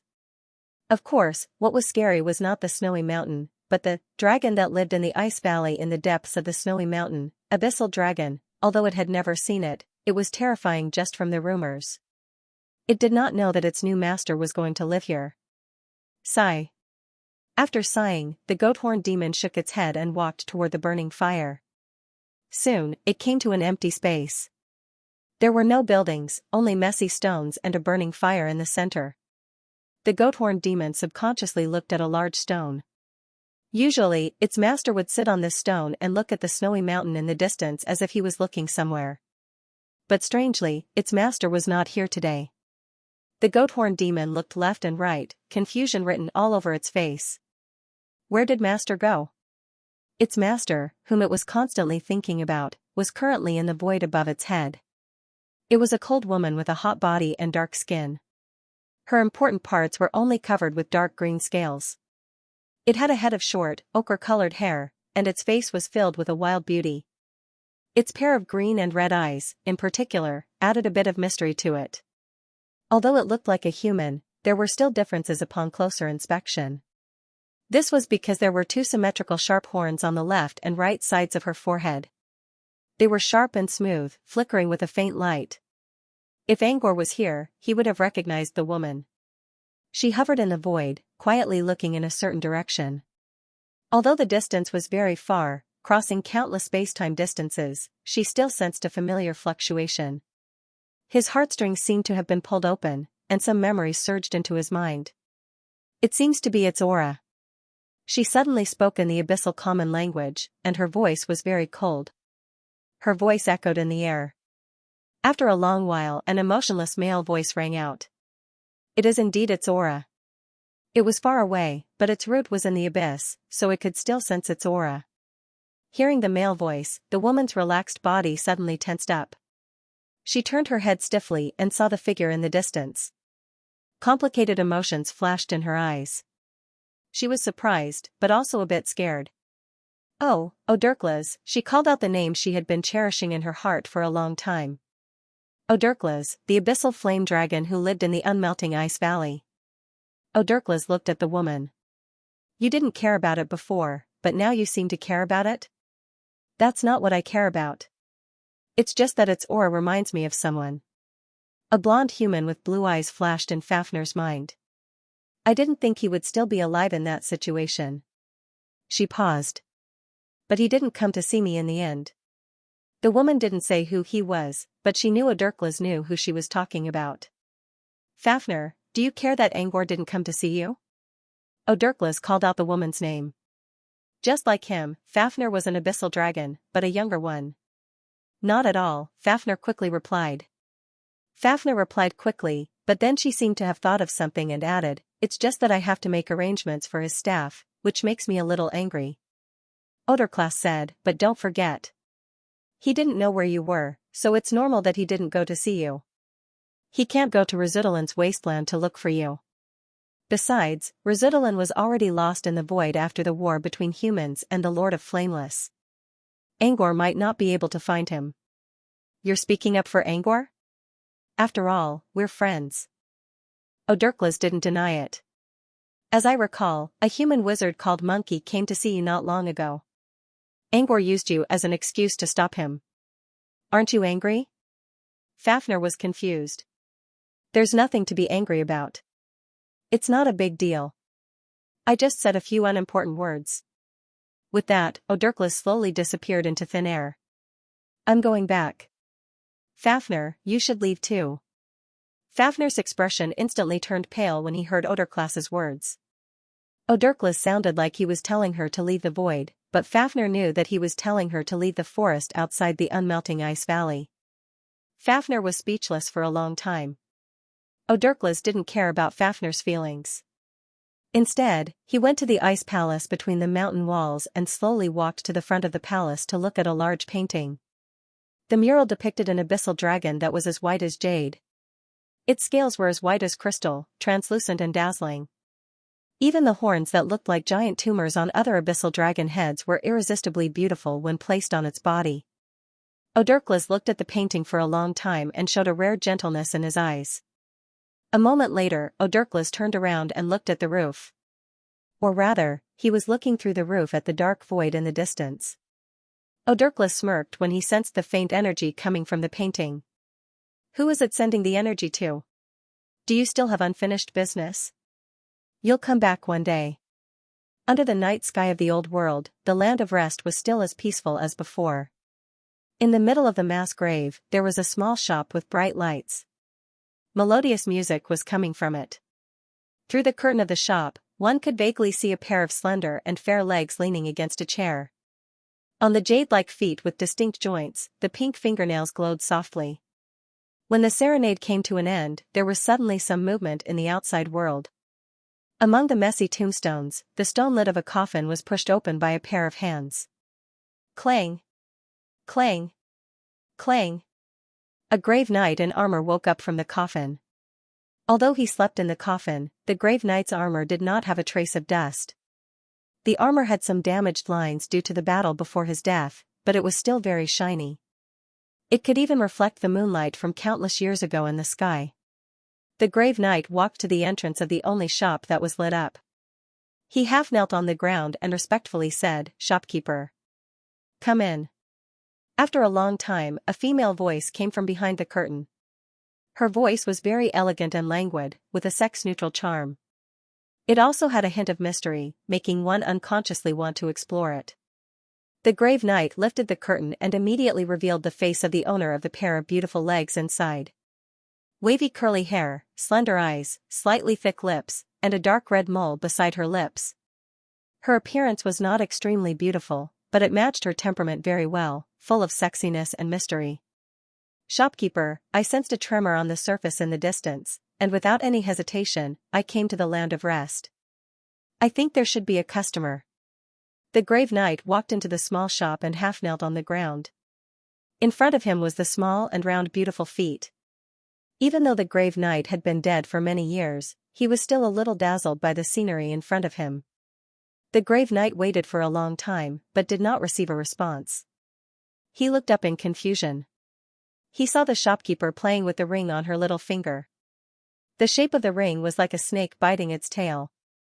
He knew that the name of the ring was Boras. It was one of the shopkeeper's most beloved treasures. Once, a customer took a fancy to it and wanted to trade, but was rejected by the shopkeeper. After so many years, as long as the customer paid the corresponding price, the shopkeeper would not reject the other party's trade. But that was a rare rejection from her. From this, one could see the shop owner's love for rings. The grave knight remembered that this ring seemed to have been exchanged by a human to the shopkeeper. The grave knight noticed that the reason why the shop owner did not respond was because she was playing with the ring while looking in a certain direction, as if she was looking at something. The grave knight was worried that the shop owner was thinking about something important.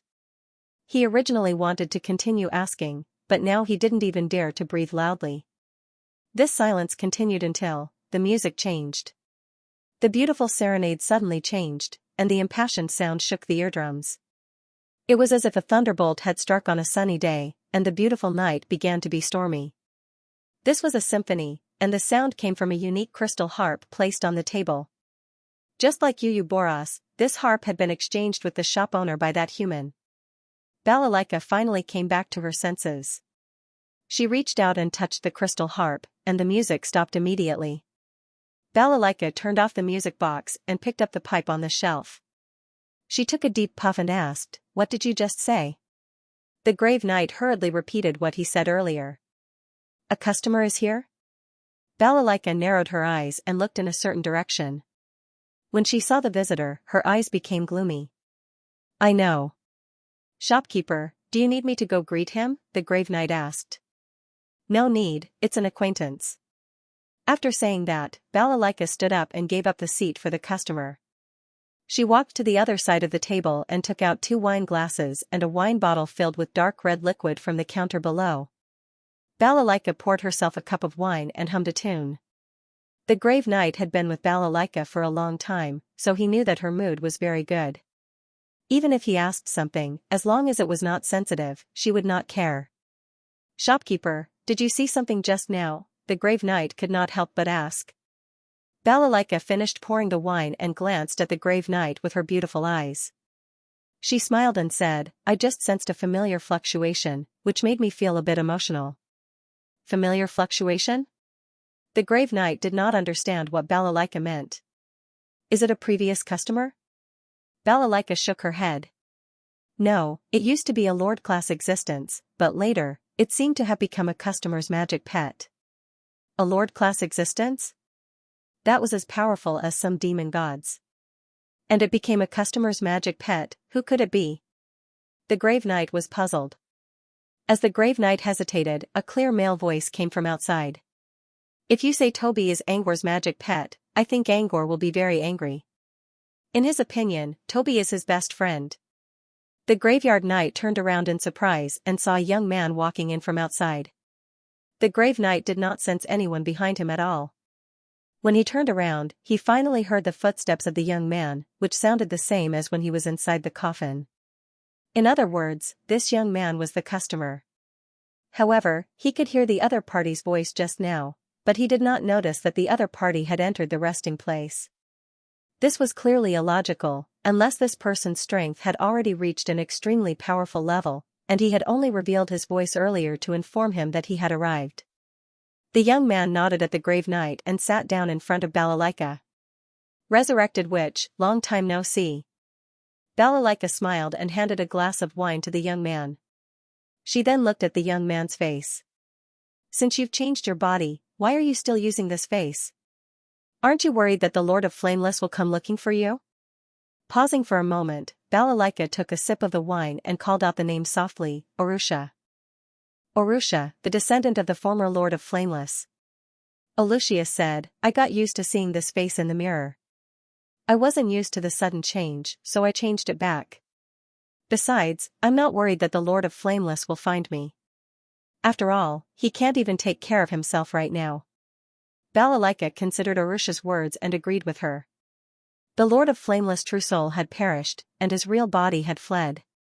Even his real name was being talked about without fear of retaliation. Under such circumstances, he would not come looking for trouble with Arusha. After all, Arusha had already abandoned her body as a descendant of a demon god.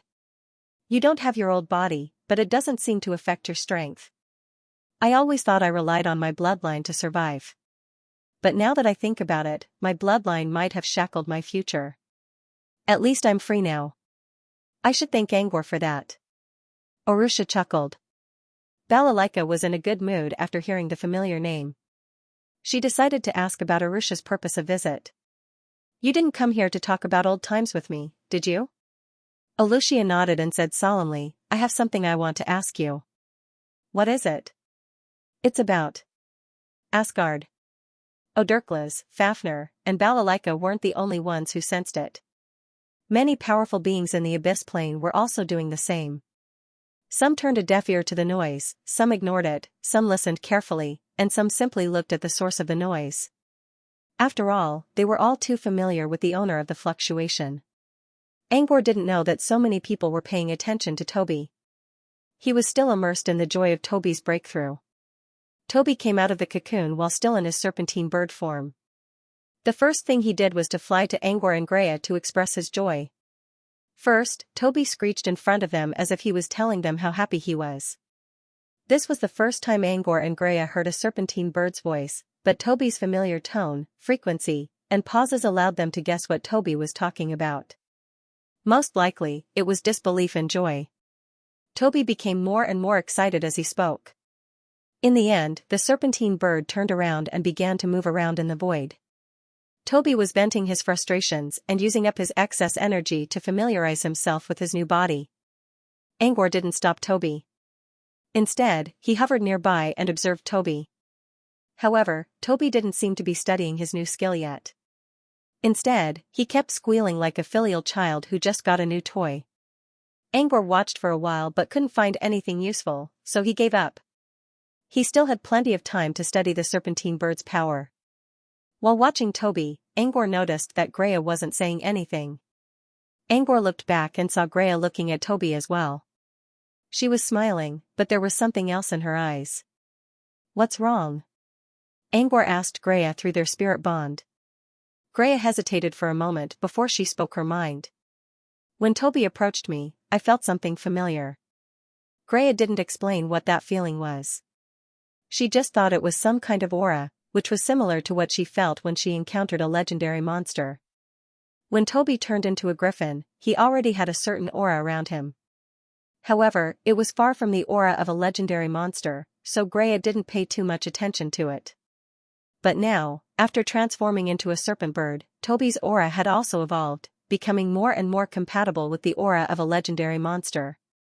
As Toby experiences more calamities, the air wings on his body will not get closer to that legendary demonic creature, until one day, Toby became it. Angor understood what Greya was trying to say.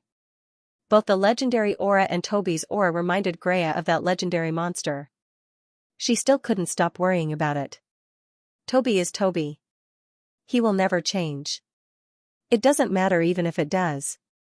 There's still a long way to go. We have plenty of time to figure it out. As long as it was a problem, there would always be a solution. Greya nodded. "I hope so too. Perhaps there's another possibility. Toby's consciousness might have belonged to that legendary monster in the first place. It's just that it hasn't fully awakened yet," someone suddenly spoke into their ears. They turned around and saw Sunders elegantly walking toward them in his gentlemanly suit. He didn't hide the fact that he eavesdropped on their conversation through the spirit bond. Toby becoming it. Maybe that's the right path, Sunders slowly voiced out a terrifying thought. "No, Toby is not the same." Greya quickly refuted. "How do you know? You only got the heart of a legendary monster. You never interacted with it, so you don't know anything about it." Sunders paused a little. "Of course, this is only my speculation. There's a high chance that it's wrong. But since you're already talking about its future, you have to consider this possibility. Besides, Greya, you know it yourself. Apart from Toby, have you created any other creatures with self-awareness?" The answer was no.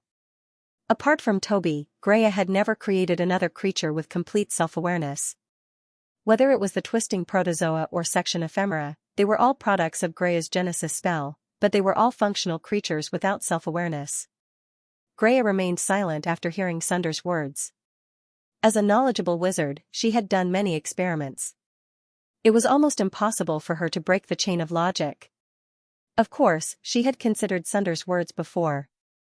But this was the real source of her uneasiness. Greya tried to hide her uneasiness, but Sunders pointed it out in front of her face, forcing her to face the problem. Angor was also thinking about this problem while Sunders and Greya were talking. The consciousness of one's self was the most primitive desire of a human being. This was an innate desire, and it was in this desire that the framework of consciousness gradually formed.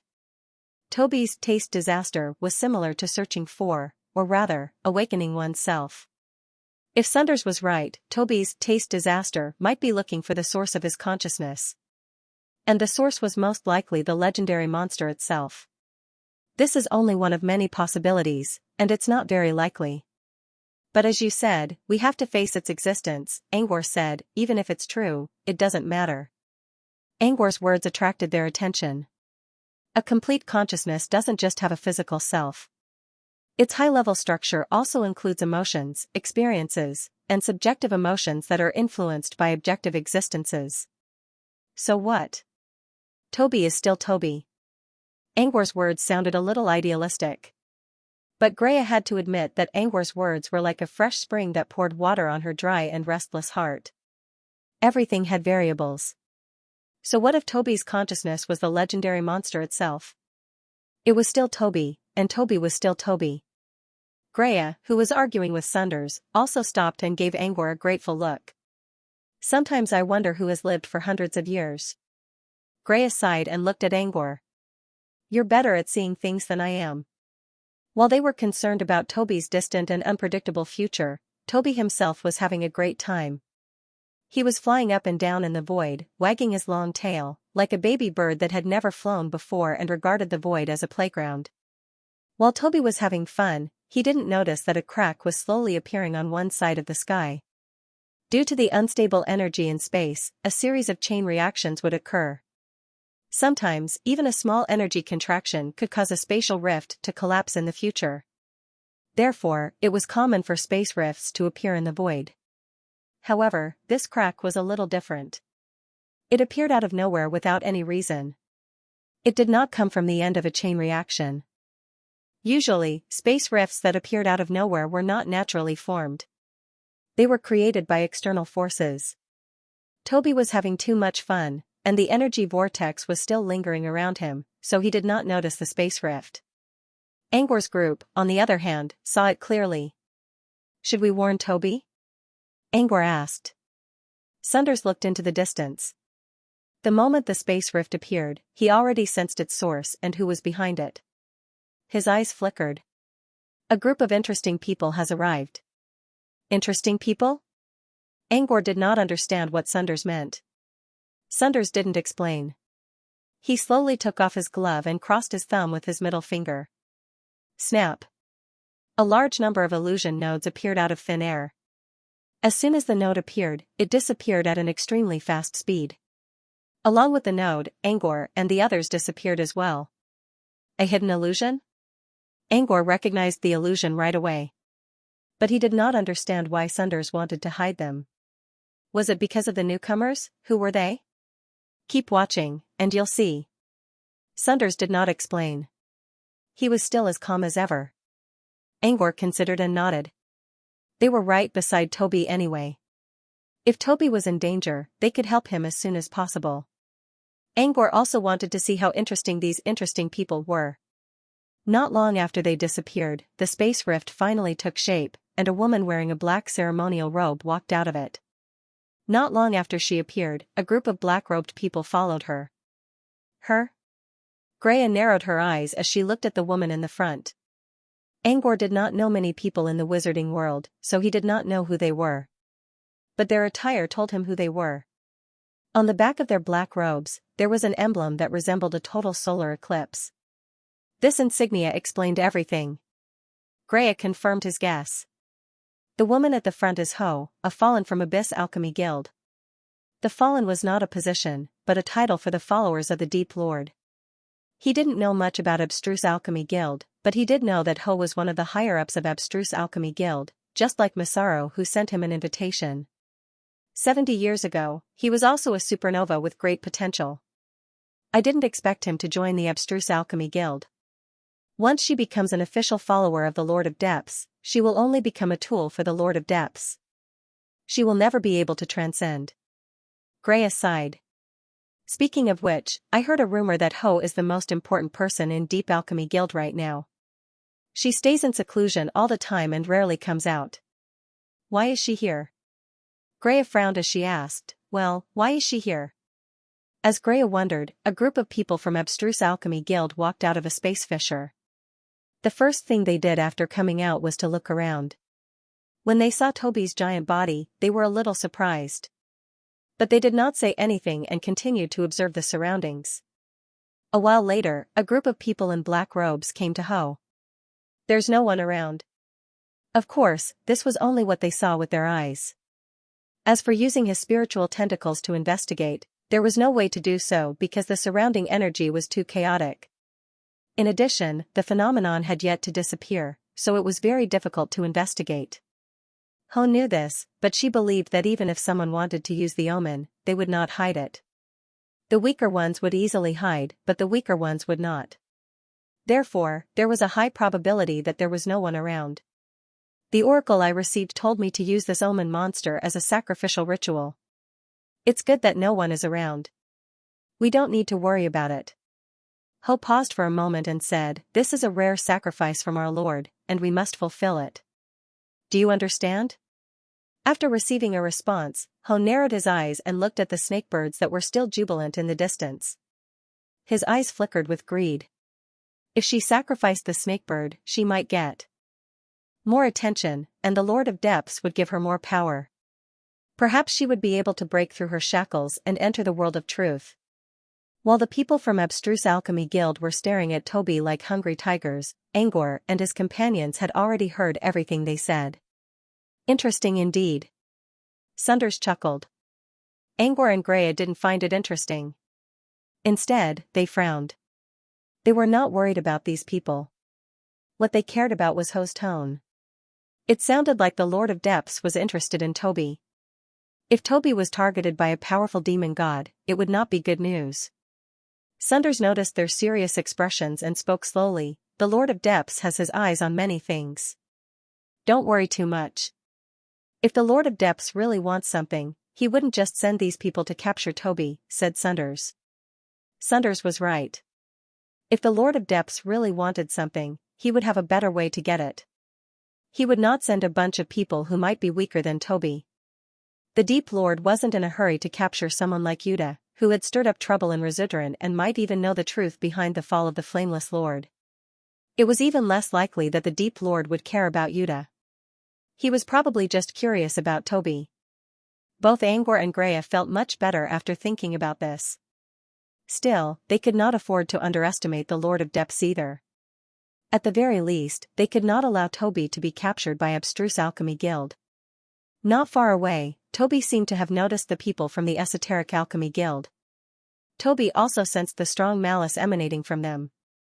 Toby was not an idiot. When he saw the obvious hostility in their eyes, he knew that they would become his enemies. Toby would never show mercy to his enemies. But can Toby beat them? Greya hesitated. Should I go and help? No need to rush. You can do that when Toby is about to lose, said Sunders. We can use this chance to see how strong Toby has become after his breakthrough. While Toby was still on guard, Ho gestured at the person behind him. We can't wait too long. Nobody's here now because they're stunned by the legendary aura it pretends to emit when it ascends. We have to get rid of it before they realize what's going on. Otherwise, once someone interferes, it will be difficult to sacrifice its body completely. Ho's words were immediately echoed by the crowd. Toby had only sensed the malice from Ho's group. Now that he heard what she said, how could he not understand that they were planning to kill him? His mood, which was still bright when he advanced, instantly fell to the bottom. Annoyance and anger surged up, and Toby could not help but think of the last stage of the calamity, when Grudge was killed first. In an instant, the joy in his eyes suddenly changed. Its eyes turned cold, followed by a change in its aura. When this aura grew stronger and stronger, its eyes seemed to have turned into a sharp weapon that could kill. Everyone looked at its eyes and felt as if their hearts were stabbed by countless swords. Is this earthworm's gaze mocking us? Its gaze makes me angry. A hairless beast actually dares to look down on us. I must kill it, peel off its scales, and pull out its tendons. For a moment, all kinds of noises rose from the crowd. At first, Ho thought that it was a good thing that everyone's morale had risen. But soon, she felt that something was wrong. They kept cursing, and their eyes turned red. Even those who were usually quiet began to curse along with the crowd. This scene was really strange. Ho looked at the crowd in confusion, and then looked at the snakebird. When her eyes met the snakebird's cold vertical pupils, an unknown flame began to rise. Ho's Lin was a bit taller than the others. She immediately realized that there was something wrong with its eyes. These people's abnormalities must have something to do with it. Ho suppressed the anger in her heart and warned everyone. The 10 or so people who came here were all official wizards, but when they advanced, they more or less borrowed the power of the Deep Lord. Therefore, it was inevitable that their minds would be a little unstable. Toby hadn't even made a move, but his gaze was enough to make them panic. Even though Ho had already started to warn them, and everyone was paying attention, the nameless fire in their hearts could not be extinguished. Even if they tried to suppress it, it still became a shackle. Ho didn't know about the changes in their hearts. Seeing that everyone had listened to him, he covered himself with a layer of spiritual defense and immediately ordered everyone, "There's no time to lose, quickly get rid of it." As soon as he finished speaking, the group of black-robed men took out a disc-like item. It looks like an alchemy product, but they didn't aim it at Toby. Instead, they threw it at the space around Toby. Following their movements, the dozen or so discs hung in the air around Toby. When they were fixed, a candle flame lit up on each of the discs. In the dark void, the scene was both beautiful and ritualistic. "What's that?" Greya asked. "It looks like something that can affect space." "Is it trying to trap Toby?" Greya looked at Angor and tried to get an answer from him. Angor's eyes glinted. "I've seen this disc before. There was a spellcasting material shop owner named Marion in Moonchi Magic Material Street. He was a greedy man who once joined the Deep Alchemy Guild. Not because he wanted to join the organization, but because he wanted to sell some cheap intermediate spellcasting materials from the guild. Back then, Marion obtained a disc from Deep Alchemy Guild and came to Granny Fingernail to ask about its value. Angor happened to be in Granny Fingernail's alchemy workshop at that time and witnessed the whole thing. That disc was exactly the same as the ones released by the black-robed men. Even the patterns on it were identical. It's a spellcasting material. It does affect space, but it's not used to trap people. It's used to buff them when casting spells, Angor explained. He considered and continued, "The Lord of Deep's true name Cherry is engraved on the disc, which can greatly enhance the effect of the material and enhance their spellcasting abilities." That being said, the black-robed men were only able to unleash the power of regular wizards with the help of the disc. Overall, they were still not strong enough. The only one they needed to be careful of was Ho. Her strength had not been affected by the Deep Abyss Master. She had truly cultivated her strength, and she was the strongest person in this group of people. While the black-robed men were talking to each other, the black-robed men were already attacking. The black-robed men attacked at the same time. Some used restraints, some drained the black-robed man's energy, and some used giant fireballs. It was obvious that they were well coordinated. They were very familiar with each other. Crowd control, weaken, and kill. If Angor was the one trapped in the discs, he would not be able to hold on for much longer. Of course, he wouldn't give them a chance to use this trick if he really had to fight them. Toby was also cautious against such a premeditated attack. The black-robed man was looking for Angor's group when he realized they were nowhere to be found. He did not pay attention to the black-robed men and ended up getting himself into trouble. Toby began to struggle when he realized that the space around him was temporarily sealed. Every time he struggled, the black-robed man would spit out blood. "I can't hold on for much longer. That thing is too strong." Even though the space imprisonment sorcerer had the plate to amplify the effects of his spells, he still felt uncomfortable in the face of such a huge force. In particular, he was still suppressing a nameless fire in his heart. "Hold on for 2 more seconds. Give Moto enough time to break through." The black-robed man who released the fireballs shouted. He would burn the black-robed man while Moto would cast a spell to break the snake's scales and deal fatal damage. With a series of follow-up attacks, it was possible to kill an enemy in one hit. "Hold on." Moto also shouted. He came to Toby's tail and reached out his hand toward a smooth and wet scale. A magical energy pattern appeared out of nowhere. By applying the pattern to the snake's scales, he would be able to break the snake's defense for a short time. Toby seemed to have sensed the danger as well and began to struggle harder. Its enormous strength made Wu Qi, who was in the space confinement, feel as if his internal organs had been displaced. However, he still used his full strength to buy 2 more seconds for Mo2R. When the pattern on Moto's hand glowed brightly, he quickly shouted, "I'm done." After Motuer shouted, he felt a gust of wind coming from behind him. He teleported away without hesitation. The moment he left, a huge fireball, an energy arrow, and a gust of wind that increased the intensity of the fire all rushed over. When these attacks sank into the previous halo, Toby let out a shrill cry. Everyone's eyes flashed with joy. With this set of attacks, this hairless beast would lose a layer of skin even if it didn't die. While they were waiting for the results of the battle, someone noticed that something was wrong. "Why is it only screaming and not moving? If it moves again, I'll be dead." The person who spoke was the one who used the spatial imprisonment. He was lying behind everyone, covered in blood. Obviously, he could no longer fight. However, no one paid attention to his complaints. Everyone's eyes were still on Toby.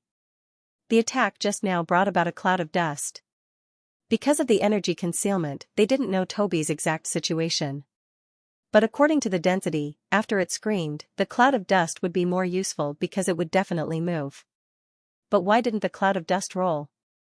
Or was it already dead? The best result was naturally to die on the spot. But was it really that easy?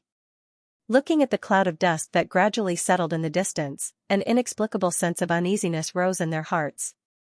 The source of this uneasiness was not only because there was no movement inside, but also because of the nameless fire that lingered in their hearts. It seemed to be burning quietly, as if it was going to burn a hole in the bottom of their hearts.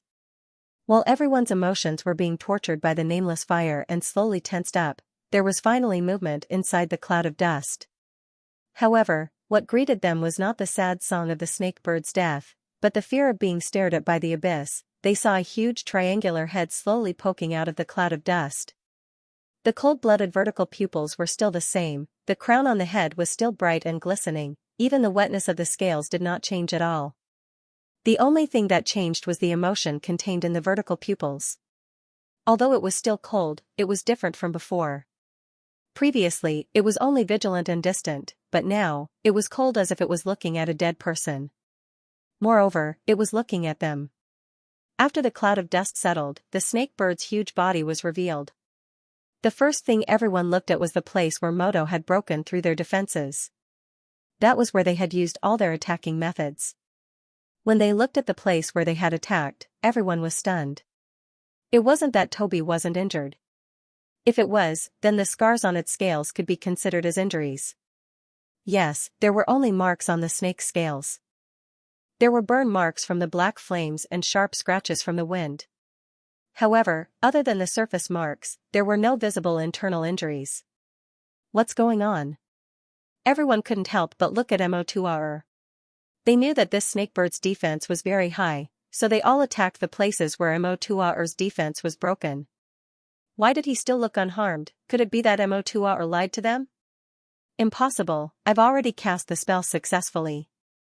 Mo2R's body shook violently. The disbelief in his eyes was more intense than anyone else's. He knew all too well that he had just used the armor-stripping technique to deal with powerful defensive magic beasts. Moreover, the spell had already flashed with light patterns, which meant that it was a success. Why did the snakebird seem to be unharmed? Mo2R's expression didn't seem to be fake, so there was only one possibility. This snakebird's defense exceeded the limits of their attacks. When they came to this conclusion, everyone felt as if a shadow had been cast over their hearts. They knew that monsters of the same level were usually stronger than wizards, but they didn't expect the snakebird to be this strong. A dozen people used their full strength, yet the snakebird remained unharmed, while one of them was seriously injured. Is this really a monster we can handle? Someone lamented. Everyone was already angry about something, and when they heard this, it immediately set them on fire. Before anyone could understand the use of this nameless flame, it was slowly eroding everyone. Once the feeling of lack of confidence took root, it was equivalent to eroding everyone's fighting spirit. It was also nibbling away at their future path. It wasn't easy to erase an emotion that was deeply rooted in one's heart. Their reactions were all seen by Angor and the others. Greya looked at Toby's unharmed scales, then looked at the people who were slowly losing their confidence. She couldn't help but smile. This reminds me of something. Do you know what happened at Silver Palm Isle a few years ago? Angor's heart skipped a beat when he heard Greya's question. Not only did he know what happened at Silver Palm Isle, but he was also the mastermind behind it all. Yes, Angor replied calmly as if it had nothing to do with him. Back then, the entire wizarding world was shocked. Many organizations sent people to Silver Palm Isle to look for the mystery item inside the dimension. But no one dared to attack Silver Palm Island because it was guarded by a Leviathan. The Leviathan's defense was so strong that it stopped everyone from advancing. Moreover, it also gave the gun of the Silver Palm incident a chance to escape. So Toby's defense is as strong as a Leviathan's. Greya's eyes were filled with joy. Leviathan was one of the sea beasts that had its own name among the sea beasts. It was a monster with a name and a surname that was much stronger than ordinary monsters. That was indeed the case. Back then, the Leviathan single-handedly stopped countless wizards from advancing. Now, Toby's defense alone was enough to make these wizards lose their confidence. Although the strength of these magi was inferior, they still had the plate-shaped casting material, and their strength was already above that of an official magus. However, even after being besieged by so many people, they still couldn't break through his defense. So Toby has reached the level where he can name his own item? There are many monsters with stronger defenses than the serpentine bird avatar. Whether Toby can match Toby's defense will depend on his weakness. Of course, the Leviathan's attack on Silver Palm Island was one of the reasons why the wizards were so wary of each other. However, the main reason was that the Leviathan's defense was almost flawless. To break through the Leviathan's defense, one would have to attack with power that exceeded the Leviathan's limit. If Toby could do the same, then Toby's defense would be as strong as the Leviathan's. Of course, Toby's defense is already strong enough. But I think Toby's serpentine bird avatar isn't just good at defense, Sunder said as he stared at Toby. Under Toby's terrifying gaze, a black-robed man trembled and asked, Head Priest Haley, what should we do now? Haley looked at Toby with a grim expression and clenched her fists. This thing is too tough. We can't attack it with brute force. It must have a weakness. As long as we can find it, we'll be able to kill it. While speaking, Haley began to channel the remaining power of faith in her body, hoping to find Toby's weakness through the power of the Abyss Lord. However, Toby wasn't going to just stand there and let people observe him. After getting beaten up for no reason, Toby's anger had reached its limit. Toby didn't do anything before because the people were from Floating Mech City, and he had to consider the young master's safety. But when he looked around, he didn't see Angor or Greya around. Whether they really weren't here or were hiding on purpose, it meant that no one would stop Toby from attacking these people. With this in mind, Toby's eyes became even more gloomy.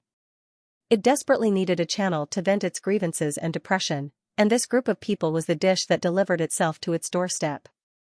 Toby flicked out his red forked tongue and began to move his giant body.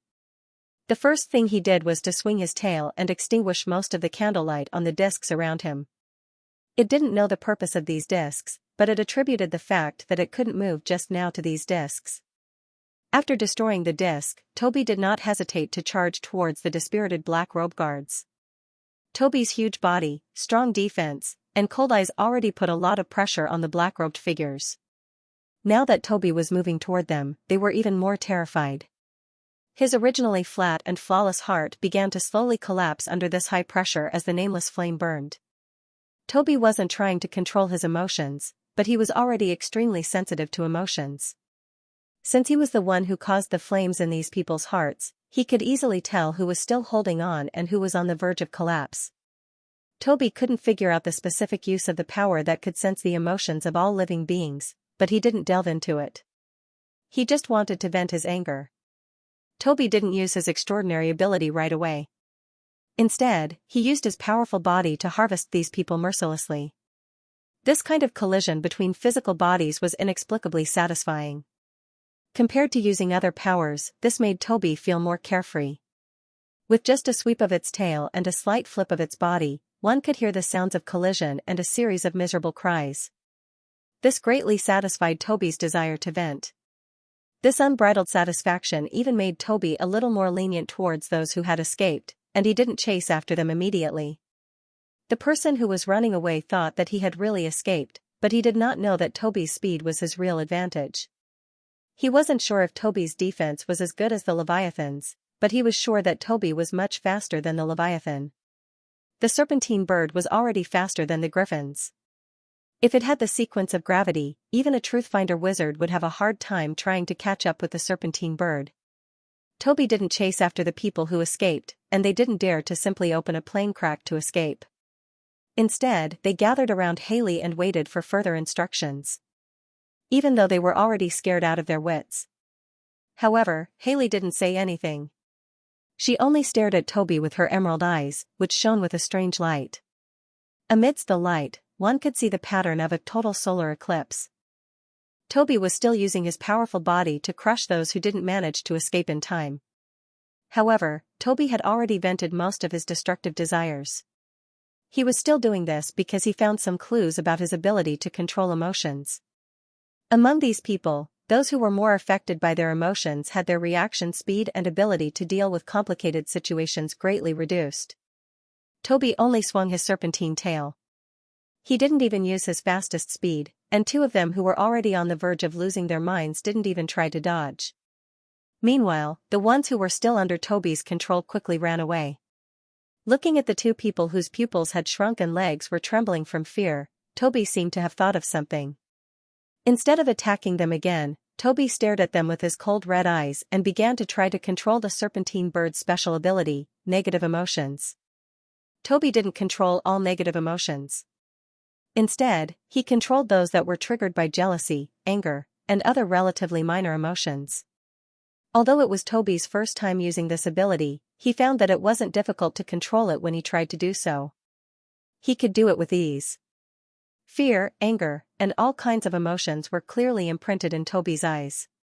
Toby could enlarge, shrink, or even erase certain emotions. Of course, Toby couldn't do that since he would only be helping them for free. So, he began to experiment with the ability to magnify emotions. He magnified one of the people's anger and the other person's fear. With Toby's ability, the person whose anger was magnified felt the anger in his chest getting stronger and stronger. It was as if his brain had gone blank, and his anger had already taken over his mind. Facing Toby, he had completely lost his vigilance as a wizard. He wanted to use all kinds of methods to kill Toby, however, how could a person who was blinded by anger deal with Toby? Toby swung his tail, and a huge force directly hit his waist. With a cracking sound, it was as if his bones were broken. He was sent flying like a cannonball and finally disappeared into the depths of the void. Shit, it's Lai. The black-robed people gathered around Haley looked at Lai who had disappeared into the void with fear in their eyes. They didn't dare to imagine what would happen to Lai because it was very likely that they would follow in Lai's footsteps. They couldn't help but look at Haley. Lord Officiator, should we retreat first? Haley remained silent as if she didn't hear them. She just continued to look at Toby. Everyone looked at each other. Haley was one of the officiators of the Abstruse Alchemy Guild, and she had the right to command them. If she didn't say anything, no one would dare to run. At the same time, Toby turned his gaze to the person whose fear was magnified. It was a man whose hood had been removed. He looked like a high-spirited young man who paid great attention to his image.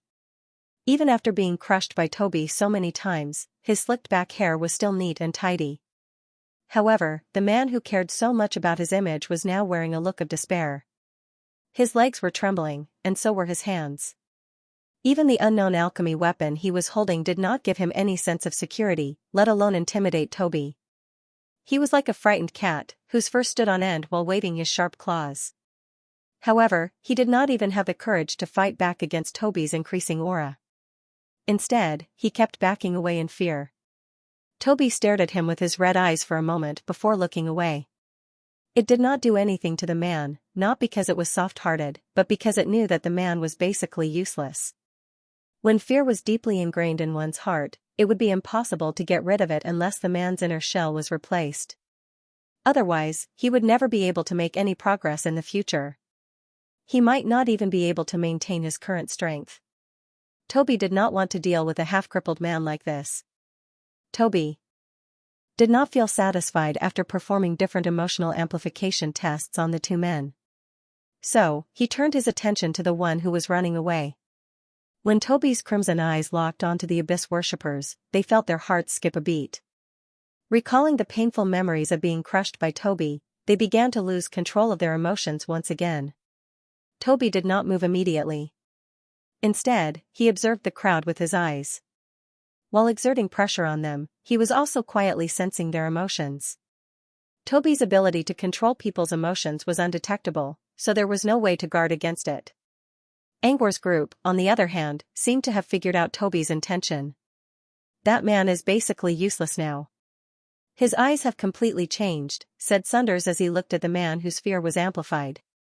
Sunders looked at the man whose fear was magnified. Toby had already ignored him, but the man was still too scared to move. He can't make any progress in the future, and he'll be trapped in this nightmare forever. Greya spoke slowly. She observed Toby carefully and said, even if he's feeling fear, it shouldn't have been planted in his heart so quickly. Is this Toby's ability? We can't be sure yet, but emotions can't be magnified for no reason. Toby must have done something. Sunder's eyes glinted. If Toby could really control someone's emotions to cripple them, it would be an incredible feat. On the other hand, the people from Abstruse Alchemy Union were starting to feel scared under the pressure from Toby. Haley also noticed this. If they were all afraid, then even if they found a weakness, they might not be able to organize an effective attack. What should he do now? Was he really going to give up just like that? Haley gritted her teeth, unwilling to give up. While Haley's mood was changing, Toby noticed that some people were under pressure. The fire in his heart burned again, and his eyes lit up. When the fire in his heart was reignited, he could control his emotions. This was also its goal. On the emotional level, it was silently pushing them into the abyss. Toby's gaze landed on an old man who was slowly retreating. He seemed to be on the verge of escaping alone. His eyes were very agitated and he stared at Haley fiercely. He was very unhappy that Haley didn't order them to leave. Toby tried to manipulate the man's anger. However, the result was unexpected. It failed. The old man's anger didn't come from Toby, but from Haley. Toby could only control his emotions because of Toby. Toby couldn't control the old man's anger, but he could control the old man's fear. However, the old man's fear didn't reach the level where he could cripple Toby like before. Perhaps it was because he thought that he could escape and had a way out. So, the sense of fear was reduced. No matter what the answer was, Toby's control over the old man's emotions didn't work very well. Toby felt a little disappointed. He thought he could easily kill someone in secret, but it didn't seem so easy now. While Toby was sighing, Haley's eyes were fixed on Toby. Her eyes sparkled as if she had discovered something. After a short while, Toby swept his gaze across everyone, and just as Haley was about to burst into flames, she suddenly felt as if her mind had been struck by lightning, and a figure appeared in her mind. It was the serpent bird's cold vertical eye. Its eyes. Haley suddenly yelled, "Its weakness is its eyes." Haley's voice caught everyone's attention. Haley did not have the time to explain how she had identified its eyes as its weakness. She quickly said, "Make its eyes the first target of attack. As long as we can erase its eyes, everything will be solved. That includes the emotions that are controlled in our hearts." Apparently, Haley also noticed that her emotions were being controlled by something. If Haley's words came a little later, the others would probably not listen to her. Toby was giving them too much pressure. The old man wasn't the only one who wanted to escape. Everyone had their own plans. However, Haley was an officiant, and she already pointed out the snake's weakness, so they decided to try again. Seeing Haley's confident look, everyone felt encouraged. As if they were going through a ritual, they took out their discs again. Some of them even began to drink their potions. To hunt such a powerful monster, they had to use all kinds of items. Even if they lost some now, they could recoup their losses after the hunt was over, and the rewards would be multiplied. Everyone gradually regained their confidence. Just when everyone was ready to fight again, Toby hissed and flicked its forked tongue. In the next second, behind the crowd, the old man let out a blood-curdling scream, and instantly fell silent. They turned around in confusion, only to find that behind them, which should have been empty, there was now a terrifying behemoth. It was swaying its head, flicking its red forked tongue, and releasing a terrifying pressure. It was the serpent bird they were about to fight, but why? Why did it suddenly appear here? They were still far away from them. Even if the serpent flew at full speed, they should have noticed it. But why was it able to appear here out of nowhere? It couldn't be teleportation. In this chaotic void, it was possible to open a space fissure and return to floating Mech City. But teleporting through the void was impossible. There was only one possibility. Speed, unbelievably fast. In the next second, Toby's figure disappeared again and reappeared behind another person. With another powerful tail swing, another person screamed and fell into the depths of the void. Since everyone was staring at Toby, they could clearly see that the serpent was really fast. It was almost as fast as teleportation. When he understood this, endless despair instantly attacked him. An impenetrable defense coupled with unstoppable speed. Even if they found the snake's weakness, could they really kill it? With such a high speed, it would be a luxury to even keep up with its rhythm, let alone lock onto its eyes. Faced with such a situation, there was nothing they could do. They could only watch as Toby sent them flying one by one into the depths of the void. Everyone was in despair. Their emotions were already stretched to the limit, and now they were in a hopeless situation. What they were thinking of now was how to escape from Toby's grasp, not how to fight him. The only one who didn't give up on the challenge was Haley. However, Haley's expression darkened as she watched the others being dealt with one by one. If she couldn't think of a way to stop Toby soon, she would be the next one to be slaughtered. Haley's hands, which were hidden in her sleeves, clenched tightly. "Lord Officiator, let's retreat for now." A black-robed man trembled as he came to Haley's side and suggested with all his might. Haley turned her head and looked him in the eyes. "As a believer, are you going to disobey the orders of your God?" "I don't." Before he could finish his sentence, Haley turned around and went behind him. She reached out and grabbed him by the collar. A large number of veins popped out on Haley's hand, and with a bang, countless black feathers grew out. Even her fingernails turned into hooks. She then exerted some force, and the man was sent flying in a parabola towards Toby. Under normal circumstances, a formal wizard wouldn't be sent flying so easily, even if his strength was fake. However, they were already panicking. In this anxious moment, they were careful when dealing with their enemies. They didn't expect to be thrown away by their allies. Toby also felt the whooshing of the wind. Looking at the man being thrown over, he swung his tail, and the sound of bones breaking could be heard. The man's body twisted, and he was sent flying. Toby didn't care whether the man was dead or alive. He was ready to deal with the next person. However, just as it turned its head, it found that the wind behind it had suddenly become abnormal. It turned back to look. Before he could see anything, a figure appeared in front of him. It was Haley. The reason why she had thrown him over was partly because she was disgusted by his pitiful appearance and partly because she wanted to use him to cover her own figure. As expected, Toby didn't notice him. When the man was sent flying, Haley, who was hiding in his shadow, immediately came out and hit the back of Toby's head. The reason why Haley aimed at the back of its head was because she knew that it would definitely sense her attack. As long as it turned its head, she would attack its eyes. Haley's plan worked. Toby turned around without a doubt. The moment Toby turned around, Haley's bloodline-transformed hand that was covered in black feathers flashed with cold light and appeared in front of his eyes. Haley could already foresee the scene of her punching out her opponent's eyes.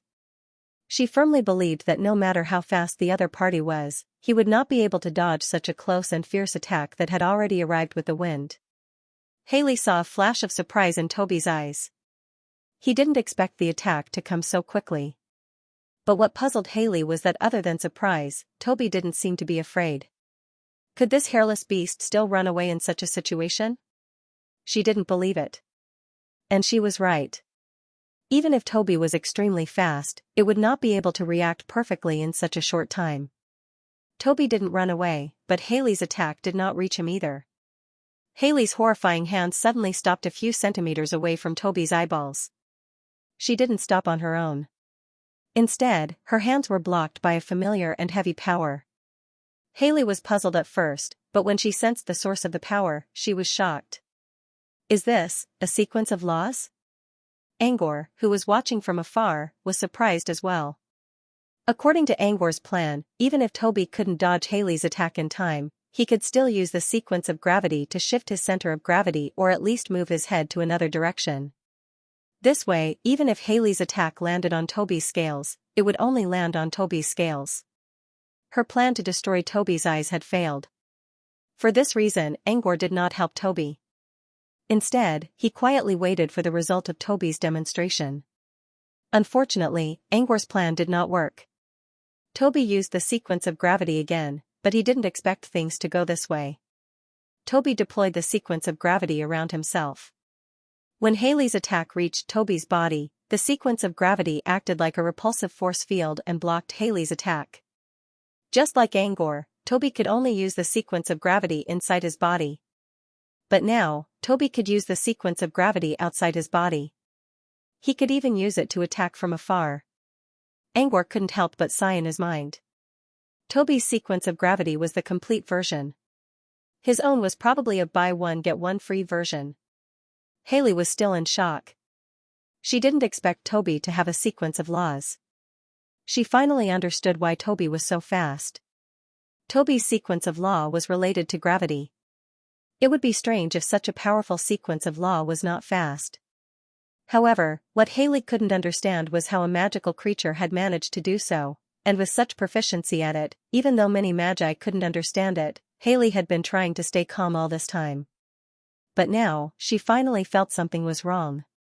Her eyes were filled with anger and jealousy. She went to the sorcerer's garden many times and never learned any sequence of law. How could an animal have the sequence of gravity? How? When jealousy clouded Haley's mind, she didn't even think about where Toby's sequence of gravity came from. Apart from Gravity Forest, Sunders at Phantom Island was the only place in the entire southern wizardry region that had a gravity garden. Of course, Toby might have sensed the sequence of gravity from somewhere else. However, it was highly unlikely that he could learn a sequence of law without using the gravity garden. Haley would have been more cautious if she thought about this. But now, she was only filled with jealousy. Under normal circumstances, Haley's jealousy wouldn't become so strong. Unfortunately, she was facing a master of manipulating jealousy. Under Toby's control, even the tiniest of flames could turn into a raging inferno that could spread across the entire wasteland. By the time Haley realized something was wrong, her mental defenses were already weakened. Like a flood that had broken through a dam, negative emotions surged forth. Fortunately, Haley had discovered it early and was still able to suppress it. But even so, it would take a long time for her to make up for the emotional gap. Haley forced herself to stay calm. She knew that this monster was not only tough, but also capable of manipulating people's emotions.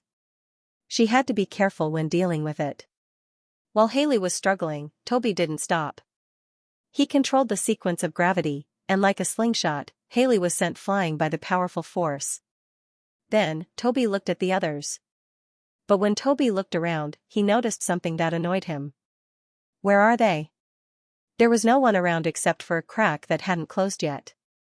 When Toby focused on Haley, the other black-robed figures all ran away. The space crack looked like a mocking smile, which annoyed Toby a lot. It rolled its body and struggled for a while before it resigned to its fate in resentment. He couldn't just tear the crack open and chase after them. Toby wasn't stupid. He knew what was behind the space crack. Even if Angor could help him, Toby wouldn't want to cause trouble in Floating Mech City. He didn't want to be so impulsive anymore. Back at the auction in Twilight Well, Toby almost got Angor killed because of his impulsiveness. Since that day, Toby changed his mind. He worked so hard to become stronger because he wanted to help Angor, not become a burden. Toby went to Floating Mech City on impulse, but in the end, it was Angor who had to clean up his mess. With that in mind, Toby shook his head and decided to ignore the space crack. He should go meet up with Angor and Greya first. While doing so, he could vent his grievances. Toby looked around. Where were Angor and Greya? As Toby was still wondering, he suddenly heard the sound of wind coming from the depths of the void. Toby turned around and saw a strange creature appearing in front of him. It was a woman with a human face, but half of her body was that of a falcon. Black feathers grew on her face, but they still didn't cover her appearance. There was a hidden beauty with a sense of abstinence and ritual. At first glance, Toby did not recognize this birdman from his appearance, but he was very familiar with the nameless fire burning in his heart. Not long ago, it had used emotional manipulation. It was none other than Haley, who had been sent flying by the sequence of gravity. However, Haley had only transformed her hands into falcons before. Now, she was almost in her half-beast form. Clearly, he had completely activated his bloodline. Toby didn't show any mercy to the group of black-robed people who attacked him before. He used a powerful force to throw them into the depths of the void. There must be some people whose bodies were damaged or even dead, but there should be some who survived. Toby had no sympathy for the dead. Toby did not care about those who had survived because they had all been scared out of their wits. There was no hope for them in the future, and living in this world was just an ignoble existence. However, those who wanted to live were very sensible and didn't turn back to look for Toby. Only Haley seemed to have made up her mind to fight Toby to the end. Toby narrowed his eyes and looked at Haley, who was flapping her wings. He had already decided to give up, but now, he was moving again. Previously, he had only used his powerful body to vent his dissatisfaction, but now that his anger had subsided, he could use this birdman to test his skills. In addition to his defense and speed, he still had many snake and bird abilities that he had not used. For example, his scarlet snake crown was not an ornament. Also, he had not used the poison sac on his upper jaw that made him feel itchy. Since someone was looking for trouble, Toby was not going to let them go so easily. As Haley and Toby looked at each other, an invisible wave of energy gradually rose. When it reached its peak, Haley made the first move. It wasn't that she had seized the initiative, but that she could no longer withstand the pressure Toby was exerting on her. If she didn't make a move now, she might not be able to hold on. When Haley rushed toward Toby, a blinding red light suddenly flashed from Toby's head. It did not come from Toby's eyes. Instead, it came from the crown-like lump on his head. The lump was like a red, high-temperature crystal, releasing a bright light. As soon as the light appeared, Haley felt as if she had been plunged into a strange world of red light. She could no longer see Toby's massive body, and all around her was a swirling crimson light. Blurry and indistinct humanoid figures could be seen within the crimson light. What is this? Haley frowned. Is this an illusion? It felt like an illusion, but it seemed to be lacking something compared to a real illusion. At the same time, it seemed to have some other meaning. As Haley was pondering the situation, a figure suddenly appeared behind her. It was so close that she could feel the other party's hot breath. Haley did not turn around immediately. Instead, she flew forward for a distance before turning her head to look back. Then, he saw a blurry figure standing where he was just now. This figure looked somewhat familiar. Haley carefully recalled the familiar feeling that arose from her heart. In the end, she said hesitantly, Motuer? Motuer was a member of the team that came to the void this time. Following Haley's shout, the blurry figure quickly became clear. It was Motuer's image. However, Motuer's face did not have the usual calm expression. Instead, it was filled with deep jealousy and malice. Motuer, is that you? Haley was not sure if it was a real person or an illusion. His eyes were bloodshot. He looked at Haley with hatred. It's you. It's all because of you. Haley asked, what's wrong with you? I hate you. I hate you so much.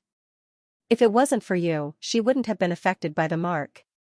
She wouldn't have joined Masaru's team. Motuer looked at Haley with hatred. I won't let you go.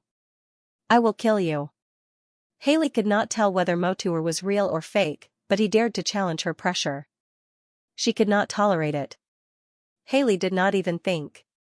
She directly waved a black feather. With a flash of black light, Motuer was cut in half from the middle.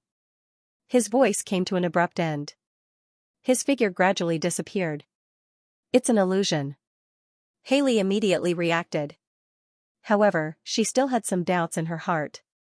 If it was just an illusion, why would the other party say those words? That kind of hatred didn't seem fake. Haley also knew who the Motuer was talking about was. In the past, when she occasionally met Motuer's eyes, she could see that he was dissatisfied with her. Why would an illusion know these things? Just as Haley was feeling suspicious, more figures appeared in the blood-red world.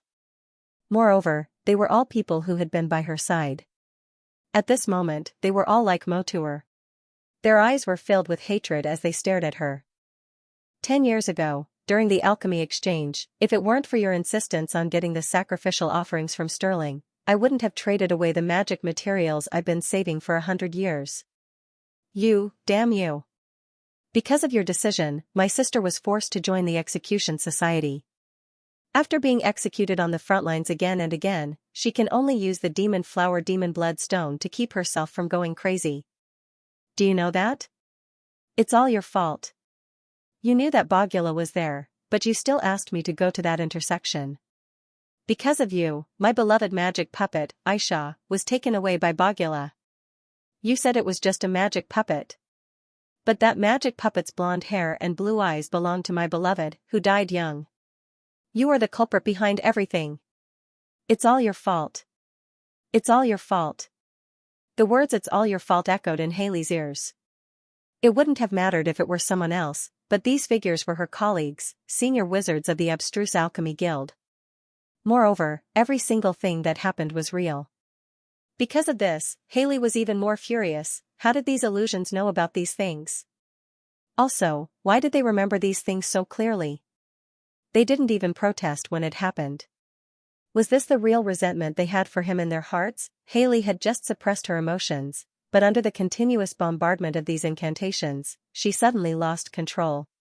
While Haley's mind was in a mess and she didn't know what to do, the dark figures suddenly stopped their chanting. Their scarlet eyes curved into crescents, giving off a creepy feeling that their evil plan had succeeded. The corners of their mouths kept rising until 1/3 of their heads were their bloody mouths. In the next second, these figures began to change shape and elongate, as if they were being sucked away by something. The source of their absorption was between Haley's eyebrows. These figures transformed into a strange long black belt, which continuously flowed into Haley's glabella. As the black figures entered between Haley's eyebrows, the previous clamor started again. Haley's ears were full of whispers, all kinds of abuse, curses, and insinuations. The murmuring almost drove her crazy. As Haley's heart was shattered, the dignity, confidence, and vision that she had built up through her strength for a long time seemed to have become a crumbling mirage that was on the verge of collapse. It was getting further and further away from her until it disappeared without a trace. Only then did Haley understand. These weren't illusions at all. They were traps that pried open her heart's defenses, and were filled with malicious curses and mockery. Haley bowed, her whole body trembling. She was already in a panic. The only way, she's chanting the name of the Deep Lord. It was as if she wanted to draw strength from her faith. After all, Haley was a believer favored by the Deep Lord. Her call was answered by a split of the Deep Lord's mind. However, in the face of Haley's confidence that was on the verge of collapse, the Deep Lord only sighed. Then, will, the previous ones wilt t. After saying that, the Deep God didn't respond to Haley anymore. When Haley heard the Deep Lord's answer, she instantly broke down. If the Deep Lord's response had been for Haley to persevere and capture Toby no matter what, she might have been able to persevere for a longer period of time. But the Deep Lord just said, forget it, forget it? This meant that all of Haley's previous efforts had been in vain.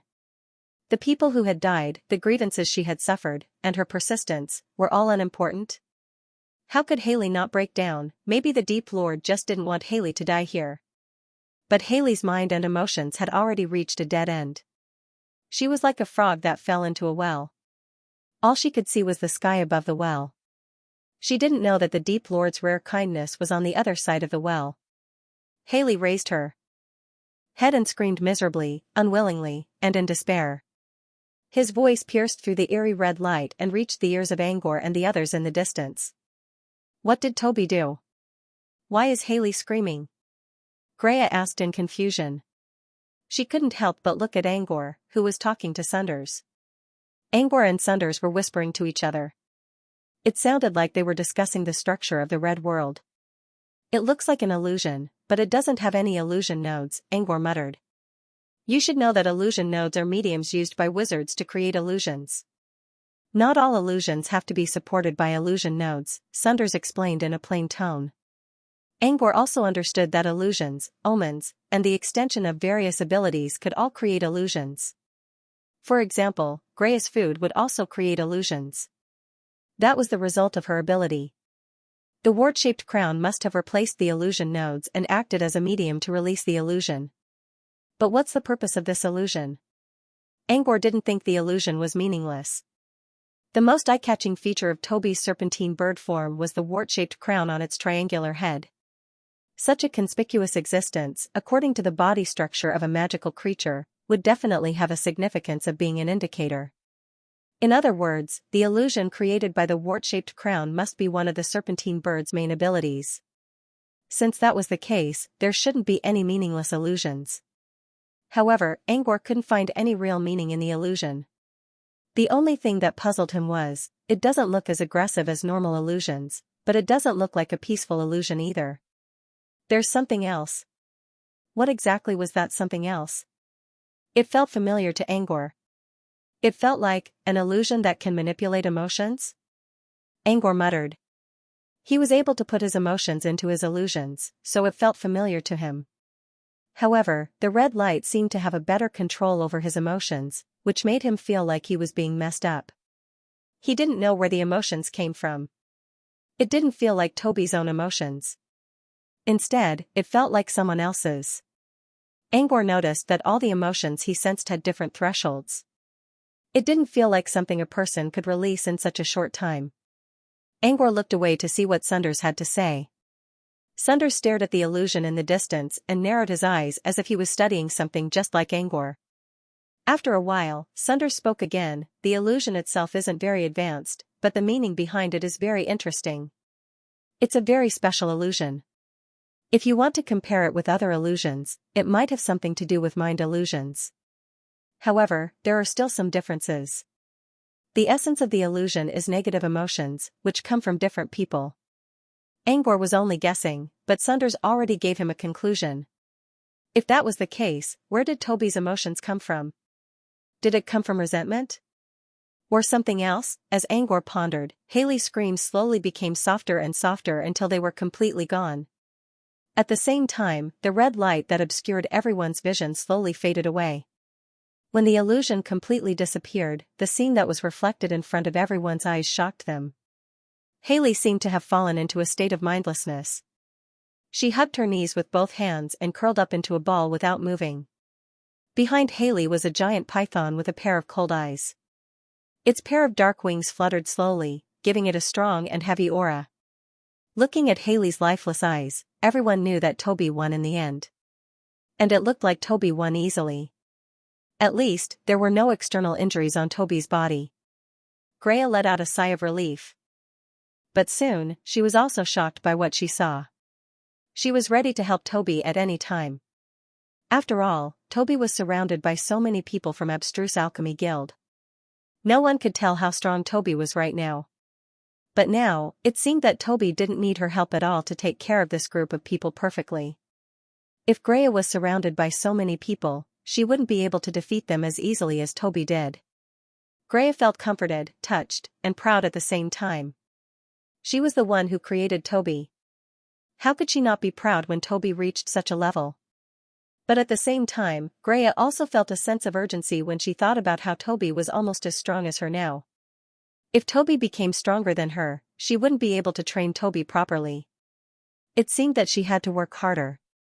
Her biggest goal now was to find her lost body as soon as possible. Angor wasn't as conflicted as Greya. After all, Toby was stronger than him most of the time. Now that Toby showed such strength again, Angor was already used to it.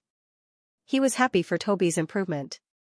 He had been troubled by Toby's resentment for a long time. Now that Toby had successfully overcome the tribulation, and his strength had greatly improved, he could finally let go of this burden. Even though he had sensed the air that was suspected to be a new calamity, it was something that would happen in the future.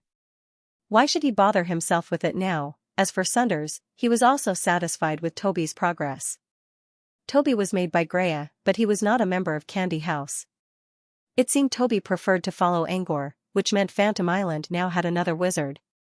Toby was probably stronger than Flora. Of course, Sunders was happy to see Phantom Island getting stronger again. Toby finally sensed the positive emotions coming from all three of them. Also, Sunders intentionally loosened the illusion nodes, which allowed Toby to sense the situation. Toby, who had been staring at Haley, also raised his head and looked into the distance. Although Toby still couldn't see anything, he had already sensed their presence. Why were Angor and the others hiding nearby? That was not important to Toby. His biggest wish now was to tell his young master about his grievances. Toby did that, but he couldn't use his huge body to tell his grievances. It wasn't that having a big body was bad. It was just that no matter how pitiful or sad Toby looked, it wouldn't be convincing enough. Therefore, Toby's first priority was to return to his seabird form.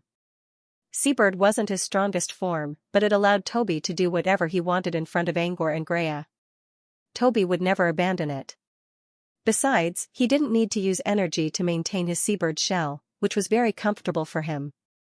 However, this was Toby's first time turning into a seabird with his own consciousness. He still needed some time to get used to it. Toby began to recall his seabird form in his mind. As he gained control over his body, his physical energy was slowly being restrained. In the real world, Toby's body was like sand, slowly dissipating. Angor and the others knew that Toby was going back to his seabird form, so they didn't worry too much. However, just as everyone relaxed, Haley, who had been curled up, suddenly looked up. Haley's mind was already broken.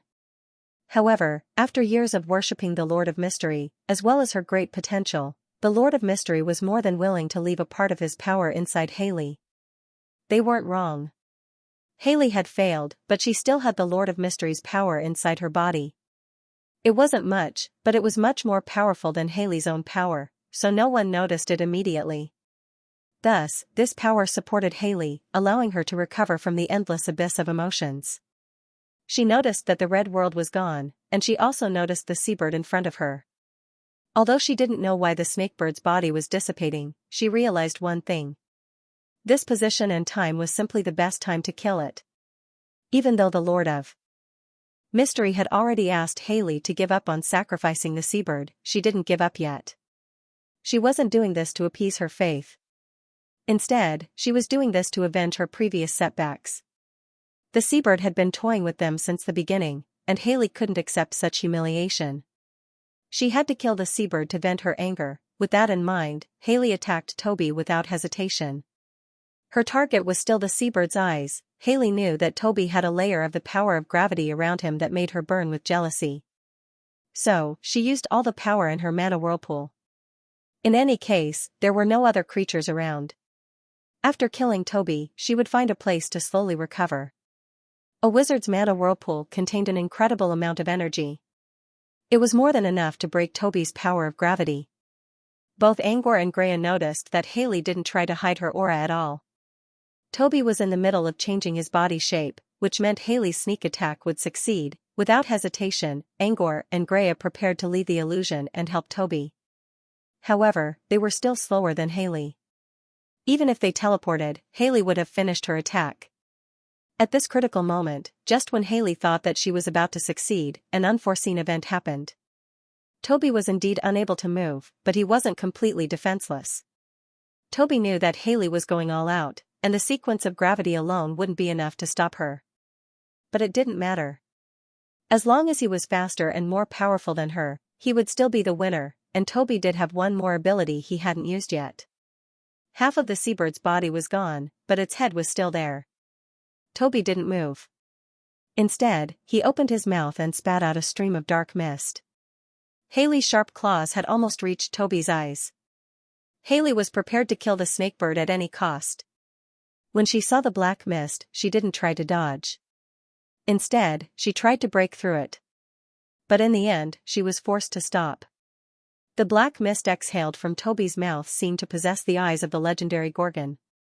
When Haley's body came into contact with the black mist, she could see with her naked eye that her hand was covered in a layer of stone. Petrification poison? When Haley realized what was happening, she couldn't move her hand. Furthermore, the stone shell on his hand was still spreading all over his body.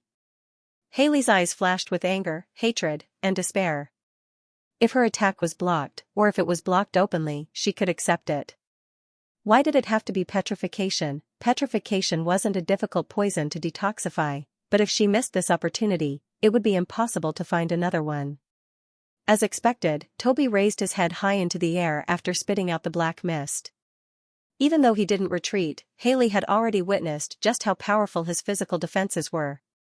Even the combined attacks of all of them were unable to break through his defenses, so there was no way that she would be able to do so on her own. The only way to defeat this snakebird was to hit its eyes, but at this time, its head was raised, and its vigilance was online.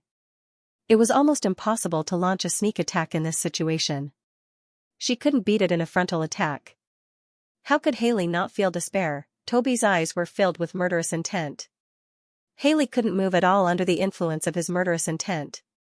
She didn't even have time to detoxify the poison in her body. Just when Haley thought she couldn't escape, there was a sudden movement in the distance. Toby couldn't help but look in that direction. Haley's eyes lit up. This was an opportunity. Of course, it wasn't an opportunity to attack. If she wanted to deal with Toby, she needed a complete plan and tools. She didn't have any of those at the moment. Therefore, running away now was the best option. No matter how unwilling Haley was, she had to return to reality. She knew her emotions weren't right. She also knew that her defenses had been broken. Any counterattack now would be like a trapped beast going crazy for the last time. As a sorcerer, she had to regain the rationality that a sorcerer should have. Haley didn't pay attention to what the snakebird saw. She didn't even try to dispel the petrification poison that had spread to half of her body. Instead, she used her other hand that wasn't petrified to retrieve a golden magic scroll from her space. Toby sensed the strange aura coming from the magic scroll. Just as he was about to lower his head to check it out, Haley tore it open without hesitation. The surrounding spatial energy became chaotic and turned into a crack that looked like a hole. However, the hole was twisting crazily and looked unstable. That was to be expected. The signs of Toby's advancement were still there, and the energy around him was chaotic. Haley had used the magic scroll to open a plain passageway, and the space around him was unstable. If they were to escape into a plain passageway, they would have a high chance of getting into trouble. This was because the plain passageway was very likely to collapse due to the instability of space. But Haley couldn't care less. This was the only escape plan she could think of. Therefore, she rushed in without hesitation. Her luck and courage were not bad. When she crawled into the crack, the twisting hole of varying sizes just happened to let her pass through safely. The dimensional passageway only existed for a short period of time. As soon as Haley entered, the passageway began to vanish. Toby had enough time to go in, but it was too dangerous. Before Toby could do anything, Greya called him to stop. Stop. Greya's order not only stopped Toby, but also attracted Haley's attention. Just as the crack was about to close, Haley turned her head to look outside. Then, her pupils constricted. She saw a woman who looked familiar. But it wasn't the woman who surprised Haley the most. It was the man beside her. Is that Angor? The crack closed in a timely manner. Haley sank into her thoughts. She didn't have anything to do with Angor. She only heard that Angor and Massaro were at loggerheads. Haley was glad to hear that.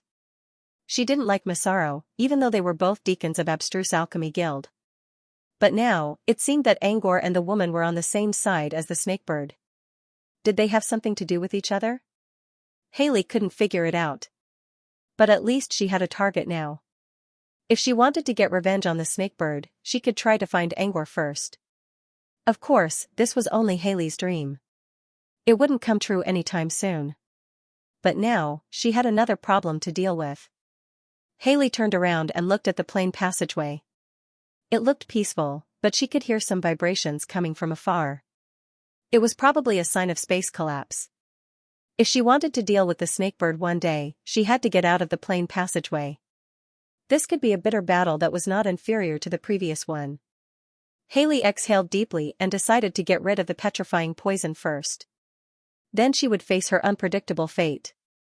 While Haley was struggling to survive in the plain passageway, Toby, who had turned into an insignificant little bird, was now rubbing its head against Angor's neck in a pitiful manner. When it was done, Toby hopped onto Angor's hand under everyone's watchful eyes. It seemed that Toby was going to tell Angor his grievances. However, there was one more thing Toby needed to do before he could complain. He lowered his head shyly and quickly took out a red cloak from Snowy Feather and tied it around his neck. Due to the chaotic energy flow, the little cloak was fluttering in the wind. The red cloak was like Toby's loincloth. When he heard the sound of the cloak, he felt the cloak fluttering in the wind. His bashful temperament instantly changed. He was like a knight in armor on the battlefield, awe-inspiring. Toby was very satisfied with his new look. After admiring his new look for a while, he realized that it was time for him to complain. Toby quickly blinked his beady eyes and showed a sad expression. Before Toby could say anything, Greya waved a hand and said, "Let's go back first. It's not safe here." Angor agreed with Greya's suggestion. There was no one in the void, but he was still worried about those gazes that came from far away. No one knew if there was a mighty figure watching them from the depths of the void. To avoid such problems, it was better to leave this place first. In the lush little garden, Butler Number 1 was originally floating in the air, trimming the branches of the flowers and plants. Suddenly, he seemed to be attracted by something. He stopped what he was doing and raised his head. A large number of rune eyes that looked similar to Butler Number 1 were flying across the blue sky. However, these rune eyes did not look as leisurely as Butler Number 1. Red light flashed in their eyes as they sent out ripples of energy in a hurry. Each ripple contained a complete message. The message was sent to every corner of floating Mech City through the rune eyes in the sky. According to Butler Number 1's interpretation, this message came from City Lord Rosen. According to City Lord Luosen, a demonic creature had appeared in the void and released a powerful aura. However, the demonic creature had already left, so the citizens didn't have to worry about it for the time being. To official magi, such words might cause them to be suspicious, but they were able to calm the chaotic hearts of the people. However, Butler Number 1 did not care about this. After reading the message, Butler Number 1 put it to the back of his mind and continued with his garden. When Sunders was not in the manor, Butler Number 1's favorite thing to do was to trim the garden. It was not only for the cleanliness of the place, but also because it liked everything that was full of life, especially the vigorous flowers. Just by touching them, Butler Number 1 could feel the vitality in them. Unfortunately, Sunders did not seem to care about these plants at all. Mr. Pad, on the other hand, would come to the garden from time to time. Mr. Pad had been spending a lot of time in his lab recently, so he did not come to the garden often. However, there was one person who always stayed in the garden. He even helped Butler Number 1 with his daily trimming. Butler Number 1 turned around and looked into the distance. Azaz, who was wearing a swallow-tailed suit and looked like a noble butler, was sitting on the other side of the garden. As Butler Number 1 expected, Azaz was also trimming the branches in the garden, but he seemed to be a little absent-minded. Maybe he had something on his mind? Butler Number 1 didn't take the liberty to ask. Instead, he continued to do what he was doing according to the procedure. Azaz was indeed absent-minded. However, it was not because he had something on his mind. It was because he was talking to Demon Sebastian in his mind. According to the news from City Lord Luosen, a powerful demonic creature has appeared in the void. Sebastian, you're also in the void. Do you know anything? Dear Milolise, I actually prefer you to call me Basil. An elegant yet seductive male voice entered Aziz's ears. After all, my surname was once your surname. Aziz had a complicated look in his eyes and did not reply. Sebastian didn't say much on this topic. Instead, he answered Azaz's question. The void I'm in is a deeper void. What you're talking about is only a shallow area of space corresponding to floating Mech City. In other words, you didn't sense that aura? Sebastian was silent for a long time before he said, I sensed it, but the origin of this aura is a bit shocking, and it caused many great beings to cast their gazes over from the abyss. In order to avoid being discovered by them, I didn't investigate in detail. Amazing background? A great being? Aziz didn't understand. If you really want to know the inside story, I can tell you. But first, I'd like to be served as a sacrificial meal. Aziz had been serving demons for a long time, so he knew the demon's temperament. Sure. But you have to tell me what kind of food you want first. If it's a living person, then no deal. My dearest Milolise, I know you so well. Of course I know you hate living sacrifices. Sebastian's voice sounded exaggerated. Today, I only want to eat a beast. A beast? That's fine? While Azaz was thinking about this, he was so scared that he fell to the ground. Sebastian had told him the ingredient he wanted to eat, and he didn't dare to touch it at all. Toby? You mean Toby? Aziz still couldn't believe it. Yes, just a small seabird. I want to eat a bird. That's not too much, right? Without thinking, Azaz cut off the conversation with Sebastian. Toby? He might as well let Toby cook for living people. Greya and Angor considered Toby as their family member. If he wanted to join Barbie's restaurant, he would not dare to hurt his superior's family. Besides, Asaz did not think he could beat Toby either. He had seen Greya training Toby in the past. The giant griffin was much stronger than Asaz, not to mention Toby's sequence of gravity. Furthermore, the reason why Asaz asked Sebastian about the void was also related to Toby. When he came back from the Tower of Infinity, he learned that Greya had already taken Toby to the void to achieve a breakthrough. Aziz had been keeping track of Toby's data these days, and he was already concerned about Toby's safety. Now that Toby went to the void to face a tribulation, he was very concerned about the result. Would that legendary aura affect Toby? Did it succeed in overcoming the calamity? These questions lingered in Aziz's heart. He was so worried that he went to ask Sebastian, but this greedy demon actually asked him to cook Toby. How was this possible? Aziz felt scared just thinking about it.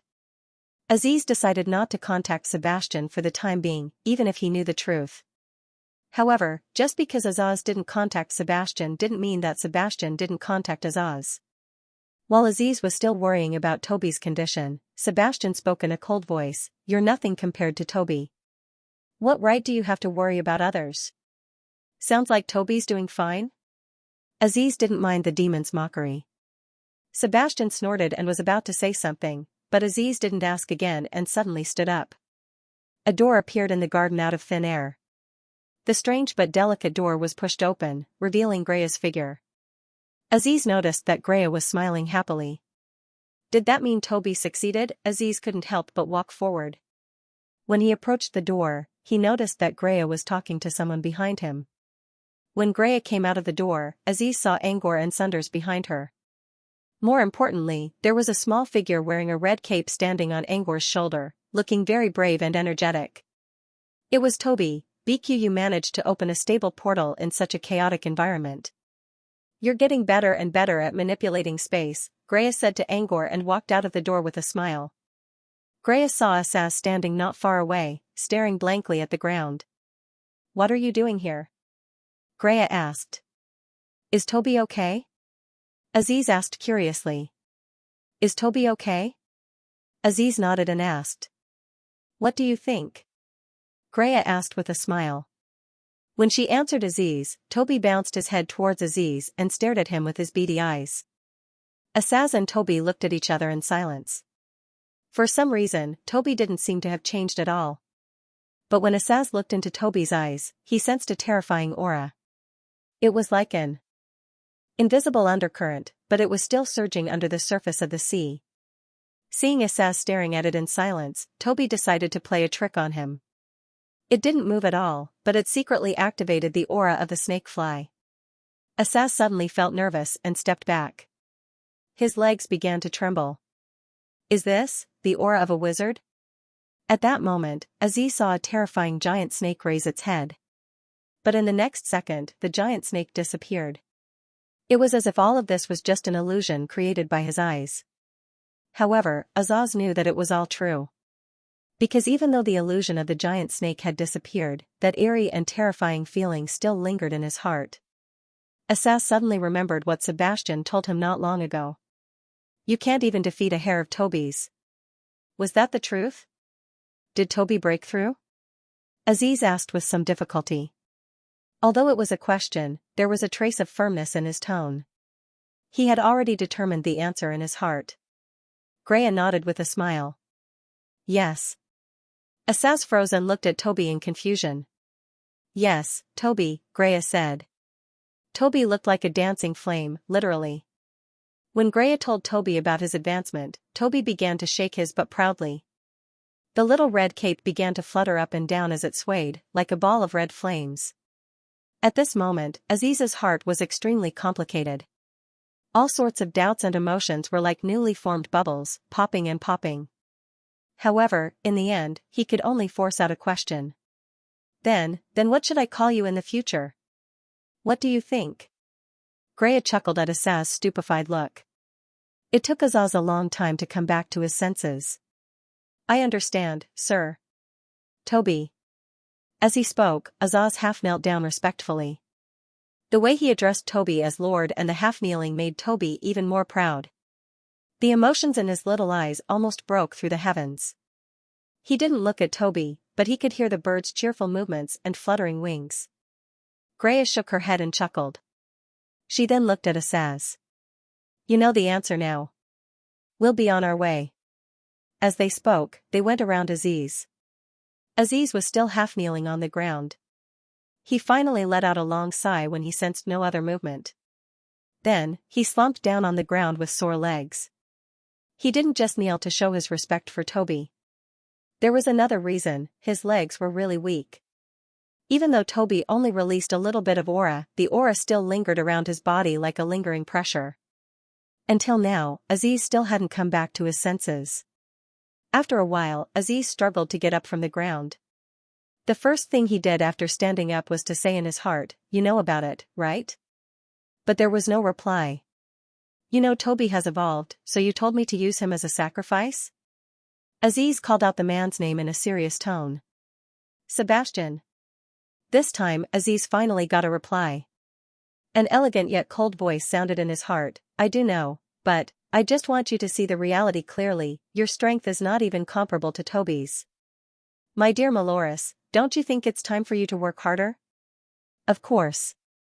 If you can really turn Toby into a dish, I'll be very satisfied.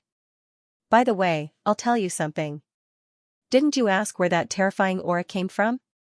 Sebastian spoke slowly. "You've already seen Toby. Do you know the answer now?" When they returned to the main hall, butler number 1 put down his trimming work and flew in with a large tray. On the tray was an exquisite Baroque tea set. In addition to the steaming teapot, there were 3 large and 1 small teacup placed in front of everyone. The smallest teacup was naturally reserved for Toby. The fragrance of the black tea began to spread along with the white steam rising from the teacup. After serving the tea, butler number 1 left. It was supposed to prepare some snacks, but since Greya was here, it didn't have to embarrass itself. After butler number 1 left, Greya waved a hand. Delicate snacks appeared on the plates in front of everyone. Did she prepare them beforehand, or did she just create them out of thin air? At least from the smell, they were not bad. Angor sniffed the faint aroma of cheese and nodded in satisfaction. While enjoying the tea, they all looked at Toby. They were waiting for Toby's explanation. At this moment, Toby was eating and drinking to his heart's content. Furthermore, Aziz's respectful behavior just now had inflated his pride. Everyone was looking at him, but he didn't know what to say. When Toby realized what was going on, his expression immediately changed from being proud to full of grievances. Still, his expression changed so fast that it didn't look real. Tweet tweet tweet tweet, Toby spent 10 minutes complaining nonstop, trying his best to express the grievances in his heart. But after talking for a long time, it didn't get to the point at all. It just used fancy sounds to express the same meaning. "I feel so wronged." Seeing that Toby was going to repeat the same sentence again, Greya quickly interrupted. "You say you feel wronged, but at least tell me what's wrong, right? Did something happen when you faced the calamity?" Toby nodded repeatedly like a chicken pecking at rice. Next, Toby began to describe what happened to him. However, he didn't tell them about the strange voice that sounded like a new calamity. Instead, he started from the very beginning. Everyone listened for a long time and only heard Toby praising himself, saying that he fought like a general in all kinds of traps and found a way to survive. Linear zones, mist traps, emotion torrents, monster armies. Toby's story was very lively. Only tweet tweet could be heard in the hall. From beginning to end, Toby described his bravery and fearlessness. The more he talked, the more excited he became. He even forgot about his sad look. Still, both Angor and Greya listened carefully. Toby never told anyone about his experience in the Room of Heart. Although Toby might have exaggerated a little when he told the story, it wasn't hard to tell how dangerous this calamity was from his description. There were layers upon layers of traps, waves upon waves of undercurrents, and the harassment of all kinds of monsters. Greya sighed. If Angor did not use the trial of bright dreams, Toby would not even have a 1% success rate. Toby spent half an hour describing his heroic deeds. Finally, when he reached the end of his trial, his proud look turned into a sad one. Gee. I've already reached the final stage, and I could easily defeat the grudge spirit. I've practiced countless times. But that unknown monster beat me to it. Toby jumped from Angor's shoulder to the table and paced back and forth on it. His eyes were filled with rage. That's why you're so angry? Greya asked after a while. Toby nodded again. Greya was speechless. You're focusing on the wrong thing. You should be more concerned about the identity of the being that was talking to you, not the fact that it stole your first drop of blood. Greya was complaining in her mind, but when she saw Toby's sad look, she still tried to comfort him. Think about it from another perspective. It's a good thing that someone is helping you. At least you can save a lot of effort. Toby was unhappy when he heard that. He grumbled that he didn't want help, he wanted to do it himself. Greya sighed. She knew Toby cared more about the ritual than the result. She used to ask for help like this when she was young. But as she grew more experienced, she only cared about the result. The process was not so important. Which was more important? The ritual or the result? It was hard to tell who was right and who was wrong. Greya really wanted to share her thoughts with Toby, but she didn't think Toby was going to listen to her long speech. She had no choice but to look at Angor. As a young man, Angor understood Toby's feelings better. Angor smiled and patted Toby's head. The warm touch and the comfort of the feather soothed Toby's heart, allowing him to slowly calm down. Seeing that Toby was no longer angry, Angor spoke again. You said that the thing that killed Grudge Spirit probably did it to piss you off. If you get angry, you'll fall into its trap. Toby nodded. You don't need to worry too much about it, do you? Toby nodded. That's right. Toby rolled his eyes. That seemed to be the case. If you're really angry, why don't you use the same emotion you used to defeat the Grudge Spirit the next time you see it? When you're done, it'll be your turn to taunt it. Toby nodded, waved his wings, and waved his fists as if he could already see his destined enemy. His punches caused ripples in the air. Both Angor and Greya were still worried. They looked at each other and saw the serious look in each other's eyes. Now that they were done talking about Toby's grievances, it was time to get down to business. What was the creature the Grudge Spirit was trying to summon? Angor said, based on my calculations, when Toby ran into it, we sensed the strange emotion. That heavy and complicated emotion did not come from the Grudge disaster or the Wrath disaster. Greya looked serious. So we're right? Is it a sign of a new disaster? Considering all the circumstances, it was very likely that Toby was facing a new disaster. According to Toby, the Grudge Spirit had reached the end of its road, so it summoned a vortex and hoped that the entity behind it would help it fight Toby. If it disappears, you'll be next. The Grudgeful will kept yelling back then. If it disappears, you'll be next. From this sentence, there were already some clues. If the Grudge Spirit disappeared, what would be the next that appeared in Toby's mind? Without a doubt, it would be an existence on the same level as the Grudge Spirit. It was also a new disaster. There was also one more thing that could prove that all the vortexes summoned by the will of utmost resentment, including the monsters that had blocked Toby's way, were actually reflections of a certain part of Toby's body. They were a kind of materialized projection. In other words, the entity behind the vortexes had to be hiding somewhere inside Toby's body or blood. The fact that the entity could defeat the Grudge Spirit also meant something. If it existed inside Toby's body and could defeat the Grudge Spirit, it was obvious who it was. Love, hatred, and sorrow. One of the three disasters. Everything made sense now. Angor and Greya sensed something strange because of this new calamity. The Grudge Spirit didn't forget to trick Toby in the end. Greya's eyes glowed. She thought that the next disaster would only appear after a long time. However, the Grudge Spirit's action had messed up everything. Even if it would take some time for the new disaster to show up, since it already showed up, it meant that it had already announced its arrival to Toby. It would be fine if Toby didn't know about its existence. But since it already showed up, Toby's peaceful days would soon be over. Toby had to keep strengthening himself and face its existence. Then, one day in the future, he would defeat it just like how he defeated the Grudge Spirit. In fact, Toby was very against training. But today, when Greya told Toby to keep training and defeat the unknown entity, the Toby nodded without hesitation. It was obvious how angry Toby was right now. It was good that he could turn his anger into motivation to move forward. Greya was glad to hear that. By the way, did you see what it looks like? Angor asked. Toby already had two avatars, the Griffin of Wrath and the Serpent Bird of Envy. If Angor was not wrong, the entity behind the vortexes should be another avatar that Toby might have in the future. Both Greya and Sunders were curious about this as well. Griffin and Serpent Bird were both incredible avatars. What would the new avatar look like? Toby considered for a moment and shook his head. He didn't know what the new avatar looked like. The only thing he was sure of was that it had a pure white feather. This was because the thing that destroyed the extreme resentment and made him feel as if a bone was stuck in his throat was a white feather that flickered with a faint light. White Pigeon Library was named after the white pigeons that flew around the library all day long. It was one of the best libraries in Floating Mech City. As usual, White Pigeon Library was open to the public 24 hours a day. However, there were fewer people in the library today. Maybe it's because of that terrifying aura? It was one of the female librarians in White Pigeon Library.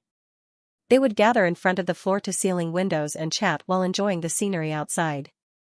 Since there were fewer people today, they did not have much work to do.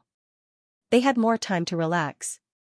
Outside the floor-to-ceiling windows, the evening glow dyed the entire sky red as if it was set on fire.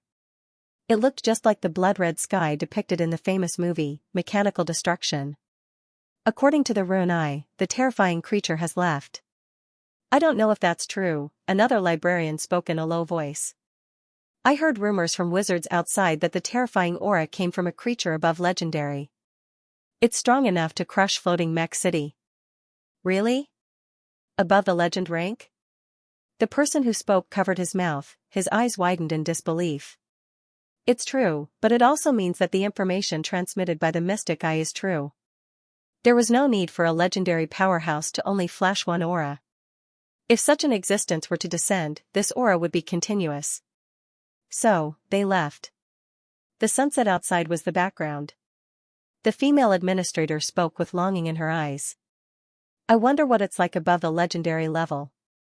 I really want to see it for myself. See? Forget it. But I'm sure that aura came from the void.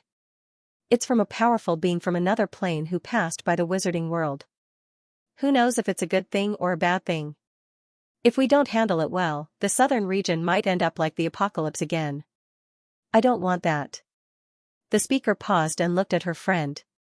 It's better to live a peaceful life, isn't it, little six? She did not get a response.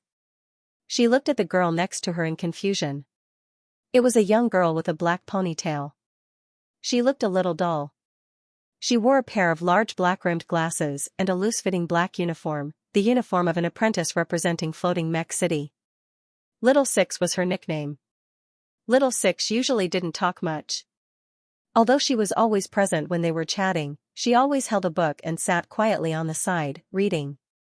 She looked like she was reading a book, but she would also pay attention to their conversation. However, she would not take the initiative to speak. Only when she was called would she softly express her opinion. But today, Little Six was a little strange. Although she also took a book, she did not read it. Moreover, she did not respond when he called her. She seemed a little absent-minded, her eyes glancing in a certain direction from time to time. That area seemed to be the magazine display area of the ancient riverbank. What happened to you? She nudged Little Six, and the latter finally came back to his senses. His first reaction after coming back to his senses was not to answer her, but to avert his gaze, looking guilty. No, nothing. I just. Little Six thought for a long time, but couldn't think of a reason. He stuttered and didn't know what to say.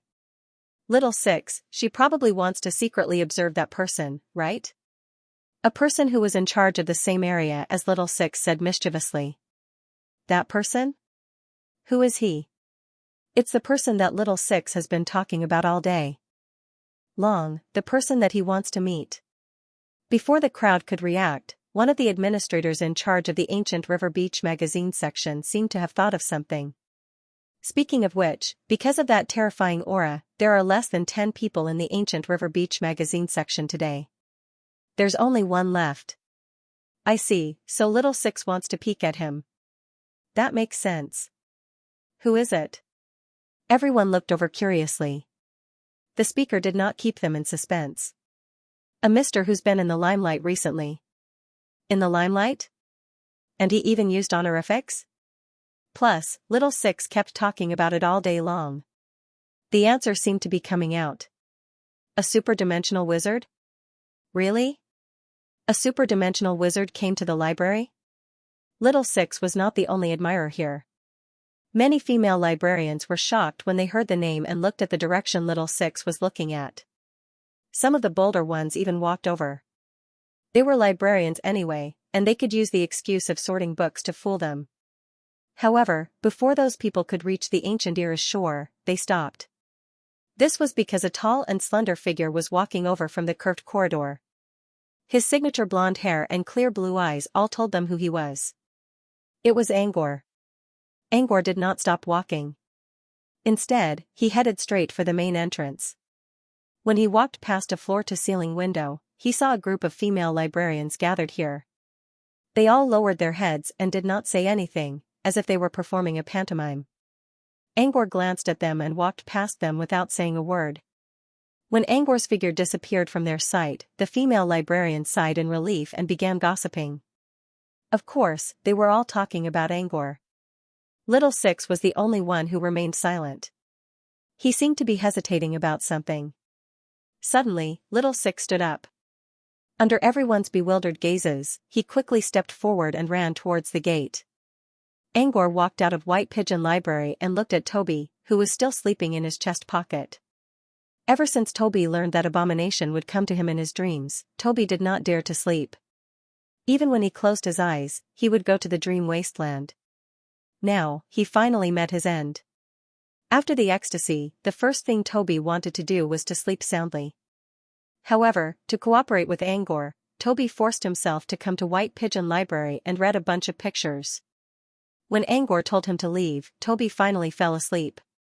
Angor looked at Toby's poor sleeping posture and chuckled helplessly. He came to White Pigeon Library to see if he could find Toby's next form through the white feather described by Toby. Angor went to the magazine section of the Ancient River and read all the magazines, supplements, annuals, and celebration issues that showed the locations of strange monsters in recent decades. Toby also followed him for the whole afternoon. Unfortunately, Toby did not see any monster that corresponded to the white feather. There were quite a few similar monsters, but they did not mean much. Most of them included birds, beasts, and even some underwater featherfishes. Angor's trip to the library was a bit disappointing. Still, he did not completely go home. At least he managed to memorize a lot of strange monsters that he did not know about before. Angor felt a little disappointed that he couldn't find the possible form of Toby's third tribulation. But it made sense. Snake, bird, and griffin were both rare monsters that had never appeared in the southern wizarding region. It was probably the same for Toby's third tribulation. It wasn't easy to find such a monster in a magazine. Angor hesitated and decided to give up on the search for now. He would think about it later. He planned to return to his manor first. But when he was about to fly back, he saw rune detectors flying all over the sky. Then, he turned his head to look at the streets that were much quieter than usual. In the end, he decided to walk back slowly. The rune detectors wouldn't dare to stop him. However, the rune detectors were anxiously sending him a message. More importantly, it was Toby who created the problem in the void. Angor decided not to interfere with the rune detectors' work. It wouldn't hurt to walk back. Now that Toby had successfully overcome his tribulation, it was time to leave Floating Mech City. Before he left, he could take this opportunity to take a good look around this giant fortress city that floated in the sky all year round. Angor walked around leisurely like a traveler. Because of the legendary aura he sensed earlier, the city was quite deserted. Angor walked around for a long time without seeing many passers-by. The deserted Floating Mech City gave Angor a sense of beauty after its former glory was gone. It gave Angor a different feeling. Not long after, he heard footsteps behind him. Judging from the frequency, it sounded like someone was running. He checked with his spirit feelers and didn't recognize anyone. He didn't think too much about it since he assumed it was just a random passerby. Mr. Superdimensional. The man stopped behind Angor and spoke while panting, Mr. Superdimensional. Angor stopped and looked at the girl wearing old-fashioned black-rimmed glasses. He didn't know who she was, but he remembered seeing her in White Pigeon Library before. She seemed to be a librarian. Why did a librarian ask me to stop? Did I break a page when I was flipping through the book? Angor thought for a moment and didn't think so. Then why did she chase after him? Do you need something? Angor asked directly. The girl was little Six. When Angor looked at her, she lowered her head in embarrassment. I am fine. As soon as little Six finished speaking, he wanted to give himself a slap. How could he stop an official magus for no reason? She was just making fun of him. If he was a cruel wizard, she would kill him on the spot. Little Six looked at Angor worriedly and didn't see anything wrong. The man was still looking at her quietly, as if he was waiting for her to continue. Her heart, which had been hanging in the air, was now much more at ease. Just as she said, Angor was a very different person. He treated everyone with kindness and respect. Little Six's mind was filled with thoughts, but she could not afford to be careless. Angor was a wizard after all. It would be impolite of her to stop him. If he hesitated any longer, it wouldn't just be rude, it would be rude. Thinking about that, little Six quickly asked, I wonder if Master still remembers Crane? Angor was a little surprised when he heard his name. A figure flashed across his mind. It was a slightly plump woman wearing a dark blue uniform with white edges. She had a pair of sharp eyes. She used to be the vice captain of the Limpet. Yes. Angor nodded. Did he tell you to come here? Little Six quickly explained. As she said, she didn't come here for business. It wasn't he who told her to come here. After all, he didn't know that Angor would come to White Pigeon Library.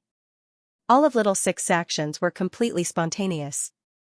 According to Little Six, he was also participating in the Rising Star competition, and Little Six and he met each other by chance. Because of their similar temperaments, they became good friends in a short period of time. He even stayed at Little Six's place during this time. During this time, Angor's name began to spread across the entire floating mech city. Little Six often mentioned Angor's name in her home. Once, he accidentally told Little Six that they knew each other. Later, under Little Six's persuasion, Crane finally told Little Six something about Angor. Most of it was superficial and full of praises. He did not go into details, but Little Six believed that he and Angor were good friends. That was why Angor came here. Today. I know he knows you, sir. That's why I came here.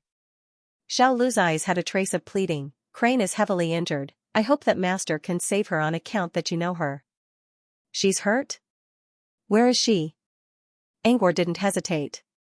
A moment later, Angor and Little Six arrived at Red Sunflower Lane. Red Sunflower Lane was a street mainly for mortals. There were many daily necessities for mortals, as well as a place where mortals could earn money. Since there were no metal streets or houses here, this place had the highest vegetation coverage in floating mech city. This was where Little Six lived. Little Six had several supernaturals who despised mortals. They even thought it was an insult to step into the mortal district. She didn't know what Angor was thinking, so she explained in embarrassment, my parents are mortals. They lived here before they passed away. Angor didn't comment on Little Six's explanation. A real wizard wouldn't care about such trivial matters. Only those who did not seek to improve themselves and always had their eyes on the top of their heads would fuss over such a meaningless matter. Compared to these trivial matters, Angor was more concerned about his injury. He always had a good impression of he. It wasn't a shallow affection. It was a kind of appreciation for someone's personality. He was a decisive person who knew when to advance and when to retreat. In a way, he and Nausicaa were quite similar. However, both of them had different beliefs in life. Nausicaa preferred to be free and unrestrained, while he preferred to abide by the law and order. However, both Crane and Nausicaa's personalities were admirable. It wasn't their gender that was weak. It was their soul and personality that were willing to lower themselves. Unfortunately, there were too many souls in this world who were willing to lower themselves. He was an exception. Angor was willing to help even if it was just for a little bit of appreciation. Not to mention, Crane had helped him a lot on the limpet. This was why Angor came here with Little Six as soon as he heard about his injury. Little Six's house had its own courtyard. Through the door, they saw statues, a fountain, and a beautiful little garden. Gardeners were trimming the plants in the garden, while servants were sweeping the fallen leaves. Of course, these servants were all mortals. According to Little Six herself, she had already hired them when her parents were still alive. They followed Little Six all the way to the second floor and stopped in front of a door at the end of the corridor. Little Six knocked on the door. Soon, the door was opened and an old lady in a plain long dress walked out. When she saw Little Six, she bowed her head respectfully and called out, "Mississippi." The kind-looking old woman was Little Six's servant, who was assigned to take care of Helen. "How's Helen doing?" Little Six asked. "Miss Helen woke up for a while this morning, but she didn't say anything. She's sleeping again now." The old woman looked at Helen lovingly. Unlike other supernaturals, Helen wasn't arrogant. She was gentle and polite, and the old woman liked her very much. "Ugh." Little Six sighed. "You can go now. We'll take care of her." While Little Six and the old woman were talking, Angor already sensed what was going on in the room. Just as the old woman said, Helen was resting on her bed. He pushed the door open and walked in with Little Six. The room was small and plain, but it was well lit. The evening glow shone through the window. At this moment, the light of dusk was reflected in the room, covering Helen, who was lying on the bed with a layer of natural red clouds. Angor walked to the bed and looked at the sleeping Helen. It had been several years since they last met. The only thing he knew was that Helen followed Swan to Summerdew Ridge. That was all. Now that they met again, he felt a little emotional.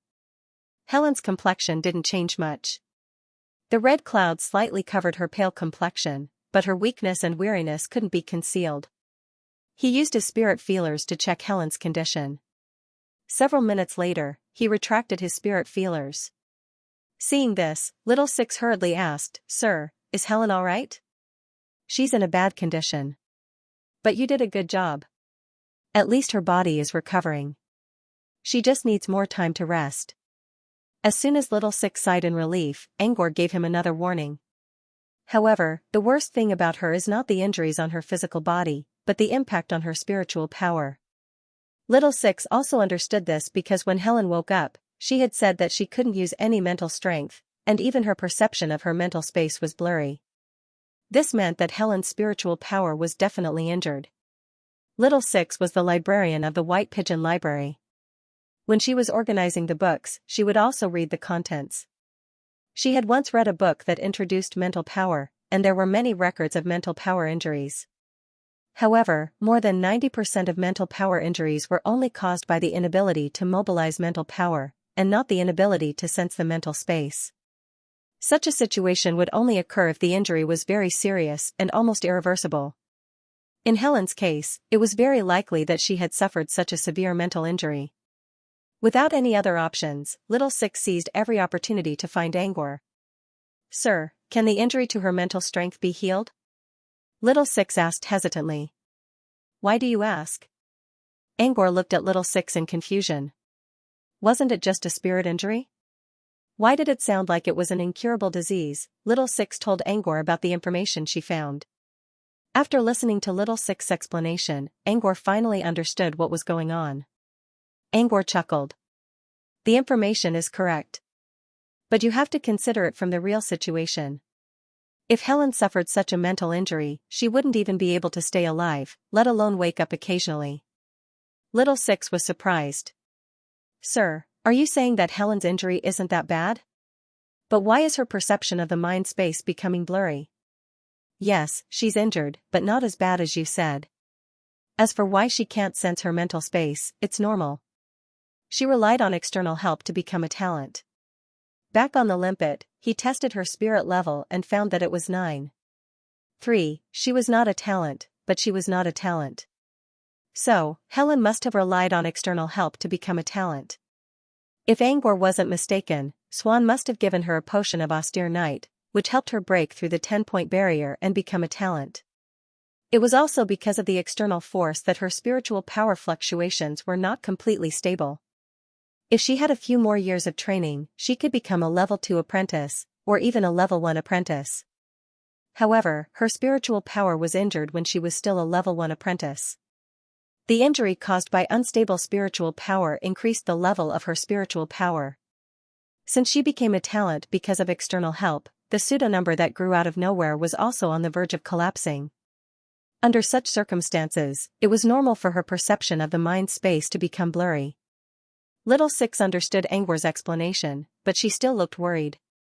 Will Helen's spiritual power level drop by 10? If it really dropped, it would be equivalent to Helen being beaten back to immortal. Besides, the potion of austere night could only be used once. She wouldn't be able to use it again. It's possible. Is there a way to fix it? Little Six asked anxiously. Angwar looked at Helen, who was lying on the bed. Yes. Helen's spiritual power level wasn't really falling yet, so there was still a way to fix it.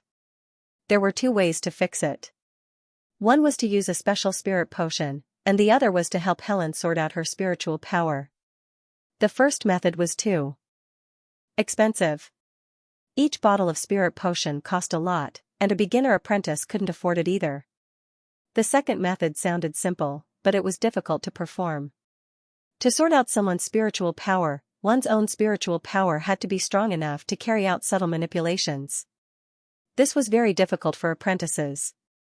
Even a peak-level apprentice couldn't do it. However, for true magi, this was quite simple. In other words, Little Six's attempt to find Angwar was a lucky one. Angwar didn't need to ask someone to make a spirit potion for him. He could help Helen with her spiritual power alone. Little Six sighed in relief. According to Angwar, Helen's spirit level would really drop if he waited any longer. Luckily, she found him. Angwar was willing to help her. Otherwise, the consequences would be dire. To help Helen, they had to wake her up first. Waking her up with external force might trigger her unstable spirit level, so they had to wait for Helen to wake up on her own. There was no pattern to Helen's awakening.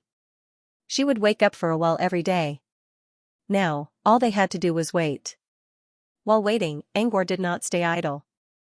He planned to ask in detail how Helen got injured. Only by knowing what happened inside her body could he make specific arrangements. But before that, he had another question. Where's Swan? Angwar met Swan several times before. Judging from her attitude, Swan seemed to have some special feelings for Helen.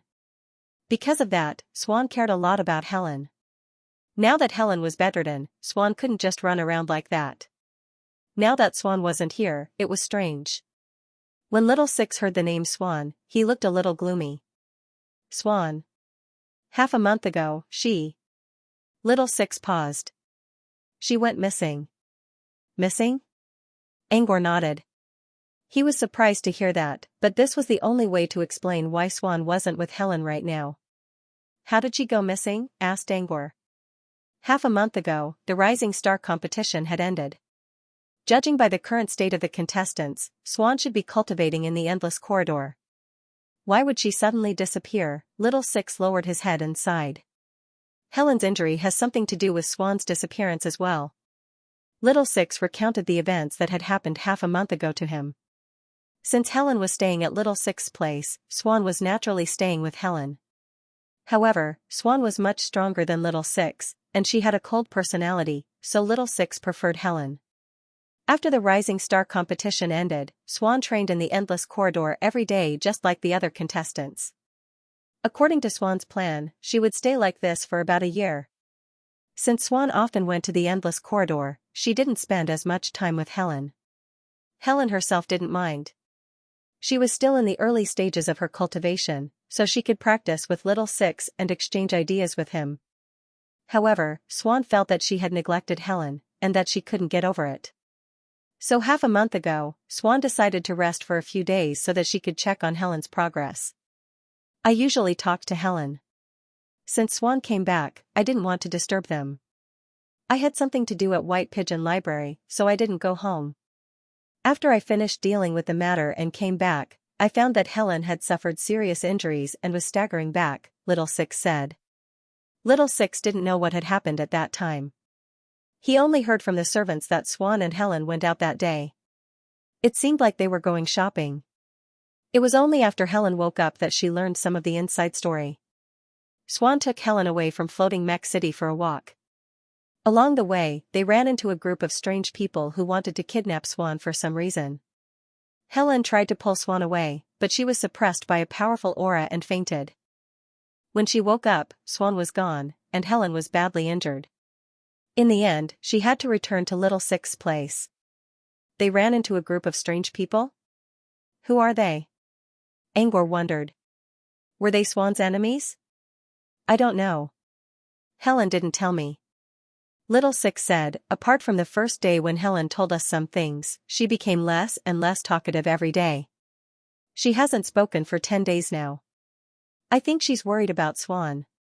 Little Six didn't know much about the details, but he knew the gist of it. More importantly, he knew how Helen's injuries came about. He already had his suspicions, and now he was sure of it. Helen's injuries were caused by the aura of a wizard. Not only did the pressure oppress Helen's physical body, but it also severely damaged her spiritual power. As long as he knew the cause of her injuries, he wouldn't have to worry too much about other factors, which would make it easier to treat her. As for the people Helen and Swan ran into, he didn't care too much about them. For one thing, he didn't know Swan that well. As long as Helen was fine, he would leave Summerdew Ridge to worry about Swan's disappearance. Secondly, there didn't seem to be anything out of the ordinary. Although it was strange that the other party wanted to grab the silk vine, there were many more strange things in the world. There was no need to pay attention to everything. Little Six, on the other hand, kept discussing and guessing who those people were. One moment, he thought they were Swan's enemies, and the next, he thought they were some kind of freaks. He cast a silencing spell on Little Six, which instantly silenced the place. The red glow of dusk faded away, and the sky was covered by the curtain of darkness. There was the sound of insects buzzing in the garden outside. It was clearly buzzing, but it made the night even quieter. When it was almost dawn, the mist covering floating Mech City dissipated. Moonlight poured in through the window, which made Helen's pale face even paler. At this moment, Helen, who had slept for most of the day, finally opened her eyes. As soon as Helen opened her eyes, Angor removed Little Six's silencing spell. She had been sleeping for a long time, so she couldn't make any sound. When Helen woke up, she instinctively turned her head toward the window. Every time she woke up, she would look at the sky outside the window and think about Swan's situation. She would feel sad and stare blankly into space. The night was beautiful, and so was the moonlight. 2 shadows were cast on the window of her room. It wasn't strange to see 2 shadows. But, one of them looked tall. Was it a man? Usually, no man would come to the 2nd floor of Little Six's house, let alone enter her room. Helen turned her head in confusion, wanting to see who it was. But when she saw who it was, she froze. The moonlight cast a shadow that accentuated the blonde youth's angular facial features. It was as if all the beautiful things in the world were overlapping with each other. It's you. And Helen couldn't believe her eyes. She quickly realized something and changed her words. Mr. Superdimensional. Angor smiled. It's me. Long time no see. Why is Angor here? How did he get here? Also, did he see my sorry state? All kinds of questions popped up in Helen's mind. The more she thought about it, the more anxious she became. Suddenly, Helen's face reddened. Little Six thought it was because Helen was embarrassed to see Angor, but the next second, she covered her mouth with her hand.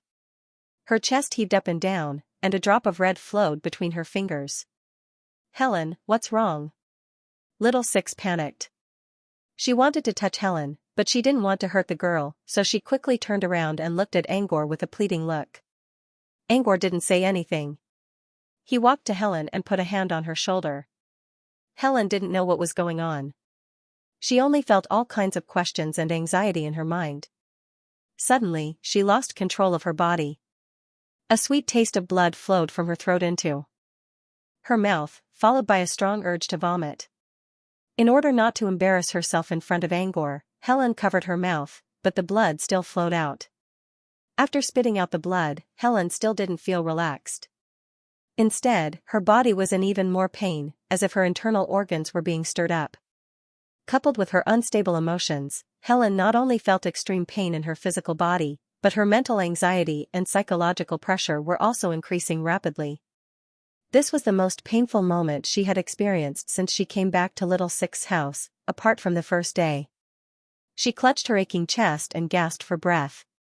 However, there was no sign of relief. Instead, as she breathed heavily, the pain in her body became more and more obvious.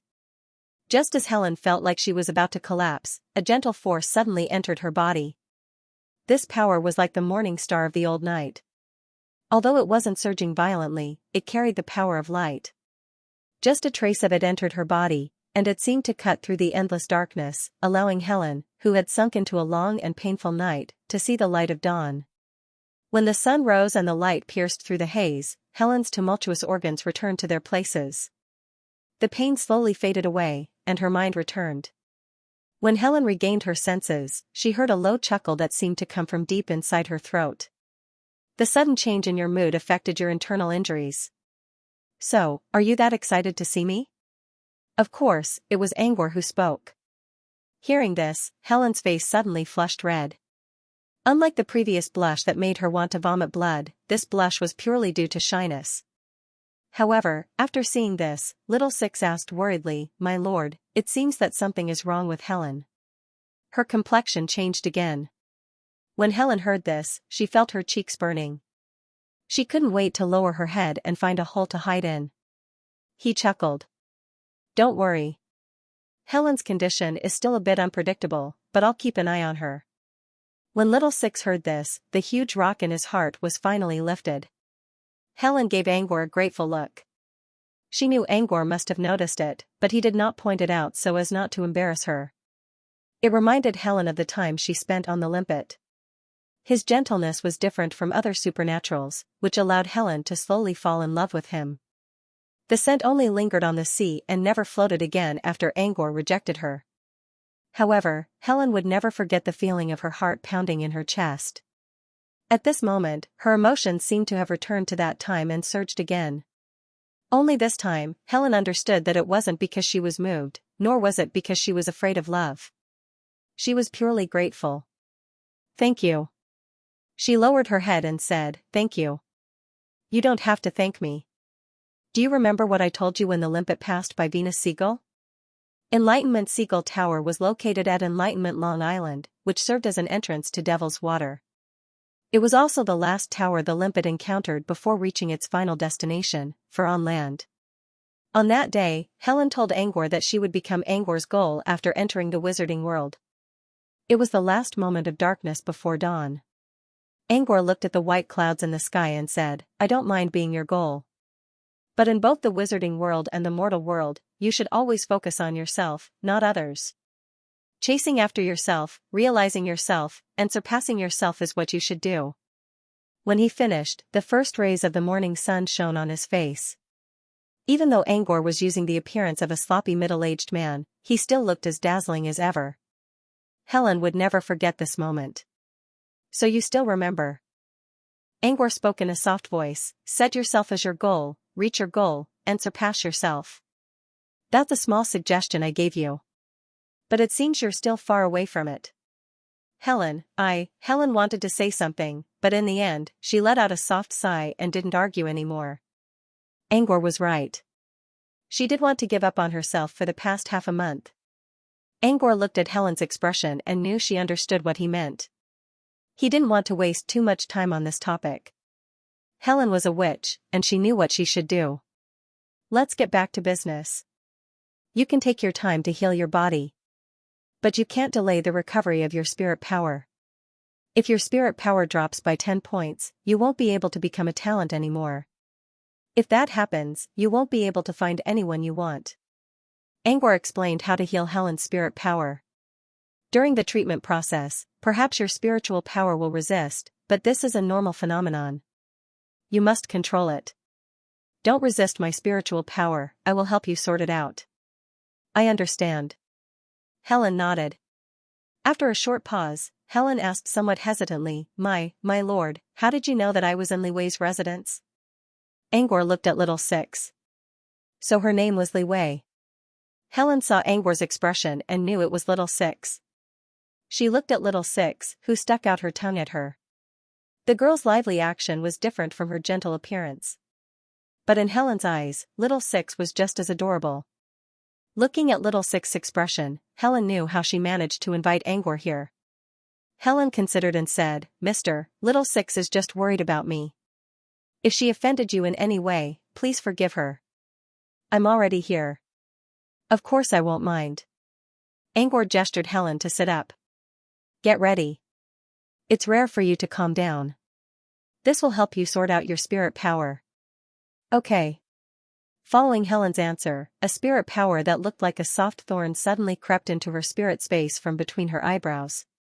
Helen felt a slight tingling sensation as she realized that her spirit power, which she had not been able to sense for a long time, had reappeared. However, when her spiritual power appeared, the soft thorn-like spiritual power from before started to wander in her spiritual space. Out of instinct, Helen tried to resist. But when her spirit power was activated, she forced it down. The spirit power that entered her mind immediately gave off a gentle and familiar feeling. It was Angor's spirit power.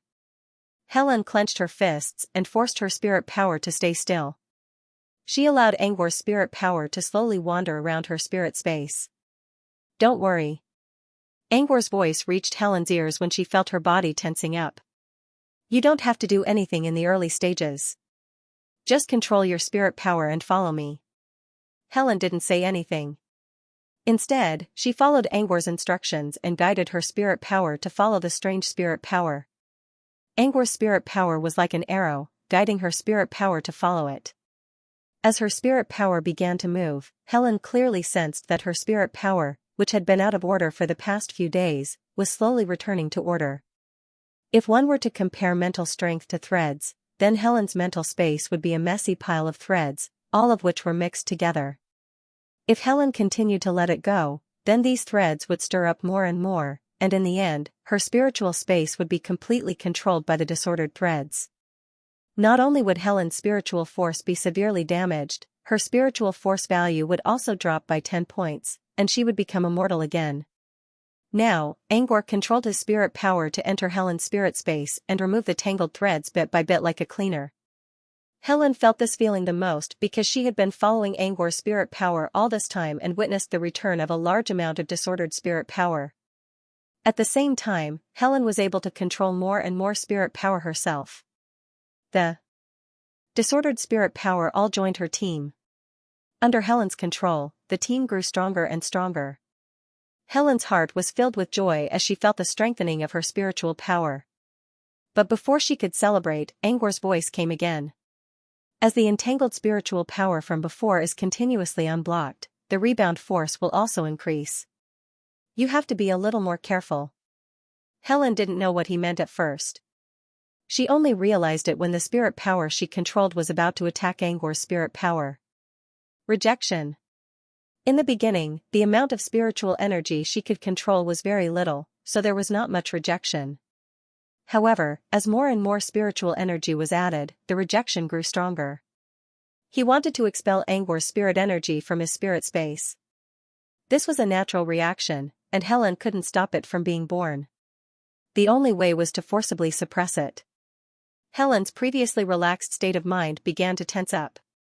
She tried her best to control the spirit power of the army to prevent them from attacking Angor's spirit. This kind of control took a lot of effort, but in order to not let all the previous efforts go to waste, Helen could only persevere. Angor's sorting process also sped up. 30%, 40%, 50%, when the process reached 90%, Helen still didn't say a word. She was still trying her best to control her spirit power. Angor looked at Helen's sweaty forehead and grinned. As a matter of fact, Angor could handle a small amount of spirit backlash. However, he was surprised that Helen could completely suppress it. Helen hadn't been training for a long time, so she couldn't control her spirit power for long. To be able to perfectly suppress her own spirit backlash as a level 1 apprentice was already a great achievement. Also, Helen wasn't using a shortcut. She was holding on with determination. She really has the qualities of a witch, Angor thought to himself. he sped up the process again. From 90% to 99%, Helen still had perfect control over her spirit power. 100%. When Angor finished sorting out the last strand of spirit power, Helen still had perfect control over her spirit power. Instead of leaving her spirit space right away, Angor kept circling around to see how long Helen could hold on. Angor wasn't trying to trick Helen. He was still trying to help her. Helping Helen to hold on to her limit would greatly help her control her spirit power. Helen didn't seem to realize that her spirit power had fully recovered. She was still following Angor closely. 2 minutes later, Helen's control over her spirit space finally loosened a little, and some of her spirit power began to leak out. Shit! Helen cursed in her mind. She panicked a little and tried to control the spirit power leaking out. But the more she tried to control it, the more spirit power she released. I'm done for. Despair instantly surged into his heart. It's over. You did well. Angor's voice was heard next. His spirit power reached out from between Helen's eyebrows. At the same time, Helen felt that the rejection reaction from before had completely disappeared. An unprecedented feeling of pleasure burst out from her spiritual power world. Helen was a little surprised. Not only did her spirit power recover, but it also seemed to have changed. She had never felt such active spirit power before. Because this feeling was too comfortable, Helen subconsciously wanted to try and see if she could take this opportunity to construct the mental strength model that she had always wanted to construct. Helen controlled her spirit power and entered her mind space. This kind of smooth operation was something he had never experienced before. Following the channeling method, she began to construct a small part of the spirit model. In just 1 minute, the difficult problem that had been bothering her for so long was completed without any difficulty. Helen wanted to continue, but she had to rest for now because she used up too much spirit power. When she opened her eyes, there was a clear and bright divine light flowing through them. It was the first time Little Six saw Helen's eyes so bright in the past half a month. Miss, is it done? Little Six couldn't help but ask. It's done. It was Helen who answered. Helen looked at Angor with a grateful expression. She wanted to stand up and thank him, but she couldn't because of her body condition, so she could only lower her head. Thank you. Angor accepted the gratitude with a smile. You did better than I thought, Angor praised as he stood up. Your spirit power has recovered. Your body seems to be badly injured, but you'll recover completely with some rest. Since you're getting better, I won't stay any longer. Elegant candlesticks with engravings of banshees were placed on top of the long dining table, and the air was filled with a pleasant aroma. In front of Angor was a luxurious ceramic tableware filled with colorful dishes. Helen and Little Six were eating the same thing. However, Helen's food was lighter, as if it was specially prepared. He was planning to leave after treating Helen's spirit injury, but he didn't expect that Helen's spirit injury would be so severe. Helen felt that she owed Angor something, but she didn't have anything to repay his kindness. She had to find a way to persuade Angor to stay for at least a meal. Angor considered for a moment and decided to stay. Firstly, he didn't want Helen to feel like she owed him, and secondly, Toby had woken up. Helen knew Toby's preferences very well since she spent time with him on the limpet. Toby, who hadn't smelled the sea for a long time, drooled all over Angor's shoulder. Under the flickering light, Angor ate something and stopped eating. Xianxia placed the ocean-flavored thick soup in front of Toby. Toby didn't hesitate at all as he ate the dried salted fish and drank the thick fish soup. He didn't raise his head from the beginning to the end. In the silent space, Xianxia could only hear Toby's saliva. Since Little Six already used up all her courage to stop Angor, she didn't say a word and kept quiet throughout the meal. Helen wanted to say something, but the peaceful atmosphere reminded her of the time when she was still on the limpet. She didn't want to disturb it. Angor, on the other hand, looked at Helen and asked, "How are you doing in Summerdew Ridge?" Helen considered. "I don't like some things, but generally speaking, it's good. Swan took good care of me." Helen looked a little sad when she mentioned Swan's name. "What don't you like?" Angor raised an eyebrow. Helen seemed to be speaking in a positive manner, but she chose to express her dissatisfaction first before mentioning the condition. This meant she was more dissatisfied with Summerdew Ridge than Angor thought. Helen opened her mouth but didn't know what to say. Summerdew Ridge was her organization, and she didn't want to slander it. While Helen was in a dilemma, Little Six said, "Is it because of the transplant?" Helen looked at Little Six in surprise. "How did you know?" "Swan told me. She warned me to avoid talking about transplants when I talked to you." Little Six brought this matter up because Angor was here. He wanted to see if Angor could help Helen solve her problem. Helen's expression proved that Little Six was right. Transplant problems? Is it because of Summerdew's plan? Angor considered for a moment and realized something. After a moment of silence, Helen nodded. "I see." Angor nodded. "What's that?" Xiao Six asked curiously after seeing both Helen and Angor remain silent. "What's that?" Helen hesitated for a moment before saying. "In the Summerdew Ridge, everyone has to undergo a physical body transplant and modification. This is the modification plan." "Physical body transplant and modification?" Little Six frowned. "That doesn't sound like a bad thing." There was a limit to a human's body. Compared to other races, human bodies were below average. Thus, in order to break through the limits of their physical bodies, Magi tried all sorts of methods. Most wizards would do such things, such as fusing their bloodlines or transplanting their organs. Sunders was one of them. He still looked like a human, but many of his internal organs were no longer human. Therefore, from the perspective of wizards, transplants were not a big deal. Also, from Helen's tone, it seemed that someone was willing to help with the process, which was a great benefit. Some people couldn't even find a professional to help them. Helen knew what Little Six was trying to say. She shook her head. "It's not a bad thing, but it's not from your heart," Angor added, "right?" Helen nodded. All the transplants in the Summerdew Ridge were done by the Summerdew Witch. Everything was done according to her will, and it wasn't done by her will at all. This was something that Helen couldn't accept. Little Six understood now. If the transplants weren't done by one's own will, it would be hard to accept. After all, no one could accept the fact that an ugly monster's organs were transplanted into a beautiful woman's body. Still, Little Six couldn't help but look at Angor. Now that Angor knew about the plan, what would he think? There are two famous carabits in the southern wizarding region.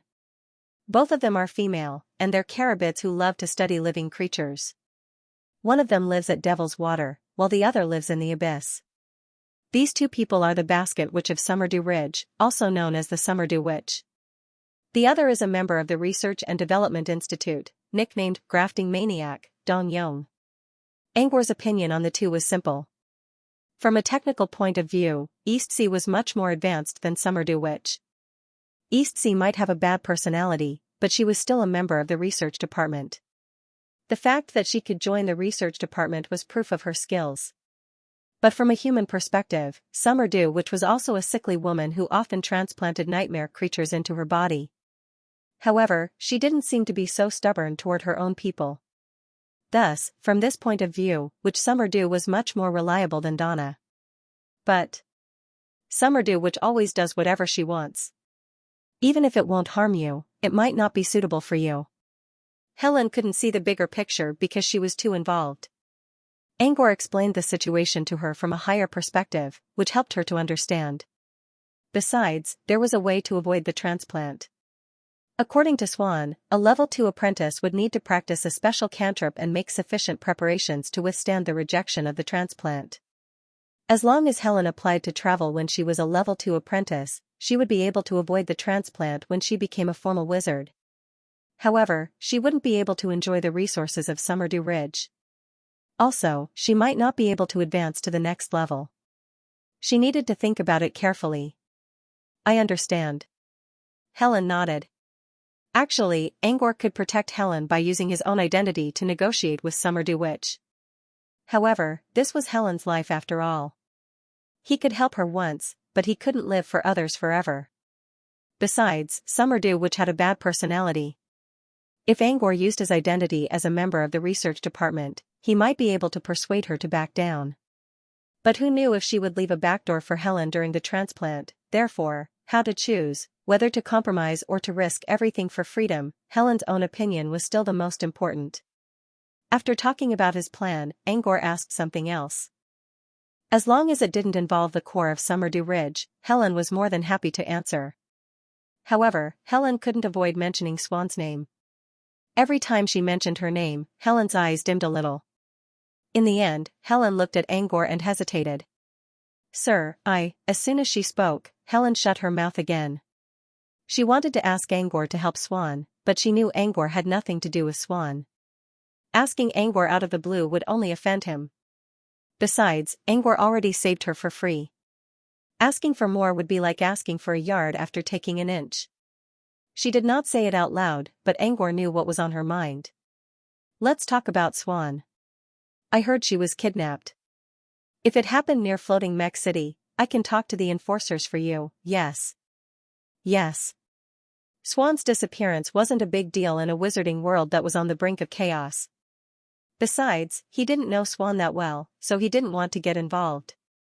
But since Helen cared about Swan so much, he didn't mind passing a message to the enforcers for her. Helen's eyes lit up when she heard this. To the law enforcers, Swan's disappearance was not a big deal. She was not an important person, after all.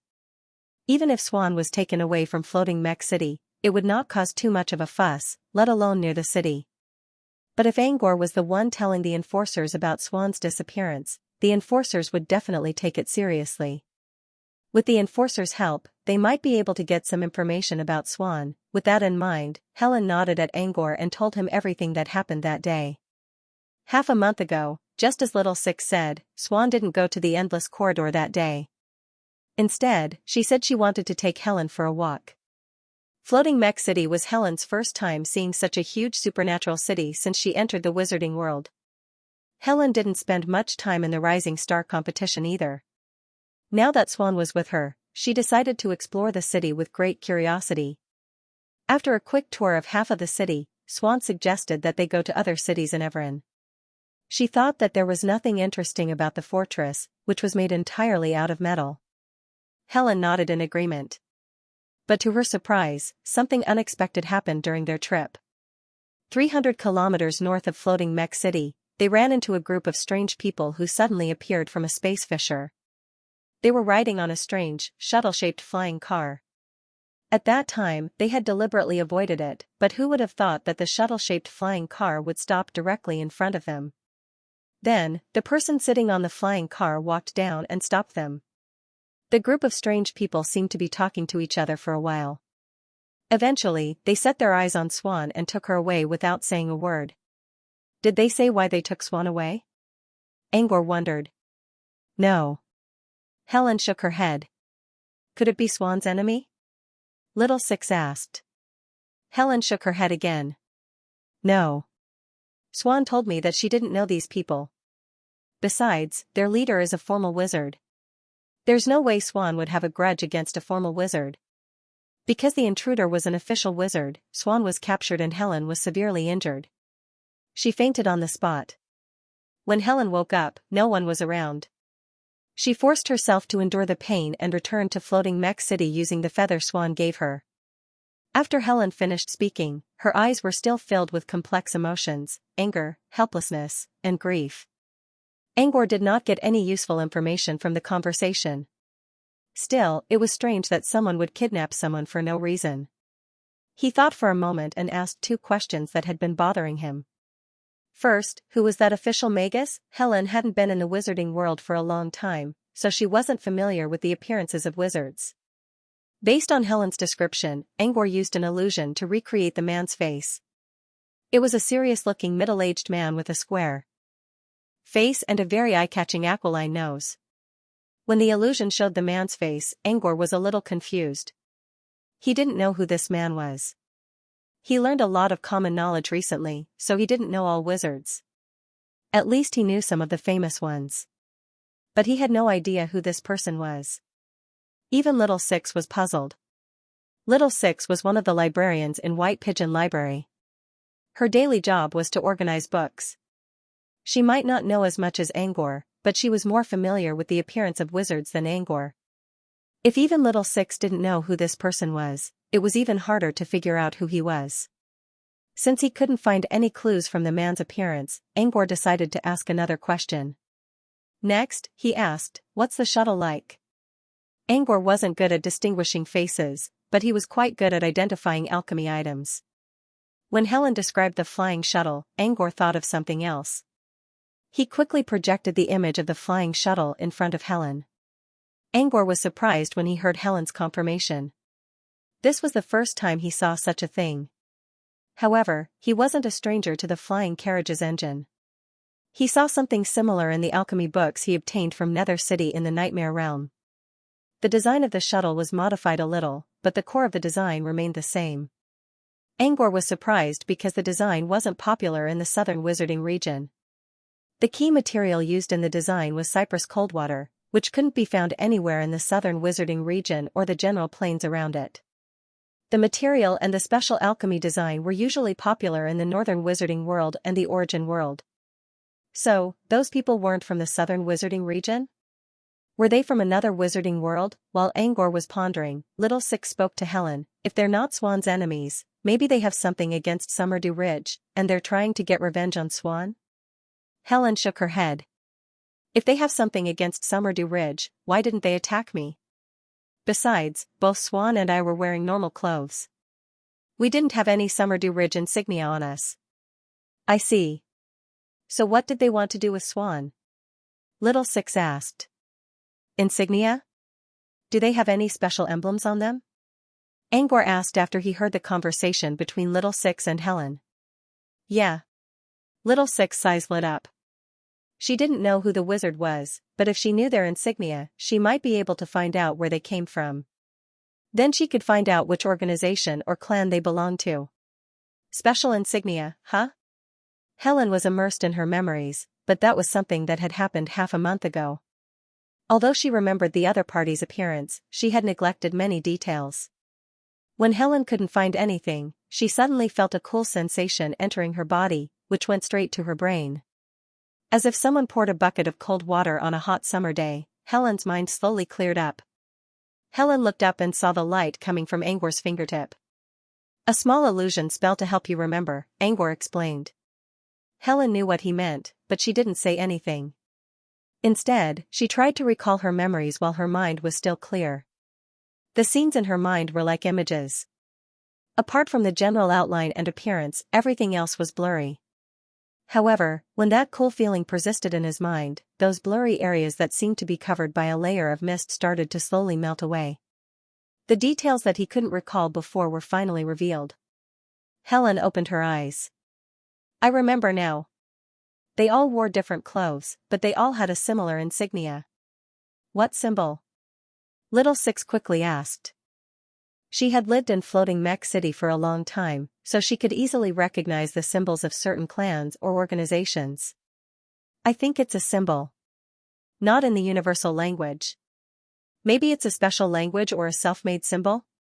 While Helen was describing, Little Six quickly took out an elegant and fragrant handbook from his inner pocket. There was even a miniature fountain pen hanging from the handbook. "If you remember, you can use this to draw it." Little Six handed the letter to Helen. Helen nodded and picked up the pen to open the letter. The handbook was made of a special kind of parchment, which was filled with words, drawings, and magic formulas. The edges of the parchment were covered with fur, which meant Little Six must have used it a lot. Little Six noticed Angor's gaze and blushed a little. It's a notebook I used to jot down some inspirations." Angor nodded without saying anything. Very thoughtful. He did not read it carefully since it was someone else's handbook. But he did see several pictures, notes, and formulas. They were all accurate, and Little Six's own derivations were included. She must have put a lot of effort into this. Little Six lowered her head. She felt a little happy, but she didn't want to show it. On the other side, Helen flipped to a blank page, picked up the pen in her hand, and began to draw the strange symbol according to her memory. The symbol was simple. It was made up of two parts. The top part looked like the word "yeah," while the bottom part was even simpler. There was only a single word one. "You're done already?" Little Six looked at the letter in confusion. When she saw the drawing, she finally understood why Helen said it was a symbol. It was very similar to the structure of some symbols, but it was much simpler, as if it had been simplified. Little Six was still puzzled by such a simple symbol. I've never seen any wizard organization or clan using this symbol. Little Six tried her best to recall, but she couldn't think of anything. Little Six was frustrated. She thought she could use her rich knowledge to help Helen, but she didn't know anything about it. Little Six could only look at Angor, hoping the boy would know something. Angor stared at the symbol for a long time. At first, he did not know where the symbol came from. But as he studied it more carefully, he found it very familiar. Suddenly, he felt a bolt of lightning striking down on his mind. The light illuminated his gray memories, revealing a vivid image from the depths of his mind. When he realized what the symbol meant, his pupils shrank into 2 vertical lines. His chest felt like it was blocked. After a long while, he finally exhaled a mouthful of foul air. "Sir?" Helen asked softly, "Does this pattern represent a certain Magus organization?" Angor finally came back to his senses, but his mind was still in a state of turmoil. After being silent for a long time, he said indifferently, "I have some clues about this matter. I'll talk to the law enforcement team later. Someone should be contacting you soon." He didn't answer her question directly, which made Helen feel a little strange. But since he said he would talk to the law enforcement team, it shouldn't be a problem, right? What about Swan? Helen couldn't help but ask again. "I can't promise. Half a month isn't a short time. But if she's still alive, I'm sure there'll be a way to save her." Helen was still worried about Swan's safety, but it was already a good result. Angor stood up and picked up Little Six's letter, which made Little Six's cheeks blush. Little Six heard a tearing sound as Angor tore the parchment with the symbol and handed the rest of the letter to Little Six. "I'll be going now. As for the parchment, I'll bring it to the law enforcement team later." Without any hesitation, he picked up Toby, whose belly was bulging from all the dried fish, and headed for the door. When Little Six came out, he only saw Angor's figure disappearing into the darkness of the night. Why did they leave so quickly? Little Six muttered with a hint of regret in his tone. She heard heavy footsteps behind her. She looked back and saw Helen slowly walking toward her while supporting herself against the wall. "You're not fully recovered yet. Go sit down." Little Six quickly helped Helen up and led her inside. "I'm fine." Helen shook her head. With a thoughtful look in her eyes, she said softly, "I just feel that something is strange." "What's wrong?" "I don't know." Helen shook her head again. It was as if Angor was different after seeing the symbol. His expression and actions were the same as before, but Helen still felt something was off.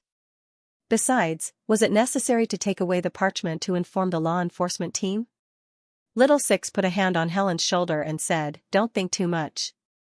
With the law enforcement team's help, we'll get news about Swan soon enough. Plus, those strange people didn't kill Swan. Instead, they captured her. I'm sure they didn't want her to die so quickly. They'll bring us good news." Looking at Little Six's optimistic smile, Helen sighed.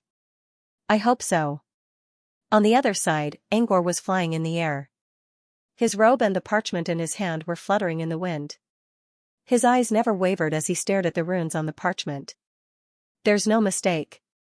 That's what the symbol means." "No, it's not a symbol at all.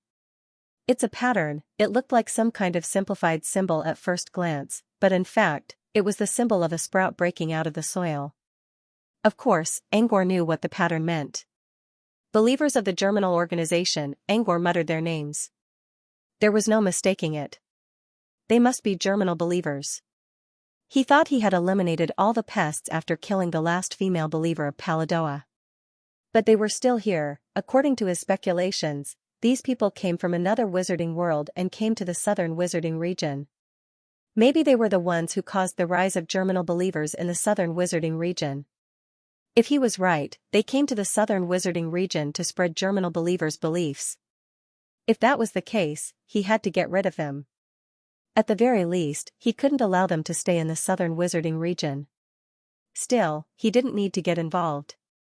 He couldn't stop the Germinal organization on his own.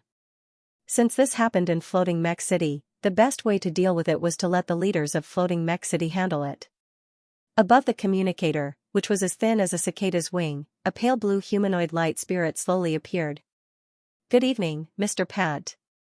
It was the same elegant voice as a butler of a traditional noble family. "Antonio, I have something to ask you." Angor cut straight to the chase. There were two things he wanted to ask.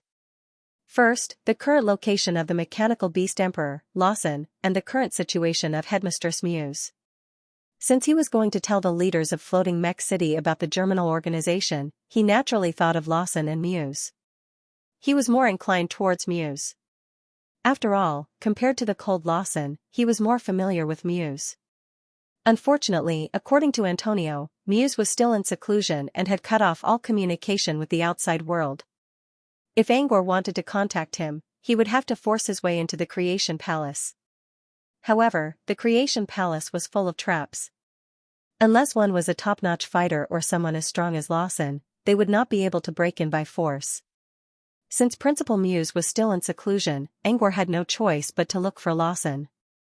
After hearing from Antonio that Lawson was at the Tower of Infinity, Angor quickly changed his direction and headed toward the tower that towered into the clouds. He didn't stop talking to Antonio on his way because he still had something he wanted to hear from Antonio. "Where exactly was Floating Mech City half a month ago?" Angor asked. Antonio didn't know why Angor was in such a hurry to find Lawson, nor did he know why Angor would ask such a strange question. However, he didn't dare to ignore Angor's serious expression. Antonio thought for a moment and said, "If it was half a month ago, it should be near Xianxia Town in Birmingham." "How far is Xianxia Town from the North Sea?" Xianxia Town is a port town located on the coast of the central North Sea. "So Xianxia Town isn't too far from Paladova, is it?" "Yeah, right?" Antonio nodded. "It's not far. Xianxia Town is a town located along the coast of Paladova. It should be about 400 kilometers away from the main city." He closed his eyes and muttered to himself, "I see. Mr. Pat, is there a problem you need to solve?" As the guardian spirit of the Research and Development Department, Antonio's duty was to share the troubles of the members of the Research and Development Department. "Yes. But I'm at the Tower of Infinity now. I'll tell you when I have time. Or you can ask Lawson later." With that, he bid Antonio good night and turned off the communicator. He turned off the communicator and pondered for a moment. According to Helen, they met those strange people 300 kilometers north of Floating Mech City. According to the location that Antonio had told him, he could tell that they were less than 200 miles away from Paladova. He didn't believe it was just a coincidence. Those people must have something to do with the germinal believers in the old city of Paladova. As Angor suspected, they were the source of the germinal organization's appearance in Paladova. Let's hope they're just the first wave. In that case, getting rid of them would cut off the source of the germinal organization's faith. However, if they were not the first batch, the consequences would be unimaginable. Angor flew to the top floor of the Tower of Infinity, which had already pierced through the thin layer of clouds covering the stratosphere. Looking down at the entire Floating Mech City from here, Angor felt like he was looking at a giant metal beast hovering in the sky. This was Angor's first time coming to such a high place. He circled around twice but didn't see any reception platforms. While he was thinking about how to contact City Lord Rosen, a door suddenly appeared on the gray wall. As the door opened, a woman in a business suit came out and leaned on the doorframe. "Superdimensional wizard, good evening." It was a woman in a black uniform with her hair tied up in a bun. She wore glasses and a pair of black glasses. She looked cold and aloof, but the uniform only accentuated her curvaceous figure. "Milanda." Angor called out her name. It was Lawson's daughter, one of the leaders of the Tower of Infinity. Milanda smiled. "Come in, the Castellan is waiting for you." Did Lawson already know about it? Milanda sounded like Lawson already knew about it. Angor entered the room with his head full of questions. After entering, the door disappeared, and they appeared in a long, dark corridor. "Follow me." Milanda gestured for Angor to follow her. Angor asked Milanda what was on his mind. "How did Lawson know that he was going to come here?" "Antonio already told us that you're looking for the mayor, so we've already heard about it." Also, I believe that dimensional wizard should be here soon. After all. Melantha glanced at Angor with her deep, unfathomable eyes. You need to give us an explanation for what happened in the void, don't you think? Of course, she was referring to Toby's breakthrough. Angor nodded. He thought Lawson already knew what was going on. It seemed Lawson didn't know anything about the Germinal organization yet. Melantha didn't speak for the rest of their journey. When they were about to reach the central office, she finally asked, "Can I ask you something? I'm really curious. What level was that aura that disappeared in the morning? Was it really legendary? Yes or no, it doesn't matter." It already left, Angor said. Melantha looked a little disappointed. She wanted to ask more, but since they were already inside Lawson's office, she had no choice but to keep her mouth shut. Before Melantha could knock on the door, the steel door swung open. At the same time, an extremely cold metallic voice came from inside. "Come in." Melantha pointed at the door and was about to lead Angor inside when the voice spoke again. "Melantha, you go outside first. I need to talk to Angor." Melantha's eyes glinted. She didn't argue and nodded. She turned around and closed the door behind her. Angor looked around and saw a hall made entirely of metal. Mysterious runes were glowing on the walls. In the center of the hall, there was a long metal lab table that was used as a table. Behind the experiment table, there were more than 10 large light screens floating in the air. Each of the light screens had images flashing on them. A tall figure was looking at the screens with his back facing Angor. It was one of the 2 city lords of Floating Mech City, Beast Emperor Lawson. Angor stepped forward and was about to speak when Lawson turned around. Following his movement, a powerful aura came at Angor. Angor didn't know what Lawson was trying to do. Instinctively, he tried to erect a spirit barrier around him, but he soon noticed that Lawson's aura wasn't directed at him. It was Toby, who was inside his chest pocket. Toby was originally lying in the warm and soft chest pocket, burping contentedly. When this pressure came over, it was first stunned for a moment, then it seemed to understand something, and a trace of anger flashed in its bright red eyes. The aura was only at the level of a wizard, so Toby didn't feel any pressure. However, it still pissed him off. Toby flew into the air and quickly transformed into a giant serpentine bird. When the snake bird form took shape, it immediately filled the spacious metal hall. It seemed Toby was trying to protect Angor by covering him in multiple layers. Toby was trying to protect Angor with his body. Meanwhile, the serpentine head with red tumors on it hissed and stared at Lawson coldly. It seemed Toby thought Lawson was trying to pressure Angor, so he protected Angor well. Toby didn't realize that the aura was only coming from Toby. Lawson stared at the giant serpentine bird without showing any emotion in his eyes. Even when Toby's head was less than 2 meters away from him, Lawson still didn't move. So Sunders was right. This serpentine bird is indeed that seabird. Lawson spoke in a cold, metallic voice. Lawson retracted his aura, but Toby was still glaring at him with a pair of vigilant and vicious eyes. "Well, Mr. Lawson's hospitality is truly eye-opening." Angor's voice was calm, but there was a hint of annoyance in his tone. Lawson looked at Angor without saying anything, as if he was trying to find the right words to say. After a while, Lawson spoke again. "Of course I'll treat a super-dimensional wizard as a member of the research department. However, there are some unstable factors that I must investigate." The unstable factor was none other than Toby. He also understood how much trouble Floating Mech City was in because of Toby's legendary aura. So far, the rune monitors outside the city were still busy looking for Toby. From Lawson's point of view, Toby's actions made perfect sense. Besides, Lawson only used his aura to force Toby to turn into a serpentine bird. He did not do anything else. Angor had no right to criticize Lawson's actions. However, he was still a little displeased. "It's fine now." Angor put a hand on Toby's body. Angor comforted Toby and asked him to change back. Toby, on the other hand, seemed to be angry as well. He stared at Lawson for a long while before he followed Angor's order and turned back into his school bird form. However, before it closed in, Toby spat out a black mist towards the ground. In almost an instant, the black fog had spread to more than half of the hall. The fog came quickly and disappeared quickly. By the time the fog had completely disappeared, half of the entire hall was covered with a layer of stone shell. Petrifying poison, Lawson muttered as he looked at the stone wall. Toby stood on Lawson's shoulder and raised his chest proudly as if he was very satisfied with his work. Angor didn't expect Toby to suddenly do something like this. Luckily, Toby only covered the hall with a layer of stone, which only required a little effort to clean up. He didn't really touch the runes on the metal walls. Since Toby knew what he was doing, Lawson only glanced at the stone wall and didn't say anything. When the atmosphere calmed down, Angor looked at the several floating screens behind Lawson. The images on them were still changing. Angor chuckled. I didn't think Mayor Lawson would be interested in peeking at other people.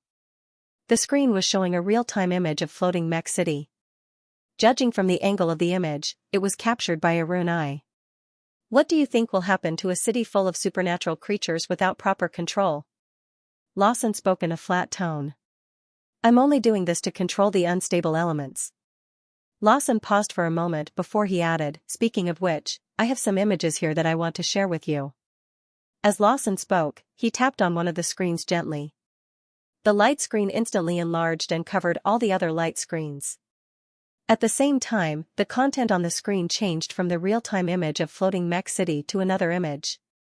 The dark depths of the sea, terrifying beasts, and people struggling to survive. What do you think? Lawson looked at Angor and asked. What do you think? I thought this would be the biggest stain on floating Mech City's history in the past century. But from what I can see, Mayor Lawson doesn't really care about their lives. The scene that Lawson played was exactly what happened in the Purification Garden. Countless apprentices died in this beautiful dream that Lawson created. Lawson remained emotionless like a cold machine. The Purification Garden is only a preliminary decision. Floating Mech City isn't the only one who's in charge of it. Lawson's meaning was clear. Many organizations were involved in this matter.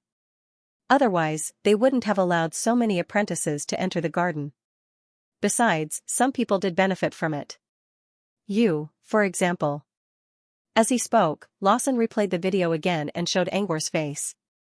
There were only 5 minutes left until the Sea of Purification was about to collapse, and he was still trapped inside the giant muscle's body. Just as he was about to lose his chance to escape, a giant griffin came out of nowhere and carried him to the final destination. Lawson paused the image and looked at Angor. That griffin is your pet friend, Toby, right? Toby's ability to transform into a griffin was not a secret to those who were observant. But this was the first time Lawson pointed it out so clearly. Not only can he transform into a griffin, but he also turned into a serpent bird during his advancement. And he can also release the power of a legendary wizard.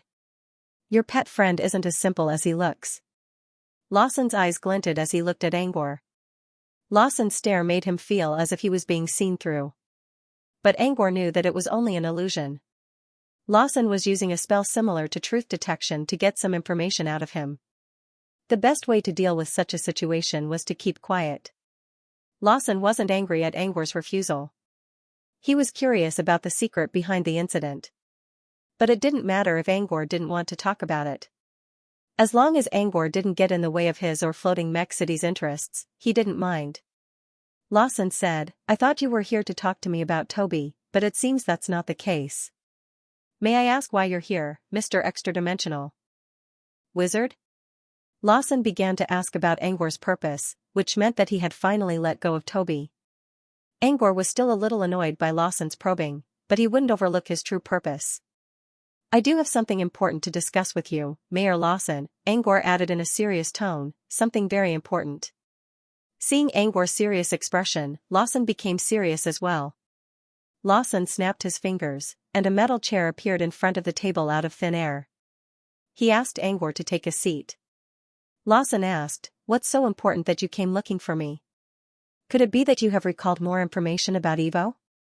As far as Lawson was concerned, the most important piece of information about floating Mech City was about Evo Sprit, the creator of the box of reincarnation. Even someone like Granny Fingernail, who hadn't traveled far in 1,000 years, came to see Evo personally. That was how important this matter was to the research department. But to Lawson's surprise, Angor shook his head. It has nothing to do with that. Since it had nothing to do with Ivo, what did Angor tell him? Angor could tell that Ivo was still trying to be serious, but Angor could tell that Ivo didn't really care about Angor's decision. I wasn't going to tell you about this before the truth is clear. But they showed up again. They? Lawson asked, who do you mean by they? A bunch of lunatics who sell death in the name of faith, Angor said. Lawson still didn't know what Angor meant. But before he could ask, Angor went straight to the point. I'm going to tell you about a missing person case. Angor began to explain Aline's disappearance in detail. Lawson was getting more and more confused. Was the disappearance of a low-level apprentice really that important? Until now, this matter was not worth paying attention to. Lawson would have already stopped someone else from talking about a missing person case. But this was Angor, and he knew what he should do. Maybe there was something else behind this case. For this reason, Lawson did not interrupt Angor and kept listening. As Angor talked about the missing believers in the old city of Padua, Lawson slowly understood what Angor was trying to say. A mystery item, and a mystery item that went out of control. After experiencing the Undead's box of reincarnation, Lawson already knew some of the classifications of mystery items. Later on, he secretly discussed more details with Muse, so he knew how terrifying a mystery item that went out of control was. This matter was actually related to such a terrifying mysterious object? And it happened in Everin. Lawson's mind was already in turmoil. But he didn't expect something even more terrifying to come. There are different types of mystery items. For example, mystery hunters from the Order Keepers have a chance to retrieve ordinary mystery items. But unsolved mystery items have a much lower probability of recovery. Apart from that, there is also a type of unsolvable runaway object. The recovery probability of this kind of runaway object is close to zero, and every unsolvable runaway object has annihilated miracles. Lawson was silent for a moment. Germinal, which one? Unsolved. Angor's voice was soft, but it felt like thunder in Lawson's ears. Lawson's body was half a machine. His muscles were replaced by parts, and his blood was replaced by special oil. Under this kind of ice-cold body, his emotions slowly became deathly still.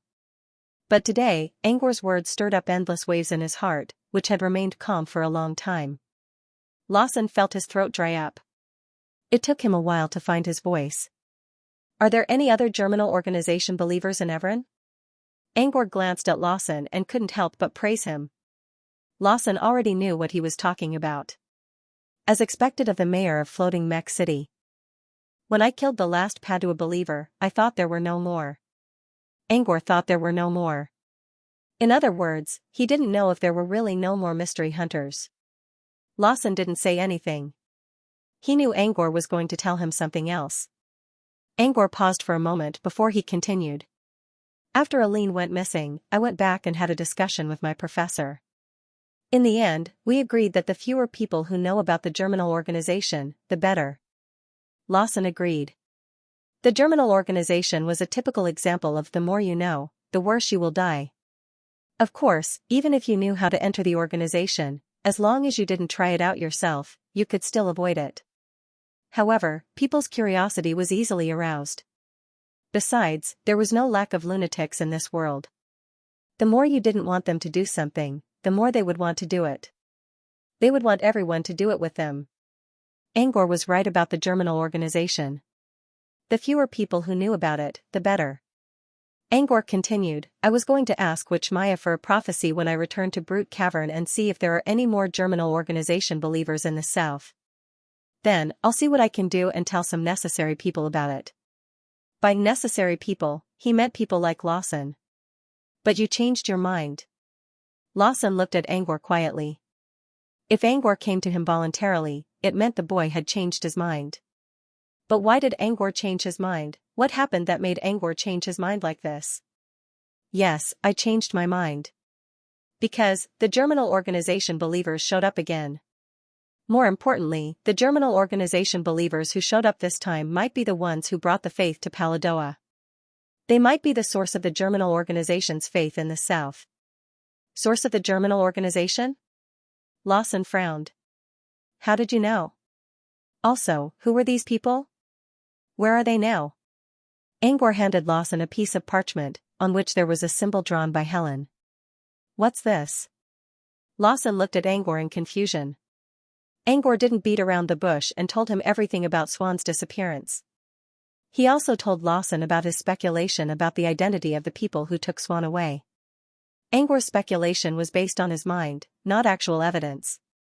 But sometimes, a wizard's psychological evidence was more useful than falsifiable evidence. Lawson also believed that it was not a coincidence that these people showed up in Paladoa. Perhaps it was just as Angor thought. They were the culprits behind all this. Maybe they came to Paladoa to see how the Germinal organization's faith was developing. Or maybe they wanted to continue spreading the faith. Either way, he couldn't let them get away with it. Germinal organization. Germinal organization. Lawson repeated the name repeatedly. In the past, he wouldn't have reacted to it at all. But now, the word had become a curse. Every time Lawson said it, he would tremble in fear. Lawson finally understood why Angor was being so serious when telling him about this. It was because this matter was too important. In other words, the Germinal organization was going to shake the entire wizarding world. But the worst part was that he couldn't tell too many people about it. This was a terrifying nightmare hidden in the fog. He couldn't ask, couldn't think, couldn't spread, couldn't guess, and couldn't even try. Yet such a terrible secret was found in Everin. It meant that there was an uncontrollable bomb right next to the pillow of floating Mech City. Lawson couldn't imagine what a disaster it would be if the Germinal organization's faith exploded in floating Mech City. Floating Mech City was one of the biggest financial hubs in the southern wizarding region. Almost all the elites in the wizarding world gathered here. All major organizations and families had set up their headquarters here. If the Germinal organization disaster happened here, it could affect the entire wizarding world in an instant. He had to stop it. And he had to do everything he could to stop it. Lawson was usually a cold person.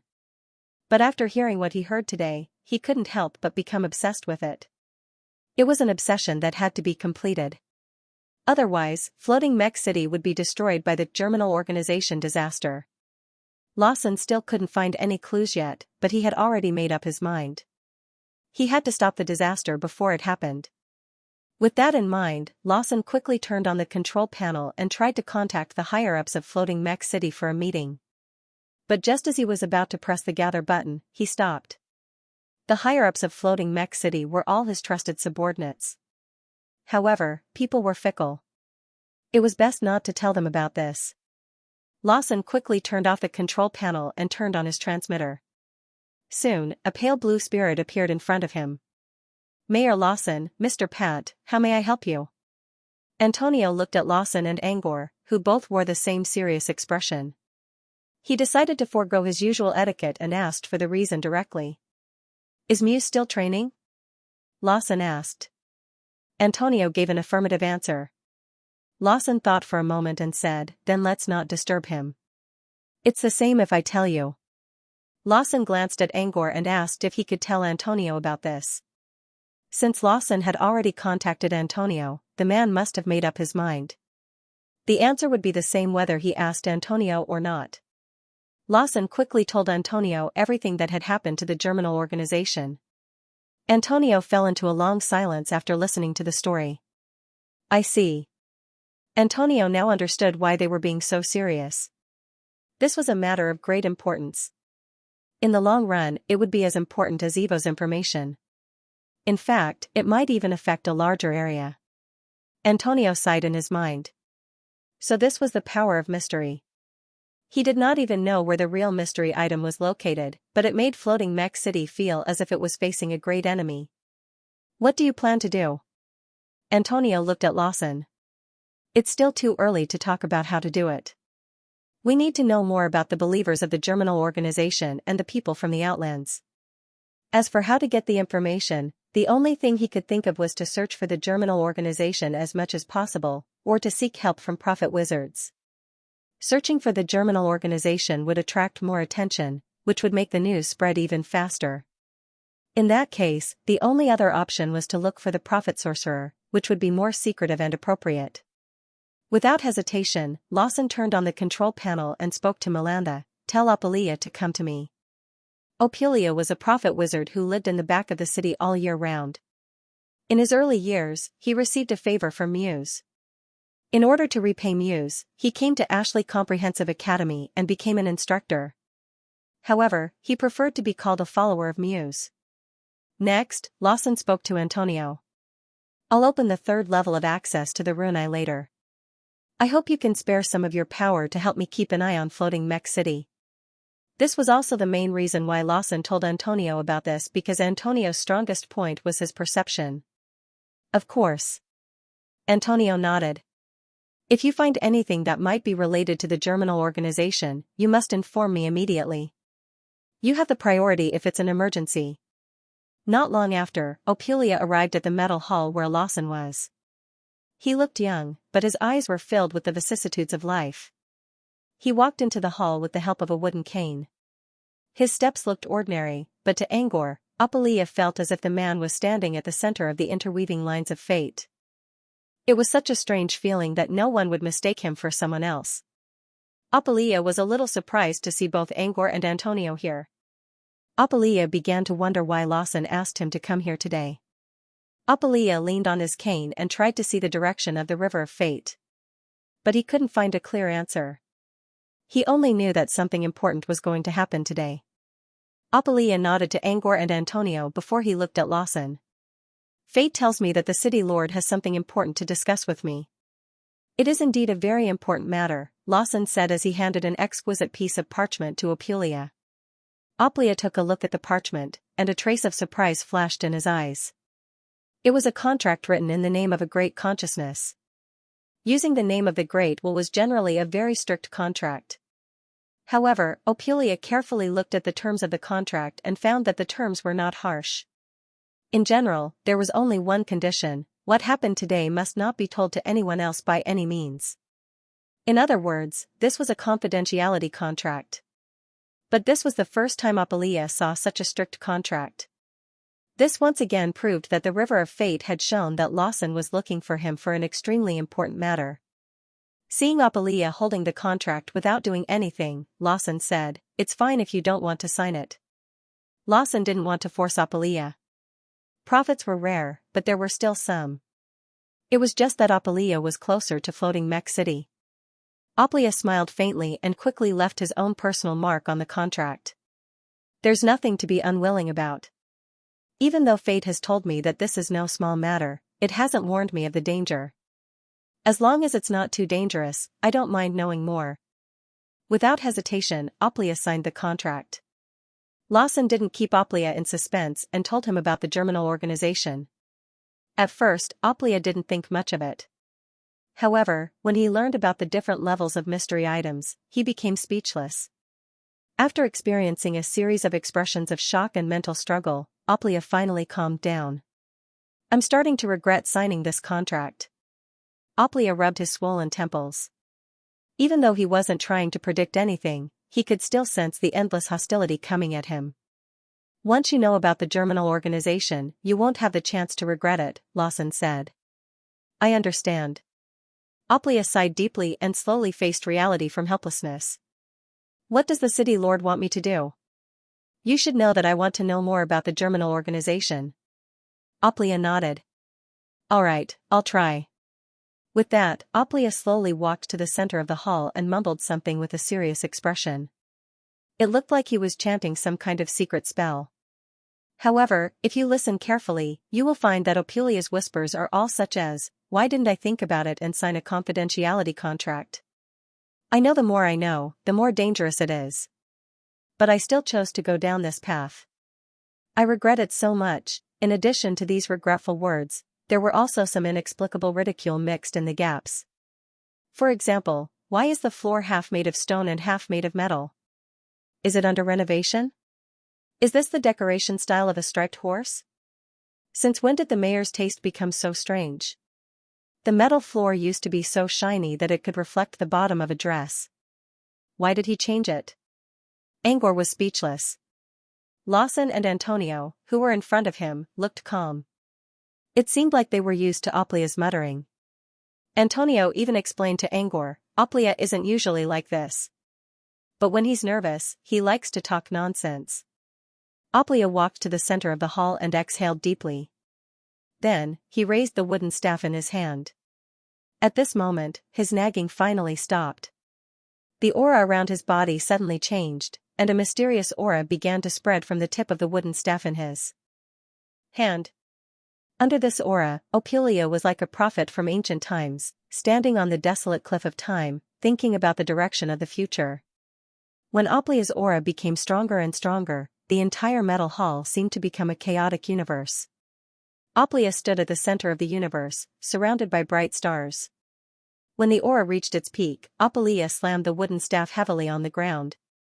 With a dong sound, a large amount of ripples began to diffuse outwards. At the same time, the stars began to fall, and the universe returned to darkness and chaos. The entire hall turned pitch black in an instant, and in this boundless darkness, there was suddenly a rustling sound. From a small sound, it became loud and piercing. It was as if there was a rushing river, surging in the darkness towards an unknown distance. He couldn't see it, but he knew that it was the manifestation of the river of fate. Without a doubt, Ophelia believed in the river of fate, which was one of the 3 zones of divination. The rustling sound lasted for a long time. In the end, someone sighed, and the darkness disappeared, giving way to light again. After being immersed in the mysterious aftertaste for a long time, Ophelia finally raised her head. "What did you see?" Lawson asked. Ophelia shook her head gently, with a helpless and bitter smile on her face. "I didn't see anything." "Nothing? What's going on?" Ophelia placed the wooden staff on his lap and sat down. "I tried to find clues about the germinal organization, but it didn't work. I narrowed down the search area and tried to find more information about the germinal organization's believers, but fate still didn't give me any guidance. I narrowed down again and tried to search the southern wizardry region and Everin, but fate still didn't give me any guidance. Then, I used a special method to find a node with clues in the cycle of fate. But I still didn't find anything." Ophelia tried everything he could think of, including the clumsiest method of divination, but he still couldn't find anything. "As long as it's related to the germinal organization, it's like it's covered by a thick layer of black fog. I can't see it clearly at all. Plus..." Ophelia paused with a serious expression. "Plus, as soon as I enter the fog, I'll fall into a strange state of bewitchment. If this demonic state continues for a few more seconds, I feel that my mental power will be irreversibly contaminated." This was the first time Ophelia encountered such a strange situation in his divination. This kind of mental pollution was like a will that existed in the underworld, preventing everyone from exploring the secrets of the germinal organization. Lawson's expression became even more serious after hearing Ophelia's words. In fact, he had wondered from the very beginning if the prophecy spell would not work. This was because he knew very well that mysterious items were very special. Any detection spells might fail when used on mysterious items. Even the naked eye, light, and energy could be deflected by mysterious items. Almost every mystery item would be deflected, weakened, or even ignored the rules. Divination spells were no exception.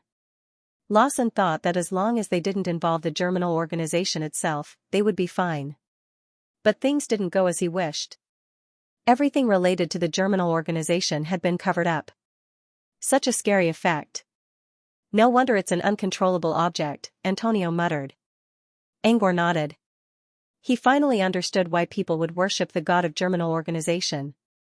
As long as one believed in the god of germinal organization, they would be covered by the mystery energy field, which was like a protection granted by a god.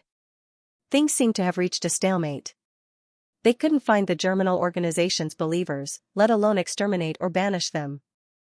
What should they do? While everyone was trying to think of a solution, Ophelia used a lucky choice spell. This was a spell that evolved from good luck choice and belonged to the Asking Bell school. Ophelia wanted to use a different method. Instead of looking for the answer directly, he would try to find a solution from the surface. How to solve the problem, however, Ophelia didn't feel anything after using the spell. Perhaps lucky choice failed. Ophelia shook his head. He wasn't too disappointed.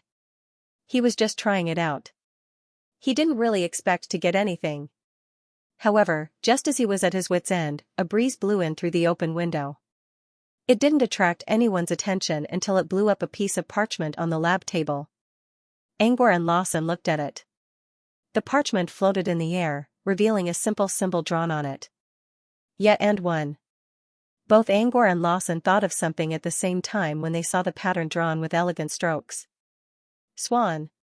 Swan wasn't a member of the Germinal organization, but she was captured by suspected Germinal believers.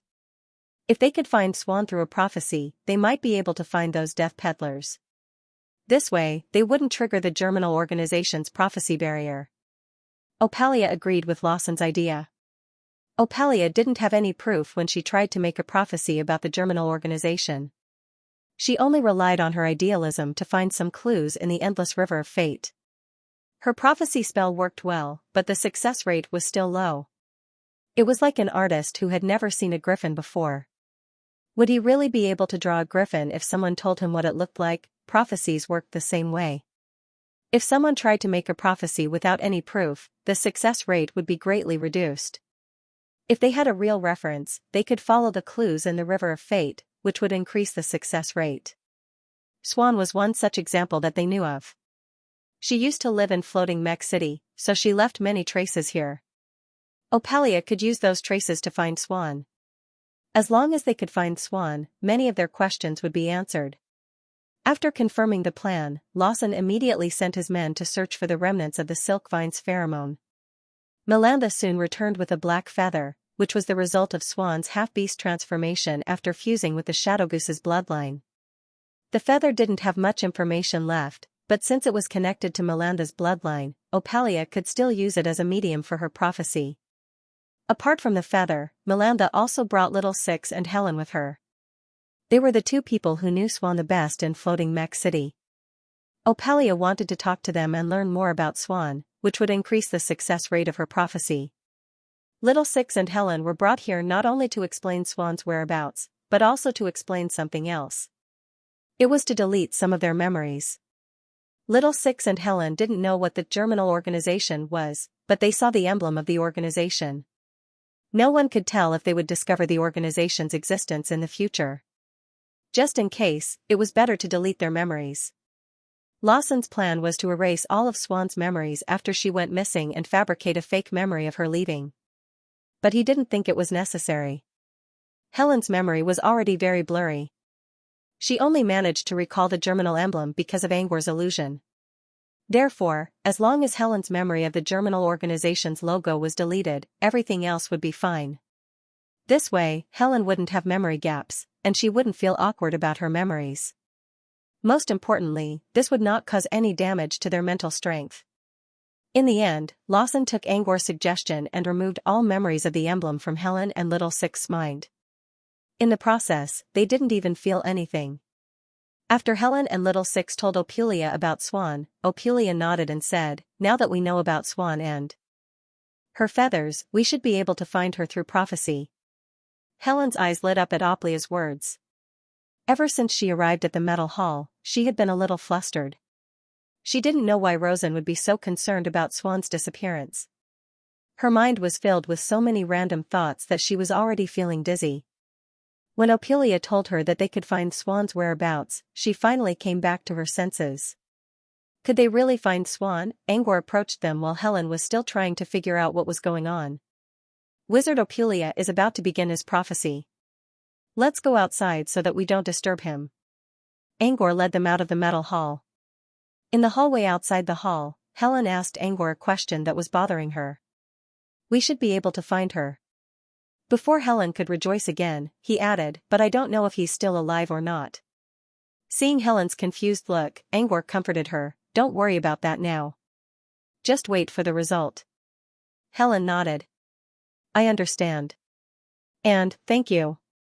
Since Swan's disappearance attracted the attention of both Mayor Rosen and a prophet like Opalia, Helen could only think of one possibility: Angor must have helped her. Her heart was filled with gratitude, but there was nothing she could do to repay the favor. The only thing she could do now was to express her gratitude to Angor. Swan knew that her gratitude meant nothing to Angor. Angor only smiled and asked them to wait outside. He then entered the hall. When Angor returned, Opalia's prophecy was about to end. Opalia was standing in the center of the intertwining fates. Swan's black feathers were circling around him. Her mysterious aura was slowly fading away until it completely disappeared. At the same time, Opulia opened his eyes. Unlike the solemn atmosphere after the previous prophecy, this time, as soon as Opulia finished the prophecy, she immediately walked forward. There was less hesitation in her eyes, and there was more clarity. I found it. Opulia was overjoyed. I found Swan. Rosen stood up. Where is she? She's in the void. Anne. Opulia said, she's very close to us. I think she's somewhere around Floating Mech City. Floating Mech City's location? Rosen thought of something and looked at Angor's shoulder. A seabird wearing a pleated skirt was looking around curiously. Outside the Tower of Infinity, Angor looked up. Several streaks of golden light streaked across the sky and headed toward the unknown void. Without a doubt, these golden streams of light were coming from Lawson and the others. Their target was the void, probably to find the group of Germinal Organization believers in the void. It had only been 5 minutes since Angor left the Tower of Infinity, and he had already organized his team and sent them into the void. "Milord?" Helen called out softly. Angor turned around and looked at Helen. Little Six was holding Helen's hand. Both of them were looking at Angor with a worried look. "Sir, do you have news about Swan?" Angor nodded. "Don't worry. I've got news from Swan." Helen's eyes lit up, but her expression was still a little uneasy. "Is Swan still alive, or is she dead?" Xianxia thought. The question was stuck in Helen's throat, but she didn't dare to ask it. Angor noticed Helen's hesitation and chuckled. "The prophecy shows that she's still alive." End of chapter 1777. Don't forget to subscribe, like, and share the video to support the channel.